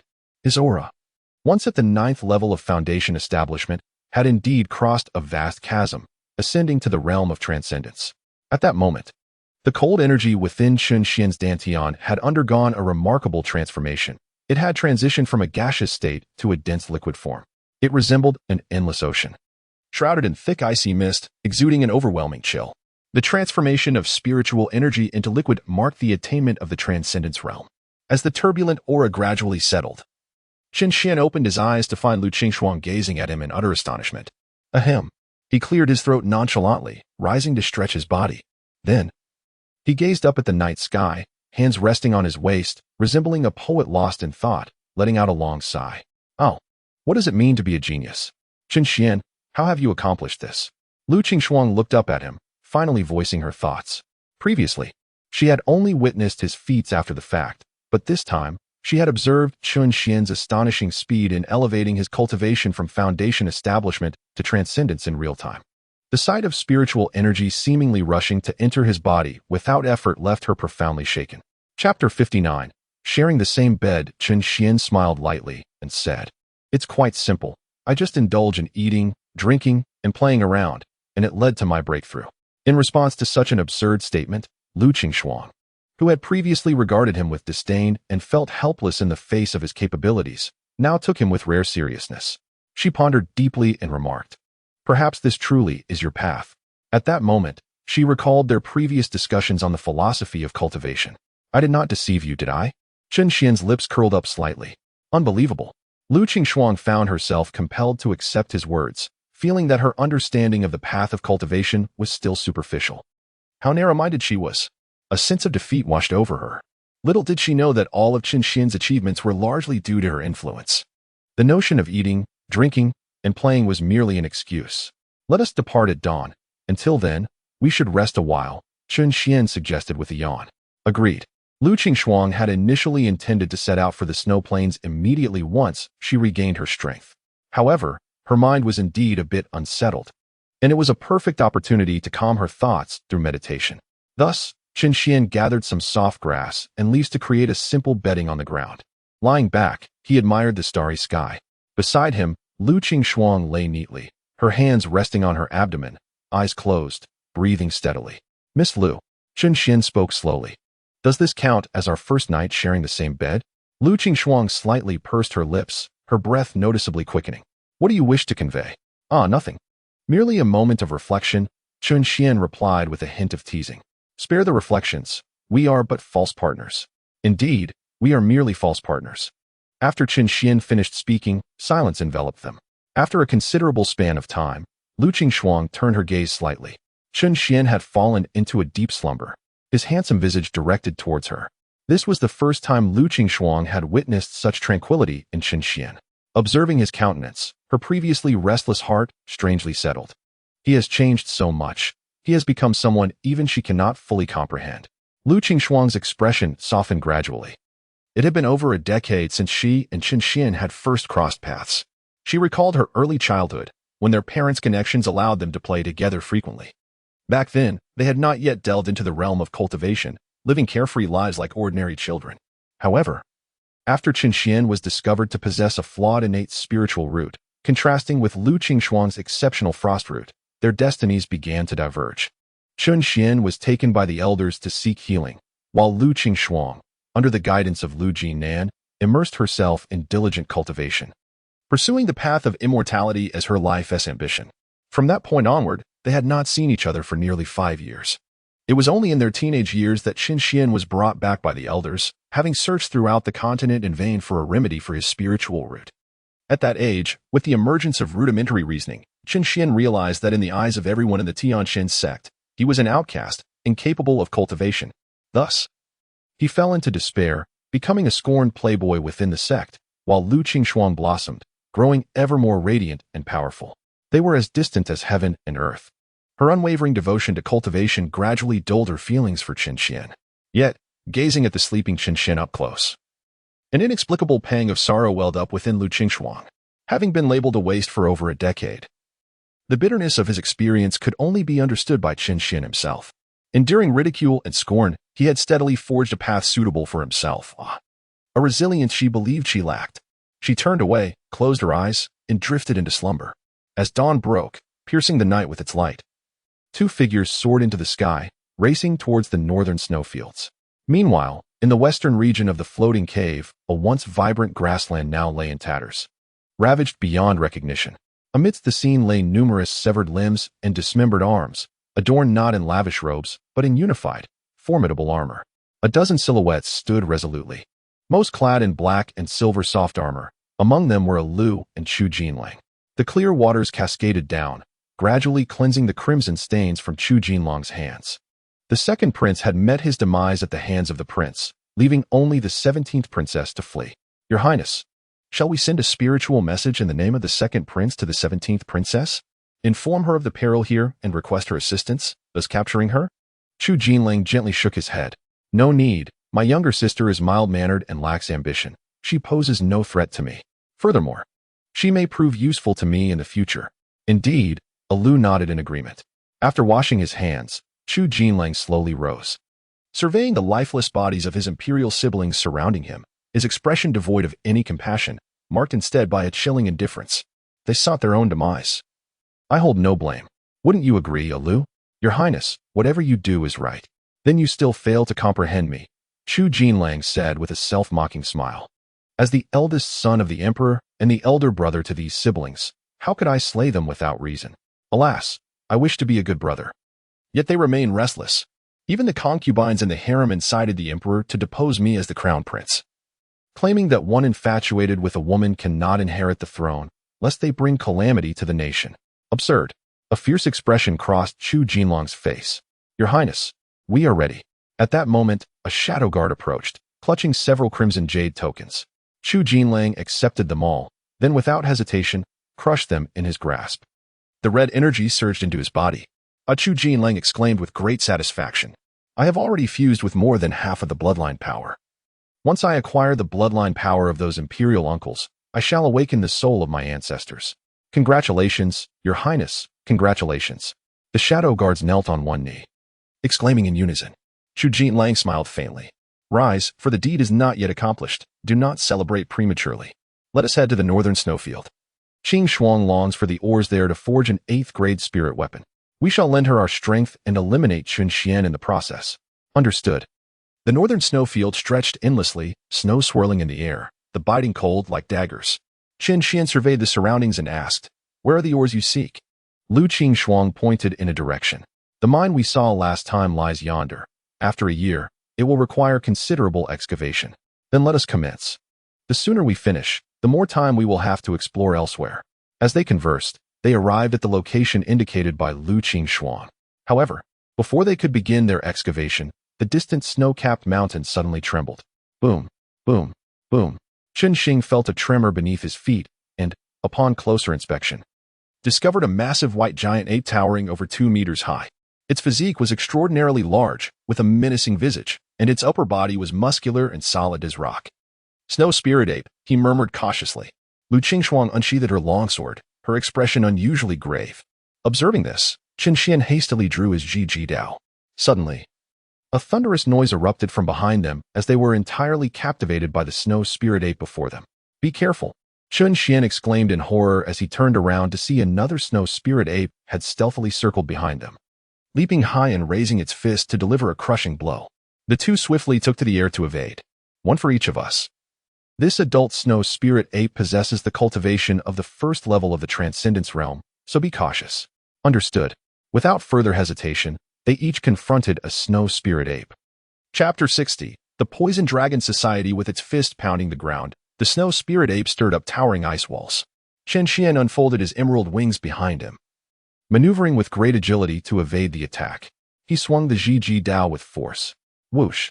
The blade's radiance extended over a yard, swift as lightning, crashing directly into the back of the snow spirit ape.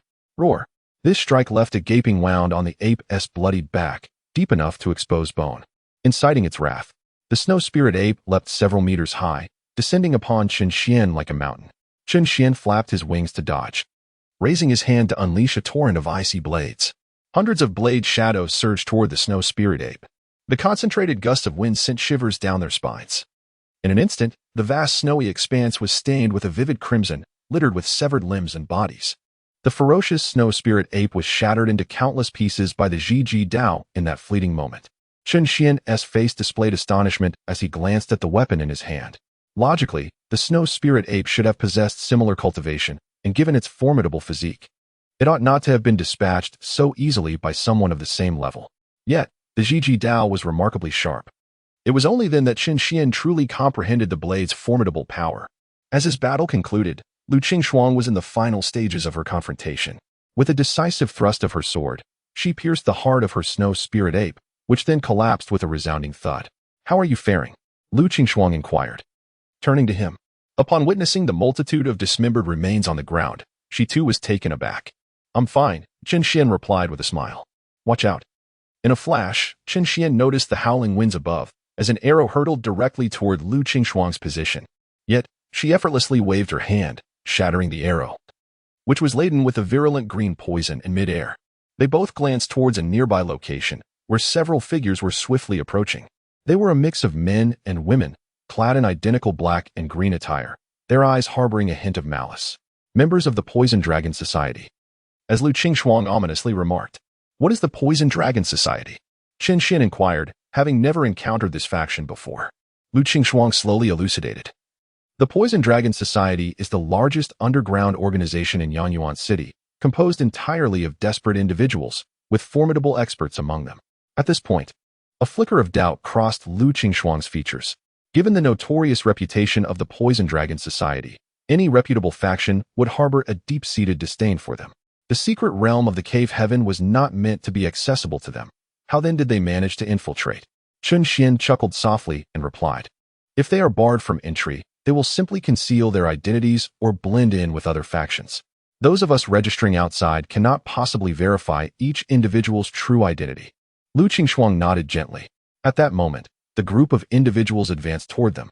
"You may leave now," commanded a youth who appeared to be the leader, stepping forward with authority. "This place belongs to us. If you wish to avoid trouble, you should depart swiftly. Otherwise, do not blame us for being impolite."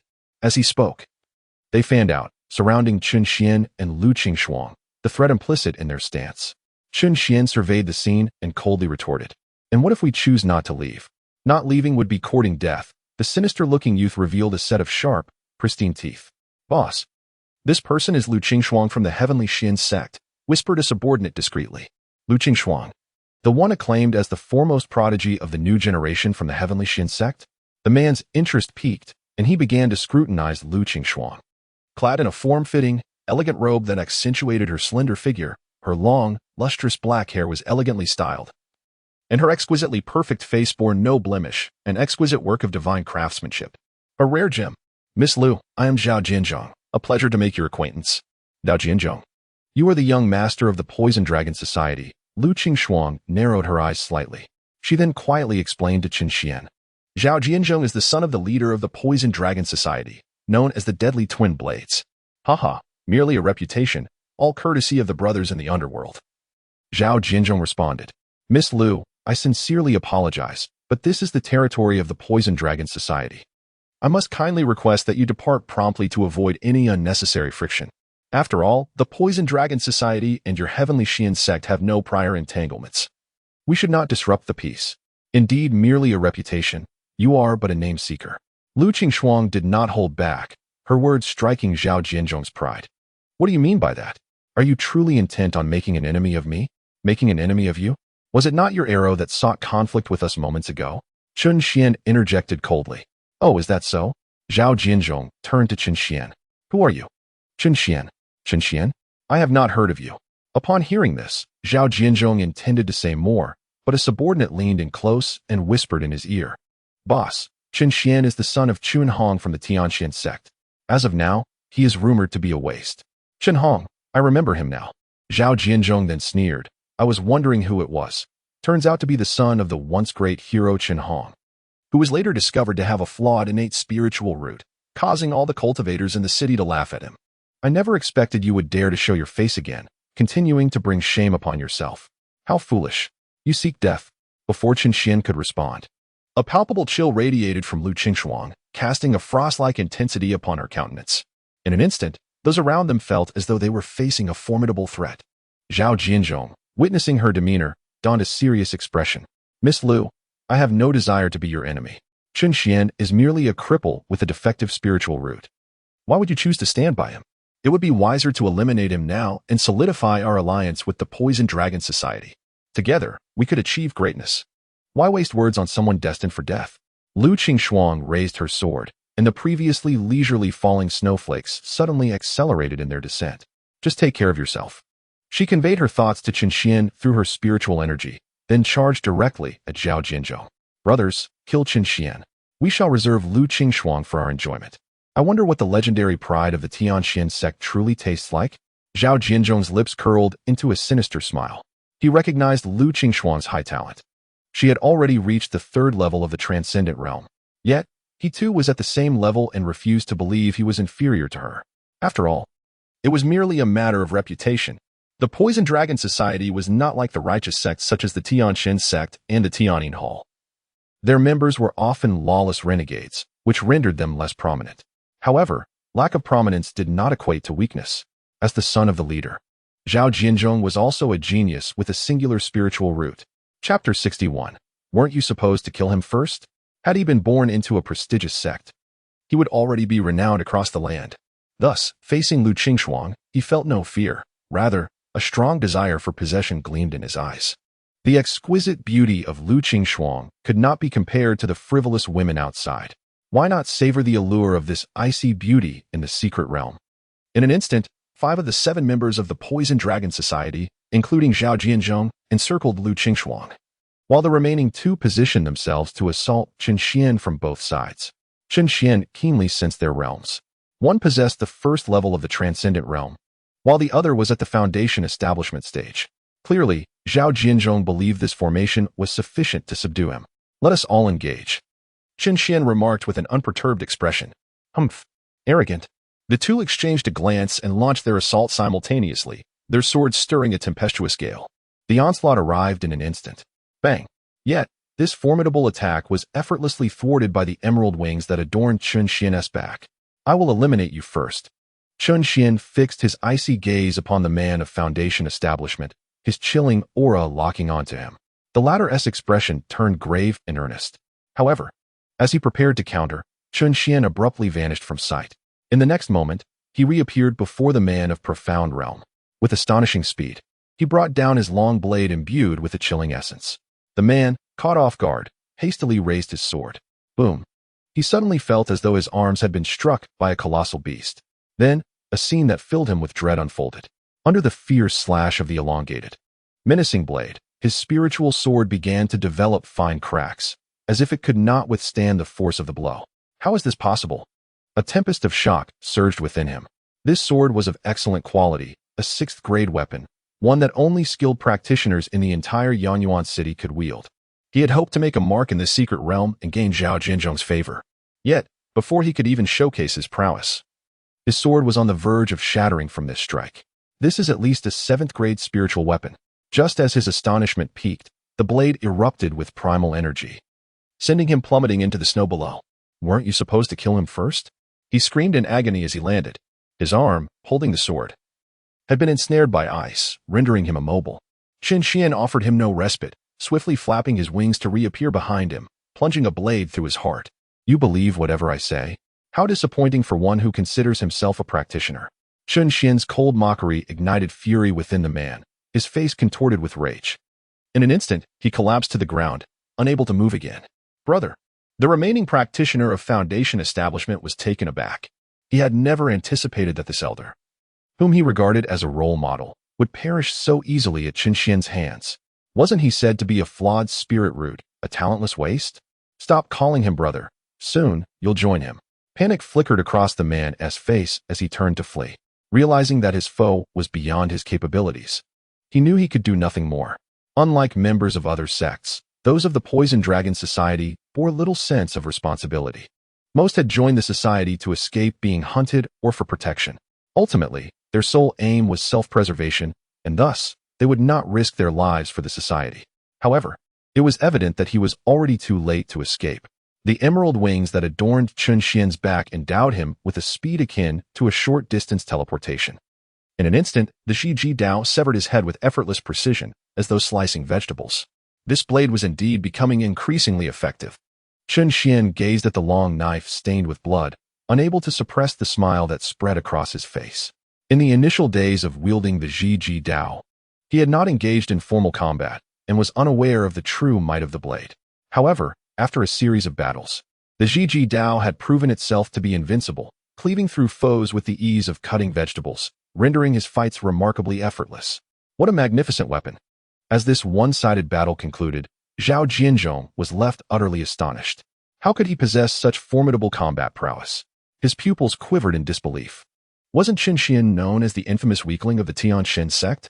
Though Zhao Jianzhong was not a member of the sect, he had heard whispers of Chun Xian's reputation in Yangyuan City.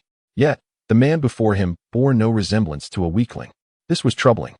A sense of retreat began to blossom within him, but the relentless assault of Lu Qingshuang pressed onward. Die. Lu Qingshuang swung her sword, conjuring an eerie chill that coalesced into an unstoppable icy dragon around her. With a force that obliterated the combined attacks of several opponents, she surged forward to confront Zhao Jianzhong. This was dire. Zhao Jianzhong's face paled in shock. He had believed himself to be on par with these prodigies, possessing the same cultivation level of the third stage of the Tongxian realm. His obscurity was merely a consequence of the notorious reputation of the Poison Dragon Society. Surely, he belonged among the top-tier geniuses by actual merit. Yet, the scene before him shattered his confidence entirely. There was no way to withstand this. He would surely perish. Despair seeped into his heart, and without a moment's hesitation, he turned to flee. Unbeknownst to him, Chun Xian had already arrived to provide support. Get out of the way. You seek death. Zhao Jianzhong roared in fury upon seeing Chun Xian approach. If he could not contend with Lu Qingshuang, how could this Chun Xian dare to intervene? He raised his massive blade, unleashing a blade of lightning that erupted forth. Boom! The blade's energy skimmed the ground, carving a deep chasm in an instant. Chun Xian, gripping his knife with both hands, felt the frigid spiritual energy surge from within him. Bang! To prevent Zhao Jianzhong's escape. He did not flinch but charged forward with a decisive strike, the clash generating a powerful shockwave. A figure, akin to a kite severed from its string, was sent hurtling backward. It was Chun Xian. He skidded along the ground for several hundred meters before finally coming to a halt. Gasping for breath, his arms throbbed with pain. With utmost concentration, he struggled to suppress the turbulent spiritual energy within him. There remained a considerable gap in their realms. Chun Xian offered a wry smile. Though one may claim to have transformed significantly, I remain merely at the first level of the profound realm. A full 2 realms below Zhao Jianzhong. In a direct confrontation, without revealing some hidden trump card, I would undoubtedly be overpowered. Nevertheless, this suffices. For my swift intervention has already diminished Zhao Jianzhong's speed. Lu Qingshuang, wielding her sword that symbolizes death, has surged forward. In an instant, blood cascades through the air. And the icy dragon of frost, with an unyielding ferocity, rends Zhao Jianzhong into countless fragments. The man who had so boastfully threatened her has now become a soul claimed by the sword. Chapter 62. Beast the remaining members of the Poison Dragon Society. Witnessing this scene, scatter like monkeys fleeing a fallen tree. However, Lu Qingshuang will not so easily let them escape. With a gentle lift of her hand, she summons a broader wave of icy annihilation that swiftly ends their lives on the spot. In an instant, the once pristine surface of the snow is marred by splatters of crimson. Chun Xian looks up to see Li Yongshuang approaching, her gaze lingering on his injured arm. Are you hurt? She inquires. Chun Xian nods nonchalantly. It's nothing serious. After all, there's a 2-realm disparity. Is it urgent? I'll be fine after a short rest. Then you should rest. I'll go gather those ores. If we delay, others may arrive. With that, Lu Qing turns and flies toward the mine's location. The recent appearances of foes, first the Snow Spirit Ape and then the Poison Dragon Society, have made her acutely aware that she is not the only one eyeing the mine. Seeing this, Chun Xian says no more and settles down to rest. Meanwhile, in the southern region of the Cave Heaven's secret realm, a heart-wrenching female voice echoes through the valley, pleading, "Please, don't. I beg you." A woman appearing to be in her 20s is being held down by 3 burly men, her clothing torn and revealing swathes of alabaster skin. The men, their faces twisted with lust, roam their hands over her helpless form. The woman struggles and weeps, yet her suffering only seems to ignite the primal instincts of her captors. You bastards! You're all scum. Not far away, a man is pinned to the ground by a sword, rendered immobile. He watches in horror as his beloved is violated. His teeth ground in despair. In the next moment, a piercing scream shatters the air.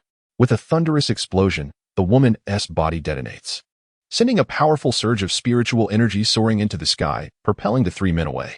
One of them is even left with a severed arm. No. The man's eyes widen in disbelief, tears streaming down as he watches his cherished woman choose to end her suffering in such a tragic manner. Beside him stood a man with a bushy beard, clad in black and gold attire, possessing a hooked nose and deep-set eyes that exuded a sinister aura. Upon witnessing the scene, he could not help but exclaim, "Truly loyal, aren't you? You scoundrels, I shall not spare you even in death."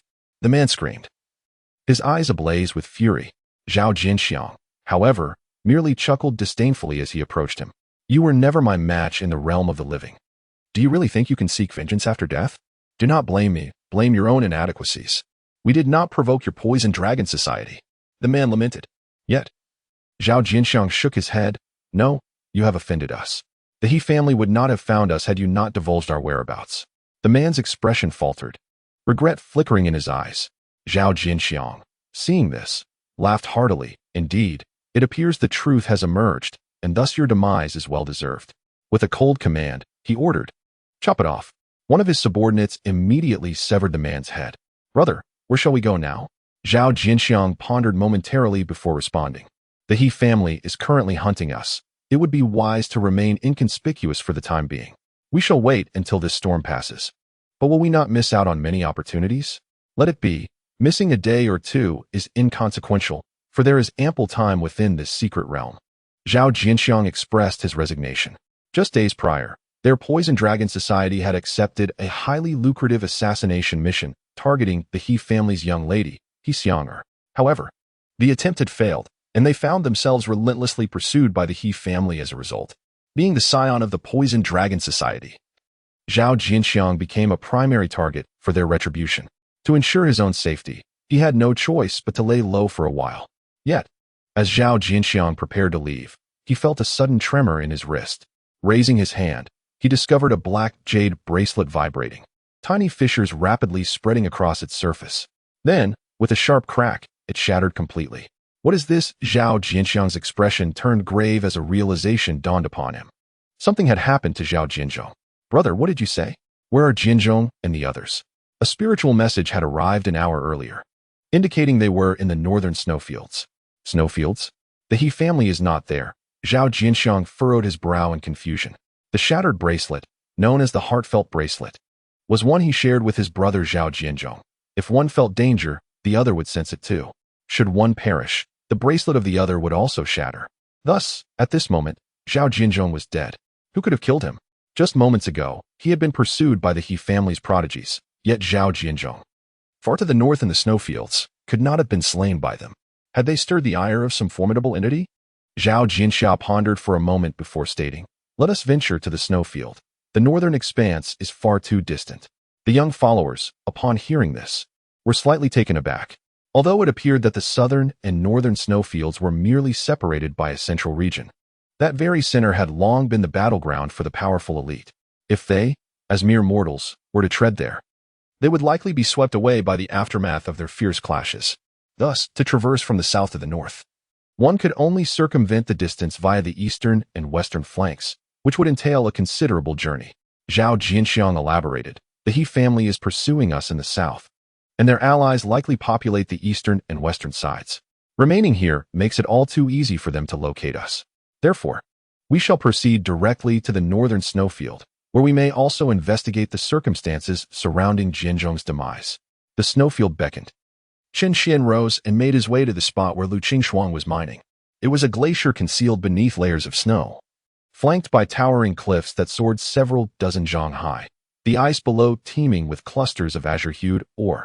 Lu Qingxuang wielded her sword within, but the ice was remarkably resilient. Even with her third-level mastery of the Transcendence realm, she could only extract 3 or 4 pieces of ore at a time. "Allow me to assist you," Chen Xian exclaimed as he leapt down. Lu Qingxuang nodded ever so slightly and remarked, If we were to transport all these ores, it would suffice to forge 2 8th-grade spirit weapons. With some additional materials, I could craft one for you as well. I'm content with what fate provides. Qin Xian replied as he worked alongside her. This blade feels exceptionally comfortable in my hands. As for the rare 8th-grade spirit weapon, there's no need to force it. In truth, he continued, with your current cultivation at the 3rd level of the Transcendence Mirror, would wielding an 8th-grade spirit weapon not be somewhat taxing? Chapter 63. The Thousand-Legged Demon Seal. Lu Qingshuang conceded. Indeed, even if I were to attain the Purple Mansion realm, I could not fully unleash the power of an 8th-grade spirit weapon. Then why are you so insistent on forging one in advance? Chun Xian inquired. For unforeseen circumstances. Lu Qingshuang explained earnestly. My cultivation technique is rather unique. Possessing an 8th-grade spirit weapon would allow me to unleash its potential once, even if my current level cannot sustain its energy consumption. Thus, in the face of formidable adversaries, it could serve as a means of survival. Yet, once utilized, you would enter a prolonged period of weakness, would you not? Qin Xian pressed further. Indeed, it would deplete an excessive amount of spiritual energy, she confirmed. But you need not exert yourself so intensely, he remarked, somewhat bewildered. Lu Qingshuang's talent was already a rare gem within the Taiyangxuanzong, and her diligent cultivation had rendered her one of the most luminous stars among the continent's new generation. Despite her remarkable achievements, she remained fraught with anxiety and a sense of insecurity. She gazed deeply at him and solemnly stated, the path of cultivation is never-ending, and the burdens I bear as the so-called #1 talent of our sect are beyond your comprehension. My father once proclaimed that I am destined to be the helmsman of the heavenly Xian sect and the sole hope for its survival amidst the impending calamity. To achieve this ambition, relentless effort is imperative. Calamity. Chun Xian listened, increasingly perplexed. Why would a catastrophe arise during a period of flourishing spiritual energy? The so-called calamity represents a formidable reshuffling by the heavenly Tao within the realm of cultivation. This reshuffling is impartial. Both the strong and the weak shall face severe trials for survival. Those who endure will glean insights into the supreme principles of the heavenly Tao, thus emerging as the new generation of powerhouses. For instance, the founding ancestor of the heavenly Xian sect was once an obscure figure in the cultivation world. Yet he survived the last calamity and seized a fortuitous opportunity, leading to the establishment of a venerable sect on the continent.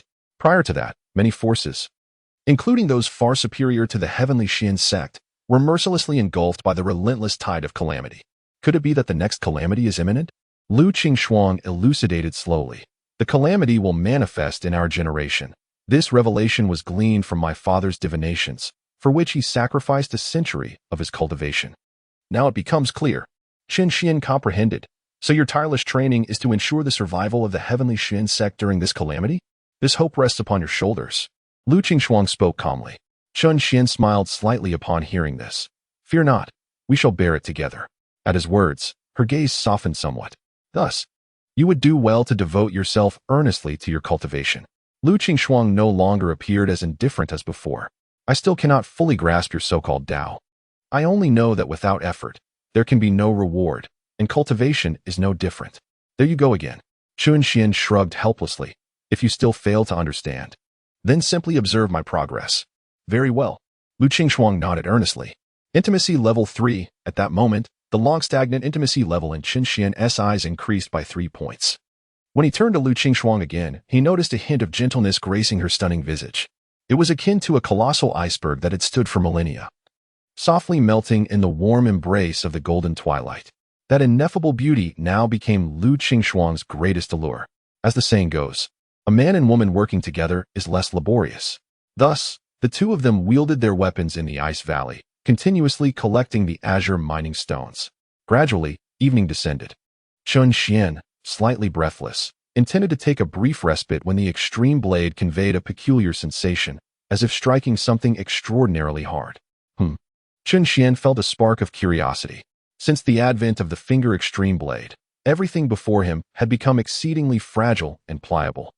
It was the first time he encountered something that even the finger extreme blade perceived as remarkably solid. He immediately crouched down for a closer inspection. Beneath his feet, he discerned a black, elongated object embedded within the ice. Chun Xian, after shattering the surrounding ice blocks, leaned in for a better look and was astonished to discover that it was the end of a tentacle adorned with numerous suction cups, impressively robust, as thick as a grinding wheel. What manner of beast did this tentacle belong to? He summoned Lu Qingxuang, whose expression turned grave upon her first glance. Thousand-legged demon octopus. Lu Qingxuang spoke solemnly. This is an ice attribute beast, exceedingly violent. I encountered it once on the snowfield, where it claimed the lives of over a dozen cultivators before being vanquished by a coalition of talented individuals. This severed tentacle must be a remnant from that battle. Was it confirmed dead last time? Chen Xian suddenly inquired. It was. Then how is this possible?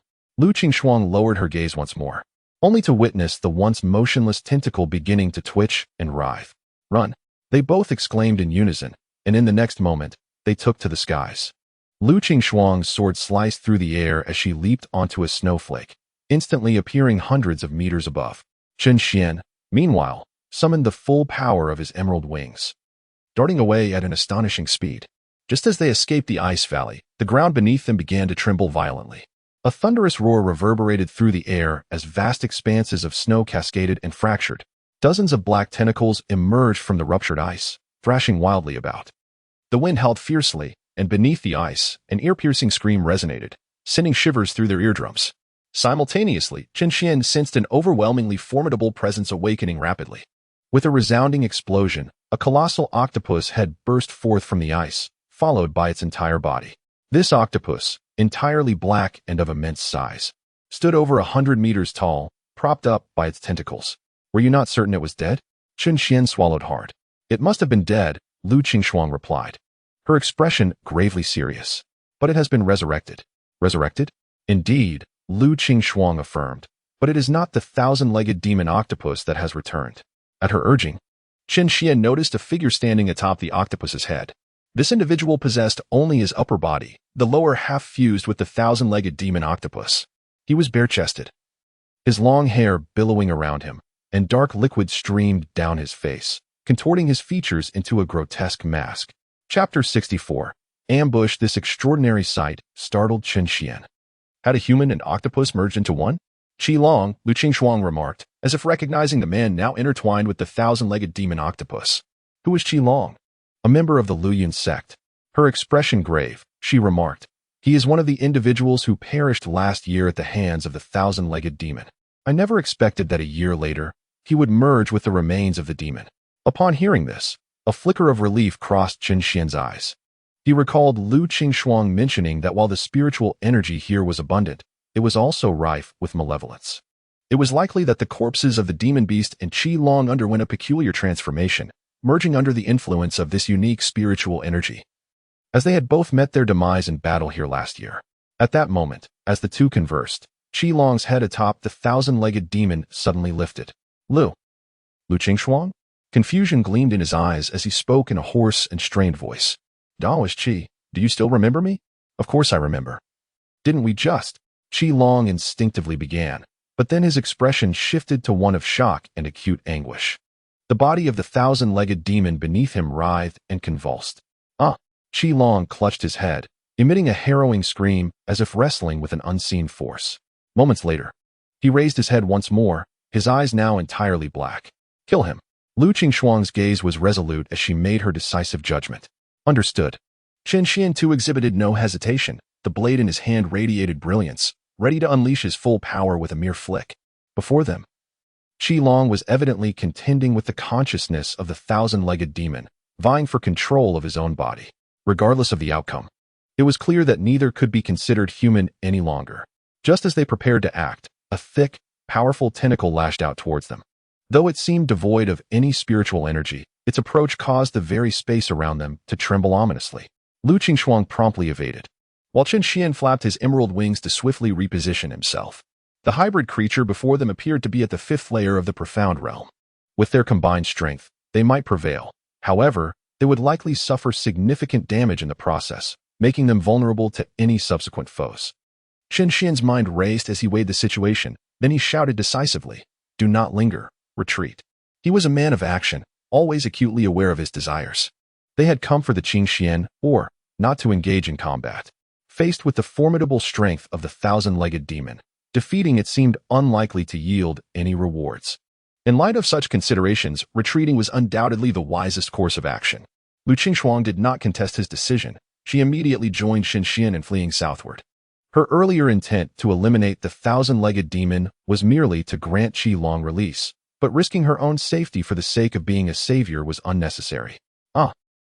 The thousand-legged demon on the snowy plains emitted a sinister cackle, relentlessly pursuing the two with its robust tentacles. Though it cannot soar through the skies, its speed on the ground, aided by its numerous tentacles, rivals that of two men. At the edge of the snowfield, a shadow guard slowly rose from the ground, his once pale eyes returning to their original dark hue. "Your Highness, we have located them," he stated, turning to Chu Jinlang. "I have calculated that Chun Xian and Miss Lu are less than 100 miles to the north, and they are rapidly approaching us. It appears they have found what they sought and are now departing." "Good," Chu Jinlang replied with a faint smile. "Prepare the extermination array. This time, we must ensure that this scoundrel Chun Xian meets his end here. Your Highness, should we set it up now? Miss Lu is still accompanying him." The captain of the Shadow Guards interjected with a frown. "It matters not. I shall personally divert her attention. You are to utilize the extermination array to ensure that Chun Xian perishes here, his soul scattered with no chance of escape. Should there be any misstep, you will answer for it." Chu Jinlang could not afford another failure. Previous assassination attempts on Chun Xian had all ended in failure. A series of unfortunate coincidences that only highlighted Chun Xian's remarkable growth. If he could not eliminate him swiftly, it would jeopardize not only his chances of winning Lu Qingxuang's affections, but also his standing within the Tianxian sect. Indeed, the latter concerned him more than the former. Among the members of the Tianxian sect, aside from Lu Qingxuang, he, Chu Jinlang, was the foremost talent, and he aspired to hold the reins of power alongside her. However, should Chun Xian rise to prominence, the sect's elders would surely oppose his ascension. They had always favored Chun Xian, had it not been for his flawed spiritual roots. Lu Qingxuang's current status might well have been his. Thus, he could not allow Chun Xian to thrive, for it would obliterate his foothold within the Tianxian sect. The absence of such a powerful backing would severely undermine his rule in the Chu dynasty. Therefore, for both personal and political reasons, Chun Xian must perish today, with no chance of survival. "Yes," the Shadow Guards echoed in unison, promptly dispersing to commence the formation of the array. Aliu approached Chu Jinlong's side and whispered, "Your Highness, Miss Lu has already reached the 4th level of the Transcendence Realm. If you attempt to divert her alone, it may pose a danger." "Do you believe she would kill me for Chun Xian?" "That possibility cannot be dismissed," Aliu replied quietly. "From my observations, the relationship between Miss Lu and Chun Xian appears to transcend mere feigned companionship. It seems that Chun Xian has captured a portion of her heart, and should he find himself in peril, she would likely rush to his aid without hesitation. If you attempt to obstruct her, the consequences could be severe." "Indeed. You make a valid point." Chu Jinlang nodded slightly, then realized the gravity of the situation. In a normal sparring match, he had confidence that he could engage with Lu Qingxuang in a back-and-forth exchange. However, in a life-or-death combat scenario, he truly lacked the assurance to surpass her. "Your Highness, I wish to assist you," Chu Jinlang said as he raised his gaze to Lu. "How do you propose to help me?" "I wish to borrow your Highness's King Kong Demon Subduing Sword for a time," Lu replied earnestly. "I have now attained the 2nd level of the Profound Realm. With the support of the King Kong Demon Subduing Sword, I can aid you from the side." Chapter 65. A Blessing in Disguise. Lu continued. "While I may not be able to defeat Miss Lu, I can at least help you keep her at bay." Upon hearing this, Chu Jinlong's interest was piqued as he regarded her. "Are you not afraid that Miss Lu will kill you?" "Not at all," Lu proclaimed seriously as she knelt down, her expression resolute. "Your Highness has shown me great favor. Should I be able to die for you, it would be my honor." "Very well, your courage is commendable." Chu Jinlang smiled upon witnessing her determination. He helped her to her feet and continued, "If you can successfully stop Lu Qingxuang and ensure Chun Xian meets his demise, I shall petition my father to promote you to the rank of 2nd-class inner court guard upon our return. Additionally, you will receive a chance to participate in the royal haunt." "Thank you, Your Highness. I shall dedicate myself wholeheartedly." Chu Jinlang then retrieved a pure golden giant sword from his spatial pouch and placed it in Lu's hands. The King Kong Demon's Subduing Sword, of 7th grade quality, was once my weapon. Today, it is yours to keep. "Thank you, Your Highness. I shall not fail in my mission." Lu grasped the magnificent golden sword, her eyes filled with unwavering determination and a fierce aura. Moments later, a shadow guard rushed forward, announcing, "Your Highness, The extermination of Immortals array has been successfully set. Once Qin Xian enters, he will be swiftly annihilated. Excellent, Chu Jinling replied, waving his hand. Your Highness, they are approaching. At that moment, the Shadow Guard skilled in divination suddenly spoke up, and everyone braced for action. However, as they spotted two distant figures rapidly closing in, the ground began to tremble violently. What is happening? Such a powerful demonic aura. What is that? At this juncture, the Shadow Guards finally beheld a massive, rolling black entity on the horizon. It was colossal, stirring up towering snow as it charged forward with a menacing force. Chu Jinlong's smile faltered instantly. Simultaneously, Qin Xian recognized the figures at the edge of his vision. Chu Jinlang? What is he doing here? Is he here to kill me? Qin Xian quickly grasped the situation, and Lu Qingshuang, understanding the gravity of the moment, seized his hand and urged him to flee. Your Highness, what should we do? At that moment, all the Shadow Guards awaited Chu Jinlang's command. The massive creature rolling forward was evidently a formidable demon beast, audaciously invading their array of extermination, leaving them momentarily at a loss. Chu Jinlong's face was shrouded in shadows, as he realized that a splendid opportunity to eliminate Qin Xian was about to slip away, and a fierce expression emerged within him. According to the plan, this demon beast must be dealt with as well. Indeed, the Shadow Guards then took their positions. Let us proceed, Chu Jinlang coldly snorted, charging directly towards Qin Xian and his companion, Alu. With a roar, he soared into the air, his mouth agape as a visible gale surged into him, causing his abdomen to swell at an astonishing rate. In the next moment, he unleashed a thunderous shout. The sudden, colossal roar struck Qin Xian and Lu Qingshuang in an instant, catching them completely off guard. Even Lu Qingshuang, at the fourth level of the Transcendence realm, was momentarily staggered by the impact. The King Kong roar, a renowned spell of the Chu dynasty, bore an immensely powerful spiritual assault. Master, Master, awaken quickly. The voice of the useless cat echoed in Qin Xian's ears. It felt as though he had been abruptly roused from a deep slumber, and he opened his eyes with a start. Before him, a dazzling flash of golden light appeared, as a golden sword descended upon him. He quickly flapped his wings to evade it and instinctively aimed to fly towards Lu Qingshuang, realizing that Chu Jinlang intended to separate them and defeat them individually. However, Chu Jinlang and Alu were already in pursuit. Chu Jinlang, do you intend to resort to fratricide? Lu Qingshuang, encircled by the two, wore a grave expression. Chu Jinlang smiled faintly, responding, Qingshuang, do not misunderstand. I do not harbor animosity towards you. That roar did not harm you, did it? I apologize, it was unavoidable. To free you from the burden of Qin Xian, I must first act with courtesy before resorting to force. Lu Qingshuang's gaze was chillingly fierce as she retorted. Do you comprehend the consequences of killing Qin Xian here today? I am fully aware, Chu Jinlang replied, shrugging nonchalantly. The elders of the Tianxian sect are fond of him. If they learn that I have slain Qin Xian, they would undoubtedly expel me from the sect. Yet, I have no choice, if Qin Xian lives. I find no peace in my life. Rest assured, after I eliminate Qin Xian, I shall devise a means to erase this memory from your mind, and no one will know how he met his demise. Lu Qingshuang's gaze turned icy, fixating on him coldly. Chu Jinlang felt a sense of discomfort under her stare and slowly said, I understand that you will despise me, but those who achieve greatness often disregard trivialities. You will come to comprehend my motives. Go to hell. Lu Qingshuang shouted, brandishing her sword and preparing to charge at him. Sensing the impending confrontation, Chu Jinlang swiftly summoned his sword for defense. However, just when he anticipated a fierce battle, Lu Qingshuang soared into the sky, heading towards Qin Xian's direction. Feigning an attack from the east to strike in the west, I never anticipated you would resort to such petty tricks for this young man. It appears you hold him in high regard. Thus, I can no longer allow him to remain. Chu Jinlang followed closely with his sword. Alu reacted even swifter, swiftly catching up to Lu Qingshuang. Meanwhile, the situation for Qin Xian was far from optimistic. Gripping his finger-extreme blade, he surveyed the surrounding Shadow Guards with a cold gaze. Above him, ominous clouds gathered rapidly, crackling with lightning, as thunder roared, bolts of lightning dancing through the sky like massive pillars. A formation. Qin Xian recognized it immediately. They were arranging a formation of considerable lethality. It seems you are indeed determined to end my life this time.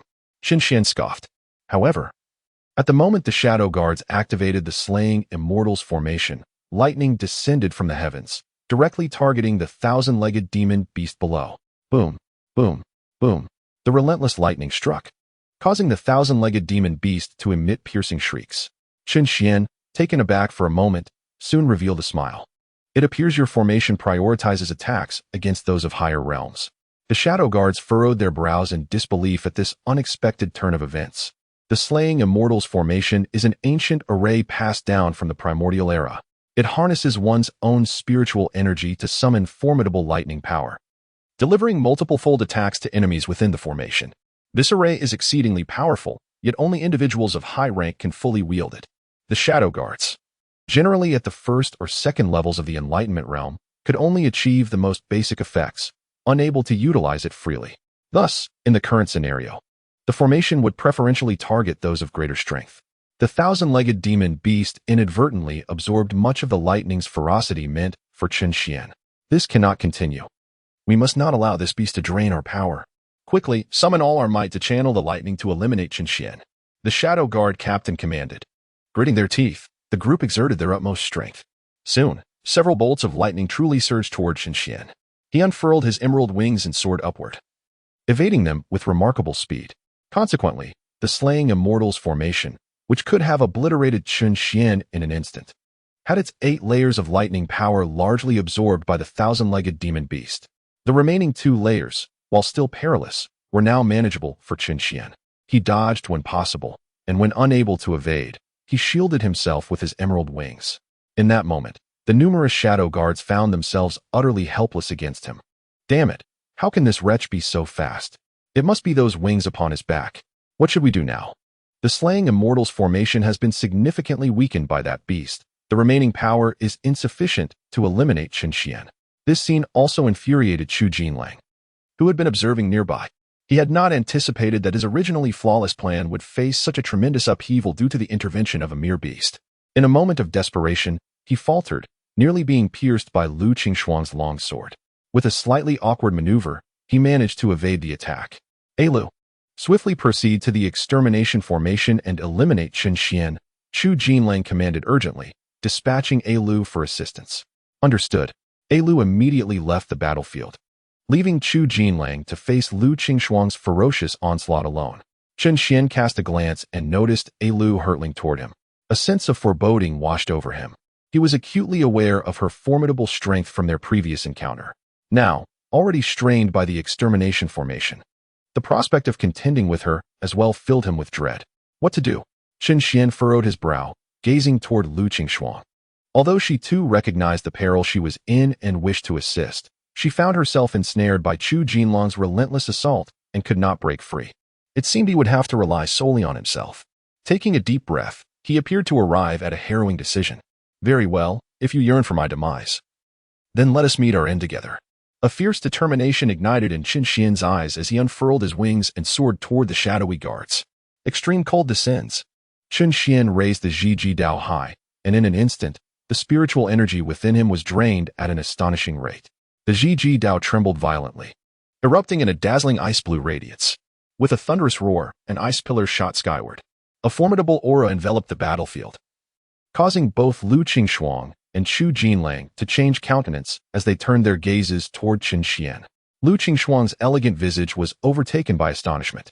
This aura, extreme cold descends. Her pupils contracted slightly as she questioned whether she was imagining things. Yet, Chen Xian was enveloped in an overwhelmingly potent icy energy, leaving no doubt of its authenticity. How could he invoke extreme cold descends? Lu Qingshuang was utterly bewildered.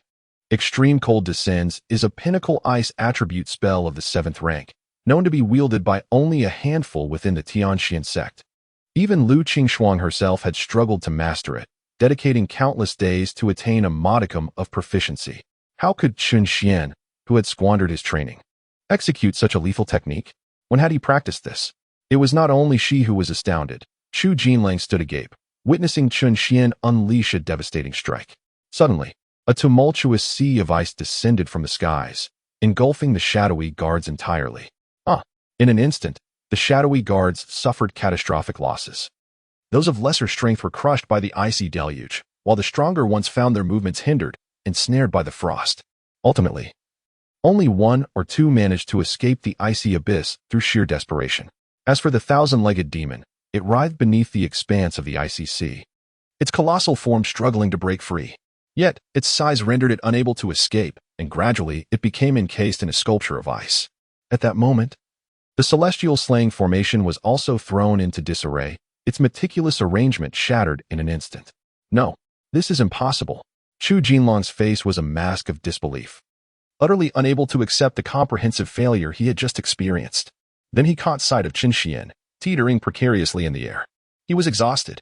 A fierce surge of murderous intent ignited in Chu Jinlong's once dim eyes. How formidable was the frigid descent. Yet, it too fell into a state of weakness. He must kill him.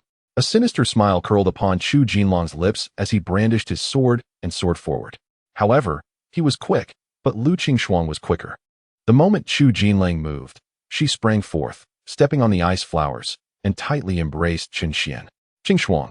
Chu Jinlong's defenses crumbled entirely, and he roared in desperation. Despite my sincere feelings for you, do you truly hold Qin Xian in higher regard? Is he really so significant? Hand him over to me, and I will treat you well. I will make you the queen of the Chu dynasty. You know my feelings for you. Suddenly, a splatter of crimson blood fell through the air. Chu Jinlong's words were abruptly cut short, his voice silenced. He looked down in disbelief to find a massive golden sword, stained with blood, plunged into his chest. It took him several breaths to process the shock before he turned around in disbelief. Behind him stood Lu, her face shrouded in shadow, her once pure visage now marred by a sinister aura of vengeance. Why have you betrayed me? Lu spoke coldly, her lips parting slightly. Chu Jinlang, do you remember the Lin family of Hedong? The Lin family of Hedong? Chu Jinlong's face was a portrait of confusion. It seems you truly have forgotten. After all, it was a family so small it could scarcely be seen, nothing more than an ant at your feet. Lu's eyes began to glisten with unshed tears, a cruel smile gracing her lips. Years ago, my entire family of 13 was ordered to be exterminated by your father, merely because my mother accidentally spilled a tribute meant for you. Are you the little daughter of that family? Indeed. Lu regarded him with disdain, stating, do you think I would merely escape the Chu dynasty to live in obscurity after surviving that calamity? My entire family of 13 was slaughtered by you, and I have harbored this enmity for a decade. You actually, compared to the shock that Qin Xian had brought to Chu Jinlang. Lu's silent suffering now filled him with dread. Chapter 67, Betrayal. To think he had kept this enemy so close, entrusting her with the very sword he once wielded, thus rendering himself vulnerable to Chu Jinlong's protective aura. Had it been another weapon, even an 8th grade spirit tool, his means of self-preservation might have withstood the blow. Alas, it was his own sword. Watching the Vajra demon-subduing sword, which he had personally bestowed, now piercing through his own heart, Chu Jinlang could not help but indulge in self-mockery. Ha ha ha. You all dare to defy me. You all dare to defy me. You shall all perish. In an instant, his features twisted with rage as he swung the long sword behind him. However, Lu had long anticipated his desperate counterattack, swiftly retreating a step to evade the sword's wind before closing in once more, her long sword driving into Chu Jinlong's chest yet again. You scoundrel! May your entire family accompany you to the grave. Lu hesitated no longer, gripping her long sword tightly. In that fleeting moment, golden light erupted, completely engulfing Chu Jinlong's form. Blood rained down, and countless fragments of flesh signified that Chu Jinlang had been utterly obliterated. This man, who had perceived himself as the reviver of the Chu dynasty, now met his end in such a dramatically tragic manner. Lu stood aloft, gazing up at the heavens, her exquisite face stained with blood. At that moment, she smiled, a smile born of vengeance fulfilled. Yet, as the smile lingered, her eyes brimmed with tears. Not enough, not enough. You alone will not suffice. I shall ensure the entire Chu royal family accompanies you in death. A chilling resolve enveloped Lu's gaze as she turned to Lu Qingshuang, bowing slightly. Miss Lu, I apologize for my previous offenses. MHM. Lu Qingshuang nodded gently, having witnessed the entire scene unfold. Until we meet again, Lu declared, then hastened towards the remaining 2 shadows. Moments later, anguished cries echoed from afar. In the blink of an eye, only Lu Qingshuang and Qin Xian remained in the realm. She cast her gaze downward at Qin Xian, who lay unconscious in her arms, his complexion pale and devoid of color. The once dashing features now stripped of their former arrogance. A trace of concern flickered across her countenance. Time slipped by, and eventually, Qin Xian's consciousness began to stir. Blurrily opening his eyes, he found that night had fallen, and the vast expanse of snow had transformed into a shadowy forest. Jagged stones were scattered about, and a shallow stream babbled nearby. A campfire crackled, casting flickering shadows. Chen Xian exhaled in relief, choosing not to awaken immediately but rather to assess his condition. There were no apparent injuries within him, yet his dantian was devoid of even a single drop of spiritual energy. He was unable to recuperate on his own. This was indeed a predicament. Slowly, Chen Xian propped himself up. "You're awake." Beside him, Lu Qingxuang sat quietly, a chicken skewered and roasting over the fire. Her gaze intensely focused as if engaged in a duel with the roasting bird, reminiscent of her sword practice. The gradually emerging scent of charred meat indicated her clumsy and unrefined technique, revealing that she had never engaged in such work before. One side of the chicken had been entirely burnt. How long had I been unconscious? 2 days.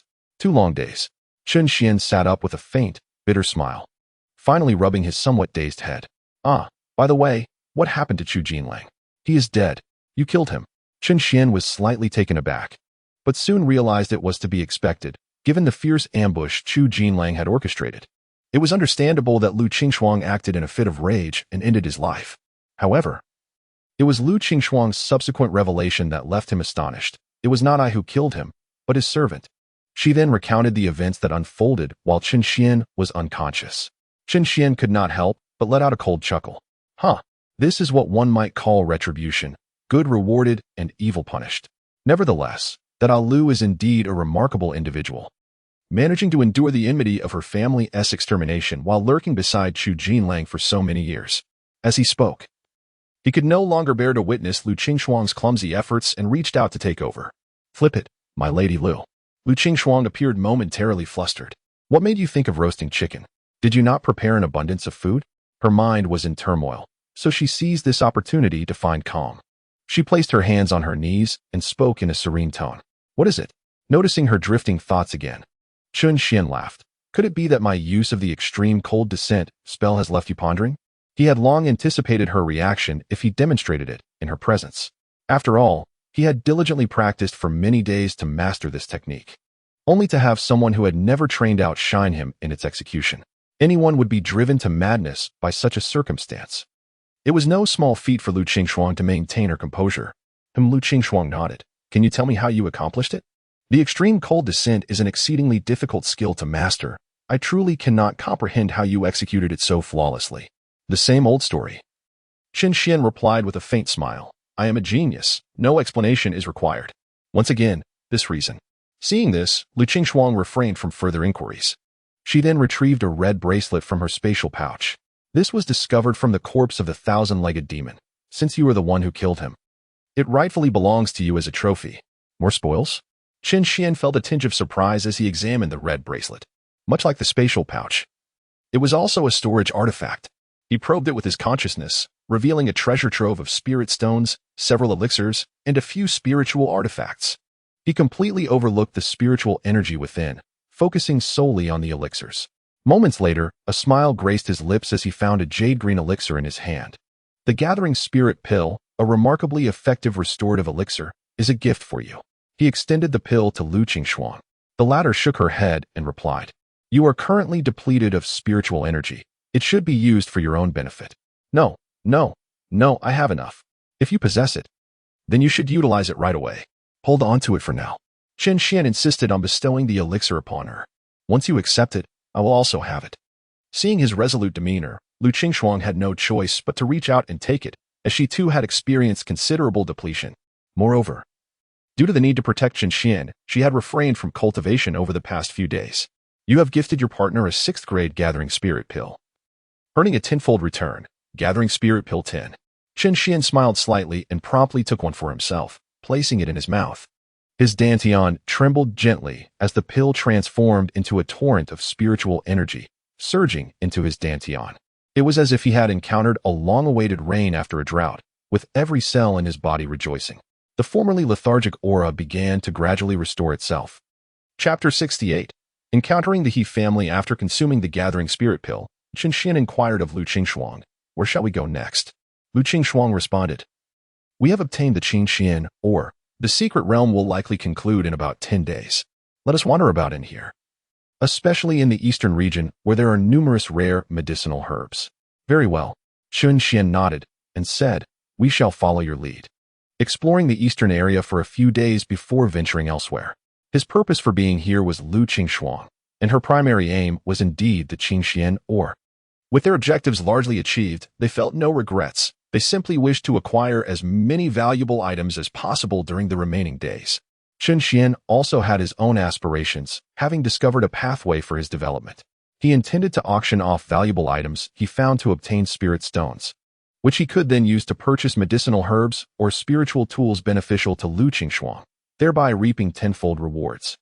The vast treasure trove of the secret realm deserved to be thoroughly exploited. While the two conversed, the roasted chicken in their hands was nearly ready. It shimmered with a glossy sheen, its enticing red hue exuding an aromatic richness. They quietly commenced their meal. Meanwhile, in the forest, several figures swiftly darted past. Miss, there is a flicker of fire. Xianger, leading the group, focused her gaze and indeed spotted a distant flickering flame, as indicated by her companion. Could it be members of the Poison Dragon Society? Someone speculated nearby. Xianger shook her head and said, we have been pursuing them for 2 to 3 days and have never seen them make a fire to rest at night. Thus, it cannot be them. Let us approach and inquire. Since they are not from the Poison Dragon Society, they must be fellow cultivators. They may have encountered members of the Poison Dragon Society here. Since entering the Winter Secret Realm, Xianger had initially intended to head straight for the northern snowfields to acquire the Qingxian ore. However, perhaps it was mere coincidence that she encountered members of the Poison Dragon Society on the very day of her transmission. This unexpected meeting of adversaries ignited a fierce desire for revenge within Xianger, who immediately launched a vigorous counterattack against them, armed with formidable spiritual artifacts. The He family members possessed strength that far exceeded that of the Poison Dragon Society. Yet, despite their power, the adversaries were no ordinary foes. Even if they could not prevail in battle, their skills in fleeing were unparalleled. After all, they were desperate outlaws, accustomed to lurking in the shadows. And their abilities in concealment and escape were indeed remarkable. Nonetheless, Xianger was an exceedingly persistent individual. Having encountered them, she was resolute in avenging their previous grievances, compelling them to pursue the members of the Poison Dragon Society to the east. With no leads in sight, it seemed prudent to inquire with fellow travelers ahead. Before them, a campfire crackled and flared. You sleep over there, and I will rest here, Chun Xian said, as he spread soft grass and leaves in preparation for rest. Suddenly, he sensed that someone was rapidly approaching. There are people. Both of them turned their gazes towards one direction. Shadows flitted about, and moments later, several young men and women came into view. They appeared quite youthful. Leading the group was a woman clad in a form-fitting long dress, her delicate features framed by a high ponytail. They are from the He family. Chun Xian recognized them instantly, none other than Xianger and her companions. Lu Qingshuang, vigilant, gripped her longsword tightly, casting a cold glare in their direction. Xianger, sensing Lu Qingshuang's hostility, paid it no mind and instead focused her attention on Chun Xian. Is it you? She asked, her brows slightly furrowed before returning to her usual composure. With cupped fists, she addressed them, esteemed friends, may I inquire about a matter? Chun Xian glanced at Lu Qingshuang. They exchanged a silent understanding before he finally spoke. Please, go ahead. Have you seen any members of the Poison Dragon Society? Xianger asked earnestly. Our He family harbors an irreconcilable enmity with the Poison Dragon Society. If you happen to encounter them, please inform us of their whereabouts. As far as I know, the Poison Dragon Society is a notorious organization in your Yangyuan city, reviled by all. Upon hearing her words, Chun Xian quickly grasped the situation. She was seeking retribution for a prior assassination attempt. Ironically, they had just dispatched a group of Poison Dragon Society members themselves. However, instead of responding, Lu Qingshuang interjected. We have indeed encountered members of the Poison Dragon Society. Really? Where are they now? Xianger and her companions' faces lit up with hope. They are dead. Dead? Xianger was momentarily taken aback. Lu Qingshuang stated matter-of-factly, a few members of the Poison Dragon Society have been slain by us. When did this occur? 2 days ago. Impossible. At that moment, a young man beside Xianger chimed in. Just 2 days ago, we were still engaged in battle with them. Young lady, I implore you to respond truthfully. We are all individuals of noble standing, and we ought to unite against the Poison Dragon Society. Your defense of them raises suspicions of collusion, he stated with a chilling demeanor, as several disciples from the He family subtly exhibited signs of aggression. They regarded her as someone attempting to exonerate the Poison Dragon Society. The surrounding atmosphere grew frigid, the crackling fire dimming under the oppressive tension. Snowflakes drifted down lightly, and Lu Qingxuang had already unsheathed her long sword. Do not be disrespectful. With her anger palpable, He Xiang'er swiftly reprimanded those nearby. Perhaps you believe that the individuals you are pursuing from the Poison Dragon Society are the same as those we have slain. Qin Shen continued. What is the name of the leader you are chasing? Zhao Jinxiang. Ah, how unfortunate. The individual we killed is named Zhao Jinzhong. Understanding dawned upon He Xiang'er. Zhao Jinzhong and Zhao Jinxiang were brothers, yet they had not remained together after entering the secret realm. No need to escort us, Qin Xian gestured dismissively. Lu Qingxuang gradually sheathed her sword. My apologies for the interruption. Upon witnessing this, He Xiang'er chose not to press further and turned to lead her group away. However, they had not ventured far when a young man beside her displayed visible discontent. Miss, why did you stop me? What was with their attitude? Our pursuit of the Poison Dragon Society is a righteous endeavor, yet they respond with indifference. In my view, their claim of having killed Zhao Jinzhong is likely mere boasting. Indeed, we approached them in good spirits, yet they offered such disdain. Are the disciples of the Tianxian sect truly this arrogant? Others quickly chimed in agreement. The members of the Poison Dragon Society typically operated in tight-knit groups, and it was inconceivable to them that only Qin Xian and Lu Qingxuang could have defeated Zhao Jinzhong and his companions. Their pride in the Tianxian sect was likely the cause of their dismissive attitude. Meanwhile, He Xiang'er's thoughts were consumed by Qin Xian. Chapter 69. Pursuit of the Foe Across 1,000 Miles.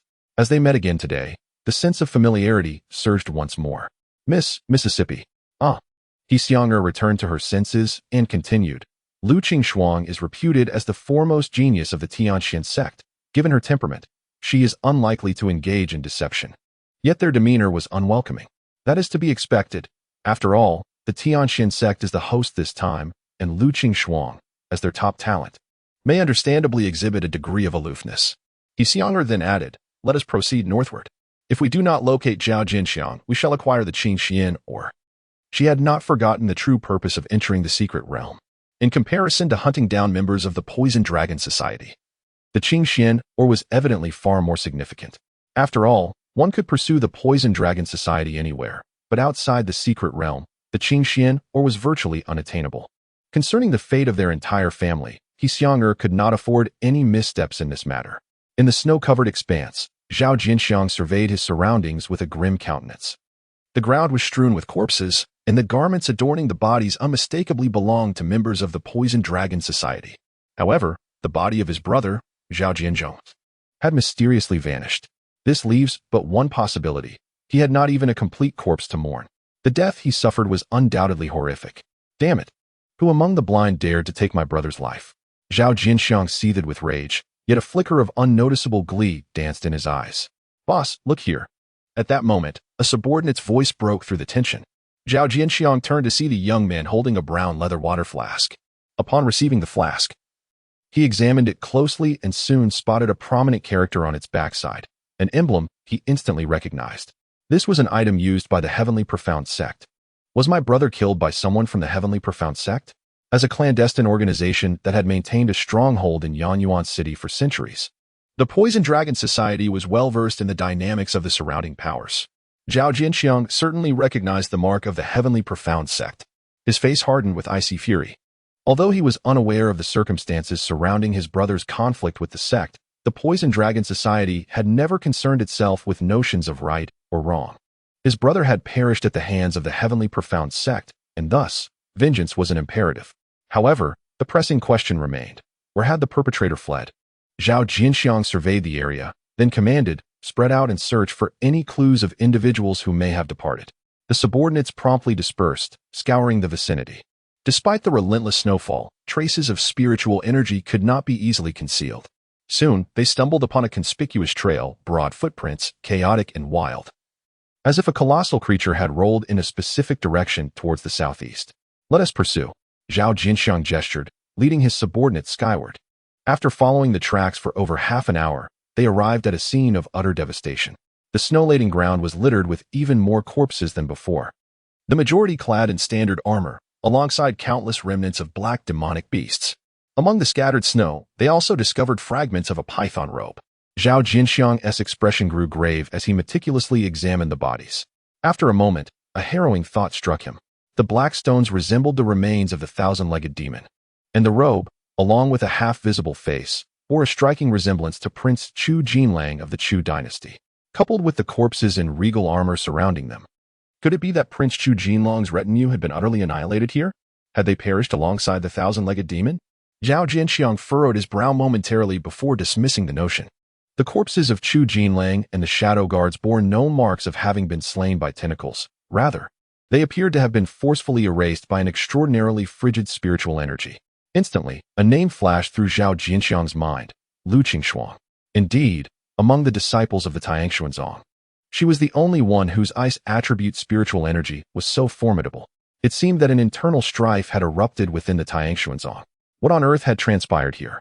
Zhao Jianxiang was utterly astonished. He had initially intended to investigate his brother's death, only to unexpectedly encounter the bodies of Prince Chu Jinlang and others. The complexity of the situation was beyond even the grasp of someone as seasoned as he. "Brother, what shall we do now?" one of his subordinates inquired. Zhao Jianxiang pondered deeply for a moment. Since Chu Jinlang is already dead, the suspicion of my brother's murder now falls upon Lu Qingshuang. We shall continue southeast. In the direction they departed. Once we locate Lu Qingshuang, we can address the matter then. If my brother indeed perished at her hands, then regardless of her being the daughter of the sect leader, I must seek justice. Zhao Jianxiang spoke with righteous fervor, portraying himself as a grieving brother. However, his words elicited doubt among his subordinates. One of them voiced his concern. "Boss, Lu Qingshuang is, after all, the daughter of the Tiangshuanzong. If we engage her here, it could spell great trouble for the Poison Dragon Society." The Poison Dragon Society had existed in Yanyuan City for centuries. Although they often engaged in nefarious deeds, they dared not provoke a behemoth like the Tiangshuanzong lightly, which explained their continued survival. Zhao Jianxiang shot him a glare and asked, "Are you afraid?" "No, no, no." He hurriedly replied with an awkward smile, "It's just that Lu Qingshuang holds a special status." Zhao Jianxiang's assertion was indeed correct. They were fearful. Joining the Poison Dragon Society had been a means of self-preservation, and now they were being asked to offend the daughter of the Tiangshuanzong, effectively declaring war against the entire sect and courting disaster. Such situations had occurred before. They had once been tasked with assassinating the daughter of an elder from the Tianyin workshop, and following their success, the workshop had united with multiple sects to hunt them down, to safeguard themselves. The leader of the Poison Dragon Society had promptly sacrificed those assassins to shield the organization from retribution. These individuals were indeed afraid of suffering a similar fate if they were to offend the Tiangshuanzong. They were wicked and cunning, yet fundamentally timid at heart. Observing the trepidation among his subordinates, Zhao Jianxiang chose not to issue any harsh words, instead responding slowly, "Do not worry. If Lu Qingshuang is truly responsible for my brother's death, I shall merely seek clarity on the matter. Whether we resort to violence will entirely depend on her attitude towards us. If she is amenable, I may extend a favor to the Tiangshuanzong. There is no danger in following me. I shall bear any consequences myself. Certainly, I shall not compel you, for it is a hard-earned existence for us all. As your elder brother, I would never drag you into the flames. The choice is yours, to continue alongside me or to embark on your own paths." Chapter 70. A narrow path for rivals. The younger brothers exchanged glances, their resolve unwavering as they declared, "We shall follow our elder brother." Each had their own enemies in the world of martial arts, and only the Poison Dragon Society would offer them refuge. To defy Zhao Jianxiang's face and depart from the Poison Dragon Society would surely lead to their grim demise. Thus passed the tranquil yet tumultuous night. At dawn the next day, Chen Xian awoke with vigor.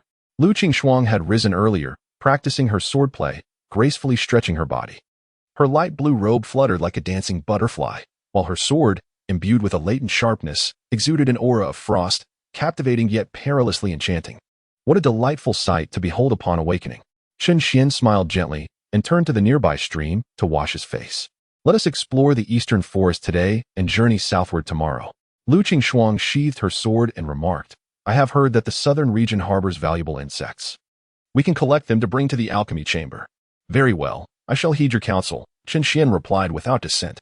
Thus, the two wandered through the eastern forest, pausing intermittently to gather the rare treasures unseen elsewhere, filling their spatial bags with a bountiful harvest. Chen Xian gazed at the ever-growing pile of treasures, marveling at the allure of this secret realm, abundant with riches. Meanwhile, the waste cat, within the spatial bag, was discerning selecting items suitable for itself and indulging in a lavish banquet. While Chen Xian toiled outdoors, it relished a life of leisure, spending its days feasting and sleeping, growing stronger with each passing day. Goodness, it seems I am laboring for you daily, Chen Xian mused. Meow, my master treats me the best. The waste cat purred, sprawled among the treasures, basking in contentment. Indeed, this place is not easily accessible. Since we are here, indulge and thrive. For one day, I may rely on you in battle. Unbeknownst to them, the waste cat's aura had steadily risen to the third layer of the transcendental realm. Its body now resembling that of a small bull. Its sharp fangs had emerged, and it bore a regal presence, shedding its former comical innocence. Yet its expression remained painfully naïve, exuding an air of earnest simplicity. Feast well, Chen Xian said, pulling his thoughts back to the present.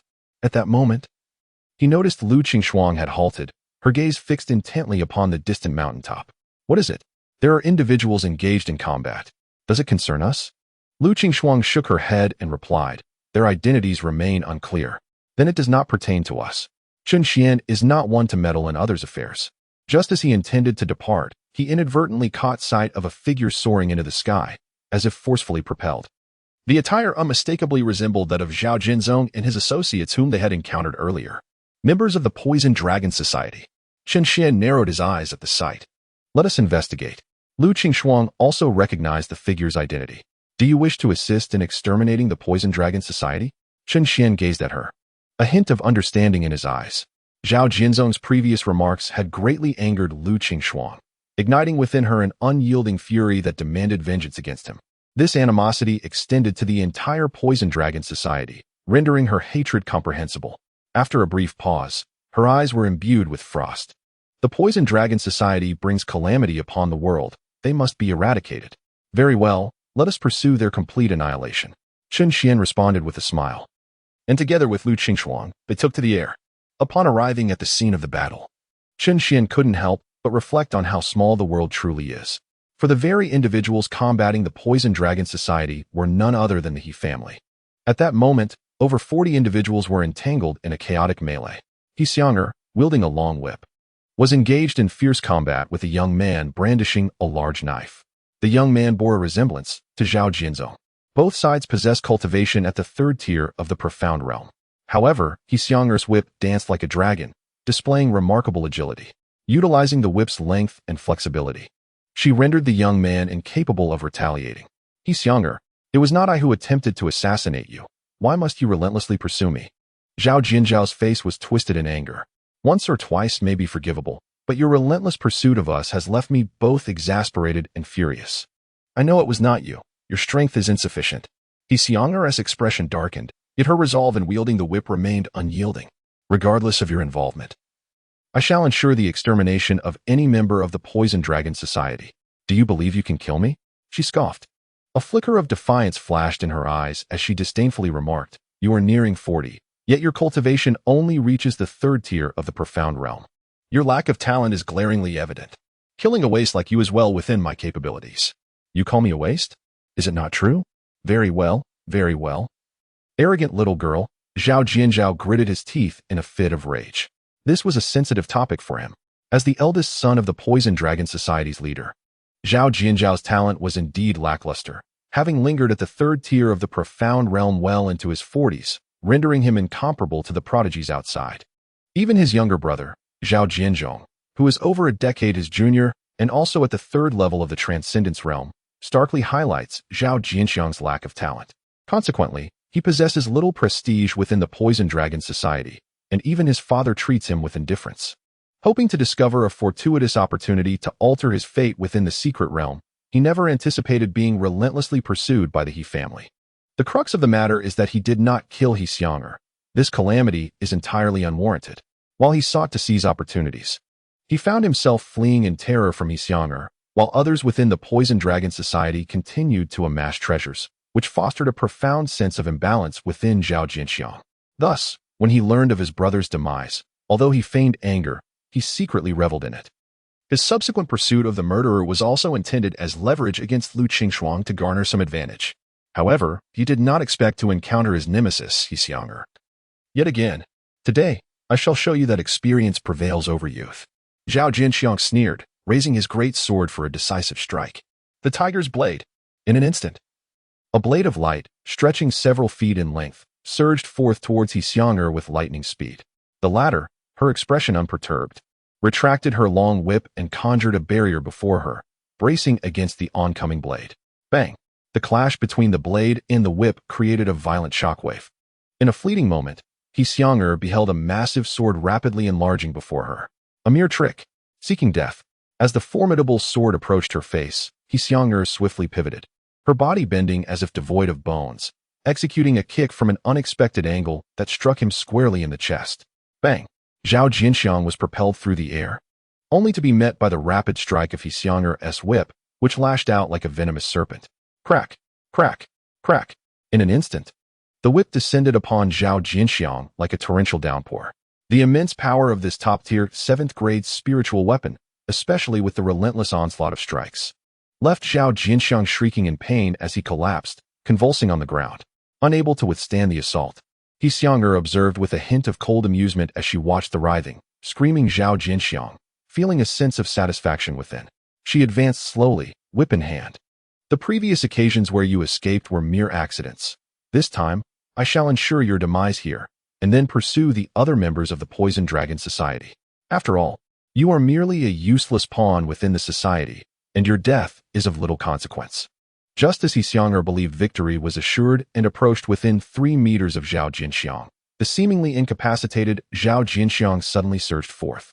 The great sword came crashing down. You've fallen for it, little hoof. He Xiang'er's expression froze in shock. Caught unawares, she hurriedly raised her long whip in a desperate attempt to block the strike. However, due to her excessive confidence, Lu Xiang'er ventured too close, forfeiting the long-range advantage her whip afforded her. In this short distance, she was utterly incapable of organizing an effective defense. Bang! It was now He Xiang'er's turn to be struck fiercely by the broadsword, sending her flying. She collided with several large trees before finally coming to a halt. Miss. The He family members nearby gasped in alarm, eager to rush forward, only to be intercepted by members of the Poison Dragon Society. As the dust settled, He Xiang'er staggered to her feet, revealing a deep wound on her shoulder. Visible to the bone, her once pure face now devoid of color. Just as she stood, she coughed up a mouthful of blood, her breath faltering. Despicable. He Xiang'er glared fiercely at Zhao Jinxiang. Although she hailed from a prominent family and had trained diligently from a young age, her combat experience and cultivation were impeccable. She remained too young, lacking exposure to the darker sides of society. She thought she had rendered Zhao Jinxiang incapable of retaliation, never considering he was feigning weakness, waiting for the perfect moment to strike. Ha ha ha, despicable? Zhao Jinxiang, reveling in his cunning success, laughed heartily. Did you not mock me as a worthless fool? If I am indeed a fool, how have I managed to survive this long and slay so many prodigies? It is because you are all too arrogant. I am aware that as geniuses, you share a common flaw, pride and underestimation of your foes. Today, you shall be yet another talented individual who falls by my blade due to your hubris. Even if you manage to strike me once, I can still kill you. Coughing, He Xiang'er furiously brandished her whip, only to show pain and falter. Ha ha ha, do you think you can kill me in such a state? Zhao Jinxiang's smugness grew.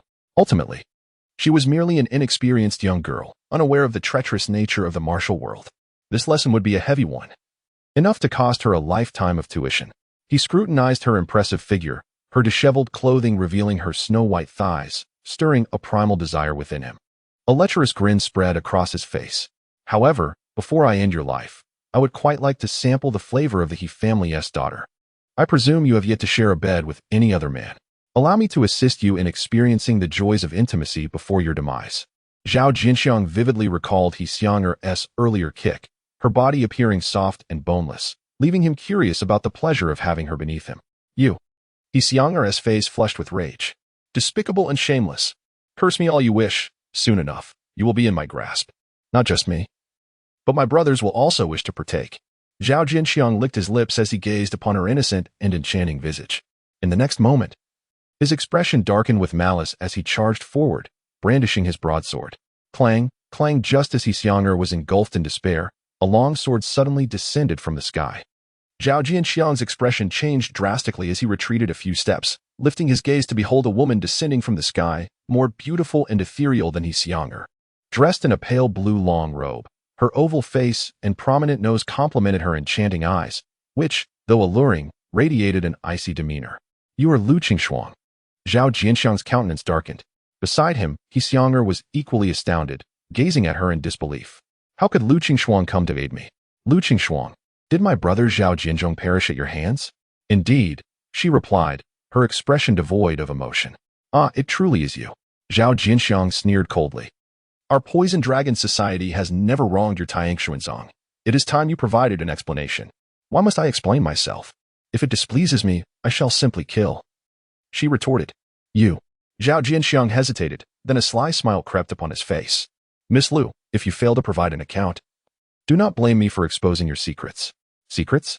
I am aware that you have committed murder," Zhao Jianxiang said mockingly. "I know you killed a person of great significance. Should this become public knowledge, your Tianxuanzong will face utter devastation. Would you like a hint? The snowfield. It was I who killed Chu Jinlang." "Well, what?" Zhao Jianxiang's smile froze. He had anticipated Lu Qingxuang would deny or evade the accusation, never expecting her to confess so readily. She slowly raised the sword in her hand. "Surprised that I would admit it? I speak for the dead, they will keep my secret." With that, her sword fell. A tempest of wind and frost descended violently, shattering the very fabric of the world around them. Zhao Jinxiang felt an excruciating pain coursing through him, as if he were being sliced by countless blades. The overwhelming aura of terror crushed the battle spirit that had barely risen within him. Is this the true extent of Lu Qingxuang's power? Despair washed over him. The entire Yangyuan city was aware that Lu Qingxuang of Tianxuanzong was a once-in-a-century prodigy, and many, including Zhao Jinxiang, were skeptical of her prowess. He had hoped that even if he could not defeat her, he could at least preserve his own life, which had given him the audacity to confront her. Yet now, faced with her near-overpowering strength, he realized he had no means of defense. Meanwhile, He Xiong'er stood stunned in the storm, her eyes trembling rapidly, not due to Lu Qingxuang's might, but because in the distance, Chen Xian was engaged in battle with the Poison Dragon Society. In his grasp, that long knife radiated an immense brilliance. Chapter 72. It is him. The exquisite, elongated blade emanated an icy aura, reminiscent of the celestial lotus of Tianshan. This was the very knife that had emerged alongside her at birth. Could it be that Chen Xian was the mysterious figure who had saved her that day? He Xiong'er felt a profound shock within her heart. She had previously believed Chen Xian to be a member of the Poison Dragon Society, or merely a passerby who fortuitously acquired what was rightfully hers. However, it had never crossed her mind that he was the enigmatic figure who had bestowed upon her the precious golden morning elixir. The familiarity she sensed in him stemmed from this very dagger. Yet, was not Chen Xian rumored to be an inept and frivolous individual? At this moment, He Xiong'er found herself grappling with this puzzling thought. The various factions and martial organizations surrounding Yangyuan City were well aware of the idler known as Chen Xian, the son of the Tianxian sect. Even she had previously conducted a discreet investigation into him, witnessing firsthand his daily indulgences in feasting and entertainment, solidifying the impression of him as a debauched scion. Such a libertine could hardly resemble the mysterious figure she had in mind. "Miss Lu, I have wronged you today. Shall we each take a step back?" Zhao Jinxiang's urgent voice broke through the tension. He found himself utterly powerless against the chilling aura emanating from Lu Qingxuang, his face betraying a deep-seated fear. "Do not be deceived by his words. He is a despicable and cunning scoundrel," He Xiong'er cautioned, fearing that Lu Qingxuang might underestimate him as she had, allowing Zhao Jinxiang another opportunity for treachery. "Silence, He Xiong'er." Zhao Jinxiang, now pale with terror, looked at Lu Qingxuang with a demeanor far removed from his earlier bravado, revealing a submissive eagerness to appease. He was genuinely afraid. This was no mere charade. Lu Qingxuang, known for her decisiveness, regarded him coldly and declared, "I have spoken. Today, you shall meet your end." As her words fell, she swung her long sword, which had been charged with lethal intent for far too long. "No." Zhao Jinxiang's face turned ashen, and he turned to flee. Yet, he was engulfed by an unrelenting tempest of icy winds. In that moment, Chen Xian, wielding his dagger, was mercilessly claiming lives. The chilling slaughter continued as he unleashed a flurry of daggers, effortlessly dismembering 2 members of the Poison Dragon Society on the spot. He then turned his gaze toward the engulfed Zhao Jinxiang and bellowed, "Your leader is already dead. Why do you not surrender?"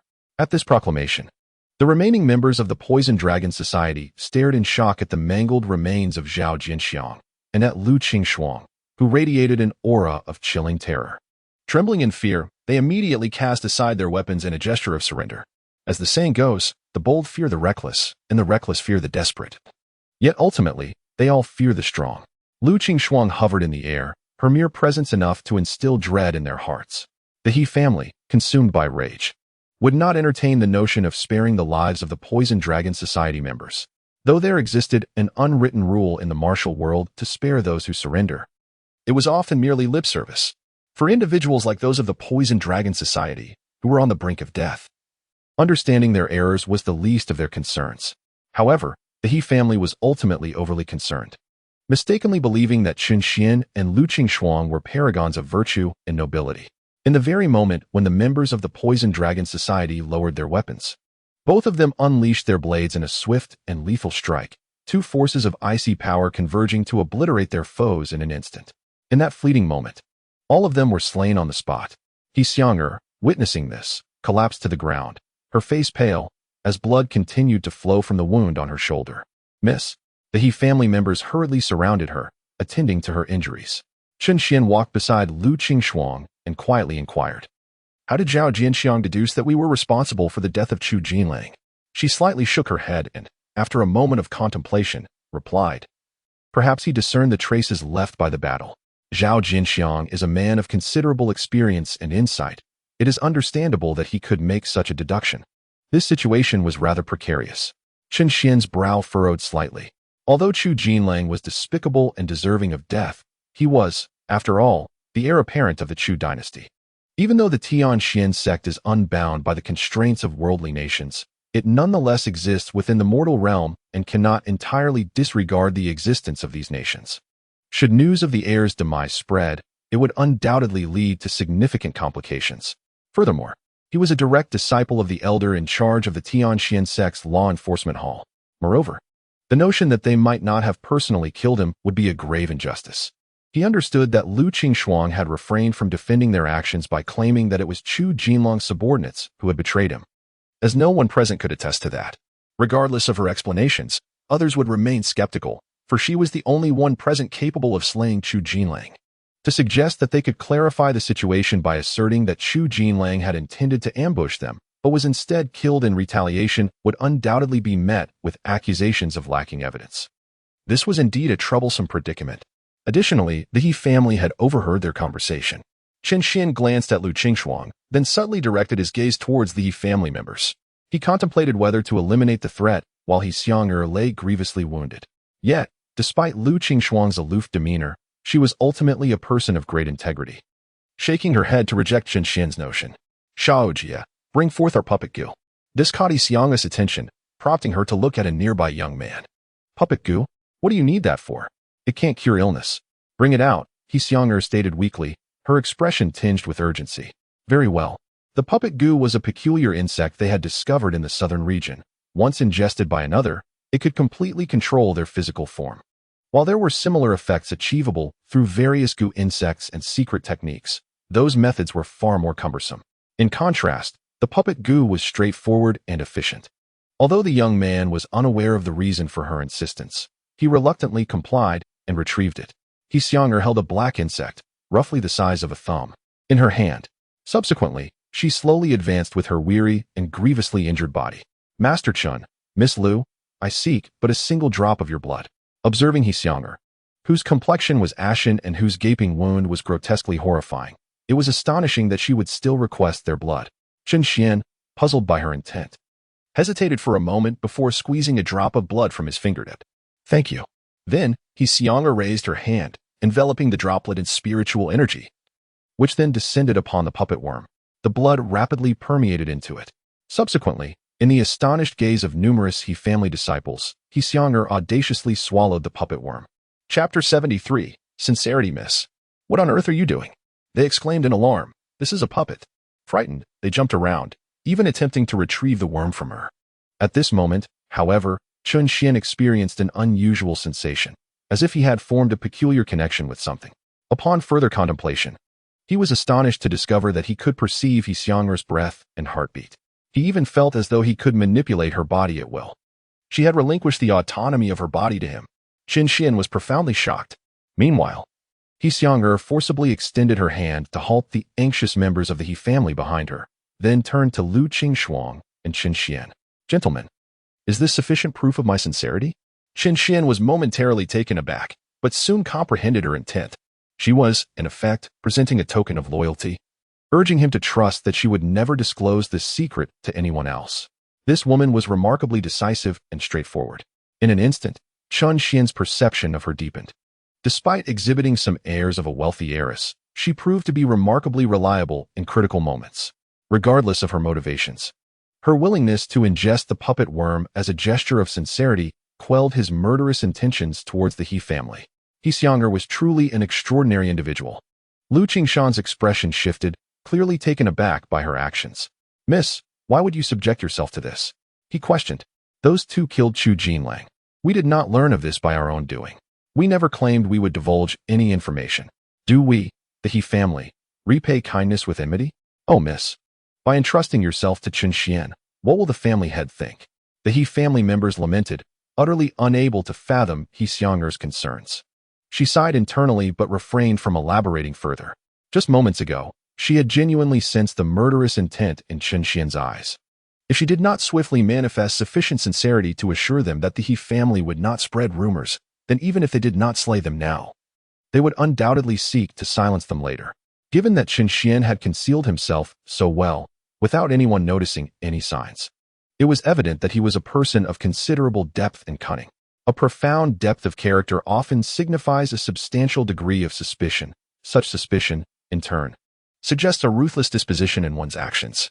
Presently, having sustained grave injuries that would not heal within a few days, He Xianger found herself in a precarious position, especially in light of the formidable prowess exhibited by Qin Xian and Lu Qingshuang, which the He family could not possibly withstand.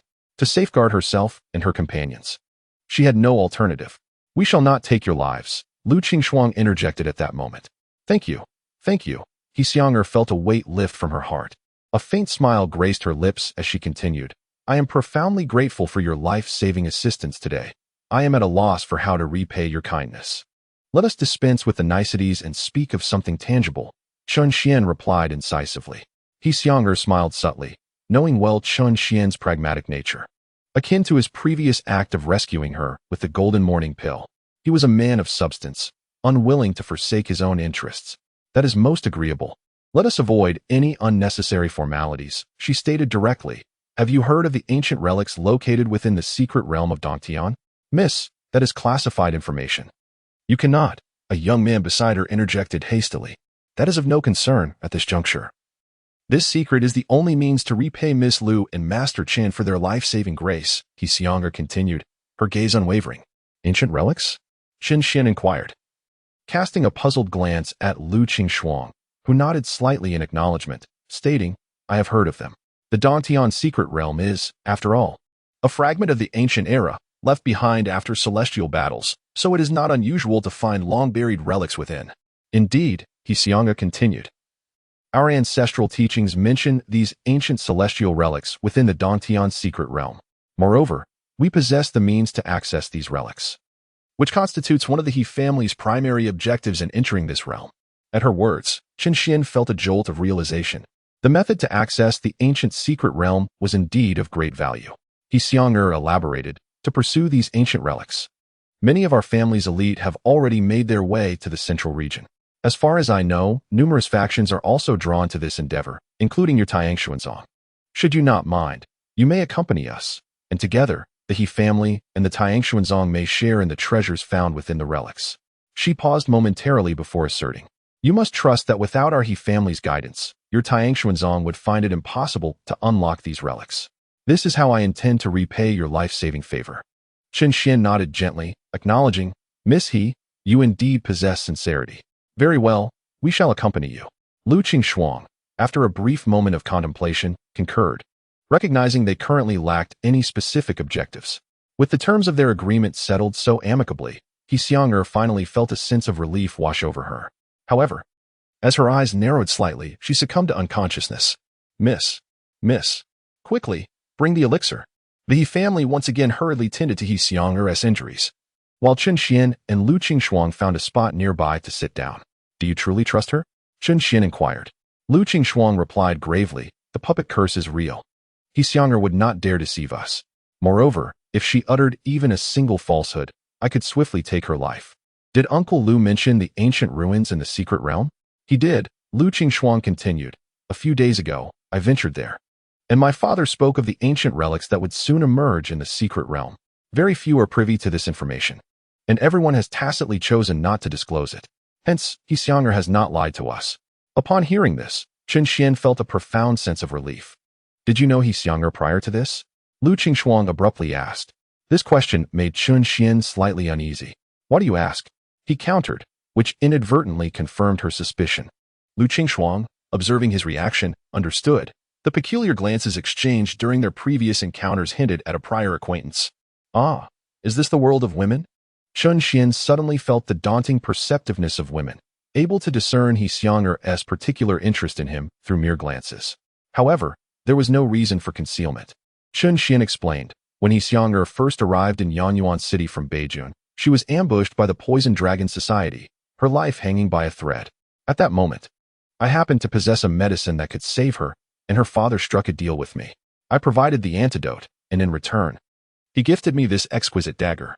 At that time, He Xiang'er and I were strangers. It was only later that she sensed the aura of the dagger on me, which led her to take a special interest in me. It seems she recognized me just now as the one who once saved her. Perhaps that is why she felt secure in allowing me to control her body. I see, Lu Qingxuang said, her previously concealed worry dissipating upon understanding. Suddenly, Chen Xian noticed a new notification, Intimacy Level 1. He was momentarily taken aback. What did this mean? Why had his intimacy level increased without warning? Lu Qingxuang then remarked. Chen Xian, you haven't forgotten that we are supposed to be faux partners, have you? I have not, he replied. Therefore, if you have someone special in your heart, please inform me in due time. I would not wish to hinder you. Hey, please don't say that. Chen Xian's body trembled slightly. Why shouldn't I say that? You don't believe I would have any involvement with He Xiang'er, do you? It finally dawned on Chen Xian why Lu Qingxuang had broached that topic. Her intentions were not solely about the matter at hand. Lu Qingxuang fell silent. You remained silent. And yet this is what you believe, Chen Xian remarked with a faint, bittersweet smile. If you think I might harbor feelings for her, then why would I have contemplated her demise just moments ago? Her gaze toward you was laden with complexity. Are you envious? Envious? Do I taste of jealousy? Lu Qingxuang responded, her expression one of utter bewilderment. What brings such talk of jealousy to light? Chen Xian chuckled softly. I meant to inquire whether you might be feeling anger. Anger? What cause do I have for anger? A faint blush adorned her cheeks. We are merely pretend companions, bound by an agreement that I would use your presence to silence certain individuals while providing you with protection. I would be quite pleased to see you with someone special, as it would at least signify your ability to engage in the honorable pursuits of marriage and family, thereby alleviating the concerns of the elders from the heavenly mystic sect. Oh, I see now. You are encouraging me to bravely pursue He Xiang'er, are you not? A warm smile graced Chen Xian's face. Now that He Xiang'er is aware that I was the one who saved her, she must surely feel a sense of gratitude toward me. That presents an opportunity for me to leverage her appreciation and boldly seek to become a son-in-law of the He family, which would surely put the elders at ease. Lu Qingxuang regarded him with a slight frown, then pursed her lips. That is indeed my sentiment. Ah, actually, that notion is rather appealing. However, I have a superior idea. Superior? Lu Qingxuang's lips formed a slight pout at the suggestion. Could it be that he has someone he favors even more? If you wish to put the elders of the heavenly mystic sect at ease, we could simply marry, thus engaging in a beautiful narrative of marriage and family, keeping the blessings within our own circle. Would that not be more convenient and splendid? Lu Qingxuang's expression froze momentarily, her eyes flickering with a subtle tremor. A hint of youthful blush graced her cheeks. Chen Xian, she suddenly rose, her expression serious. Please do not forget that we are merely pretend companions. You may pursue your own happiness, and should I encounter someone I hold dear, I would do the same. I see you are quite determined to push me away. Chen Xian sighed softly, feigning a sense of regret. Very well, I had hoped we might grow closer, for the blessings ought to remain within our domain. But if you insist, I shall keep this matter in mind, and begin to show greater care for He Xiang'er, striving to become a member of the He family. If that proves futile, I shall seek a mortal maiden after the secret realm of the cave, and withdraw from the martial world altogether. There is no need for such urgency, Lu Qingxuang replied softly as she took her seat once more. Ha ha! Chen Xian burst into hearty laughter. Observing her amusement, Lu Qingxuang swiftly realized she had been playfully teased, and a hint of shy indignation emerged on her formerly stoic visage. When will you adopt a more serious demeanor? She uttered a phrase and swiftly turned to practice her swordplay. To Qin Xian's astonishment, he rose in surprise. The intimacy level had surged by 10 points. Moreover, the return efficiency had escalated to 12-fold. This was indeed monumental news. It turned out that teasing Lu Qingxuang occasionally could enhance their intimacy. No wonder people say that the more one displays a particular sentiment, the more the opposite resides within their heart. Lu Qingxuang had always been serious and composed, known by those around her as an exceedingly earnest and unsmiling beauty. No one had ever succeeded in making her feel bashful. It was akin to a person accustomed to exquisite delicacies suddenly tasting coarse grains. It was enough to slightly thaw Lu Qingxuang's icy heart. Qin Xian mused that he could try this more often, though he must not overdo it. Elevating Lu Qingxuang's intimacy to the highest level would yield the utmost return efficiency. Thus, his next focus would be on winning over Lu Qinghan. That night, He Xianger, under the diligent care of the He family, finally regained consciousness. At that moment, Qin Xian lounged leisurely by the fire, propping his legs up while savoring roasted meat. He then tilted his head to glance in the direction of the He family. Observing He Xianger as she exchanged a few words with him before unsteadily making her way toward him. Miss He, it would be wise not to exert yourself while you are still recovering, he advised. It's fine, my constitution is unique. She replied with a smile as she stood beside him. Do you know why? How could I? Because I have consumed a special medicine, she said lightly. It was an 8th grade golden morning spirit pill that enhanced my constitution, allowing for rapid recovery from injury. That is splendid, he remarked. I must express my gratitude toward you. No need for thanks, Qin Xian said, leisurely chewing on his meat. If you must thank someone, it should be your father. On the day you were injured and unconscious, he sought help throughout the entire Yanyuan city. As luck would have it, I happen to possess an 8th grade golden morning spirit pill. Honestly, you need not feel any gratitude towards me, for my intentions were purely commercial, not charitable. The Zhiji knife, along with the spirit stones and other items, already constitutes my compensation. I understand, He Xianger replied with a gentle nod. Yet, I still wish to express my gratitude.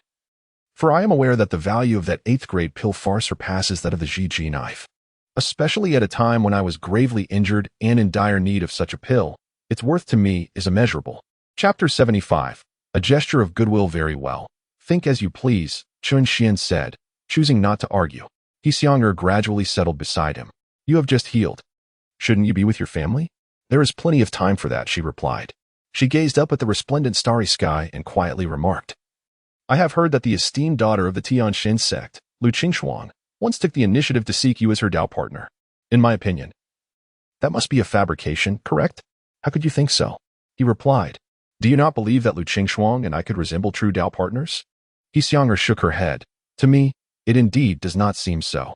It appears that this matter is not closely related to you. Is it?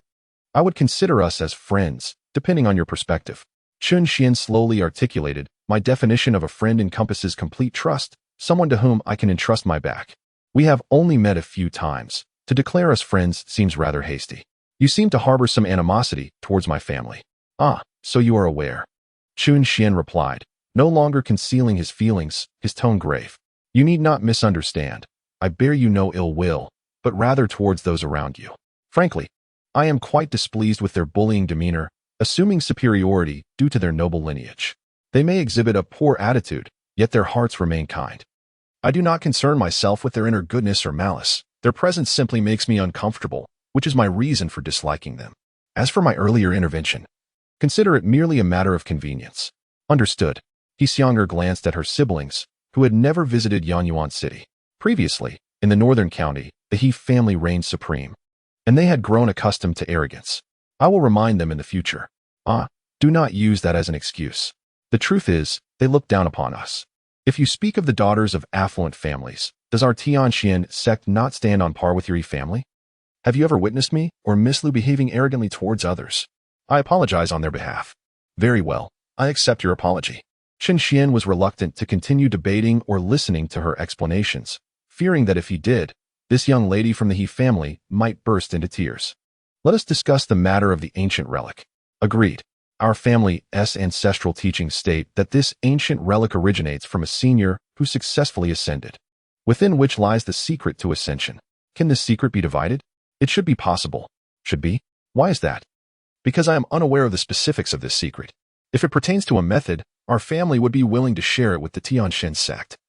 But if it refers to a particular item, we would need to negotiate further. Your sharing this with me serves little purpose. Qin Xian sighed deeply. Such matters are for the elders to deliberate. What we say cannot possibly hold weight. True, I was overthinking. Do you not seem to be thinking clearly? Has your injury not yet healed properly? Qin Xian regarded her with curiosity. After her awakening, He Xiang'er's topics of conversation meandered aimlessly, lacking coherence. It is merely idle chatter. He Xiang'er's eyes flickered momentarily before she deftly shifted the conversation. By the way, before we head to that relic, we must first visit the northern snowfield. There are some Qingxian ores that we need to collect. All right, we'll wait here for you, came the reply. I will return promptly. With that, He Xiang arose and returned to the crowd of the He family, whispering a few words that left them all looking perplexed, exclaiming in surprise, "Miss, your injuries are not yet healed. It is too perilous to venture to the snowfield now. Let's depart once you have recovered. After all, time is not pressing." "No need for that. My wounds will mend sufficiently during the journey. We cannot afford to waste precious time," He Xiang declared, dismissing further discussion, compelling the others to begin preparing for departure. "What were you discussing?" At that moment, Lu Qingshuang approached and inquired. Qin Xian candidly replied.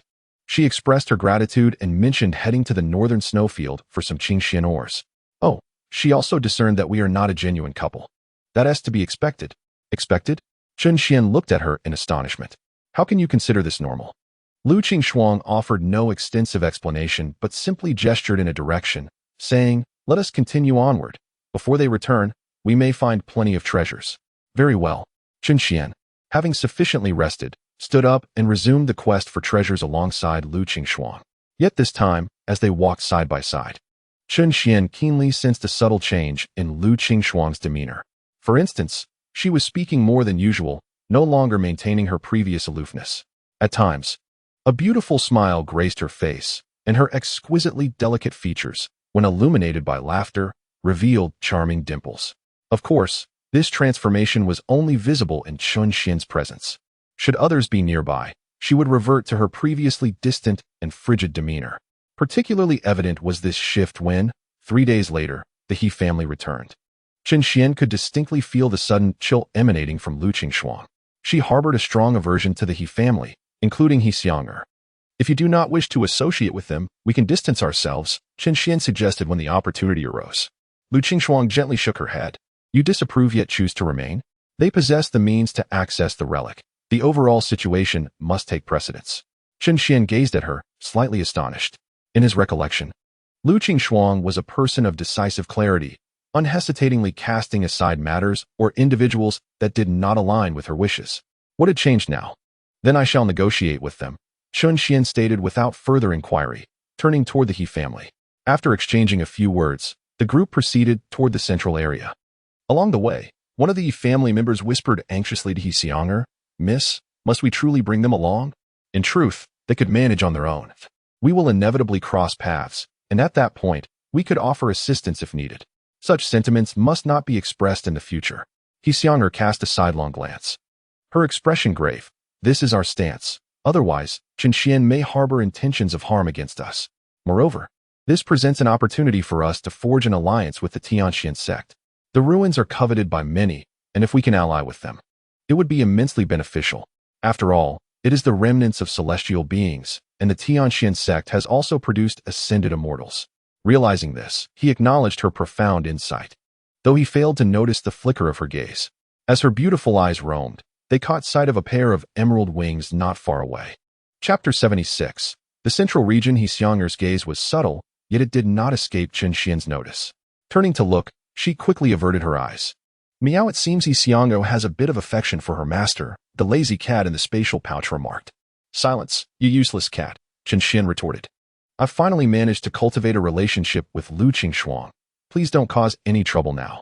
Having awakened this system, he was not restricted to binding only one partner. In other words, aside from Lu Qingshuang, he could also bind others, reaping additional rewards. Qin Xian indeed harbored such intentions, but now was not the time. He needed to elevate his intimacy with Lu Qingshuang to its zenith, since she had finally begun to take an interest in him. Any dalliance would likely render his previous efforts null and void. Taking it one step at a time was crucial. Hasty actions could lead to dire consequences. After a day of flight, by noon the following day, the group arrived at the central region. In stark contrast to other areas, the central region exhibited a complexity of landscapes, mountains, rivers, volcanic caves, and snowy plains, all coexisting. However, this was not the crux of the matter. What was most significant was the palpable sense of oppression he felt upon entering. This pressure emanated from numerous sources, evidently from the high-ranking, formidable beasts and humans. "Oh, we juniors must truly be vigilant in this place," Chen Xian remarked nonchalantly. Although he had never visited the Cave Heaven's secret realm, he had gleaned much from Lu Qingxuang over the past days. The four cardinal regions of the realm typically housed the younger generation, while the central area was a gathering ground for the most powerful beasts in the entire realm. Thus, without the cultivation of at least the condensation realm, venturing into the central region would be tantamount to courting death.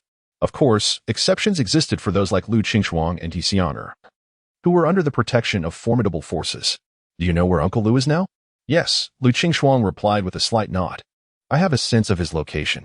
He is currently atop the Tongtian mountain in the central region. Let us proceed to rendezvous with Uncle Lu and the others. Dangers abound in this central region. Elders Du and Wu have already arrived." "That's good to hear." Chen Xian then turned his attention back to He Xianger.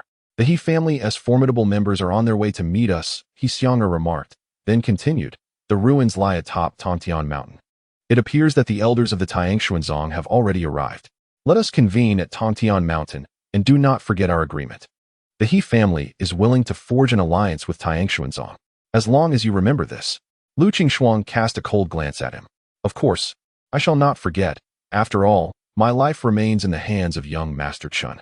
Upon her words, Chen Xian felt the gaze of both women upon him, one gentle and smiling, the other calm, yet imbued with a peculiar undertone. Chen Xian suddenly felt as though he were ensnared in a treacherous situation. "We shall take our leave," He Xianger said with a faint smile, leading the many youths of the He family away from the site. Shortly after their departure, Du Qingfeng and Wu Zui swiftly arrived. "Elder Du, Elder Wu, why have you come to the central region?"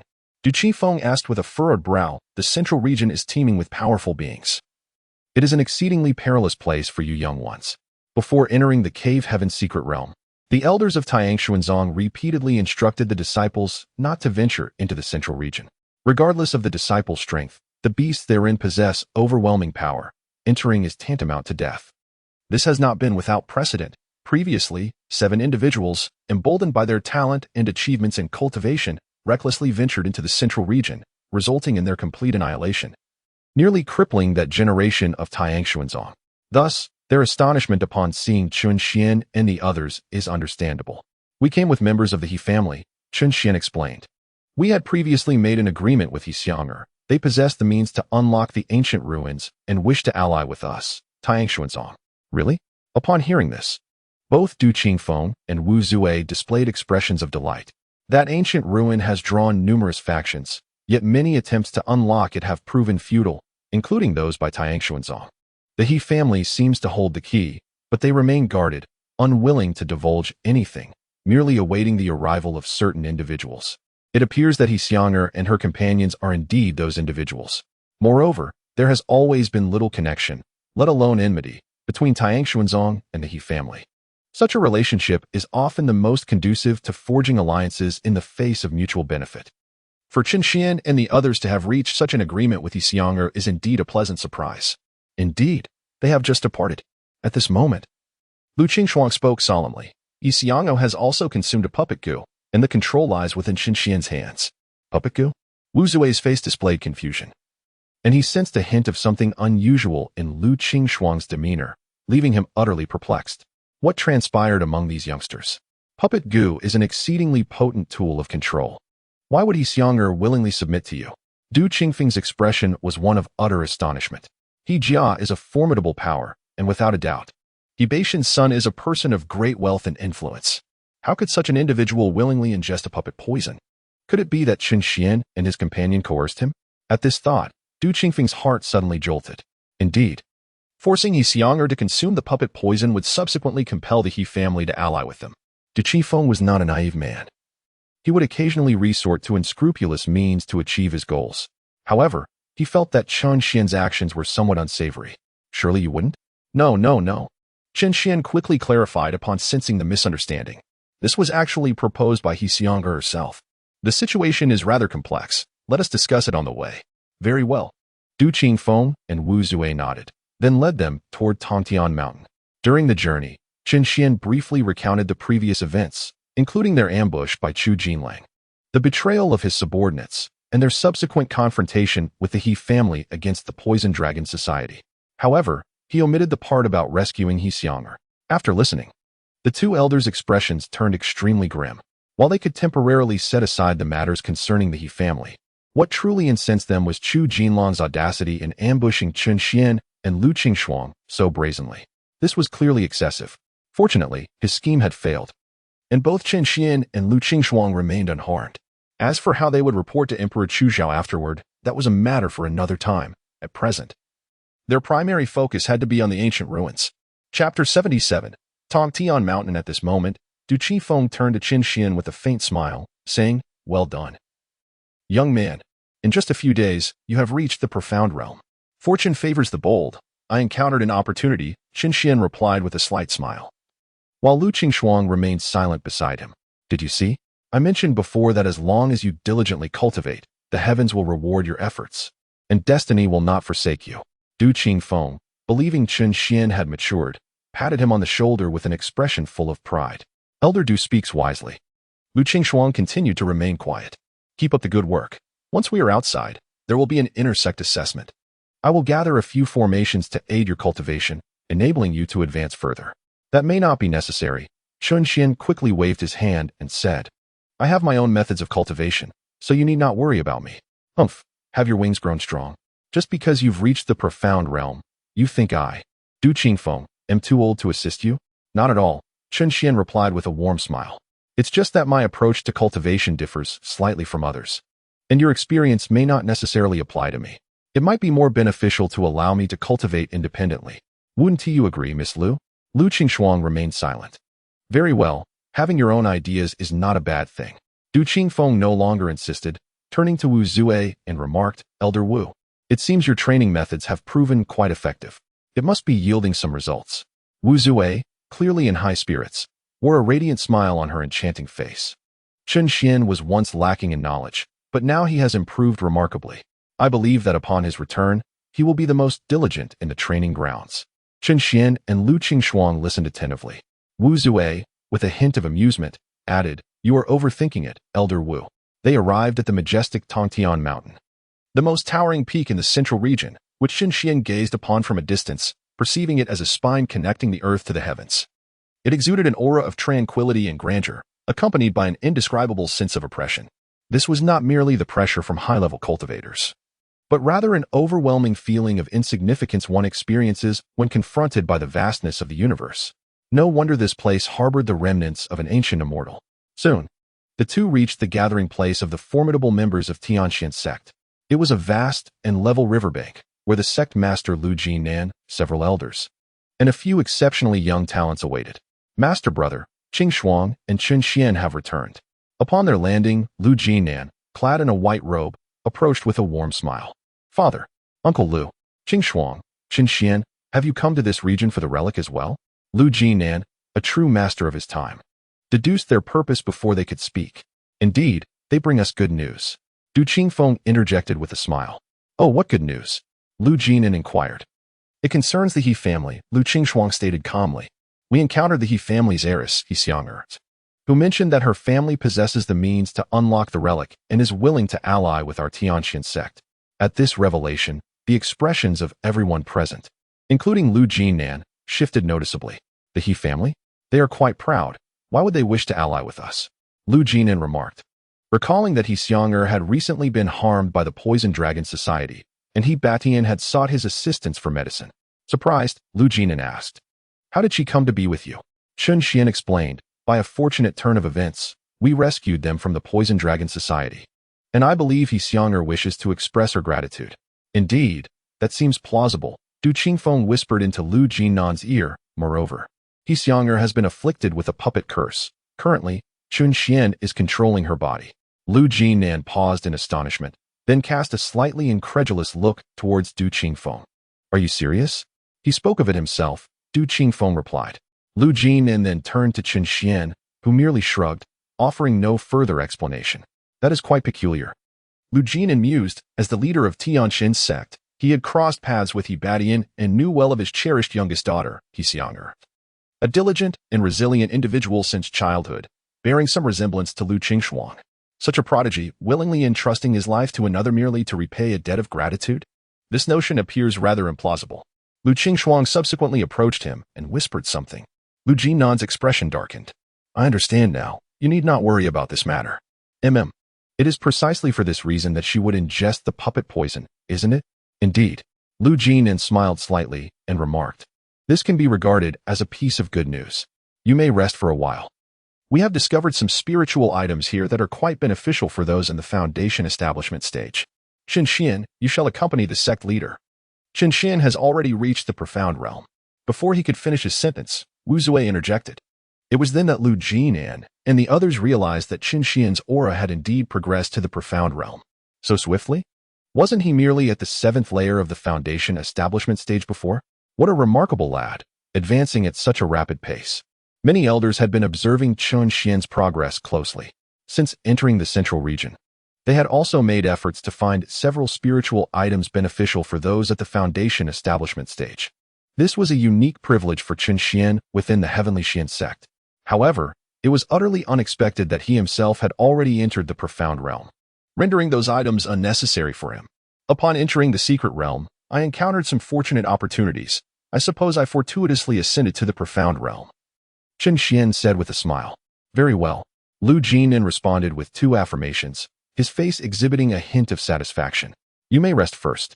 Once Chen Xian and Lu Qingxuan had settled aside, Lu Jinan summoned all the elders together. What is it, sect leader? At this moment, the elders sensed the gravity of Lu Jinan's demeanor, and the atmosphere became somewhat tense. Lu Jinan cast a glance at Du Qingfeng, who then spoke. The prince of the Chu dynasty, Chu Jinlang, has perished in the northern snowfields. What? He is dead? The elders turned their gazes towards the elder from the law enforcement hall, who was his direct disciple. Old Du, what exactly transpired? Du Qingfeng replied slowly. This was conveyed to me by Chen Xian and Qingxuan. A few days ago, they encountered an ambush set by Chu Jinlang in the snowfields. He brought along many shadow guards, intending to assassinate Chen Xian. However, they ultimately failed and were instead slain by their own subordinates. Ambush, assassination.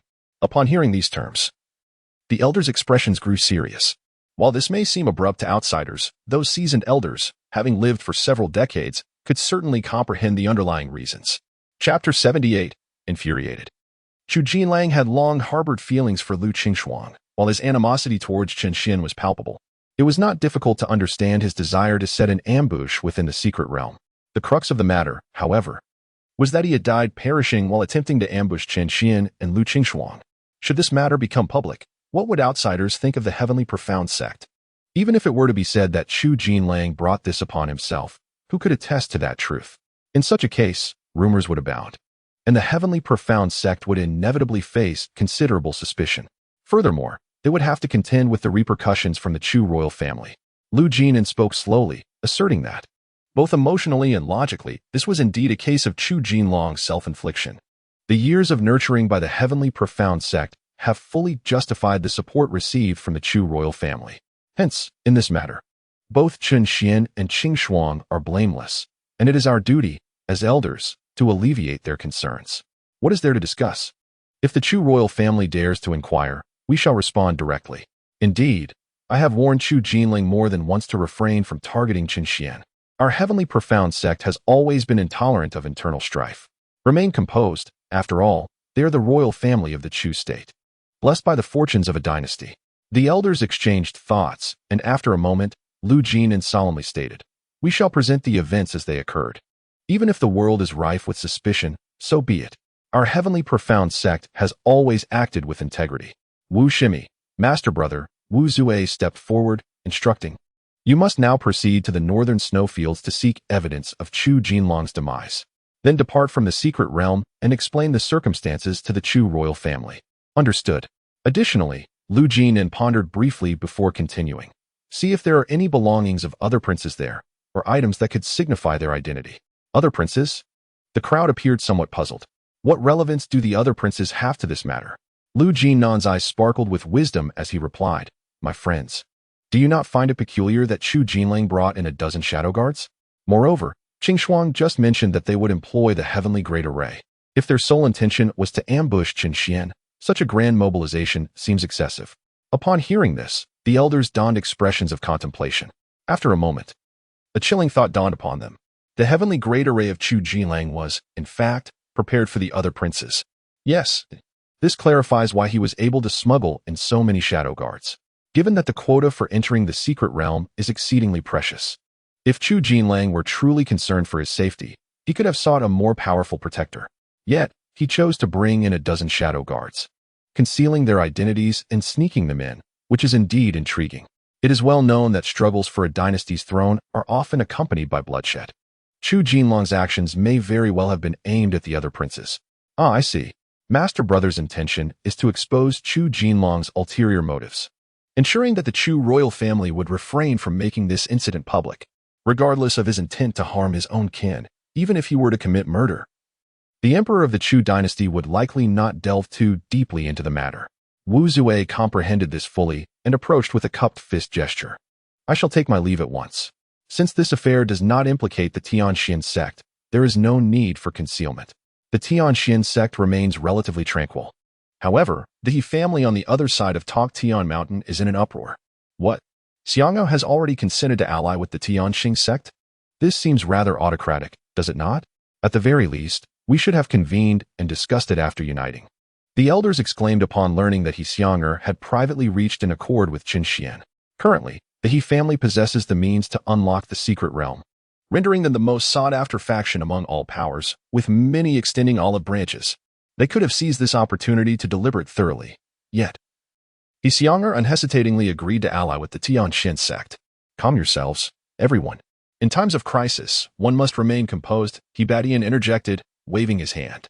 "The Tianxian sect is among the most formidable powers. Allying with them is not necessarily a misfortune. Moreover, Lu Jinan is a contemporary powerhouse who has resided here for many years, and his character is passable." With He Batian's words, the agitated elders gradually quieted down. Indeed, our He family has historically been prone to tumult and fervor. While we may dictate terms in the northern county, we must retain some decorum here. He Batian smiled as a young man approached, whispering something into his ear. "What?" The amiable conversation with Wen Wenyar has suddenly turned alarming. He Batian exclaimed, his demeanor shifting dramatically. "Are you serious?" "Absolutely certain, witnessed firsthand." "You scoundrel, I shall take your life." He Batian unleashed a formidable aura. His face flushed with anger as he unsheathed a large blade. Brother. The elders of the He family rushed to surround him. "Who are you intending to kill?" "Who?" "Qin Xian." Wait. Brother, what has come over you?" "Qin Xian is a member of the Tianxian sect. Indeed, just moments ago, you mentioned that allying with the Tianxian sect was a wise decision." "Calm down, brother. After all, Qin Xian is the son of Qin Hong. If you slay him, the repercussions could be dire. I can no longer endure this. This brat has gone too far. Stay composed, brother. You just taught us the importance of maintaining our composure." In stark contrast to the earlier excitement, the elders now exuded an air of calmness. He Batian gritted his teeth, ultimately forcing himself to suppress his fury. "What has transpired?" "Brother, why the sudden desire to kill Qin Xian?" Sighing heavily, He Batian exhaled twice, leaving the elders of the He family utterly bewildered. The same young man stepped forward, expressing his indignation. "It is all the misdeeds of that scoundrel Qin Xian. The young lady has ingested the puppet goo, and now Qin Xian can manipulate her body." "Puppet goo? This is dire news. But where does Qin Xian find such audacity to force the young lady to consume it? Is he not renowned for his debauchery?" The elders, upon hearing this, were left in disbelief, their jaws agape. Although they had recently arrived in Yangyuan City, they had certainly heard of Qin Xian, the notorious rake of the Tianxian sect, largely due to his father's influence, Qin Hong. Chapter 79. It is Qin Xian. Regardless of the reason, Qin Xian had always been perceived as a person of little consequence in their eyes. It was utterly unexpected that he would resort to coercing He Xiang'er to ingest the goo worm. The young man, with a helpless expression, explained, "Previously, we were pursued by members of the Poison Dragon Society, and it was Qin Xian and Lu Qingshuang who rescued us. However, for reasons unknown. Zhao Jinxiang from the Poison Dragon Society claimed that Prince Chu Jinlang of the Chu dynasty was killed by Chun Xian and Lu Qingshuang. Everyone present heard this, hence the intense animosity they harbor towards us. In an effort to alleviate her concerns, the young lady deliberately consumed the puppet goo. I advised her that it was unnecessary, as we are not meddlesome individuals, but she insisted on offering this gesture of sincerity to them. Upon hearing this, the elders finally comprehended that He Xiong'er was striving to protect the younger generation of the He family. This made sense, albeit it was rather cruel to herself. The youths felt both angered and perplexed, yet the elders were able to grasp the situation. He Batian, who had previously reacted vehemently, now adopted a calmer demeanor. As a father, he was reluctant to witness such a predicament, yet given the circumstances, he had no choice but to accept it. Thus, we must forge an alliance with the Tianqian sect. Once this matter is resolved, I will seek out Lu Jin and to extricate the goo worm from Xia Xiong'er, he declared. Elder brother, you need not coddle them. With a mere command from you, we could easily confront the Tianqian sect and compel them to surrender Chen Xian and lift the goo from the young lady. Indeed, the He family is not to be trifled with. The goo can be dispelled. We merely need to capture Chen Xian to resolve it. Let us refrain from using force. He Batian thought momentarily about forcibly retrieving Chen Xian, but it was evidently improbable, as Lu Jinan and the others held him in high regard. For now, they could only focus on maintaining good relations with the Tianqian sect to ensure He Xiong'er's safety. Let us rest for now. Tomorrow we shall commence our expedition into the ruins. He Batian, feeling fatigued, waved his hand to dismiss the meeting. Nightfall. He Xiong'er had just concluded her training when she noticed He Batian seated beside her. Father, Xiong'er, you are perhaps curious as to why I willingly consumed that puppet curse. Are you not? My father understands that it was to safeguard the descendants of the He family. But do you know why I remain utterly unperturbed? He Xiong'er's inquiry successfully ensnared He Batian. Indeed, why do you have such unwavering confidence in him? It was only then that he realized Chen Xian had complete control over He Xiong'er's body. Should Chen Xian harbor any ill intentions, no one could intervene, presenting a significant risk. Could it be due to the relic's influence? The Tianqian sect would not dare to overtly offend the He family. That is somewhat true. Yet there is a more crucial element. He Xiong'er gently smiled as she spoke.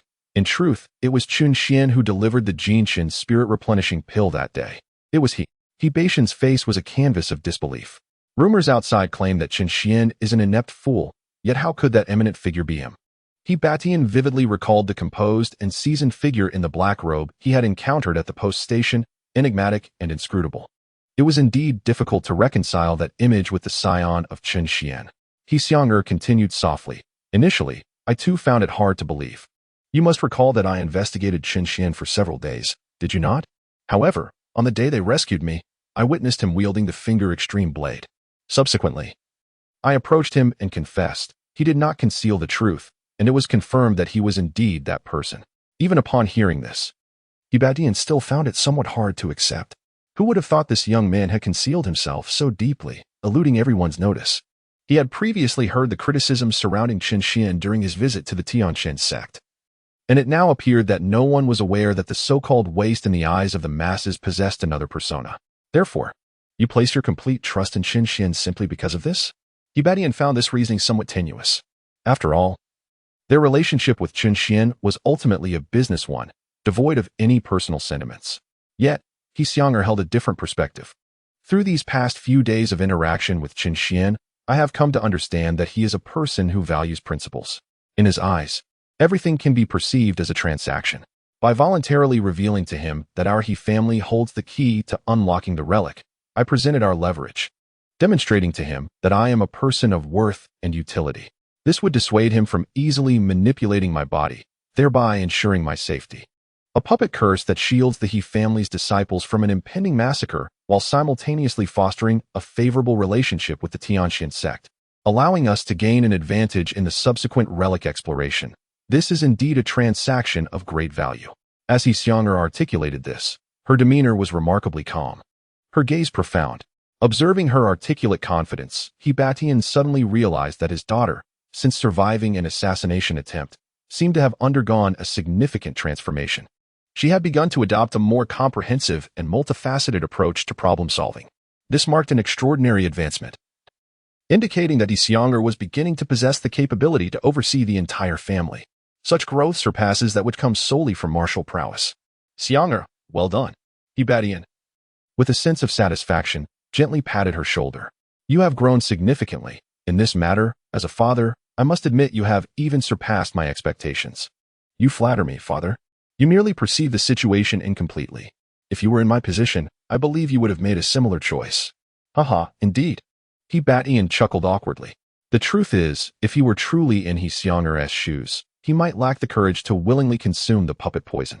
At best, he would rally others for a desperate fight, yet the outcome would surely be far from satisfactory. Hearing you say this brings me peace, my child. Rest well. Tomorrow, when we enter the ruins, should we find that divine weapon, I shall entrust it to you. At the Tianxin sect's base, everyone was immersed in their training, leaving Chen Xian as the only idle one. Lying languidly on a massive slab of bluestone, he watched as Lu Qingxuang and several other prodigies diligently honed their skills, harnessing the abundant spiritual energy of the central region. Unable to train himself and wary of wandering aimlessly outside, he resorted to stargazing. Chen Xian, why do you remain idle while they train? Du Qingfeng approached slowly, his expression serious. Although your progress is remarkably swift, outpacing all the talents of our Tianxian sect, this is a gift you must not take for granted. They are training, and you must join them. Chapter 80. The second layer of the profound path. Du Qingfeng spoke earnestly, his demeanor grave, fearful that a moment's negligence in supervision might lead Chen Xian to become complacent. After all, his accomplishments had come with great effort.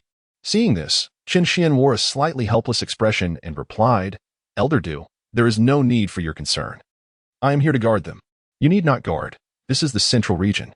You wouldn't be able to fend off even a yellow forest wolf. With us old-timers around, your safety is assured. Please, do not trouble yourselves with us younger ones, Chen Xian replied. Excuses, Du Qifeng said. His vigilance instantly heightened as he fixed his gaze on Chen Xian. Tell me the truth. Do you no longer wish to train? Of course not. I'll be training shortly. Chen Xian quickly conjured another excuse. I am waiting for Lu Qingxuang. Once she finishes her training, I have something important to discuss with her before I begin. Is that so? Indeed. Very well. I shall trust you this once. Rest assured, I will not neglect my training. You better not, or I shall not let you off easily. Chen Xian raised his hands in feigned innocence. I would like to train as well, but the system does not permit it. He sighed softly, then resumed his position, gazing at the stars. 2 hours later, Lu Qingxuang finally completed her training. Your Dao partner has finished cultivating, receiving a 12-fold return on her cultivation. Now it is my turn. Chen Xian abruptly awakened from his reverie, rising from the azure stone. At that moment, Lu Qingxuang approached, intending to say something, but paused as she observed Chen Xian hastily moving aside to sit cross-legged. She was momentarily taken aback, her eyes quivering slightly. Could it be? As it turned out, it indeed was. Moments later, an immense surge of spiritual energy enveloped Chen Xian, his aura elevating in tandem. Here it comes again. Lu Qingxuang, witnessing this, pouted slightly, her palms clenched tightly. She found herself feeling a tad imbalanced. The commotion Chen Xian was causing swiftly attracted the attention of others from the Tianxian sect. The rapidly accumulating spiritual energy was clearly indicative of an impending breakthrough. However, this breakthrough was unlike any other. One could distinctly sense that he had scarcely cultivated the energy, which seemed to rush into his body in a competitive manner. It bore a striking resemblance to the rumored epiphany. This lad was on the verge of breaking through to the second layer of the Tongxian realm. Was this indeed the fabled moment of enlightenment? It was hard to fathom that he could encounter such an opportunity in this high-pressure environment of the central region. Wait a moment, didn't he just experience an epiphany not long ago? How could it be that enlightenment came so effortlessly to him now? The elders exchanged incredulous remarks. Meanwhile, Du Qingfeng stood in a daze. Unlike the astonishment of others, he was more bewildered.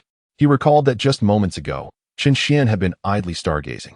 How could he achieve enlightenment so easily? Was there some profound significance to gazing at the stars? Curiously, he looked up at the sky, but soon deemed himself absurd, shaking his head in a wry smile. Such extraordinary talent. This child truly differs from us. Lu Jinan observed quietly, a faint smile gracing his lips. Under the scrutiny of all present in the Tianxian sect, it wasn't long before Chen Xian's aura stabilized firmly at the second layer of the Tongxian realm. Upon opening his eyes, he realized that all gazes were fixated upon him. Nearby, several young prodigies accompanying the elders turned away, green with envy. After diligently practicing for so long, They found themselves outpaced by someone who had merely been stargazing moments ago. It was only natural for them to feel a twinge of discontent. Even Lu Qingxuang wore a slightly resigned expression. Qin Xian, I must commend your fortune. I told you. I am a genius, Qin Xian shamelessly proclaimed, further eliciting feelings of inadequacy among the surrounding prodigies. Qin Xian, at that moment, Du Qingfeng approached. Elder Du, come with me. The sect master wishes to take you to the He family. At the mention of the He family, Lu Qingxuang immediately looked over. Qingxuang, you should come too. The two of them then joined Lu Jinan, who briefly instructed them before the trio hastened toward the residence of the He family. Before long, Qin Xian encountered Yi Xianger once more. Ah, the head of the He family, it is a pleasure to meet again, Lu Jinan remarked with a slight bow. He Betian regarded him with a frosty demeanor, coldly retorting, Master Lu, your Tianqian sect truly produces remarkable talents. I am quite embarrassed. Lu Jinan shook his head slightly. His expression tinged with a semblance of regret, yet he refrained from mentioning the matter of the puppet curse. What brings you here today? It is thus. A few days ago, Miss He and my disciple, Qin Xian, agreed to explore the ancient ruins together. I wonder if this commitment holds any weight within the He family? Indeed, it does, He Batian replied in a grave tone. The He family has always conducted itself with integrity, never resorting to insidious or treacherous acts. Quite so, Lu Jinan responded with a smile, remaining silent. Please, proceed. Ultimately, He Batian did not express much anger. In truth, he had calmed down after He Xianger elucidated matters to him. He recognized that allying with the Tianqian sect was undoubtedly the most prudent choice. With Qin Xian in the mix, their alliance was not merely a matter of convenience. It was a partnership imbued with diligence, marking the beginning of a promising collaboration between the two families. He Batian resolved that they could no longer confine themselves solely to the northern county. The He family must expand within the Chu dynasty. With the support of the Tianqian sect, future endeavors would undoubtedly become much more manageable. Of course, this was merely the beginning of a lengthy journey. As for the puppet curse afflicting He Xianger, He Batian trusted that Qin Xian would not act recklessly. His earlier demeanor was merely a display of paternal concern, a way to let Lu Jinan know that the He family possessed their own temper. Soon, the three arrived at the He family's tent. Upon entering, Qin Xian immediately sensed numerous gazes fixated upon him, most of which were laced with anger. He glanced at Yi Xianger, somewhat at a loss. This puppet curse is truly troublesome. In truth, he had no desire to control Yi Xianger in such a manner, but he had only recently come to understand the situation. Young Master Chun, if the Tianqian sect genuinely intends to collaborate with our He family, we would, of course, acquiesce. However, before we proceed, we must ask you to dispel the puppet curse afflicting Our Lady, an elder stood and stated. As for your concerns, you need not worry, if our family's ally. We would never engage in treachery against our allies. Agreed, Qin Xian replied straightforwardly. We shall discuss it further in due time. Unexpectedly, He Xianger interjected with a calm smile. This is a commitment I made with young Master Chun. Our He family has always been true to our word, and we cannot go back on our promise. Miss, why must you? Uncle, please heed my words. I am well aware of this matter, and it has received my father's approval. Sighing. The elders of the He family, upon witnessing the situation, reluctantly set aside their thoughts and turned their attention to Lu Jinan, engaging in a detailed discussion about future collaborations. As juniors, Qin Xian and the others had no authority to interject, and could only sit quietly and listen. You have made a breakthrough, exclaimed Yi Xianger in astonishment. She vividly recalled that merely days ago, Qin Xian was only at the first layer of the Xian realm. Yet now he seemed to have entirely ascended to the second layer. Perhaps it is merely luck, Qin Xian mused, pausing for a moment before glancing at her and inquiring. Miss He, why do you insist on keeping that puppet goo? I have not coerced you in any way. Moreover, now that you have returned to the He family, why do you not wish to extract the puppet goo? Because, Yi Xianger replied solemnly, for me, this is not a misfortune but rather a blessing. A blessing? Qin Xian narrowed his eyes slightly, pondering her words. Do you mean that the existence of this puppet goo could strengthen the alliance between the Tianqian sect and the He family? Precisely, Qin Xian finally grasped her intent. Yi Xianger was wagering on her own virtue, trusting that he would not recklessly manipulate her body. This also represented the He family's goodwill, allowing Lu Jinan to cooperate with them more comfortably. As long as Qin Xian refrained from malevolence and debauchery, it would indeed be advantageous for both parties. Undoubtedly. The greatest sacrifice in this arrangement would be Yi Xianger herself. You are truly selfless, he remarked. Selflessness is an overstatement. for I know you are not a treacherous individual who would exploit my vulnerabilities. Were it anyone else, I would never have agreed to this. Thank you for the compliment. Regarding the extreme blade, I happen to possess several spells that are quite suitable for it. Would you care to learn? He Xiang'er inquired with a smile. No need. Chen Xian promptly declined, showing no surprise. Why not? You must understand how rare spells that resonate with spiritual energy are. He Xiang'er expressed her confusion. Some high-quality spiritual weapons, when forged, come with spells that are perfectly attuned to them. Using them in conjunction significantly enhances their power. Therefore, she could not fathom why Chen Xian would refuse, wondering if it was to avoid suspicion. However, given his practical nature, this explanation seemed somewhat unconvincing. Chen Xian, not wishing to elaborate further, simply stated, I have no need for those spells at the moment. Very well, He Xiang'er conceded, no longer insisting. Within the tent, both families successfully confirmed their future alliance. Lu Jian had initially thought that the exploration of the ancient ruins would be the sole opportunity for their collaboration. However, He Batian and the others proposed extending this alliance, suggesting that it should not be limited to the secret realm but could also open many avenues for cooperation in the real world. Certainly, these matters are secondary. The immediate priority lies with the ancient ruins. The He family possesses the means to access these ruins, yet their strength cannot be deemed the most formidable. Numerous factions vie intensely against them, with the most significant being the Poison Dragon Society and the Blood Demon Sect. Both are resolute in their pursuit of the ancient ruins, and it is evident that the ensuing conflict will be exceedingly fierce.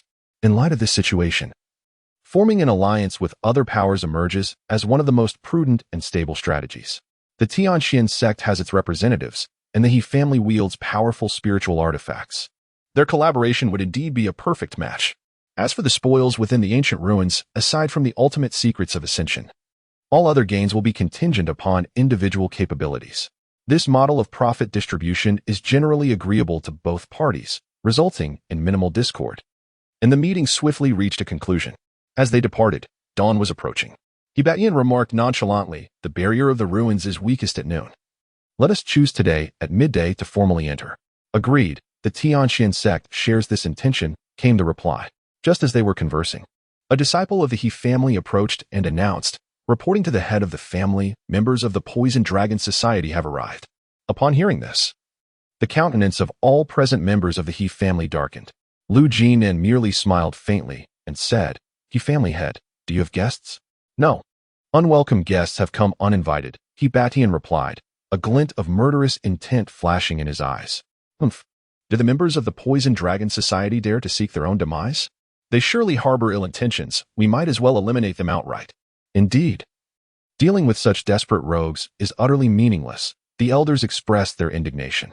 In light of He Xiang'er's incident, their sentiments towards the Poison Dragon Society were far from favorable. Ha ha ha, it seems you all harbor quite a significant opinion of our Poison Dragon Society, a frail voice interjected. Chen Xian turned to see an aged figure with a long beard emerging from the nearby forest. Arrest them, He Batian commanded. And two elders at his side sprang into action. As cultivators of the Purple Mansion realm, they instantly unleashed a tremendous aura.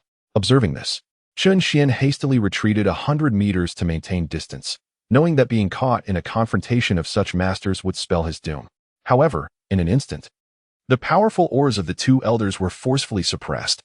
This suppression occurred merely with the old man tapping his cane. The two elders were taken aback, and even He Batian wore a grave expression. Gentlemen, let us temper our tempers, the old man said, leaning on his cane, his wrinkled face adorned with a sinister smile.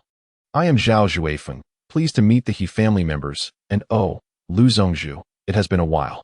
Zhao Zongzhu, you appear to be in fine spirits. Lu Jian remarked. Zhao Zongzhu, is this the legendary leader of the Poison Dragon Society, Zhao Zhuifeng? Chen Xian was slightly taken aback, realizing that the renowned leader of the Poison Dragon Society was, in fact, such an elderly man. So you are Zhao Zhuifeng. He Tian stared at him with an impassive expression, declaring, I have been seeking you for days, yet I did not expect you to arrive at my doorstep today. Why should I hesitate? Zhao Zhufeng stroked his beard, chuckling, Master He, I have come to clarify a matter. What matter? The assassination attempt on Miss He was not sanctioned by me. It was my sworn brother who acted impulsively, driven by greed. Had I known, I would never have permitted such an act. Who is unaware of the He family's renowned reputation? You, Master He, are a hero of rare caliber. I certainly do not wish to become your adversary. Chapter 82. Threat. Do you not think it is rather late to be stating this? Late? I believe it is not. For Miss He is, after all, quite well. Zhao Zhufeng then retrieved a wooden box from the spatial station and tossed it toward He Tian. With a cold glare, He Tian unleashed a surge of spiritual energy, obliterating the box in midair. Thud, thud. A round head fell to the ground, shocking the onlookers. Zhao Zhufeng explained. This is the individual who sent someone to harm Miss He. He was also my sworn brother. Upon learning of this matter, I was deeply pained. Out of a sense of duty, I had no choice but to take his life to provide you, Master He, with an explanation. The severed head of an elder from the Poison Dragon Society lay before them, leaving the young members of the He family in stunned silence. The Poison Dragon Society, a formidable underground organization, boasted elders of at least the Purple Mansion realm, and Zhao Zhufeng had callously slain one to offer an apology. Such an act seemed excessively severe. Zhao Zhufeng merely sought to win Master He's favor and pursue collaboration. The ancient ruins were his true desire. Chen Xian discerned Zhao Zhufeng's intentions. After all, the He family possessed the means to unlock the ruins, granting them the upper hand. Anyone who could ally with the He family would undoubtedly hold a position of absolute advantage, as the ancient ruins represented an unparalleled opportunity. Zhao Zhufeng's decision, upon reflection, was not difficult to comprehend. Lu Qingshuang turned to He Xianger, coldly inquiring, "We have just concluded our alliance. Your He family would not go back on your word, would you?" "Certainly. Please trust that our He family will uphold our commitments." "That is acceptable." Lu Qingshuang silently sheathed her sword, leaving no doubt that had He Xianger misspoken, her blade would have been thrust forward. As anticipated by Chen Xian, Zhao Zhufeng revealed the purpose of his visit. "Master He, I present to you the head of my brother. Are you satisfied with this gesture?" Zhao Zhuefeng then sneered. "If you are satisfied, I believe we, the Poison Dragon Society, can completely erase the grievances between the He family and ourselves. We could seize this opportunity to rebuild a friendly relationship.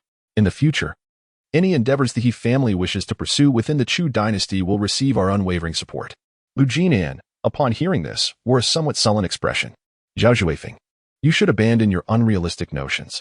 The He family has already formed an alliance with my Heavenly Xian sect. Is that so? Very well," Zhao Zhuefeng chuckled.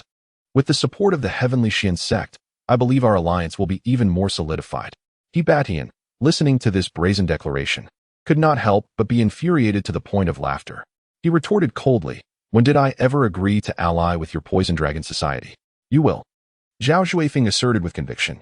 "Our Poison Dragon Society possesses the most formidable warriors. To speak candidly, we are the strongest faction atop Tongtian Mountain. We are indeed your He family's best choice." "Cease with the self-aggrandizement," He Batian replied firmly. "The He family is irreconcilable with your Poison Dragon Society." A cold glimmer flickered in Zhao Zhuefeng's eyes. "He family head, do you truly wish to speak so resolutely?" "I have already severed my brother's head." "Inquire throughout the realm. Who else can demonstrate such sincerity? After all, your daughter is still alive and well. Her survival is her own merit. The enmity with your Poison Dragon Society will not dissipate because of it. You should reconsider." Zhao Zhuefeng's smile vanished, replaced by an unsettling chill. "If you choose to collaborate with our Poison Dragon Society, you will gain the support of the strongest ally atop Tongtian Mountain. Furthermore, we have numerous followers. Allying with us equates to receiving the backing of multiple factions. When treasures from the ruins are secured, your He family would at least claim half. Conversely, should you refuse our alliance, those allies may swiftly become your adversaries. Can your He family withstand such a multitude of ravenous foes?" His words were a blatant threat. Under normal circumstances, such intimidation might indeed prove effective. Yet, the current situation was far from ordinary. "Zhao Zhuefeng, do you truly believe Lu is a mere decoration? Is the Heavenly Xian sect a mere ornament?"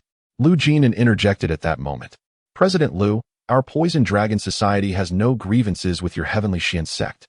We can cooperate seamlessly without resorting to a life-and-death struggle, can we not?" "Not at all. Threatening our allies is tantamount to threatening us." Lu Jinan waved his hand dismissively, his aura overwhelming Zhao Zhuefeng in an instant.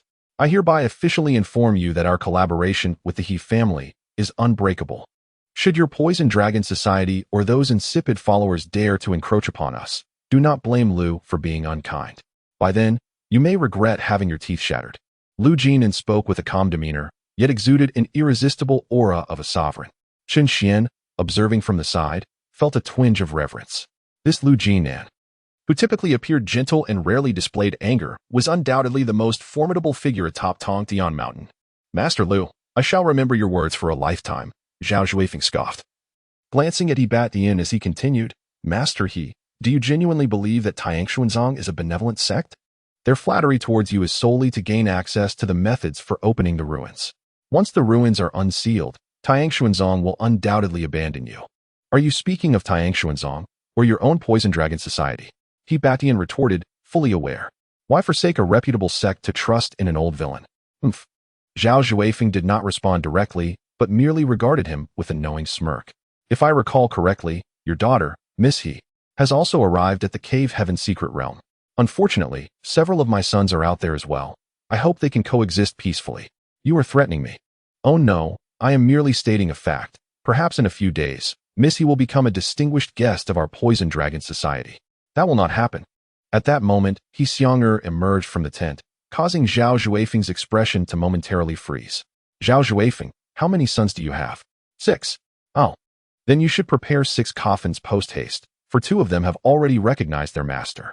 Zhao Xuefeng was momentarily taken aback, then, visibly astonished, exclaimed, What did you say?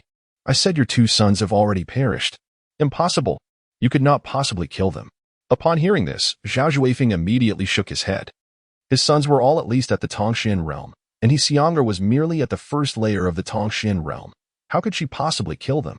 Moreover, they were accompanied by numerous elite warriors, forming a formidable force. How could 2 deaths be so easily dismissed? He Xiong'er cannot kill them, but we can. Lu Qingshuang's subsequent words darkened Zhao Xuefeng's countenance further. He understood the prowess of Lu Qingshuang, recognized as Tiangshuanzong's most exceptional talent. Indeed, his sons, of similar age, were no match for her. But when did they join forces? His attention then shifted to Chen Xian, who had remained silent throughout the exchange. A face Zhao Xuefeng had never encountered before. Yet, he could discern the inherent danger in this young man, rivaling that of Lu Qingshuang beside him.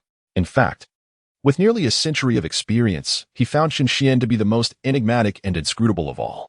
In response to Zhao Xuefeng's gaze, Chen Xian shrugged and said, Old man, don't look at me like that. It was Ti who killed your sons. However, their deaths do bear some relation to me, alas. They have only themselves to blame for seeking their own demise. It is no wonder that they willingly seek their own demise, as the saying goes. When the upper beam is not straight, the lower beam will be crooked. It appears they have learned from you. Huh, what a sharp-tongued lad. Zhao Xuefeng felt an intense rage boiling within him at this mockery. The He family possesses the means to unlock ancient relics, and upon learning this news, Zhao Xuefeng did not hesitate for a moment to eliminate his sworn brother. He intended to present his head as an apology to the He family, thereby demonstrating formidable strength. This way, after offering a gesture of goodwill, it would surely compel the He family to agree to an alliance with the Poison Dragon Society. However, to his dismay, the Tianqing sect had seized the opportunity first. Moreover, he had learned that he had already lost 2 sons, which only fueled his anger further. Zhao would remember every word spoken today. Time is on our side for future confrontations. Additionally, do not presume that the He family's method of unlocking the relics is unique. Zhao's visit today is merely to offer you an opportunity. As for He Batian, I hope that when faced with overwhelming foes within the relics, you will not beg for mercy from me. Farewell. In an instant, Zhao Xuefeng vanished from the spot. He Batian's face darkened considerably, confronted with this blatant threat. The murderous intent in his eyes was difficult to suppress. Master He, remain composed, said Lu Jinan, patting him on the shoulder with a smile. After allying with our Tianxian sect, you need not fear anyone. I thank you, sect leader Lu. No need for such formality. Our Tianxian sect has always acted with integrity, and we would never stoop to treachery. Well then, I shall take my leave. We shall meet again at noon. Sect leader Lu departed leisurely, and only then did Chen Xian follow Lu Jinan out. Along the way, he turned his gaze towards Lu Jinan and inquired, Uncle Lu, is the Poison Dragon Society truly that powerful? He had just heard Zhao Xuefeng mention the numerous followers of the Poison Dragon Society, which was evidently alarming news. In resource competitions, the number of participants is undoubtedly a crucial factor for success or failure. If the Poison Dragon Society indeed gathered a large following, it would pose a significant problem. Lu Jinan replied nonchalantly, the Poison Dragon Society is unlike our sects. They have entrenched themselves in the mortal realm for many years, and their power has become exceedingly bloated. In particular, Zhao Xuefeng's violent expansion has led many factions to submit to him. However, they are merely a rabble. Apart from the Blood Demon sect, the others are inconsequential. The Blood Demon sect. Chen Xian frowned slightly. This was a force even more notorious than the Poison Dragon Society, often regarded as a demonic cult. Their methods are ruthless, and their cultivation techniques are sinister, enabling them to swiftly drain their enemies of both blood and power, making them a far more fearsome existence than the Poison Dragon Society. If these two factions were to join forces, Chen Xian's expression grew grave. At noon, the Tianxian sect and the He family gathered for the first time. Chen Xian and the youths from both sides walked at the center. On the mid-slope of Tongtian Mountain, various factions converged. On the ground and in the air, there were hundreds, if not thousands, of individuals gathered. It could be said that the entire realm of the Cave of Secrets was filled with formidable beings. Everyone's gaze was fixated on a black, unadorned stele situated halfway up the mountain. This stele, appearing ordinary, stood erect like a flowing ink, while a faint red barrier enveloped it. Presumably, this was the barrier preventing access to the entrance of the relics. Observing this, Chen Xian pondered thoughtfully. At that moment, the arrival of the Tianxian sect and the He family brought about a subtle shift in the atmosphere. Numerous factions regarded the scene with cold scrutiny. Thanks to the deliberate promotion by the Poison Dragon Society, everyone became aware of the alliance between the He family and the Tianxian sect. Naturally, this mattered little to the majority, as they awaited the He family to unlock the relics before following them inside. Those who harbored apprehensions or even animosity merely sought to contest the final secrets of ascension. And so it began. Under the watchful eyes of the crowd, Ibadian hesitated no longer. Several individuals had approached him in recent days, urging him to activate the relics, but he had rebuffed them all. He awaited a powerful ally. And now that the Tianxian sect had joined forces, he felt a newfound sense of security. Subsequently, amidst the many eager gazes, Ibadian produced a black brush. The brush, like the steel, was entirely dark and exuded an aura of mystery. In an instant, the onlookers held their breath, their attention entirely riveted on Ibadian. Boom. Ibadian unleashed an incredibly potent aura of the Purple Mansion realm, causing the surrounding atmosphere to tremble. Chen Xian quickly sought refuge behind Lu Jinan. Lu Jinan bit his finger, allowing his blood to drip onto the brush. He then grasped the brush and, with swift strokes, inscribed several large characters upon the barrier. Soon after, the red barrier began to quiver, and simultaneously, a few golden characters emerged on the previously colorless steel. Qingyang Xianjun. Qingyang Xianjun? Chen Xian glanced at Lu Qingshuang beside him. She responded slowly. He is the last ascendant from the ancient era, reputed to have come from humble beginnings. Ah. Chen Xian nodded slowly, understanding the significance. No wonder this relic attracted so many seekers. It had been several millennia since an immortal ascendant had emerged from this place. And even those above the Purple Mansion realm were exceedingly rare. As the last immortal to ascend, Qingyang Xianjun was undoubtedly regarded as the most likely source of the ascension teachings in the hearts of people worldwide. Chapter 84. Blood Demon Sect. The transformation of the unadorned steel altered the expressions of those surrounding it, their gazes intensifying. Ibadian continued to wield the brush, inscribing more characters, and with each stroke, the red barrier weakened further. The excitement among the onlookers escalated correspondingly. After a full quarter of an hour, the red barrier beside the blank monument had faded to the point of being nearly imperceptible. Let us proceed, esteemed members of the Tianxian sect, Ibadian said softly. And soon, the He family along with all the members of the Tianxian sect stepped out from the crowd. Might the head of the He family take us along? The crowd murmured, the fortunes of the world should be shared. Head of the He family, please do not hoard it all for yourselves. We are all sensible individuals, fully aware that we are here for the opportunity presented by the celestial sovereign Qingyang. Surely, your family cannot consume the entirety of this fortune.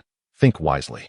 At this moment, voices around began to rise in veiled threats, particularly from the Poison Dragon Society, which boasted nearly 100 members, making it the most populous group present. Zhao Xuefeng gazed ahead with a cold demeanor, several times tempted to take action, but ultimately restrained himself. The He family currently held absolute leverage, as only he could activate the relic inscribed with his blood. Others could do nothing but await their entrance before rushing in. How ungrateful of Ibadian, one voice whispered. Relying on Lu Jinan's support, he has become quite arrogant. He is merely the He family, who wield power in the North County, yet here, they ought to show some humility. I say we should charge forth and eliminate them. The elders of the Poison Dragon Society echoed this sentiment with unwavering resolve. Zhao Xuefeng replied coolly, We are not the only ones targeting the He family. There are others, such as the Blood Demon sect. Let us not be the first to strike. Let them engage in fierce conflict first. In truth, if it were solely the He family, they would not have feared them. As although the He family was formidable, their true expertise lay in artifact crafting, and in terms of combat prowess, they fell short of the Poison Dragon Society. However, now that the He family had allied with the Tianxian sect and Lu Jinan, an exceptionally domineering and unparalleled powerhouse, even Zhao Xuefeng acknowledged his inferiority. The optimal scenario was to wait for other forces to engage the He family and Tianxian sect in a life-and-death struggle, allowing the Poison Dragon Society to reap the benefits. Captain, the members of the Blood Demon sect have arrived. An elder spoke softly beside him. Zhao Xuefeng turned to see an old crone, her figure hunched and diminutive, resembling a withering old woman from the mortal realm. Yet, this unassuming figure was accompanied by several robust young men. Su Sect Master. It is a pleasure to see you well, Zhao Xuefeng remarked, his brow slightly furrowed. This old woman was none other than Su Lixue, the leader of the Blood Demon sect. Ah, Captain Zhao, your charisma remains undiminished from years past, Su Lixue replied, her few remaining teeth rendering her speech somewhat slurred. What brings you here? It's simple. I believe the Blood Demon sect could collaborate with your Poison Dragon Society to take down the He family. Collaboration? Upon hearing this, Zhao Xuefeng's lips curled slightly. Master Su, could you elaborate on the nature of this collaboration? Su Lixue replied with a gentle smile. Since this cooperation is proposed by our Blood Demon sect, I shall meet with Lu Jinan. As for the He family, I trust that your Poison Dragon Association can handle them, correct? The elders of the Poison Dragon Association exchanged glances, clearly revealing their delight. Their greatest concern had always been Lu Jingnan, and now the Blood Demon sect claimed they could actively restrain him. This was certainly a piece of good news. However, seasoned veterans of the world, they were not easily swayed by Su Lixue's words alone. What if it led to their betrayal? Zhao Xuefeng shared this apprehension and spoke solemnly. Master Su, let us not jest. We cannot feign ignorance. You speak of cooperation. Yet one might fear that we will be left to fend for ourselves while you watch us being besieged by the He family and the Heavenly Profound sect, reaping the benefits from the sidelines. Su Lixue, unfazed, merely chuckled. You are indeed measuring a gentleman's heart with a petty mindset.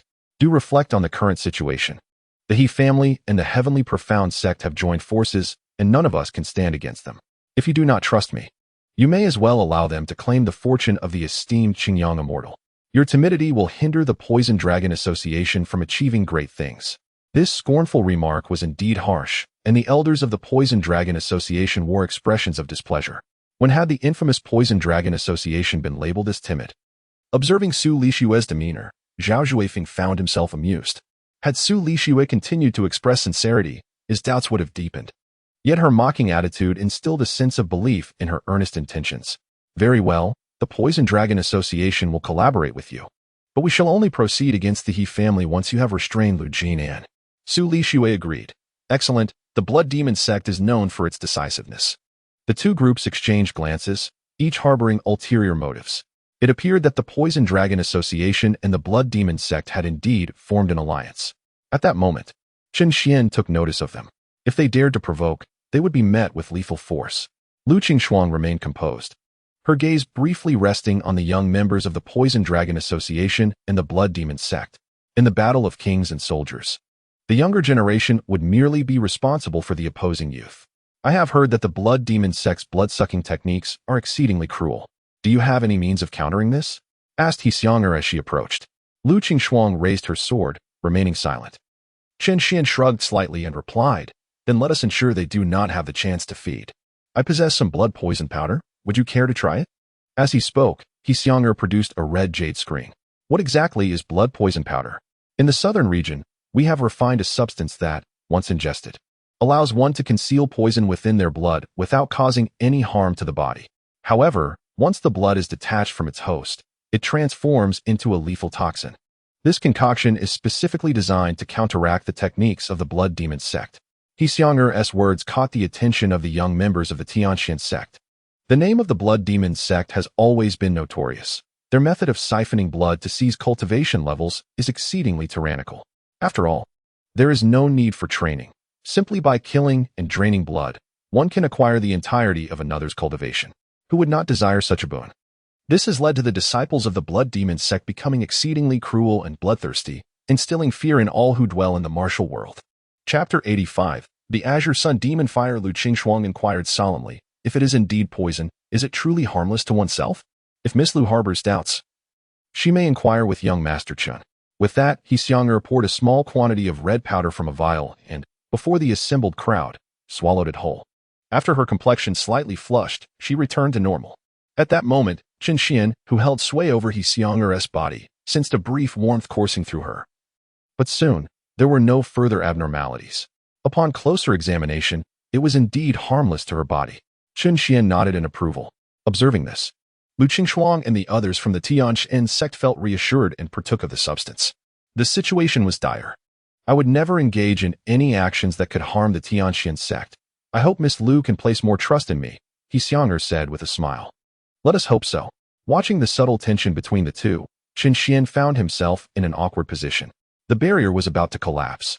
As the conversation unfolded, the voice of He Batian echoed nearby, prompting Qin Xian to turn and look. The unmarked monument was now densely inscribed with tiny characters, and the barrier began to gradually retract. Charge! As the barrier retracted, some restless cultivators shouted and surged forward. The members of the Tianjin sect immediately attempted to intervene, but He Batian raised his hand to stop them with a calm demeanor. Are there any hidden restrictions? Qin Xian inquired, curiosity piqued. As expected, those who rushed ahead towards the vortex behind the unmarked monument were instantly ejected. Moreover, in less than a second of entering, their garments were entirely torn asunder. Their bodies enveloped in azure flames, and their screams echoed throughout the entire Tongtian mountain. Seeing this scene, many cultivators who had intended to rush forward halted in astonishment.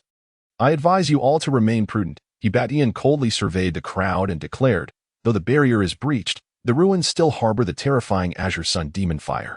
The Azure Sun Demon Fire. No wonder they were not in haste. Damn it, I almost charged in just now. Upon hearing the name of the Azure Sun Demon Fire, the expressions of the crowd drastically changed. This is indeed one of the legendary 10 notorious demon fires that exist between heaven and earth. Let us proceed.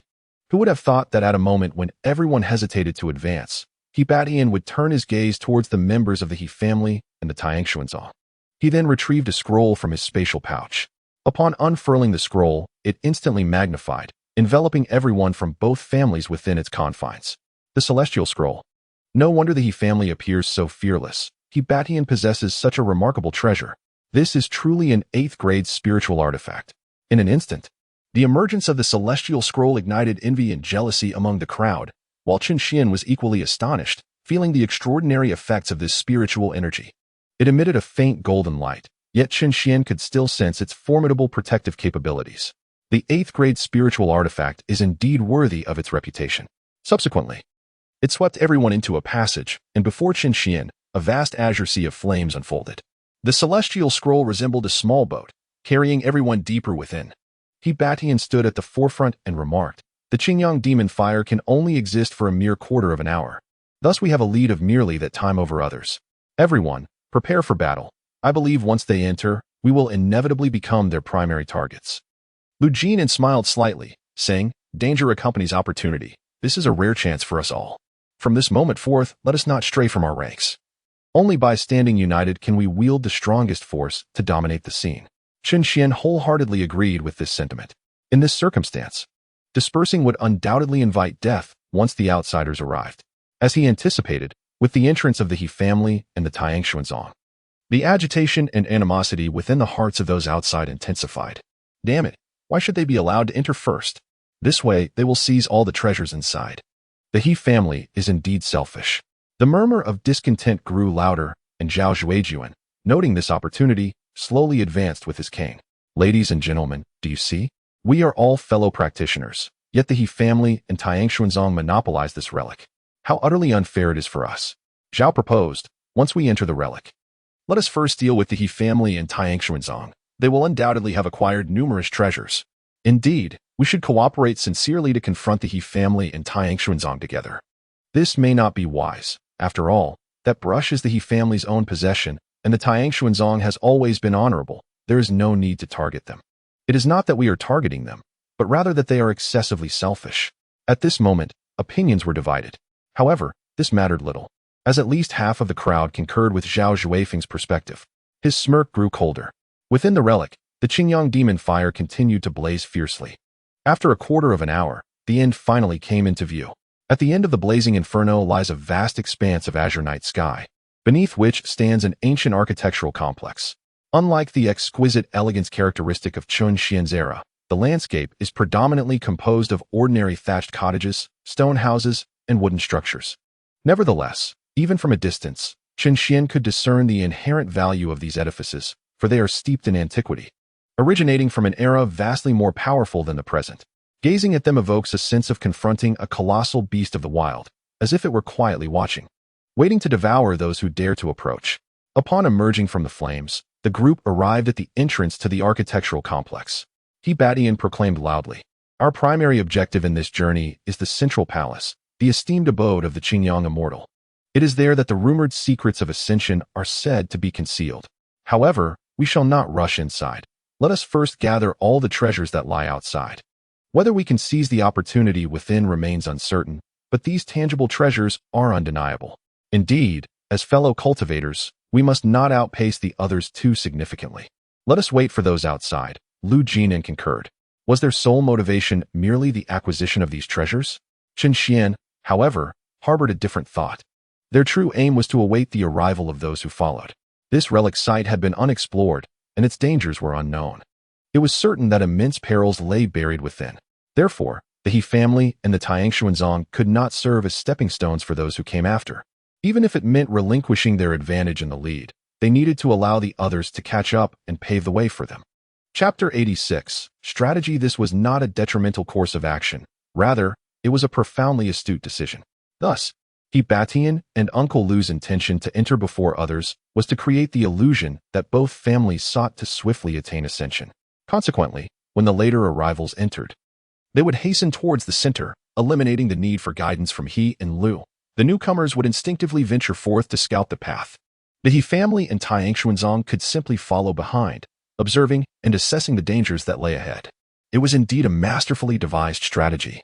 Upon grasping this insight, Chen Xian immediately understood the underlying plan. Subsequently, the group began to meander around the periphery of the site. Since they had come this far, they might as well collect all the treasures they could find, hoping to reap substantial rewards. Following behind, Chen Xian soon spotted a piece of azure jade.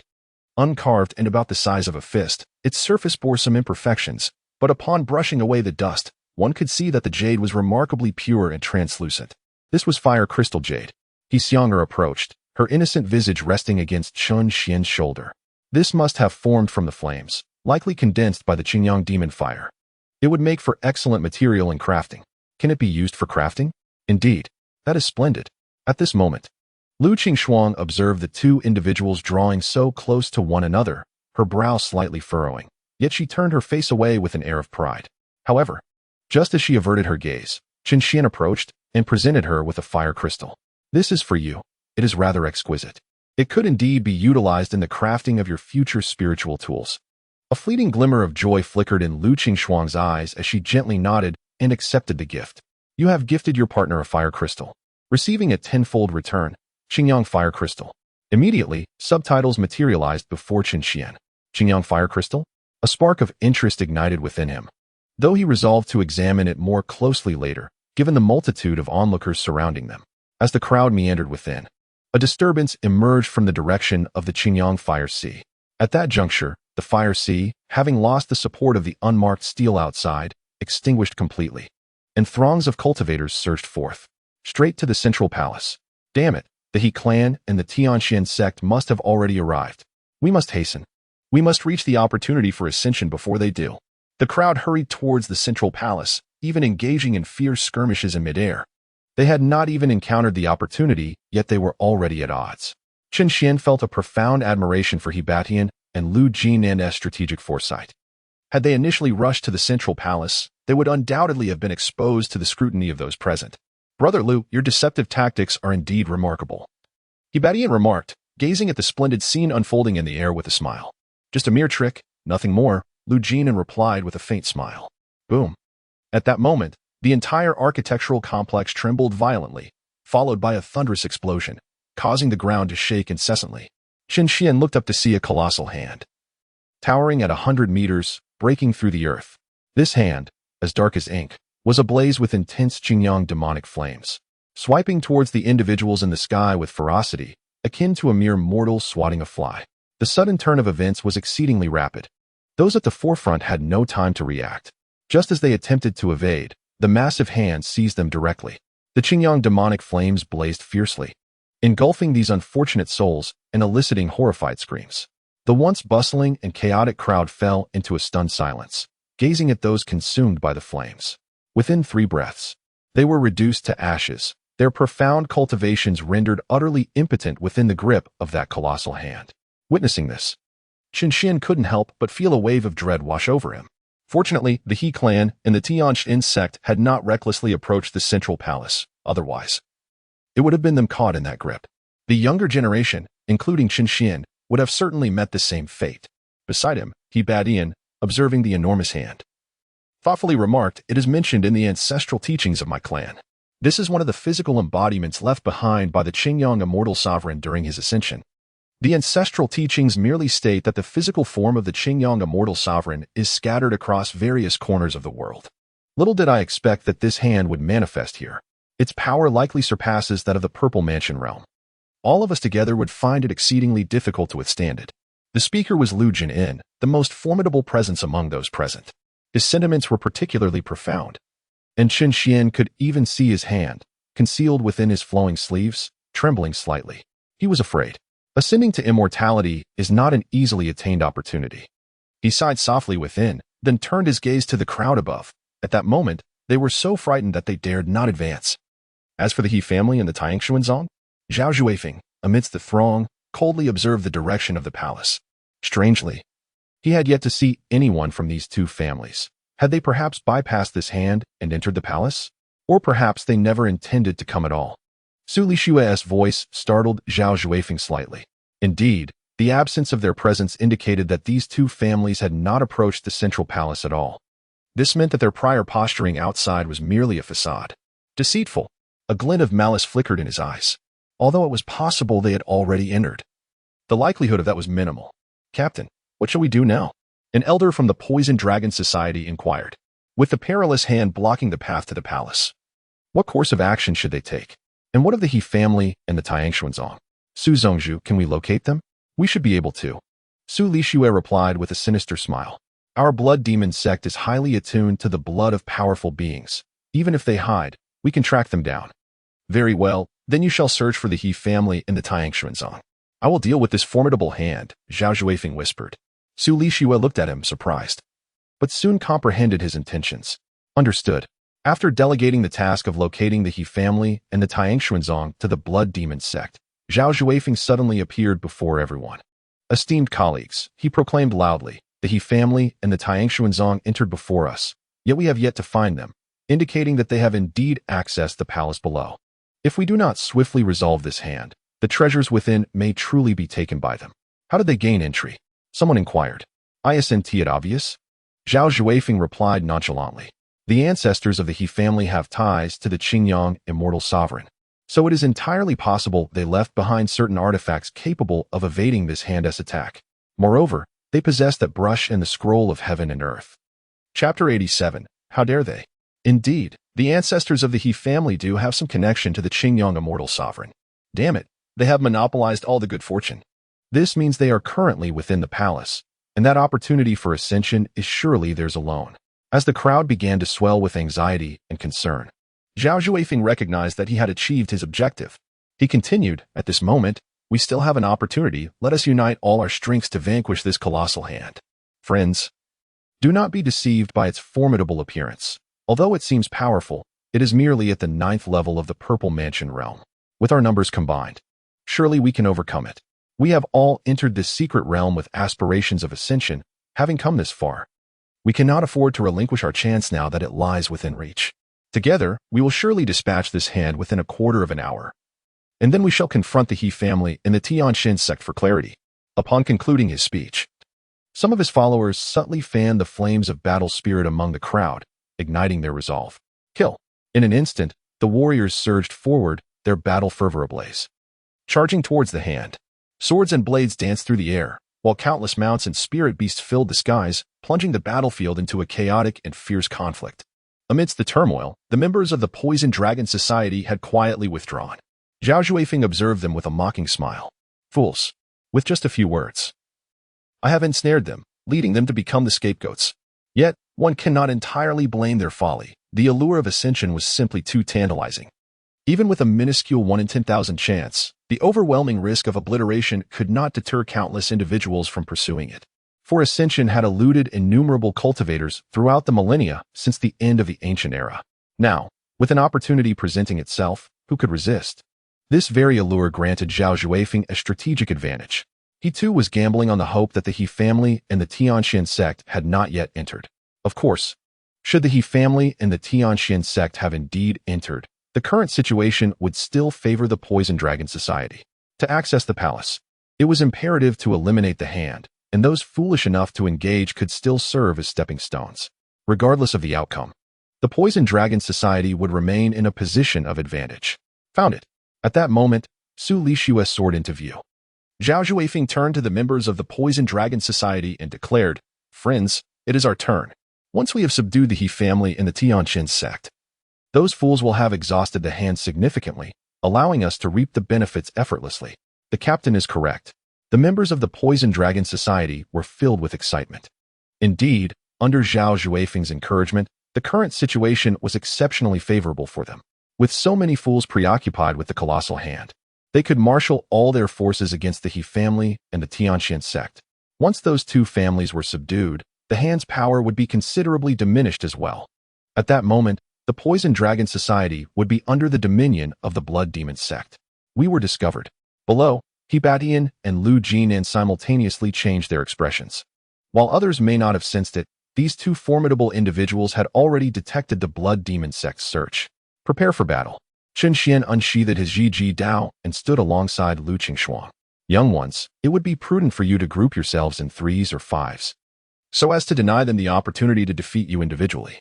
The young members of the Tianxian sect and the He family immediately heeded this advice, gathering together to prepare for the confrontation. Chen Xian and Lu Qingshuang also aligned themselves with a few members of the Tianxian sect. Unfortunately, Qi Fan was not present. Chen Xian felt a slight sigh within. Had Qi Fan been here, with his 9-tailed demon fox aiding them, their chances of victory would have been greatly enhanced. Moments later, indeed, two groups charged towards them from the air, one exuding a palpable aura of malevolence, their expressions grotesque, fangs bared as they lunged towards the Tianqing sect. While another group from the Poison Dragon Society surged towards the He family, Blood Demon sect. Lu Jinan slowly revealed a slender golden longsword in his hand. He bellowed, "Su Lishue. You old wretch, dare you stand against me?" Laughter erupted from Su Lishue, her voice sharp and aged, resonating throughout the air. Subsequently, she soared before Lu Jinan and coldly remarked, "Lu Sect Master, I beg your pardon for my impudence. I do not wish to be adversarial with your Tianqian sect. If you could grant me a favor, we could join forces and share the opportunity for ascension. What do you think? Naturally, this also includes the He family. And what of your ally, the Poison Dragon Society? If you harbor grievances against them, I can assist you in annihilating them." Su Lishue's gaze was frigid, her lips curling into a sinister, eerie smile. Lu Jinan found her words amusing. "You've barely formed this alliance, and already you speak of betrayal? Compared to the Poison Dragon Society, I naturally prefer your Tianxian sect and you, Lu Sect Master. However, I do not like you." Lu Jinan replied with a smile that failed to reach his eyes. "Your methods in the Blood Demon sect are simply revolting." "Then Lu Sect Master intends to oppose my Blood Demon sect today?" Su Lishue questioned. "Do you think I am merely posturing?" Without further ado, Lu Jinan raised his hand and unleashed a sword strike. The golden sword energy tore through the air, instantly enveloping the battlefield in a formidable aura. "I shall accompany you to the end." The battle erupted in an instant, with Chen Xian and Lu Qingshuang also facing attacks from two disciples of the Blood Demon sect. The two assailants bore a striking resemblance, both bald and with large eyes, akin to brothers. That is Lu Qingsheng, rumored to be the top genius of the Tianqian sect. "I shall engage him," one of the younger men said eagerly. "Brother, you take care of Chen Xian. He is an uneducated waste. This is your first battle. A perfect opportunity for you to hone your skills. All right, rest assured, brother." Two disciples from the Blood Demon sect are actually selecting their opponents right in front of Chen Xian and Lu Qingshuang. Qian, witnessing their hushed whispers and their audacity to choose opponents as if they were in a private arena, could hardly suppress his amusement. How highly do they regard themselves to look down upon us, so brazenly? Lu Qingxuang slightly shook her head, unable to fathom how a disciple of the Blood Demon sect, merely at the 4th level of the Profound Realm, dared to challenge her. When did she, the foremost disciple of the Heavenly Profound sect, become a benchmark for outsiders? It seems anyone feels entitled to contest her standing. Chapter 88. Poison in the blood first. It was the Zhao brothers, and now these two before her. Lu Qingxuang felt she had taken far too few lives, leading the world to believe they could match her strength. Make your move. The two rushed towards Qian. The younger of them wielding a wolf-tooth club, his aura emanating from the 2nd level of the Profound Realm. The Langia ranking unleashed dozens of crescent wind blades. Spiraling toward Qian. Calmly, he stepped back, gently waving his extreme blade. A chilling aura erupted forth, shattering the blades in midair. Then, lifting his hand once more, he conjured an icy onslaught. The eerie cold spread out, causing the youth's expression to change dramatically, setting aside Qian's combat prowess. The sheer intensity of this frigid energy was enough to demonstrate his extraordinary nature. Such pure spiritual energy made the youth's initial disdain vanish completely. A fierce wind whipped around him, enhancing his speed to its utmost as he attempted to evade the incoming icy blades. Yet, no matter how swift he was, he could not escape the barrage of extreme blades. Moments later, several wounds of varying depths marred his body. I truly underestimated you. The youth's face twisted with anger. He had assumed Qian would be an easy target, only to discover the extent of his formidable skills. Were it not for his wind attribute spiritual energy granting him speed, he might have been gravely injured by now. Observing the blood seeping from his arm, a cold smile crept across his lips. The Blood Demon sect's signature techniques had yet to be unleashed. In an instant, he lunged toward Qian. Your spiritual energy is remarkably pure, splendid, now it shall be mine. He raised his palm, and immediately, Qian felt an invisible force wreaking havoc within him, compelling his blood and spiritual energy to surge uncontrollably toward the youth. Is this the Blood Demon sect's blood-sucking technique? Qian's expression remained composed as he swiftly slashed his own arm, crimson blood gushing forth and directly flowing into the youth's palm. Ha! The youth erupted in maniacal laughter, seemingly reveling in the taste of Qian's blood. However, his smile soon froze, his lips twitching as his body began to tremble uncontrollably. The youth's face was etched with disbelief, as his breath grew erratic and his body wavered unsteadily. What? Did you not desire my blood? How does it feel? If you crave more, I can indulge you, Qian remarked with a cold smirk. Damn it, you tampered with your own blood. The youth finally comprehended. Realizing why Qian faced him with such audacity, he had discovered a means to counteract his vampiric powers. There's poison in that blood. The youth then coughed up a mouthful of blood, his vitality swiftly diminishing. Brother, he shouted urgently, attempting to warn his sibling not to employ the blood-sucking technique. Yet, before he could finish his warning, Qian's blade struck with alarming swiftness, silencing him and forcing him to barely lift his wolf fang club in defense. But he had never been a match for Qian, and now, under the debilitating effects of the poison, he was swiftly overpowered. In mere moments, Qian severed his arm. A harrowing scream escaped his lips as the agony of having his arm cleaved off drew the attention of his brother from afar. Damn it! His eyes widened in shock as he turned to Qian. This boy, was he not the so-called waste they had spoken of? The Blood Demon sect regarded this ascension opportunity with utmost seriousness, conducting thorough investigations into every faction and individual that entered the Tongtian Mountain, including the Tianqin sect, whose elders and disciples were all well informed.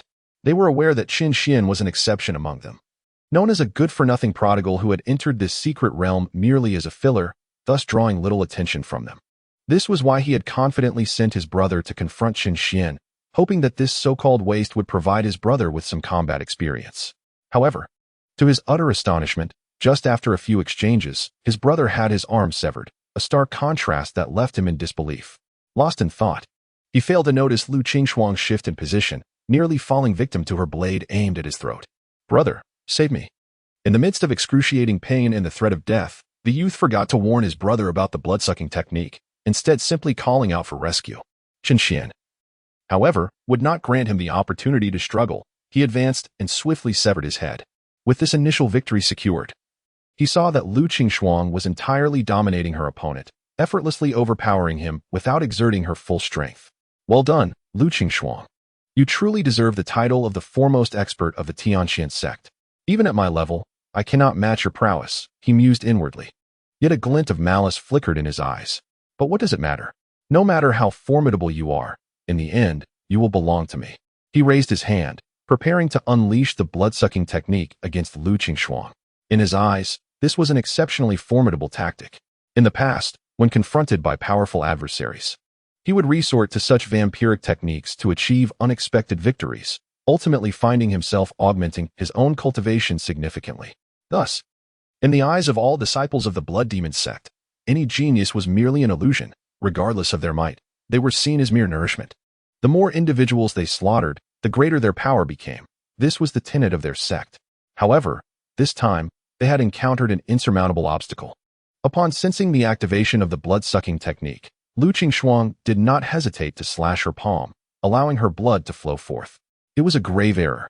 He, being slightly more astute than his brother, immediately harbored suspicions, inwardly lamenting the dire situation. Yet, it was too late. Once the blood-sucking technique was unleashed, it could not be halted at will, and he could only watch helplessly as the blood entered his palm. In an instant, his pupils dilated, and his body staggered. The blood was toxic. How was this possible? Terrified, he looked up, only to see Lu Qingshuang's long sword thrusting towards him. With a piercing sound, the sword pierced his heart, resulting in his immediate demise. He was far too weak. Lu Qingshuang felt no sense of accomplishment in slaying him. Rather, she felt as though she had sullied her blade. His strength, being of the same fourth level of the profound realm as her own, was significantly inferior. She could not comprehend his audacity in challenging her. His cultivation was predominantly derived from absorbing the essence of others, leading to a haphazard amalgamation of diverse spiritual energies. While he may have reached the fourth level of the profound realm in terms of quantity, the quality was exceedingly disordered, rendering his use of power utterly chaotic. This resulted in a combat capability that was extremely feeble, even inferior to Zhao Jinzhou. Killing such a person brought her no sense of fulfillment. Afterward, she turned her gaze towards Chen Xian. It seemed they were the first to conclude their battle amidst the chaos. In a moment, they found themselves the only two individuals at leisure, as everyone else was engaged in fierce combat. "Let us assist," she suggested. "Very well," Chen Xian replied. Surveying the battlefield before continuing, "I shall aid those from the Tianxuanzong against the Blood Demon sect. You should check on the He family. The members of the Poison Dragon Society are likely more formidable than those of the Blood Demon sect." Lu Qingshuang had no objections. Although the disciples of the Blood Demon sect wielded potent blood-sucking techniques, their inherent combat prowess was relatively low. In contrast, the Poison Dragon Society was different. Their ranks were numerous, and each member was ruthless and cunning. The He family would likely struggle to withstand them.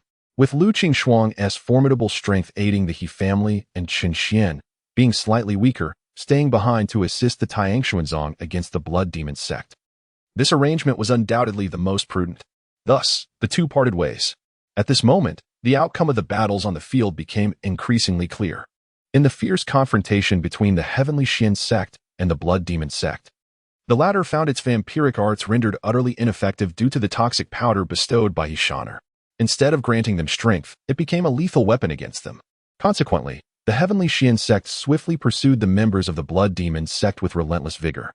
Meanwhile, as anticipated by Chun Xian and his companion, the He family was at a disadvantage under the onslaught of the Poison Dragon Society. However, they were merely in a precarious situation, not yet facing imminent danger, and could likely endure for some time. This predicament frayed the nerves of Blood Demon sect's leader, Su Lixue, who hastily communicated with Zhao Zhuifeng. "Zhao Zhuifeng, you inept fool. You cannot even subdue such a small faction as the He family." "I will be there shortly," came Zhao Zhuifeng's response. "Just hold on for another half an hour. I will surely eliminate He Batian and then come to your aid." "Half an hour? We can barely last another quarter." Su Lixue was even more incensed upon hearing this. Before the battle commenced, they had assessed the situation regarding their combat capabilities. Undoubtedly, the Heavenly Xian sect was the strongest, and the Blood Demon sect had taken on the brunt of their firepower, hoping that the Poison Dragon Society could swiftly eliminate the He family and then provide support. After all, the Poison Dragon Society boasted the largest numbers, while the He family was the smallest, their overall strength considerably inferior in comparison. However, to their astonishment, although few in number, the He family members were all formidable experts, and the Poison Dragon Society found it impossible to subdue them in a timely manner. This unforeseen development plunged the Blood Demon sect into a dire crisis, as they faced the relentless assaults of the Heavenly Xian sect, which were beginning to show signs of imminent collapse. Master Lu, shall we discuss matters? Su Lixue spoke while barely fending off Lu Jin and S attacks. With no other options left, she realized that if they continued to engage in such a direct confrontation, the elite members of the Blood Demon sect would inevitably suffer devastating losses. Discuss what? Are you merely buying time for Zhao Xuefeng? Lu Jin naturally did not believe her words. Damn it. Su Lixue's expression darkened further as her intentions were laid bare. Master. At that moment, a scream pierced the air. It was one of the Blood Demon sect elders battling against Du Qingfeng, who was now convulsing violently, blood pouring from his mouth, his face stricken with horror. Their blood. Their blood, the elder mumbled incoherently before Du Qingfeng swiftly beheaded him. This marked the first death of a Purple Mansion realm expert in the battle. Those from the Heavenly Xian sect exhibit strange powers, do not employ vampiric techniques. Su Lixue shouted urgently to the remaining members of the Blood Demon sect. However, her warning came too late, as over a dozen had already perished due to the blood-draining curse. The situation for the Blood Demon sect became increasingly untenable. Master, we must retreat. At this rate, our Blood Demon sect will undoubtedly be eliminated. An elder urged. Su Lixue narrowed her eyes, and a sense of retreat began to take root in her heart, as it became apparent that the Poison Dragon Society would not be able to provide support. The Blood Demon sect faced imminent peril if they continued to hold their ground. After all, their arrival here was not to engage in a desperate struggle with the Celestial Profound sect. Their ultimate goal was the ascent opportunity presented by the Flying Ascension.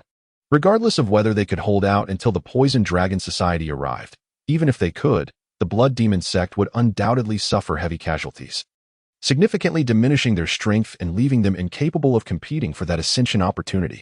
Moreover, they risked being betrayed and eliminated by the Poison Dragon Society. The Blood Demon sect had come this far. They could not let their pride lead to their own downfall. Su Lixue decisively ordered a retreat. Just as Chen Xian was about to eliminate the adversary before him, the opponent swiftly took flight. Looking up, he saw that the members of the Blood Demon sect were hastily withdrawing from the battlefield. They had unequivocally abandoned the Poison Dragon Society here. Su Lixue, you wretched woman. Zhao Xuefeng's furious curse rang out. Without hesitation, Chen Xian surged toward the He family's side, his thoughts aligning with Lu Jinnan's intentions. Disciples of the Celestial Profound sect, heed the command. Today we shall annihilate the Poison Dragon Society here. With a glimmer of determination in his eyes, Lu Jinnan issued the order, and all members of the Celestial Profound sect charged toward the He family's conflict. The withdrawal of the Blood Demon sect swiftly tipped the scales of battle. Retreat! Retreat! Zhao Xuefeng, witnessing this, promptly commanded a retreat. However, it was too late. The Celestial Profound sect had surrounded the members of the Poison Dragon Society completely. After a fierce battle, aside from Zhao Xuefeng, who sacrificed an arm in a desperate escape, the others were all slain on the spot. Zhao Xuefeng, you coward! Do not flee. He Batian, filled with a thirst for vengeance for He Xiang'er, sought to pursue Zhao Xuefeng. Yet, the He family maintained composure, adhering to the wisdom of not pursuing a desperate foe. At this critical moment, Lu Jinnan intervened, stating, do not pursue the desperate. Zhao Xuefeng is treacherous. If you chase him down, you are likely to fall victim to a sneak attack. The experts of the Poison Dragon Society have all fallen here. It is essentially a shell of its former self. As for Zhao Xuefeng, he is merely a crippled old man now, unworthy of your concern. He Batian came to understand Lu Jinnan's reasoning. During the earlier combat, he recognized Zhao Xuefeng's insidious nature. Should he be cornered, he might resort to unexpected tactics. Now that his great vengeance had been avenged, there was no need to take unnecessary risks. After all, with one arm severed in his advanced age, Zhao Xuefeng would inevitably become a mere shadow of his former self. Thus, with the Blood Demon sect's withdrawal and the near annihilation of the Poison Dragon Society, both the Celestial Profound sect and the He family emerged victorious. Chapter 90.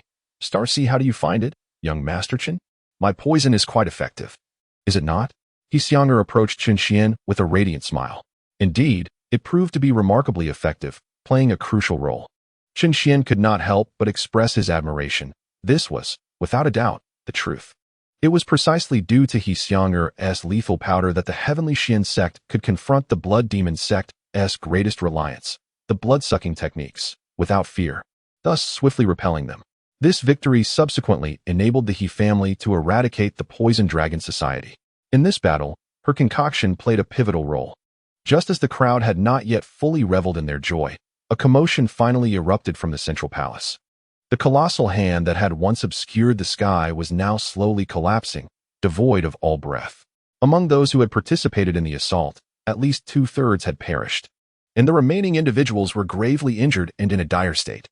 The bridal gown meticulously crafted by the Poison Dragon Society ultimately fell into the hands of the Heavenly Xian sect and the He family. Let us proceed. It is time to settle this. The two families promptly made their way toward the central palace.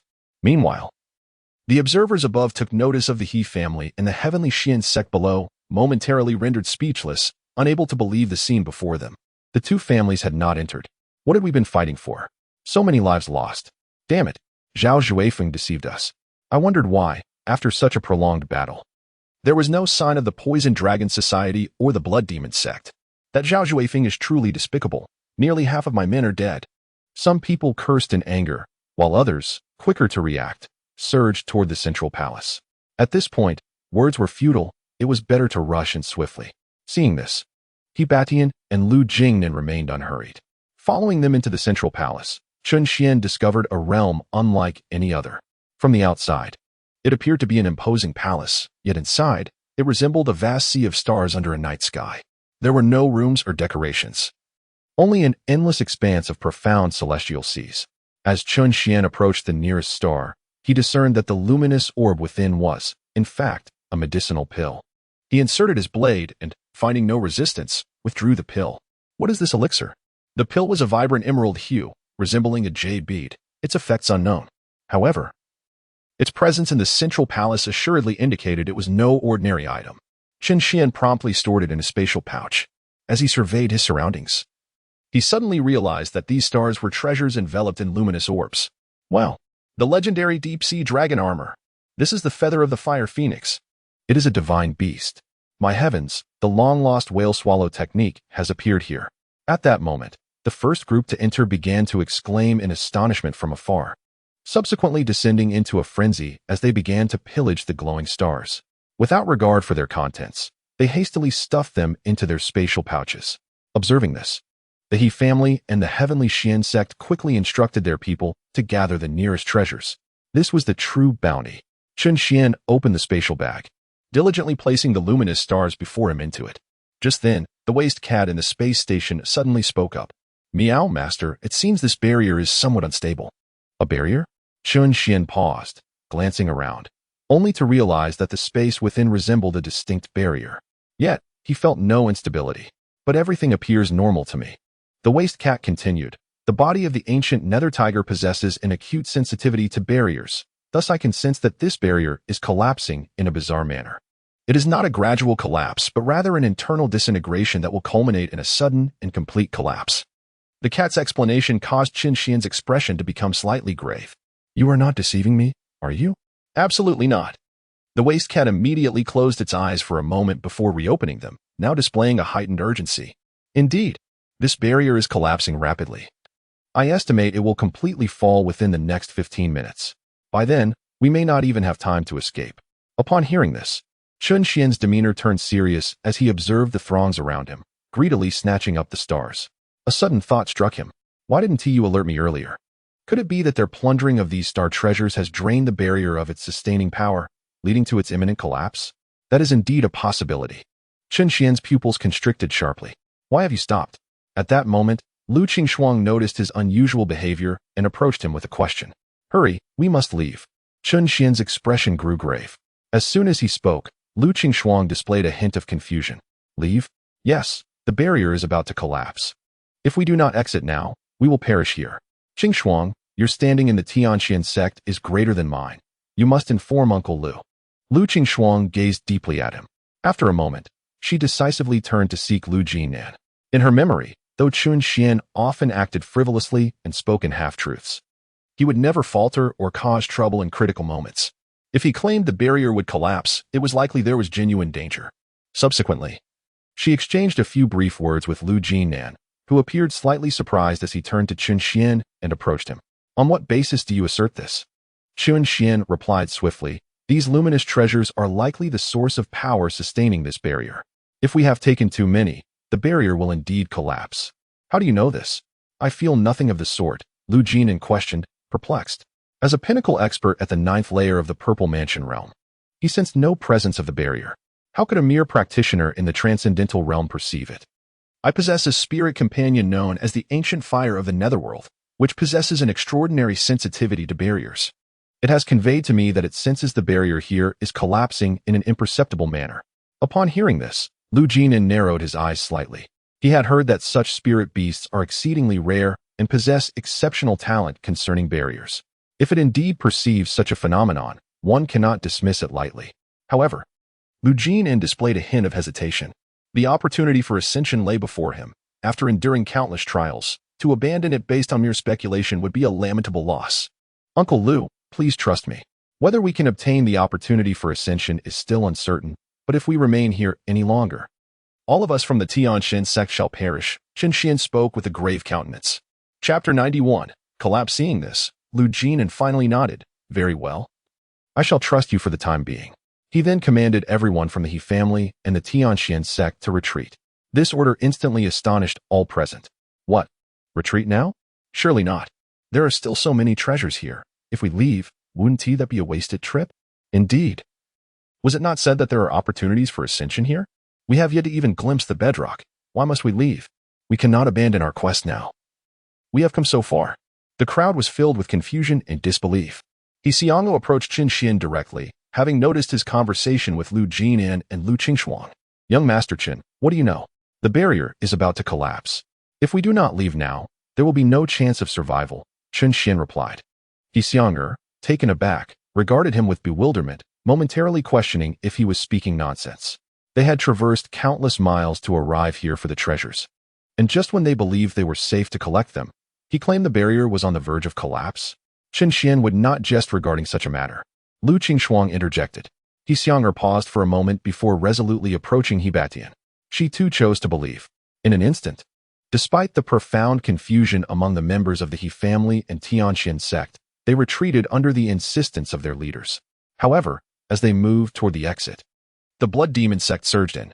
Before the two families could react, Su Lixue and others were taken aback and quickly sought refuge aside. Master Lu, there are so many treasures here. You surely cannot afford to engage in conflict with our demon sect at this juncture, can you? The Poison Dragon Society has perished. How about we shake hands and reach an understanding? As for the opportunity for ascension, I shall not compete with you for it. But you cannot impede our efforts to gather treasures here. Our two families have no grievances. Must we resort to a fight to the death over treasures? Though the Blood Demon sect was notorious, they dared not provoke the Tianshan sect in public, due to the conflicting interests of two opposing factions. Su Lixue had relinquished her pursuit of the ascension opportunity. The recent battle had stripped her of all advantages, leaving her with no chance against the He family and the Tianshuanzong. In light of this, it would be more prudent for her to seek treasures here to compensate for her losses. He Batian and Lu Jinan exchanged no further words, departing with their entourage. Observing this, Su Lixue exhaled a sigh of relief, yet soon a look of perplexity crossed her face. Having entered the palace, why would they choose to leave? Were they no longer interested in the prospect of ascension? No, something felt amiss. Perhaps they were concocting another scheme. Previously, these two families had engaged in mere posturing, deceiving everyone into believing they had entered the palace first. Yet, in reality, they had merely concealed themselves. Now, as all were preoccupied with seizing treasures, their abrupt departure echoed a similar pattern. It reeked of deceit. Watching them, Su Lixue pondered if they intended to employ the same ruse once more. As she contemplated, those around her could no longer restrain themselves and plunged into the treasures, laughing heartily as they scavenged. Despite Su Lixue's calls to halt, they were undeterred. She could only pray that no further complications would arise. Meanwhile, the earlier group that had entered felt bewildered by the two families' actions. Were they truly so foolish as to abandon such riches? Perhaps the ascension opportunity was not present here after all. Their impatience seemed excessive. Let us venture further. The treasures within are bound to be superior. I just discovered an 8th grade spirit artifact. Quick, let us seize it. Without further deliberation, they plunged deeper into the palace, frantically collecting treasures to stow away in their spatial bags, their expressions alight with mirth. Eventually, as their bounty overflowed, they began to discard lower-quality items, continuing to gather and select with delight. Meanwhile, the He family and Tiangshuanzong members stood outside, gazing at the immovable palace with expressions of resignation. It hardly appeared to be on the verge of collapse. What a pity. We were just outside. Had we ventured inside, those treasures might have been even more splendid. Perhaps the opportunity for ascension lies within, they lamented. Listening to their musings, Qin Xian remained impassive. Ascension opportunities? They were still fixated on such notions. He had never held any interest in these so-called opportunities, well aware that they were largely fabricated tales. Ascending to immortality is inherently indefinable, lacking any replicable template. How could one attain immortality merely by seizing a so-called opportunity? At that moment, as the two families were engaged in animated conversation, Lu Jinan and He Batian simultaneously changed their expressions. Retreat, they shouted in unison. He Batian swiftly produced the heavenly scroll, enveloping everyone within its protective embrace. A resonating hum echoed as a golden barrier trembled violently, causing He Batian's countenance to pale drastically. Just as the crowd was engulfed in confusion, the palace before them suddenly collapsed. It was not a gradual crumbling.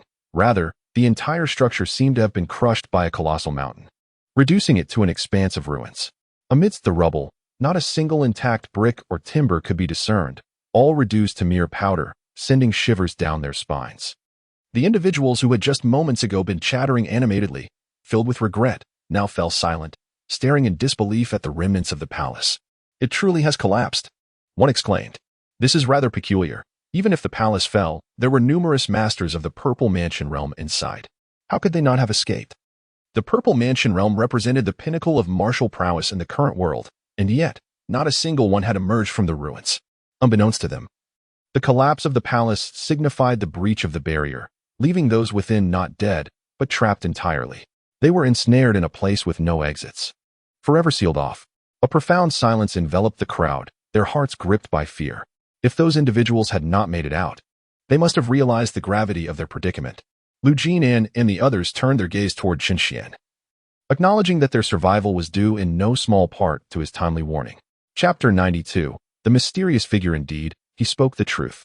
The sudden collapse had prevented even the masters of the Purple Mansion realm from escaping, resulting in the demise of nearly 200 individuals. The sight instilled a deep sense of dread among the onlookers.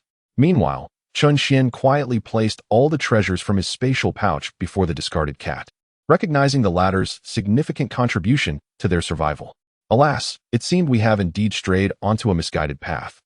Ascending to immortality is not merely a matter of seizing an opportunity. At this moment, Lu Jinan too came to a realization, gazing at the ruins with a sense of melancholy. Lu brother, are you ready to give up? He Batian inquired, turning to him. Master He, do you still not grasp the situation at hand? The so-called opportunity for ascension, even if presented before us, we would dare not seize. Indeed, He Batian nodded in agreement. It is as you say. If they had taken too many treasures from the palace, the barrier would have collapsed, leading to their demise. Whether or not one can ascend remains uncertain, but it is certain they will never escape this fate. As this thought settled in, both men, along with their respective elders, could not help but feel a profound sense of regret.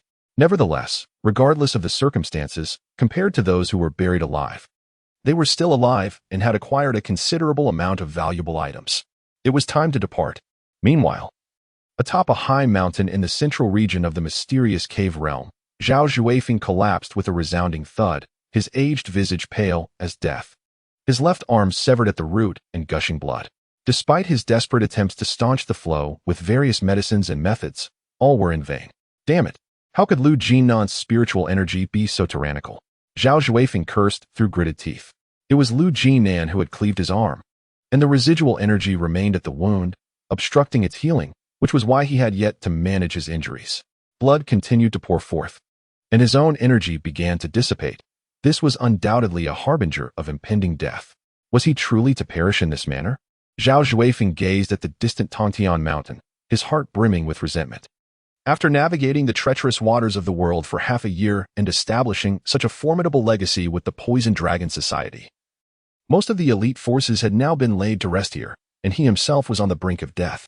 As he pondered, regret and discontent filled his heart. At that moment, a rustling sound echoed in his ears. Turning his head, he saw three figures clad in deep purple robes approaching. Shrouded in their purple garments, Their gender was indiscernible, and their aura was profound and inscrutable, leaving Zhao Juefeng utterly unable to fathom their intentions. Could these be pursuers as well? Fear and shock filled Zhao Juefeng's eyes as he hastily rose from the ground, gripping his cane tightly. He was well aware that after years of traversing the martial world, he had garnered numerous enemies. It was understandable that they would seek vengeance while the Poison Dragon Society was gravely wounded and he himself was still incapacitated. "Who are you three?" Zhao Juefeng inquired. "Zhao Doi, how is it that you find yourself in such a predicament?" spoke the slightly taller man among them, his tone tinged with mockery. Zhao Juefeng's expression darkened further upon hearing this and retorted, "In my current state of grave injury, your opportunistic intrusion hardly qualifies as heroic. Rather, it reveals you as cunning and treacherous individuals. Very well, let it be known that I have met my downfall, whether you wish to kill or maim. I shall not flinch." No, Zhao Doyu has misunderstood," the man replied with a smile. "We have no intention of taking your life. On the contrary, we are here to save you." "Save me?" Zhao Juefeng narrowed his eyes, unable to discern the ulterior motives of these three. "You were so ruthlessly oppressed by the He family and the Tianxuanzong in that ruin. Do you not wish to exact revenge?" The man continued with a sinister chuckle. "They are about to emerge, and what do you suppose will be their first order of business upon doing so? It is undoubtedly to hunt me down." "Precisely. Given your current condition, do you truly believe you can evade their pursuit, whether within the mysterious cave realm or outside of it? Spare me the roundabout talk. I am acutely aware of my predicament." "Very well," the individual boldly declared, "your only avenue at present is to align yourself with us. We will ensure your protection. Even if Lu Jingnan himself were to come, we could guarantee he would return empty-handed." "Is that so? May I inquire who you are?" The person then removed their hat, revealing a strikingly handsome visage. Following him, two individuals unveiled their true identities as a pair of twin maidens, remarkably similar in appearance. Zhao Juefeng's eyes widened in shock. "It's you. What brings you here?" "The time for the secret realm is nearing its end. We should prepare to depart this evening," Lu Qingshuang remarked to Chen Xian. "Indeed." Chen Xian nodded in agreement. After all, they had spent over 10 days in this secret realm. He could truly sense the tumultuous energy Lu Qingshuang had previously mentioned, which was beginning to affect his mental state, making him somewhat distracted. It was indeed time to leave. "Are you planning to depart?" At that moment, He Xianger approached them. "Yes. We have gathered much, and it will take considerable time to process it all upon our return." Chen Xian's spatial pouch was brimming with treasures, eagerly awaiting the opportunity to reap substantial rewards. "We intend to leave tomorrow," He Xianger stated, then candidly added, "I shall not mince words. Our family, the He family, plans to establish a branch in the Chu dynasty, overseen by my third uncle. I will remain until my father resolves the family curse, after which I will also come to oversee matters." "Will you continue the spirit tool industry here?" Chen Xin inquired. "Of course," He Xianger replied with a smile. "Our family's forte lies in weapon forging. During our time in the Chu dynasty, we observed that the craftsmanship here seems rather rudimentary. I believe the He family can achieve great success in this domain. If you intend to stay, I advise you to secure a few experts at the Purple Mansion level," Lu Qingshuang interjected with an impassive expression. "I doubt the local forging families will be unwelcoming to your presence." "Thank you for the reminder, Miss Lu," He Xianger replied with a faint smile. Fully aware of the implications, the He family, despite its strength in the North County, lacked roots in the Chu dynasty. Should they aggressively enter the market with their forging skills, they would inevitably offend the existing forging powers. After all, the market in the Chu dynasty is limited, and the existing factions have established their shares after millennia of conflict. Now, the He family sought to insert themselves? Chapter 93. Return. Such an attempt would surely be met with resistance. As for solutions, the He family had already devised preliminary strategies. "Young Master Chun, I shall commence the of the puppet curse now." He Xianger mentioned this matter once more. "Please do so promptly," Chen Xian eagerly requested. He Xianger smiled softly before consuming a green elixir. Moments later, a small insect crawled out from her mouth, instantly turning black upon hitting the ground, lifeless. Concurrently, Chen Xian felt an inexplicable severance from something in the depths of his being. "Young Master Chen, you are a good man, a true gentleman," He Xianger remarked with an enchanting smile. Though she had relinquished control over her own body, Chen Xian had yet to take advantage of this situation in the days that followed. While He Xianger had anticipated such a scenario, expecting at least some base desires to arise, she was surprised to find that he harbored no lewd thoughts whatsoever. Her voluntary submission seemed to hold little significance in his eyes, indicating that Chen Xian was not a lecherous and debased individual. Yet, for reasons unbeknownst to her, He Xianger felt a twinge of disappointment. Was it her lack of allure? She pursed her lips slightly before glancing at Lu Qingxuang beside her. Indeed, Lu Qingxuang was more beautiful. With such a stunning beauty already in his life, how could Chen Xian possibly be interested in anyone else? Nevertheless, He Xianger refused to feel disheartened. Instead, she straightened her posture, her eyes sparkling with determination. While she may not possess Lu Qingxuang's beauty, she was confident in her own figure. Noticing the scene, Lu Qingxuang felt a shift in the atmosphere, her gaze drifting downward before she departed with an expressionless demeanor. Meanwhile, Chen Xian continued to amuse himself with the waste cat from the spatial bag. As they engaged in their conversation, Lu Jinan and He Badian were deliberating something nearby. The elite forces of the Poison Dragon Society had been nearly eradicated. He Badian spoke calmly. As far as I know, only 2 elders of the Poison Dragon Society at the Purple Mansion level remain. The rest are merely a rabble, easily dealt with. Once we emerge, our He family can effortlessly dismantle them. However, Zhao Xuefeng remained a lurking threat. Lu Jinan nodded in agreement. The others of the Poison Dragon Society posed little danger. The real concern was the cunning Zhao Xuefeng, who had managed to escape. Lu Jinan continued. Zhao Xuefeng is gravely injured and must have fled towards the exit of the cave realm. We might still catch up, and even if we cannot, we can rally other sects to pursue him once we exit. Many forces have sought his demise over the years. However, I believe we should refrain from chasing him. Why? He Badian was taken aback. You just mentioned that Zhao Xuefeng is severely injured, so he cannot have escaped far. With our speed, we should be able to catch up to him, shouldn't we? We could catch him, but I fear he hasn't fled at all. If he hasn't, that would be tantamount to seeking death. That is precisely his nature. Lu Jinan spoke slowly. I am well aware of him. He is notoriously cunning and ruthless in his actions. If both of us pursue him, it is highly probable that he will hide away, biding his time until we leave, only to strike at the others in our families. Before he meets his end, he will drag a few down with him, as he often does. Upon hearing this, He Badian felt a chill running down his spine, suddenly grasping the gravity of the situation. Indeed, Zhao Xuefeng, a man who could so easily turn against his sworn brothers, revealed the depths of his malevolence. Given the substantial losses sustained by our Poison Dragon Society in the ruins, it is inconceivable that he would not seek vengeance. If he were truly cornered, he might very well resort to the extreme measures that you, Master Lu, just described. Therefore, let us spare him for now and, upon our return, meticulously lay out a trap to pursue him. After conversing with Batian, he added with a smile, Brother Lu, since we are now allies, we hope that the He family can count on the support of the Tianqing sect in our future endeavors within the Chu dynasty. Naturally, the spiritual energy that your sect requires will be unconditionally provided by us. For this reason, I hope you can reach out to some of the artifact refining families, conveying that we, the He family, do not come to disrupt, but rather to engage in a mutually beneficial enterprise. If possible, we are also willing to share our secrets of artifact refining. Rest assured, Master He, I will take care of this matter. Lu Jinan did not decline, recognizing that this would also be advantageous for the Tianqing sect. Their artifact refining skills were quite lacking, and they had yet to produce any notable masters, relying instead on external purchases for their spiritual artifacts. Having the He family as a distinguished supplier would undoubtedly be a boon. In mere moments, the two established this agreement, sharing a knowing smile. Soon, all those present in the secret realm began to make their way toward the entrance. Chen Xian was no exception. Returning to the Tianqing sect as night fell, observing the familiar courtyard, he stretched and mused. There is nothing quite like the comfort of home. The lazy cat also emerged from the spatial pouch, greedily inhaling the air of this place. The harvest from the secret realm was significant, and tomorrow they would sell these items.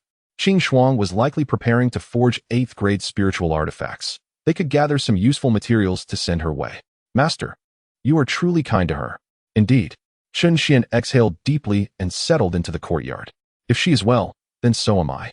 Just then, a flash of crimson appeared, soaring toward him. Dressed in a striking red gown that split to her waist, revealing ample porcelain skin, and a low-cut bodice that stirred the imagination, it was none other than Wu Zue. Chen Xian recalled that she had left a few days earlier to deal with the affairs of Chu Jinlang. Judging by the current tranquility of the Tianqing sect, it seemed she had managed rather well. Elder Wu, Chen Xian, Heard that you performed admirably in the secret realm of Dantian, ultimately saving everyone. Wu Zui chuckled. Chun Xian remarked, Indeed, Elder Wu, you flatter me. It was merely a case of a blind cat stumbling upon a dead rat. Well, it's good to avoid arrogance. But do not be excessively modest either. Wu Zui waved his hand, signaling Chun Xian to take a seat. Elder Wu, what news from Chu Jinlong's side? You need not worry about this matter. I have already clarified the situation with the Chu imperial family. Wu Zui spoke slowly. Do you know how many lives were lost among the Chu princes in this secret realm? I do not. Including Chu Jinlang, there were exactly 10. 10. Chun Xian exclaimed in astonishment. I only saw Chu Jinlang perish. It was not you, Wu Zui explained. Chu Jinlang indeed fell at the hands of his servant, while the other 9 princes and princesses met their end at the hands of Chu Jinlang himself. At the scene of your battle, I discovered the bloodline ruby of the Chu imperial family. The blood within that ruby far exceeded the normal levels, even less than that of the Emperor of Chu. This serves as evidence of Chu Jinlong's murder of his siblings. He aimed to consolidate all the bloodlines within himself, aspiring to break through the shackles of the Purple Mansion realm and ascend to the pinnacle of the world. To slay 9 siblings, Chu Jinlang is truly ruthless. Chun Xian marveled at the ambition of Chu Jinlang. This outwardly benevolent and humble crown prince of the Chu dynasty, known throughout the land for his affection towards his younger siblings, had stealthily committed such heinous acts within the secret realm. No wonder he brought so many shadow guards with him. Thus, although Chu Jinlang did not perish at your hands, there is still a connection to you. However, given Chu Jinlong's frenzied actions, the Emperor of Chu has chosen not to pursue this matter with our Tianxian sect. He merely issued a warrant for that servant. Does he believe it? Perhaps he is half convinced. Wu Zui did not offer any guarantees, stating, after all, it was the heir of the state of Chu who perished. The Emperor verbally promised not to pursue the matter with us, but he will undoubtedly dispatch shadow guards to investigate. Yet we need not fear such inquiries. We stand upright and need not fear shadows. Elder Wu, it is not so simple. I fear he may not let us off so easily. Even if it is discovered that we have no connection, he may still target us. Why? Wu Zui looked at him in surprise, unable to comprehend Chun Xian's reasoning, especially since the Emperor of Chu had ceased pursuing the matter. Chun Xian elaborated. Though Chu Jinlang has slain so many princes and princesses, he remains the heir, and indeed the one with the greatest talent, the future pillar of the Chu dynasty. Had he survived this ordeal, the Emperor of Chu would not only absolve him, but would also value him even more highly, given that he had united all the bloodlines under his control. For Emperor Chu, as long as the bloodline persists, the princes and princesses are merely vessels. However, with the demise of Chu Jinlang, the consolidation of much of that bloodline power has been utterly extinguished, representing a grievous blow to the Chu kingdom. It is inevitable that the Emperor, in his fury, may take drastic actions against us. Your reasoning holds merit. Wu Zui nodded in agreement, her brow furrowed in contemplation. At that moment, she had been preoccupied with the matter of Chu Jinlang and had overlooked the significance of the blood jade to the Chu dynasty's emperor. Chun Xian's analysis was astute. The emperor cared not for a handful of princes and princesses, but for the potency of that bloodline. Although others could inherit it, only one princess remains alive, and her mediocre talent cannot bear such immense bloodline power. Thus, this presents a fatal blow to Emperor Chu, unless he can quickly father more heirs while he is still in his prime. Should he fail, the princes may very well rise in rebellion. After all, the Chu bloodline cannot be severed. If an emperor lacks a suitable heir to inherit the throne, he must cede his position to other princes.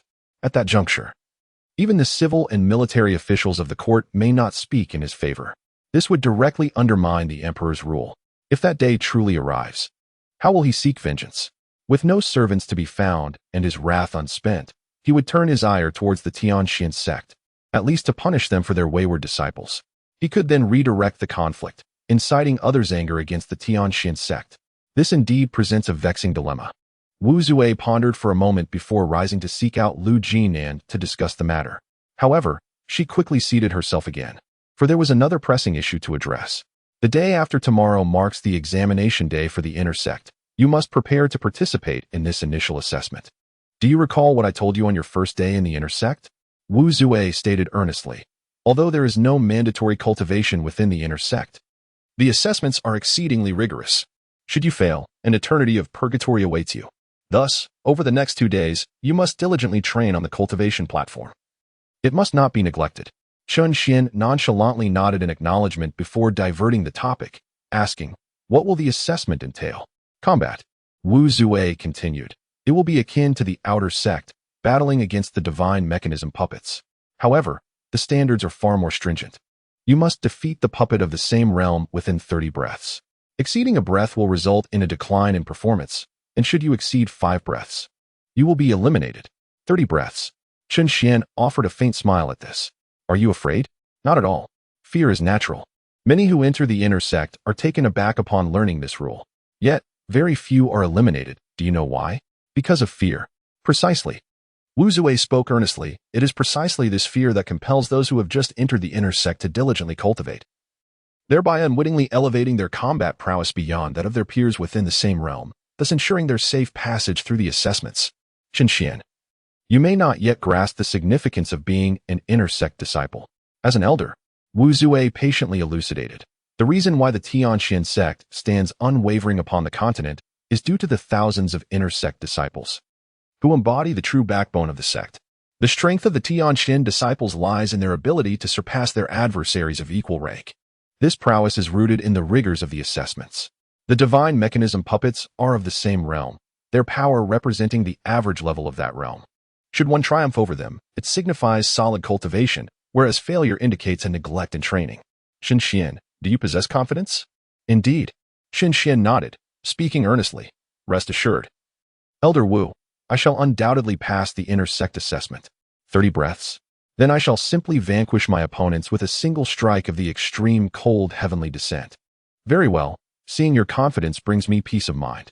With that, Wu Zue departed, feeling reassured, while Chun Xian, weary from days of toil, yearned for a soothing bath and a restful slumber. Chapter 95. The auction in the stillness of the night. Atop Xueling Peak, the crane spoke gently.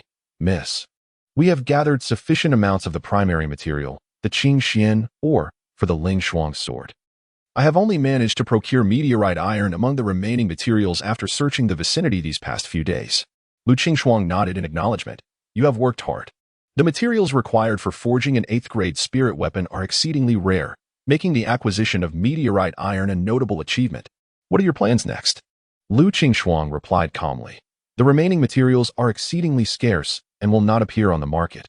Only the various auction houses may have them. Crane, from this moment forth, keep a vigilant eye on the spirit weapon shops of the major auction houses in Yangyuan City and inform me immediately should any of the materials we require become available. Understood. Furthermore, Lu Qingxuang said, producing her spatial pouch, the contents within are of little use to me, having been acquired in the secret realm. Find an opportunity to auction all of these off, aiming for the highest possible price. We must amass sufficient spirit stones to gather the remaining materials. Rest assured, Mississippi. The crane confidently accepted the task. Then, cautiously probing, it inquired, how did your time in the secret realm go with young Master Qin? Did you get along well? He performed quite admirably. Are you referring to his cultivation performance or other aspects? What do you think? I dare not venture a guess. The crane replied with a smile. Lu Qingxuang looked at her inquisitive subordinate with exasperation, but for some reason, the mention of Chun Xian lifted her spirits. She replied nonchalantly, his performance was commendable in all regards. Better than previously anticipated. Understood. With a slight smile. The celestial crane gleaned her answer from Lu Qingxuang's calm, yet subtly pleased expression. It seemed that this young lady was likely to turn her pretense into reality. I shall take my leave now. Go ahead. The celestial crane immediately transformed and soared into the sky. Lu Qingxuang sat alone beneath the bamboo pavilion. After a serene cup of tea, she drew her long sword and resumed her training. The following day, the weather was splendid. At noon, Chun Xian appeared at the entrance of the auction house of collectibles. Clad once more in his black robe, the welcoming attendant gasped sharply upon seeing him and rushed inside. Shortly thereafter, Xiao Sheng emerged, laughing heartily. Ha ha, sir, after many days, you have returned. It has been a while. This time I bring numerous treasures for auction. Acquired from the secret realm, I presume? Xiaoxing speculated. How did you know? Chun Xian inquired. It was merely a guess, Xiaoxing chuckled. Your disappearance coincided perfectly with the opening of the secret realm. Just yesterday it concluded, and here you are, ready to sell your treasures. You must have just emerged from the secret realm. You are quite astute. In fact, today you are not alone. Many others have also brought forth treasures from the secret realm to sell. Any item associated with the secret realm commands an impressive price nowadays. Xiaosheng rubbed his hands together, eagerly anticipating what treasures this significant client might present. After all, the slots for the secret realm were limited, and those who entered were few and far between. Given its renown, the items retrieved from within were highly sought after in the market. Many could not access the secret realm, yet desperately needed certain treasures contained within, resulting in consistently elevated prices. For instance, if the He family had not entered, He Xianger would surely be willing to pay exorbitantly for the azure mysterious organ. In other words, Chun Xian's spatial pouch was filled not merely with treasures, but with mountains of spirit stones. There is quite a bit. Please, take your time. We can go through them one by one. Upon hearing this, Xiaosheng's smile broadened even further. Just as they stepped into the auction house, another figure arrived at the entrance, dressed in a light azure shimmering silk gown. Her figure was striking, and her face was exquisitely innocent. It was none other than He Xianger. I have come to sell some items. Inside the VIP room, Chen Xian laid out all the treasures he had acquired from the secret realm on the table: spiritual herbs, ores, and various odds and ends, including the teeth of exotic beasts. Xiaosheng rubbed his hands together, beginning to appraise each item. After a full quarter of an hour, he finally raised his head and remarked, "Sir, while your items are priced quite high, selling them one by one may take quite some time. As today's auction features an abundance of items, it has extended from now until the evening, and your arrival has been somewhat tardy. What if we consider a bundled sale?" Chun Xian discerned the underlying implication in his words. Should we opt for a packaged sale? We could allocate a time slot for this afternoon, precisely when the guests are at their peak. What a golden opportunity. Very well, let us proceed with the bundled sale. Chun Xian understood that Xiaosheng's assertion was not an exaggeration. After all, those who enter the secret realm undoubtedly return laden with treasures. An individual could easily bring dozens of items, and it would take several months for all the auction houses in Yangchuan City to sell them out. Thus, packaging them together would offer considerable convenience. Naturally, this arrangement would primarily benefit the auction house, allowing them to extract commissions from a larger pool of sellers. Subsequently, Xiaosheng categorized the items and divided Chun Xian's treasures into 3 piles. Sir, your treasures have been classified by value into 3 categories, with the respective prices set at 3 million spirit stones, 5 million spirit stones, and 10 million spirit stones. Do you find these valuations agreeable? Indeed. Chen Xian's own estimations aligned closely with his. Very well, since you concur, I shall proceed with the auction arrangements. With a smile, Xiaosheng produced the contract and took the items outside, eager to ensure that Chen Xian would not have second thoughts. This was, after all, a significant transaction. As for his auction items this afternoon, Chun Xian remained unhurried and requested Xiaosheng to bring forth the auction catalog for the day. He perused it to see if there were any items required by him and Lu Qingshuang. Previously, Qingshuang had expressed her desire to forge an 8th-tier spiritual weapon, the Lingfrost sword, which needed materials such as Qingxian, ore, meteorite iron, ice crystal stones, and Xiuzhong stones, among others. As he scanned the list, he found none of these essential materials, a flicker of disappointment crossing his eyes. However, shortly thereafter, Xiaosheng returned with an updated list. This time fortune favored him, for Chen Xian's attention was captured by a promising target: ice crystal stones. To his delight, the list revealed a substantial quantity of ice crystal stones, which, like his treasures, were also being sold as a package. In other words, this seller was also from the secret realm. Chapter 96. A fortuitous encounter regardless of their origin. This batch of ice crystal stones must be acquired. Chun Xian noted that the auction time for these stones was conveniently scheduled right after his treasures, implying he could first procure spirit stones. Thus, he decided to wait until the afternoon. Chen Xian secured a private room within the auction house. Sir, you may remain here throughout, even if you choose not to participate in the auction, Xiaosheng cheerfully arranged. Thank you, esteemed master. Chen Xian recognized this gesture as a thoughtful consideration.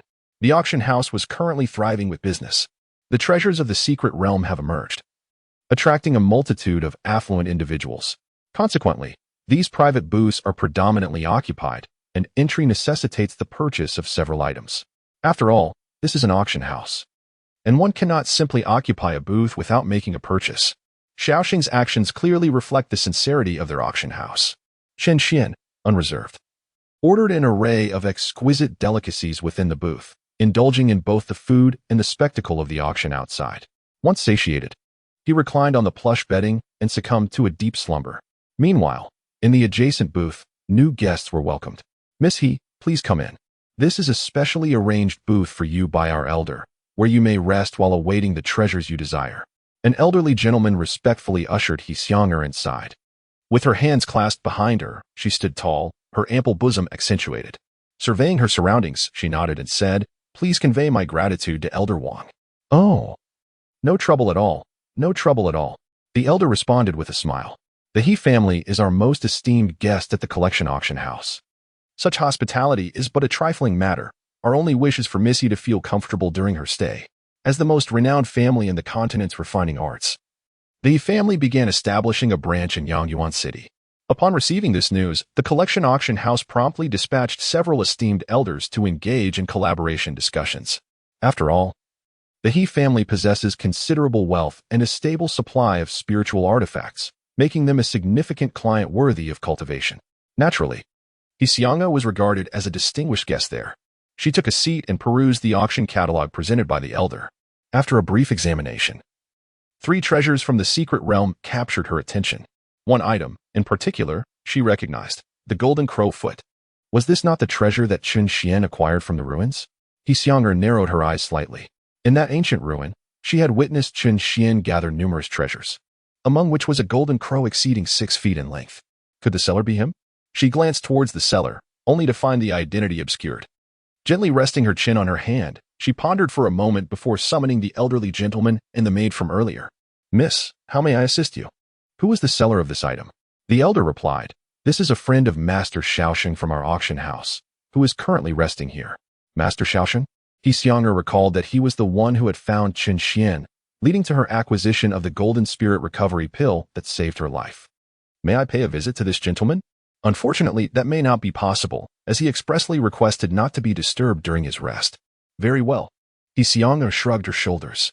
The elderly gentleman paused for a moment, then chuckled. "Miss He, would you like me to inquire about that gentleman in room 6? He Xianger turned to look at him, discerning the underlying implication in his words, and replied with a smile, "No need for that. Do you have any other instructions?" "None at all. I shall take my leave." In front of room 6, He Xianger appeared contemplative. A moment later, at the door of room 6, she took one of her hairpins and inserted it into the door's crack.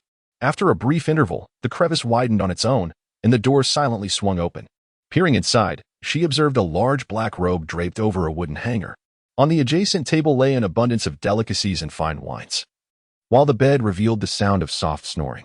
Upon closer inspection, she found a handsome young man sprawled out, with a small azure tiger resting on his chest. It was indeed him. He Xianga smiled at the sight. The slumbering Chen Xian suddenly sensed an unfamiliar presence approaching and groggily opened his eyes. Turning to see a woman smiling brightly at him, he noted her high ponytail and her exquisitely pure and delicate features. Leaning slightly over the table, from Chen Xian's vantage point, he could distinctly see her ample, fair bosom. "He Xianga?" Chen Xian exclaimed in surprise, hastily sitting up, inadvertently knocking the small cat off him in his haste. "How did you get in here?" She replied with a smile, "Isn't it a simple matter to enter this room?" "Young Master Chen, I never imagined we would meet again so serendipitously just after I emerged from the secret realm. How did you know I was in this room?" Chen Xian found it hard to believe. While it was not unusual for individuals in the auction house to encounter one another, her direct entrance into his private booth seemed rather extraordinary.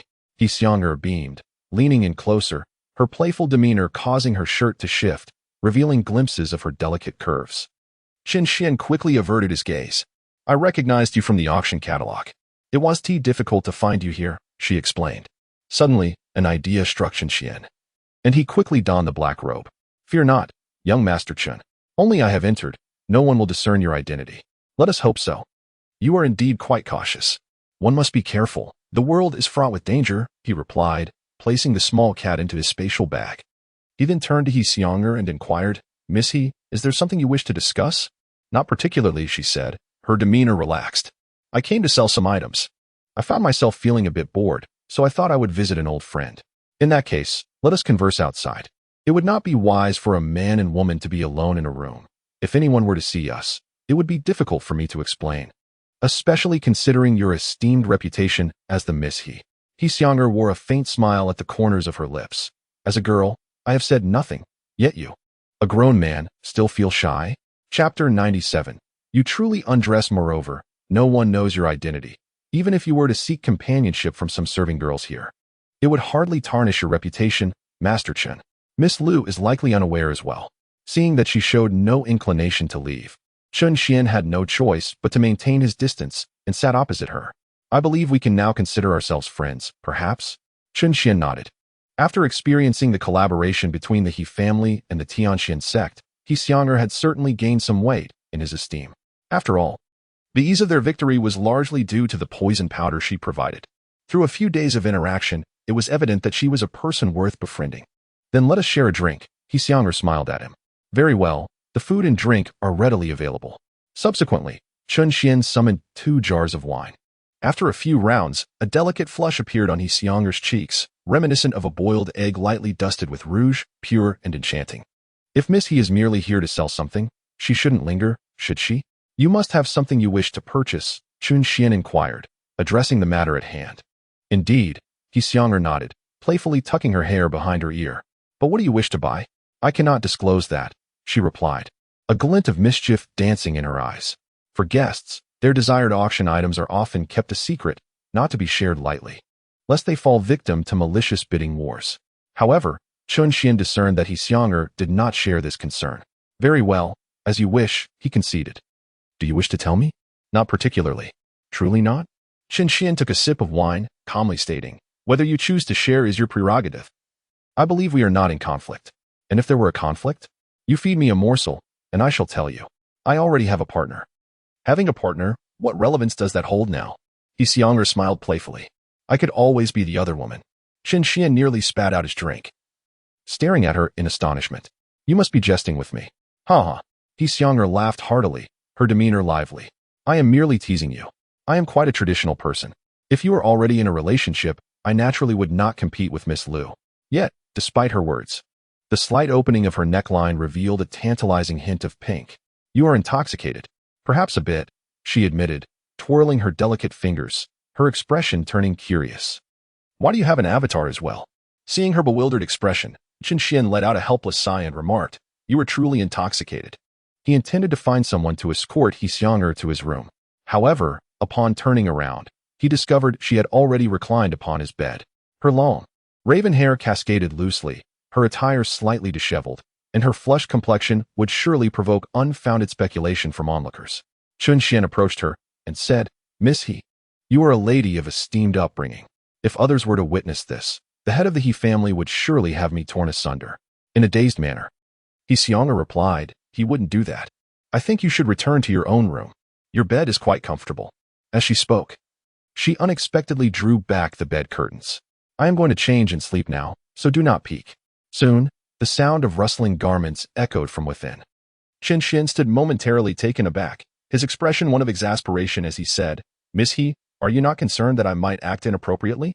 Lying on another's bed while undressing is akin to a pristine lamb being presented, fragrant and clean, at the door of the big bad wolf. If you had such inclinations, you would have utilized the secret realm long ago.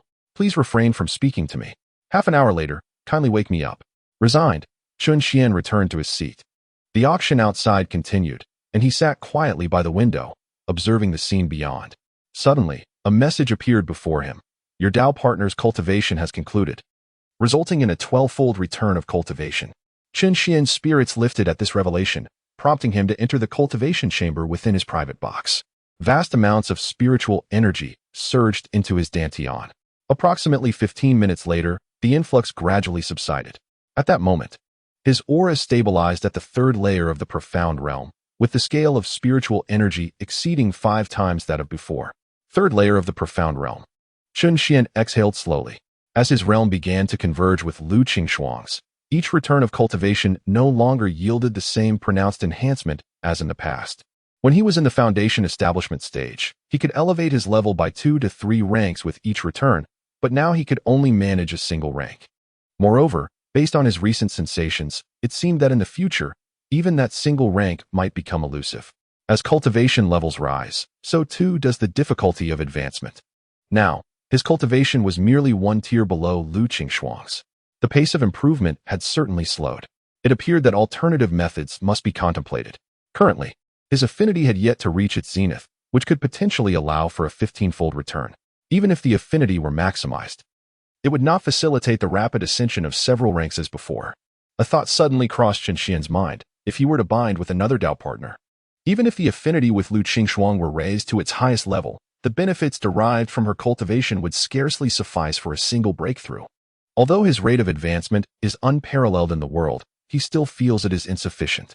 The pursuit of multifaceted development, with an additional individual cultivating alongside him to provide him with feedback on his progress, may very well be his most suitable approach at present. However, this is no easy task. Chen Xian sighed softly. He is not one to excel in flattery. The deepening of his intimacy with Lu Qingxuang has been a challenging endeavor. Should he seek another companion, he cannot help but wonder how Lu Qingxuang would perceive it. This presents a critical and complex dilemma. He must first address the matter of the primary consort. Chen Xian pondered briefly before stepping out of the training room. "Young Master Chen," came Xianger's voice from the bed. "Are you still awake?" "I'm thirsty." Chen Xian sighed in resignation. This merely meant he was to fetch her some water. He glanced at the pot of clear tea on the table and replied, "I shall pour you some water." "Thank you." Chen Xian poured a cup of tea and brought it to the curtain by the bed. Almost immediately, a delicate white arm reached out from behind the curtain. "Are you really undressing?" Chapter 98, A Restless Heart. Chen Xian was slightly taken aback, having thought that Xianger was merely teasing him. After all, it was broad daylight and they were in someone else's room. Which well-bred young lady would actually disrobe? "What would I gain from deceiving you? You seem to trust me quite a bit. I already mentioned that when the puppet curse is in effect, you harbor no ill intentions towards me. Are you afraid I might take liberties with you today?" "Oh dear," Xianger exclaimed suddenly. "What happened?" "The water spilled on my clothes." Chen Xian replied. "You can just change into another outfit. I have just emerged from the cave realm and have not yet returned home. This is my last clean outfit. Then I shall request a garment from the auction house." "Please don't," Xianger urged anxiously. "I am the eldest daughter of the He family. If others discover that I wet my clothes while here, I would bring disgrace upon my family. You are aware of that, are you?" Chen Xian said helplessly. "What do you wish to do then? Do you have any spare clothes?" "I do. I'll wear yours." "Very well." Chen Xian retrieved one of his garments from his spatial storage and extended it into the curtain. "It may not match the quality of your attire, but it will suffice." "Thank you, young Master Chen. I shall try it on once I wake." "Are you still planning to sleep?" "There is still more than an hour until the treasure I wish to bid on becomes available. I did not rest well in the cave realm. You cannot expect me to keep you company while I am drowsy, can you? Then sleep, by all means." Afterward, silence fell within the room. It was not until an hour later that the sound of clothing rustling could be heard again. Moments later, Xianger emerged. Chen Xian's tunic and long shirt appeared somewhat oversized on her, yet after cinching it with a belt, it was barely fitting. However, without a corset, the neckline gaped wide, and she could only secure it with a pin, which made it look rather bulging. "Ah, you've made a breakthrough." At this moment, Xianger noticed that Chen Xian's aura had already reached the third level of the Transcendence realm. How could Chen Xian's strength have advanced so significantly in the short span of her slumber? She distinctly remembered that when she first encountered Chen Xian, he had not even reached the Transcendence realm. Yet, within just a few days and a visit to the secret realm, he had ascended to the second level of the Transcendence realm, and now, after merely sleeping, he had broken through to the third level. Had she not witnessed it herself? She would have found it utterly unbelievable. Chen Xian waved his hand nonchalantly and remarked, "I am a genius." "This is hardly surprising. I've never heard anyone boast of their genius before," she replied. "Because I am the only genius here." "Ha ha ha, you are truly amusing, young Master Chen." Xianger seated herself beside him. "Young Master Chen, might you share what it is that you enjoy?" "Why do you ask?" "Because I can hardly discern what you truly like."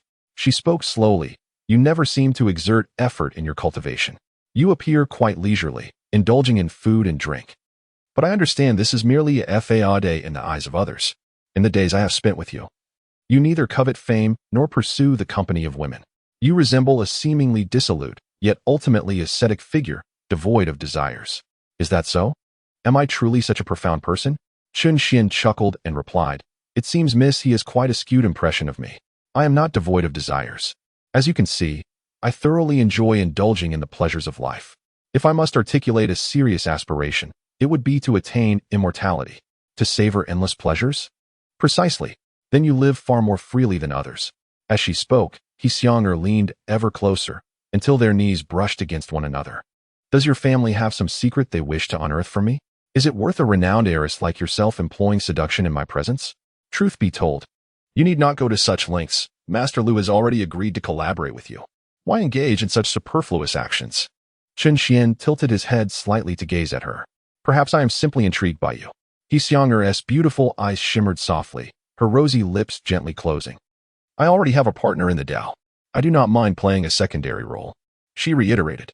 At that moment, they were exceedingly close. Close enough for Chen Xian to sense the elegant fragrance that enveloped her and the warmth of her body. Unlike before, when the puppet curse was in effect, this was no mere physical sensation. It was laden with emotion and unspoken connection.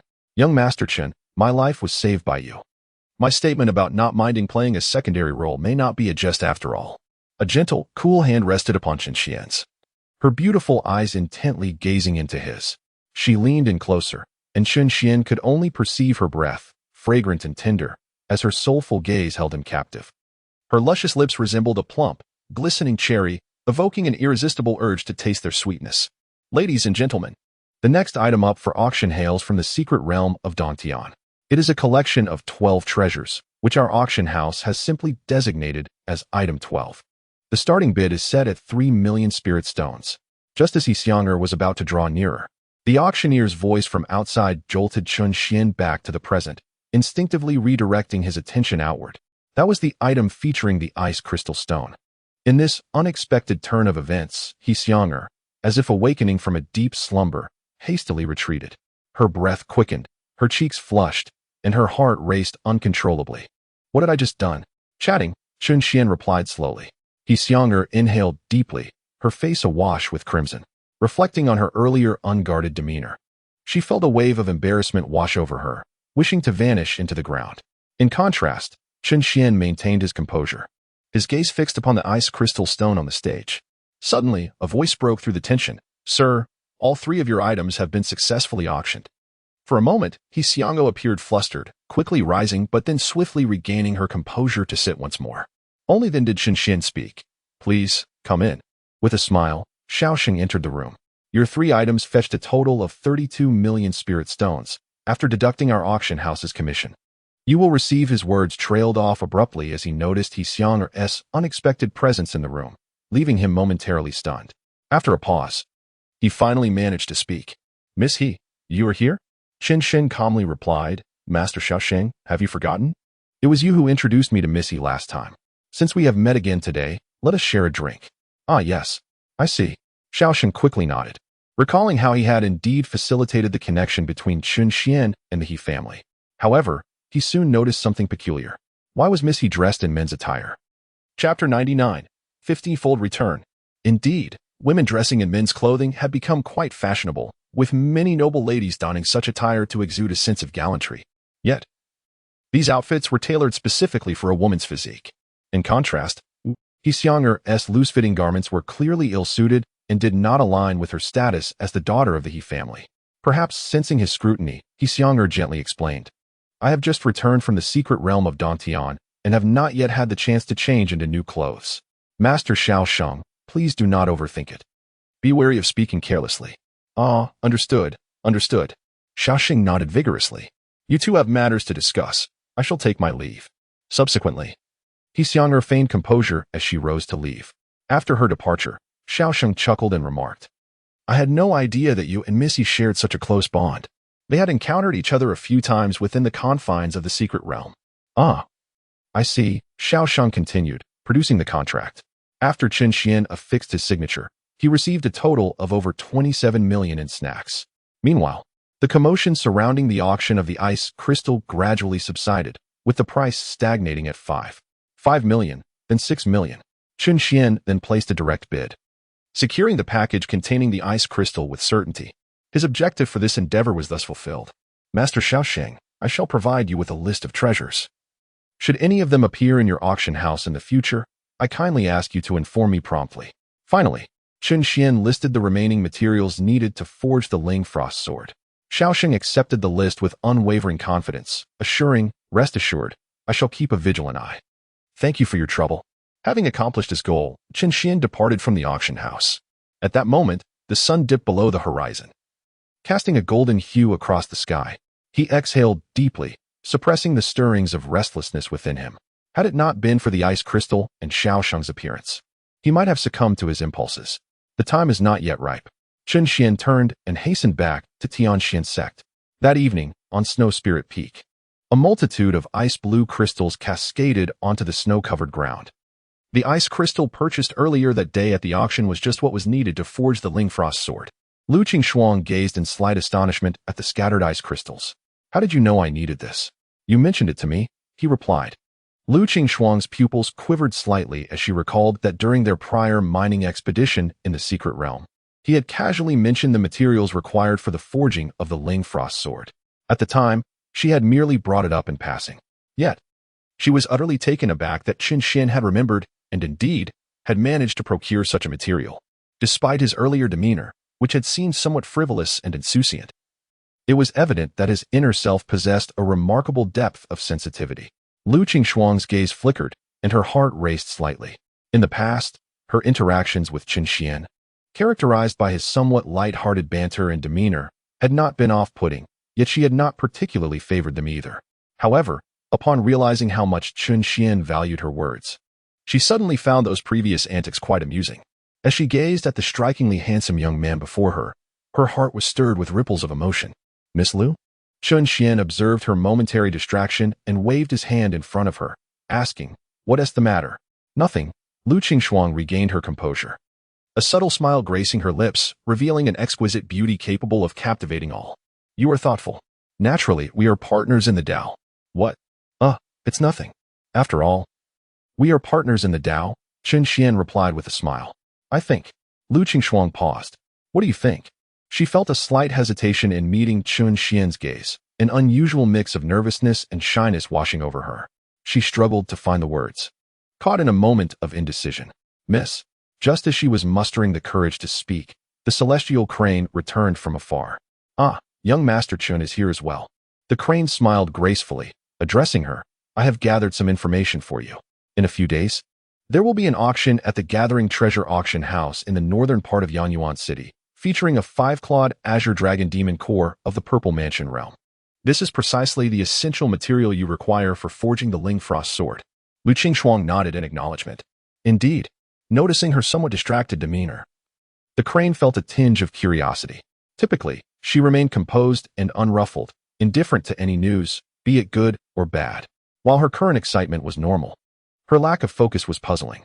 She had always been remarkably attentive. Why the change now? The crane scratched her head, perplexed. "How much did we sell today?" "Less than 30 million spirit stones." "Then you shall accompany me to the Gathering Treasure Auction House." "All right." The crane continued. "That 5-clawed Azure Dragon will be the centerpiece of the auction.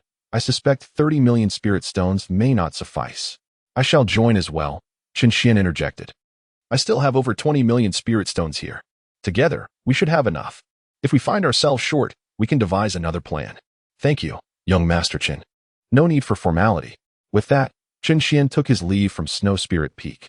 Until his departure, Lu Qingxuang lacked the courage to utter her thoughts, silently watching his retreating figure. The crane, sensing an underlying current, inquired, "Miss, have you truly developed feelings?"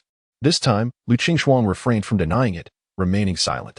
"Very well," remarked the crane, hands clasped behind her back, a gentle smile adorning her face. "Young Master Chen and you are a splendid match, having grown up together. If this play were to turn into reality, it would certainly be a beautiful tale." "You speak too much," Lu Qingxuang retorted, playfully tapping her head. Intimacy level 5. Return efficiency increased to 15 times. Just as Chen Xian was returning to the courtyard, he noticed the prompt before him, feeling a surge of delight. Their intimacy level was nearing its maximum. This indicated that she truly harbored feelings for him. Chen Xian pondered thoughtfully. Over the past few days, he had gained an understanding of the nature of intimacy, which could be categorized into emotional and physical aspects. In essence, an increase in emotional connection would elevate intimacy, while greater physical closeness would similarly enhance it.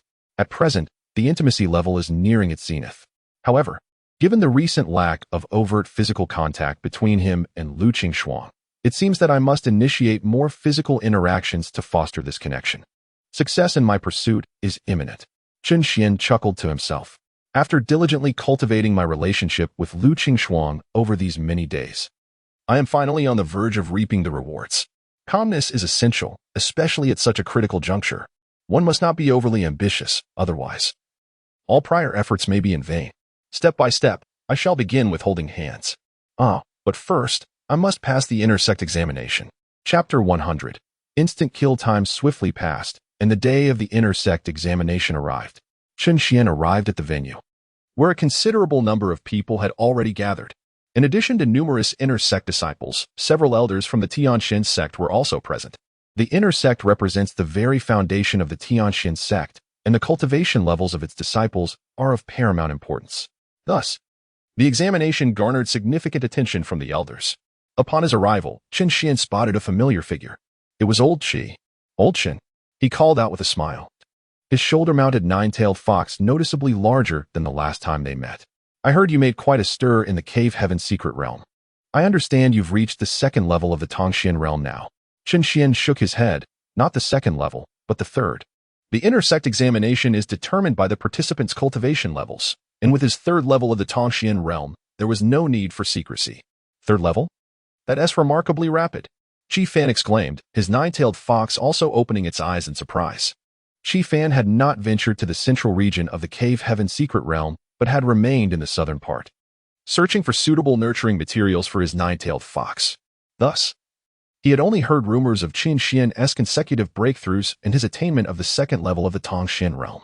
Yet, it had only been a short while since leaving the Cave Heaven secret realm. How could he have advanced to the third level so quickly? I am a genius, Chen Xian remarked, patting Qi Fan's shoulder. Do not compare yourself to me. Indeed, it is unwise to draw comparisons. He had certainly surpassed expectations. Well, it appears you are truly on the path to becoming the foremost genius of our Tianxin sect. Qi Fan chuckled. Soon, it was their turn to enter the examination arena. Chen Xian stepped forward and, as before, first assessed his own cultivation level. His third-level attainment in the Tongxian realm immediately captured the attention of all present. Third level of the Tongxian realm? That cannot be right. Just a few days ago in the Cave Heaven secret realm, he was still at the second level. Am I mistaken? How could he have advanced to the third level? A wave of astonishment swept over the crowd, including the elders, who wore expressions of disbelief. Chen Xian's aura was steady and profound, devoid of any signs of instability that often accompany forced advancements. How had he accomplished this? Everyone was left in a state of stunned silence. As they stood in astonishment, Chen Xian had already entered the examination arena, facing the formidable mechanical puppet. The moment the assessment commenced, the onlookers were eager to witness whether Chen Xian's prowess was merely superficial. Suddenly, a frigid sea of ice descended from the heavens, shattering the mechanical puppet into countless fragments in an instant. The battle, which had barely begun, seemed to conclude in silence. The atmosphere fell eerily quiet. Wu Zui, who was observing the scene, was left utterly speechless. Her primary intention for attending this event was to gauge Chen Xian's true capabilities. After all, during their recent expedition to the ancient ruins, she had not entered, and her understanding of Chen Xian's strength was based solely on the accounts of the elders, having never witnessed it firsthand.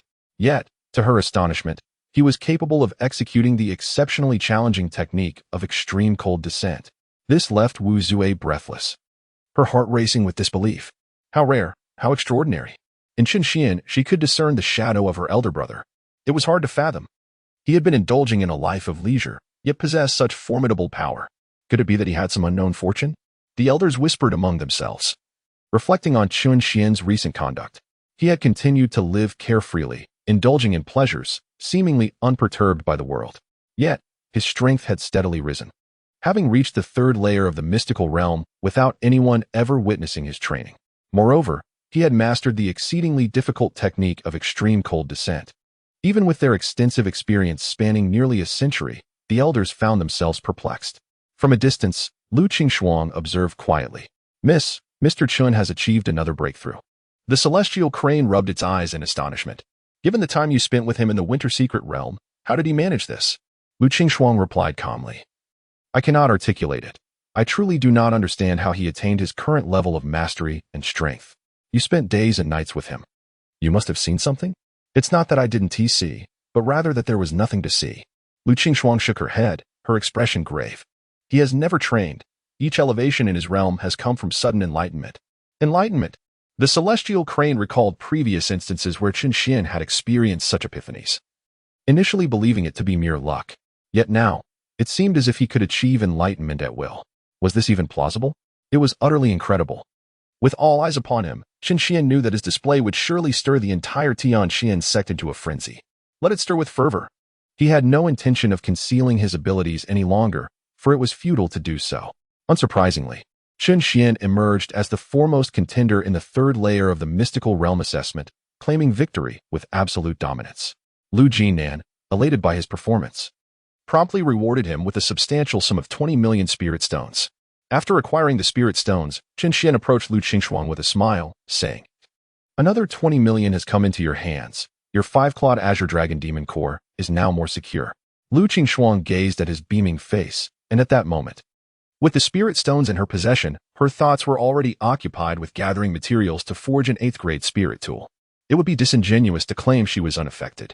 It was akin to a riverbank. If it were intact, it would be nearly impossible to breach, but once a small gap appeared, a mere whisper of force could lead to a complete collapse.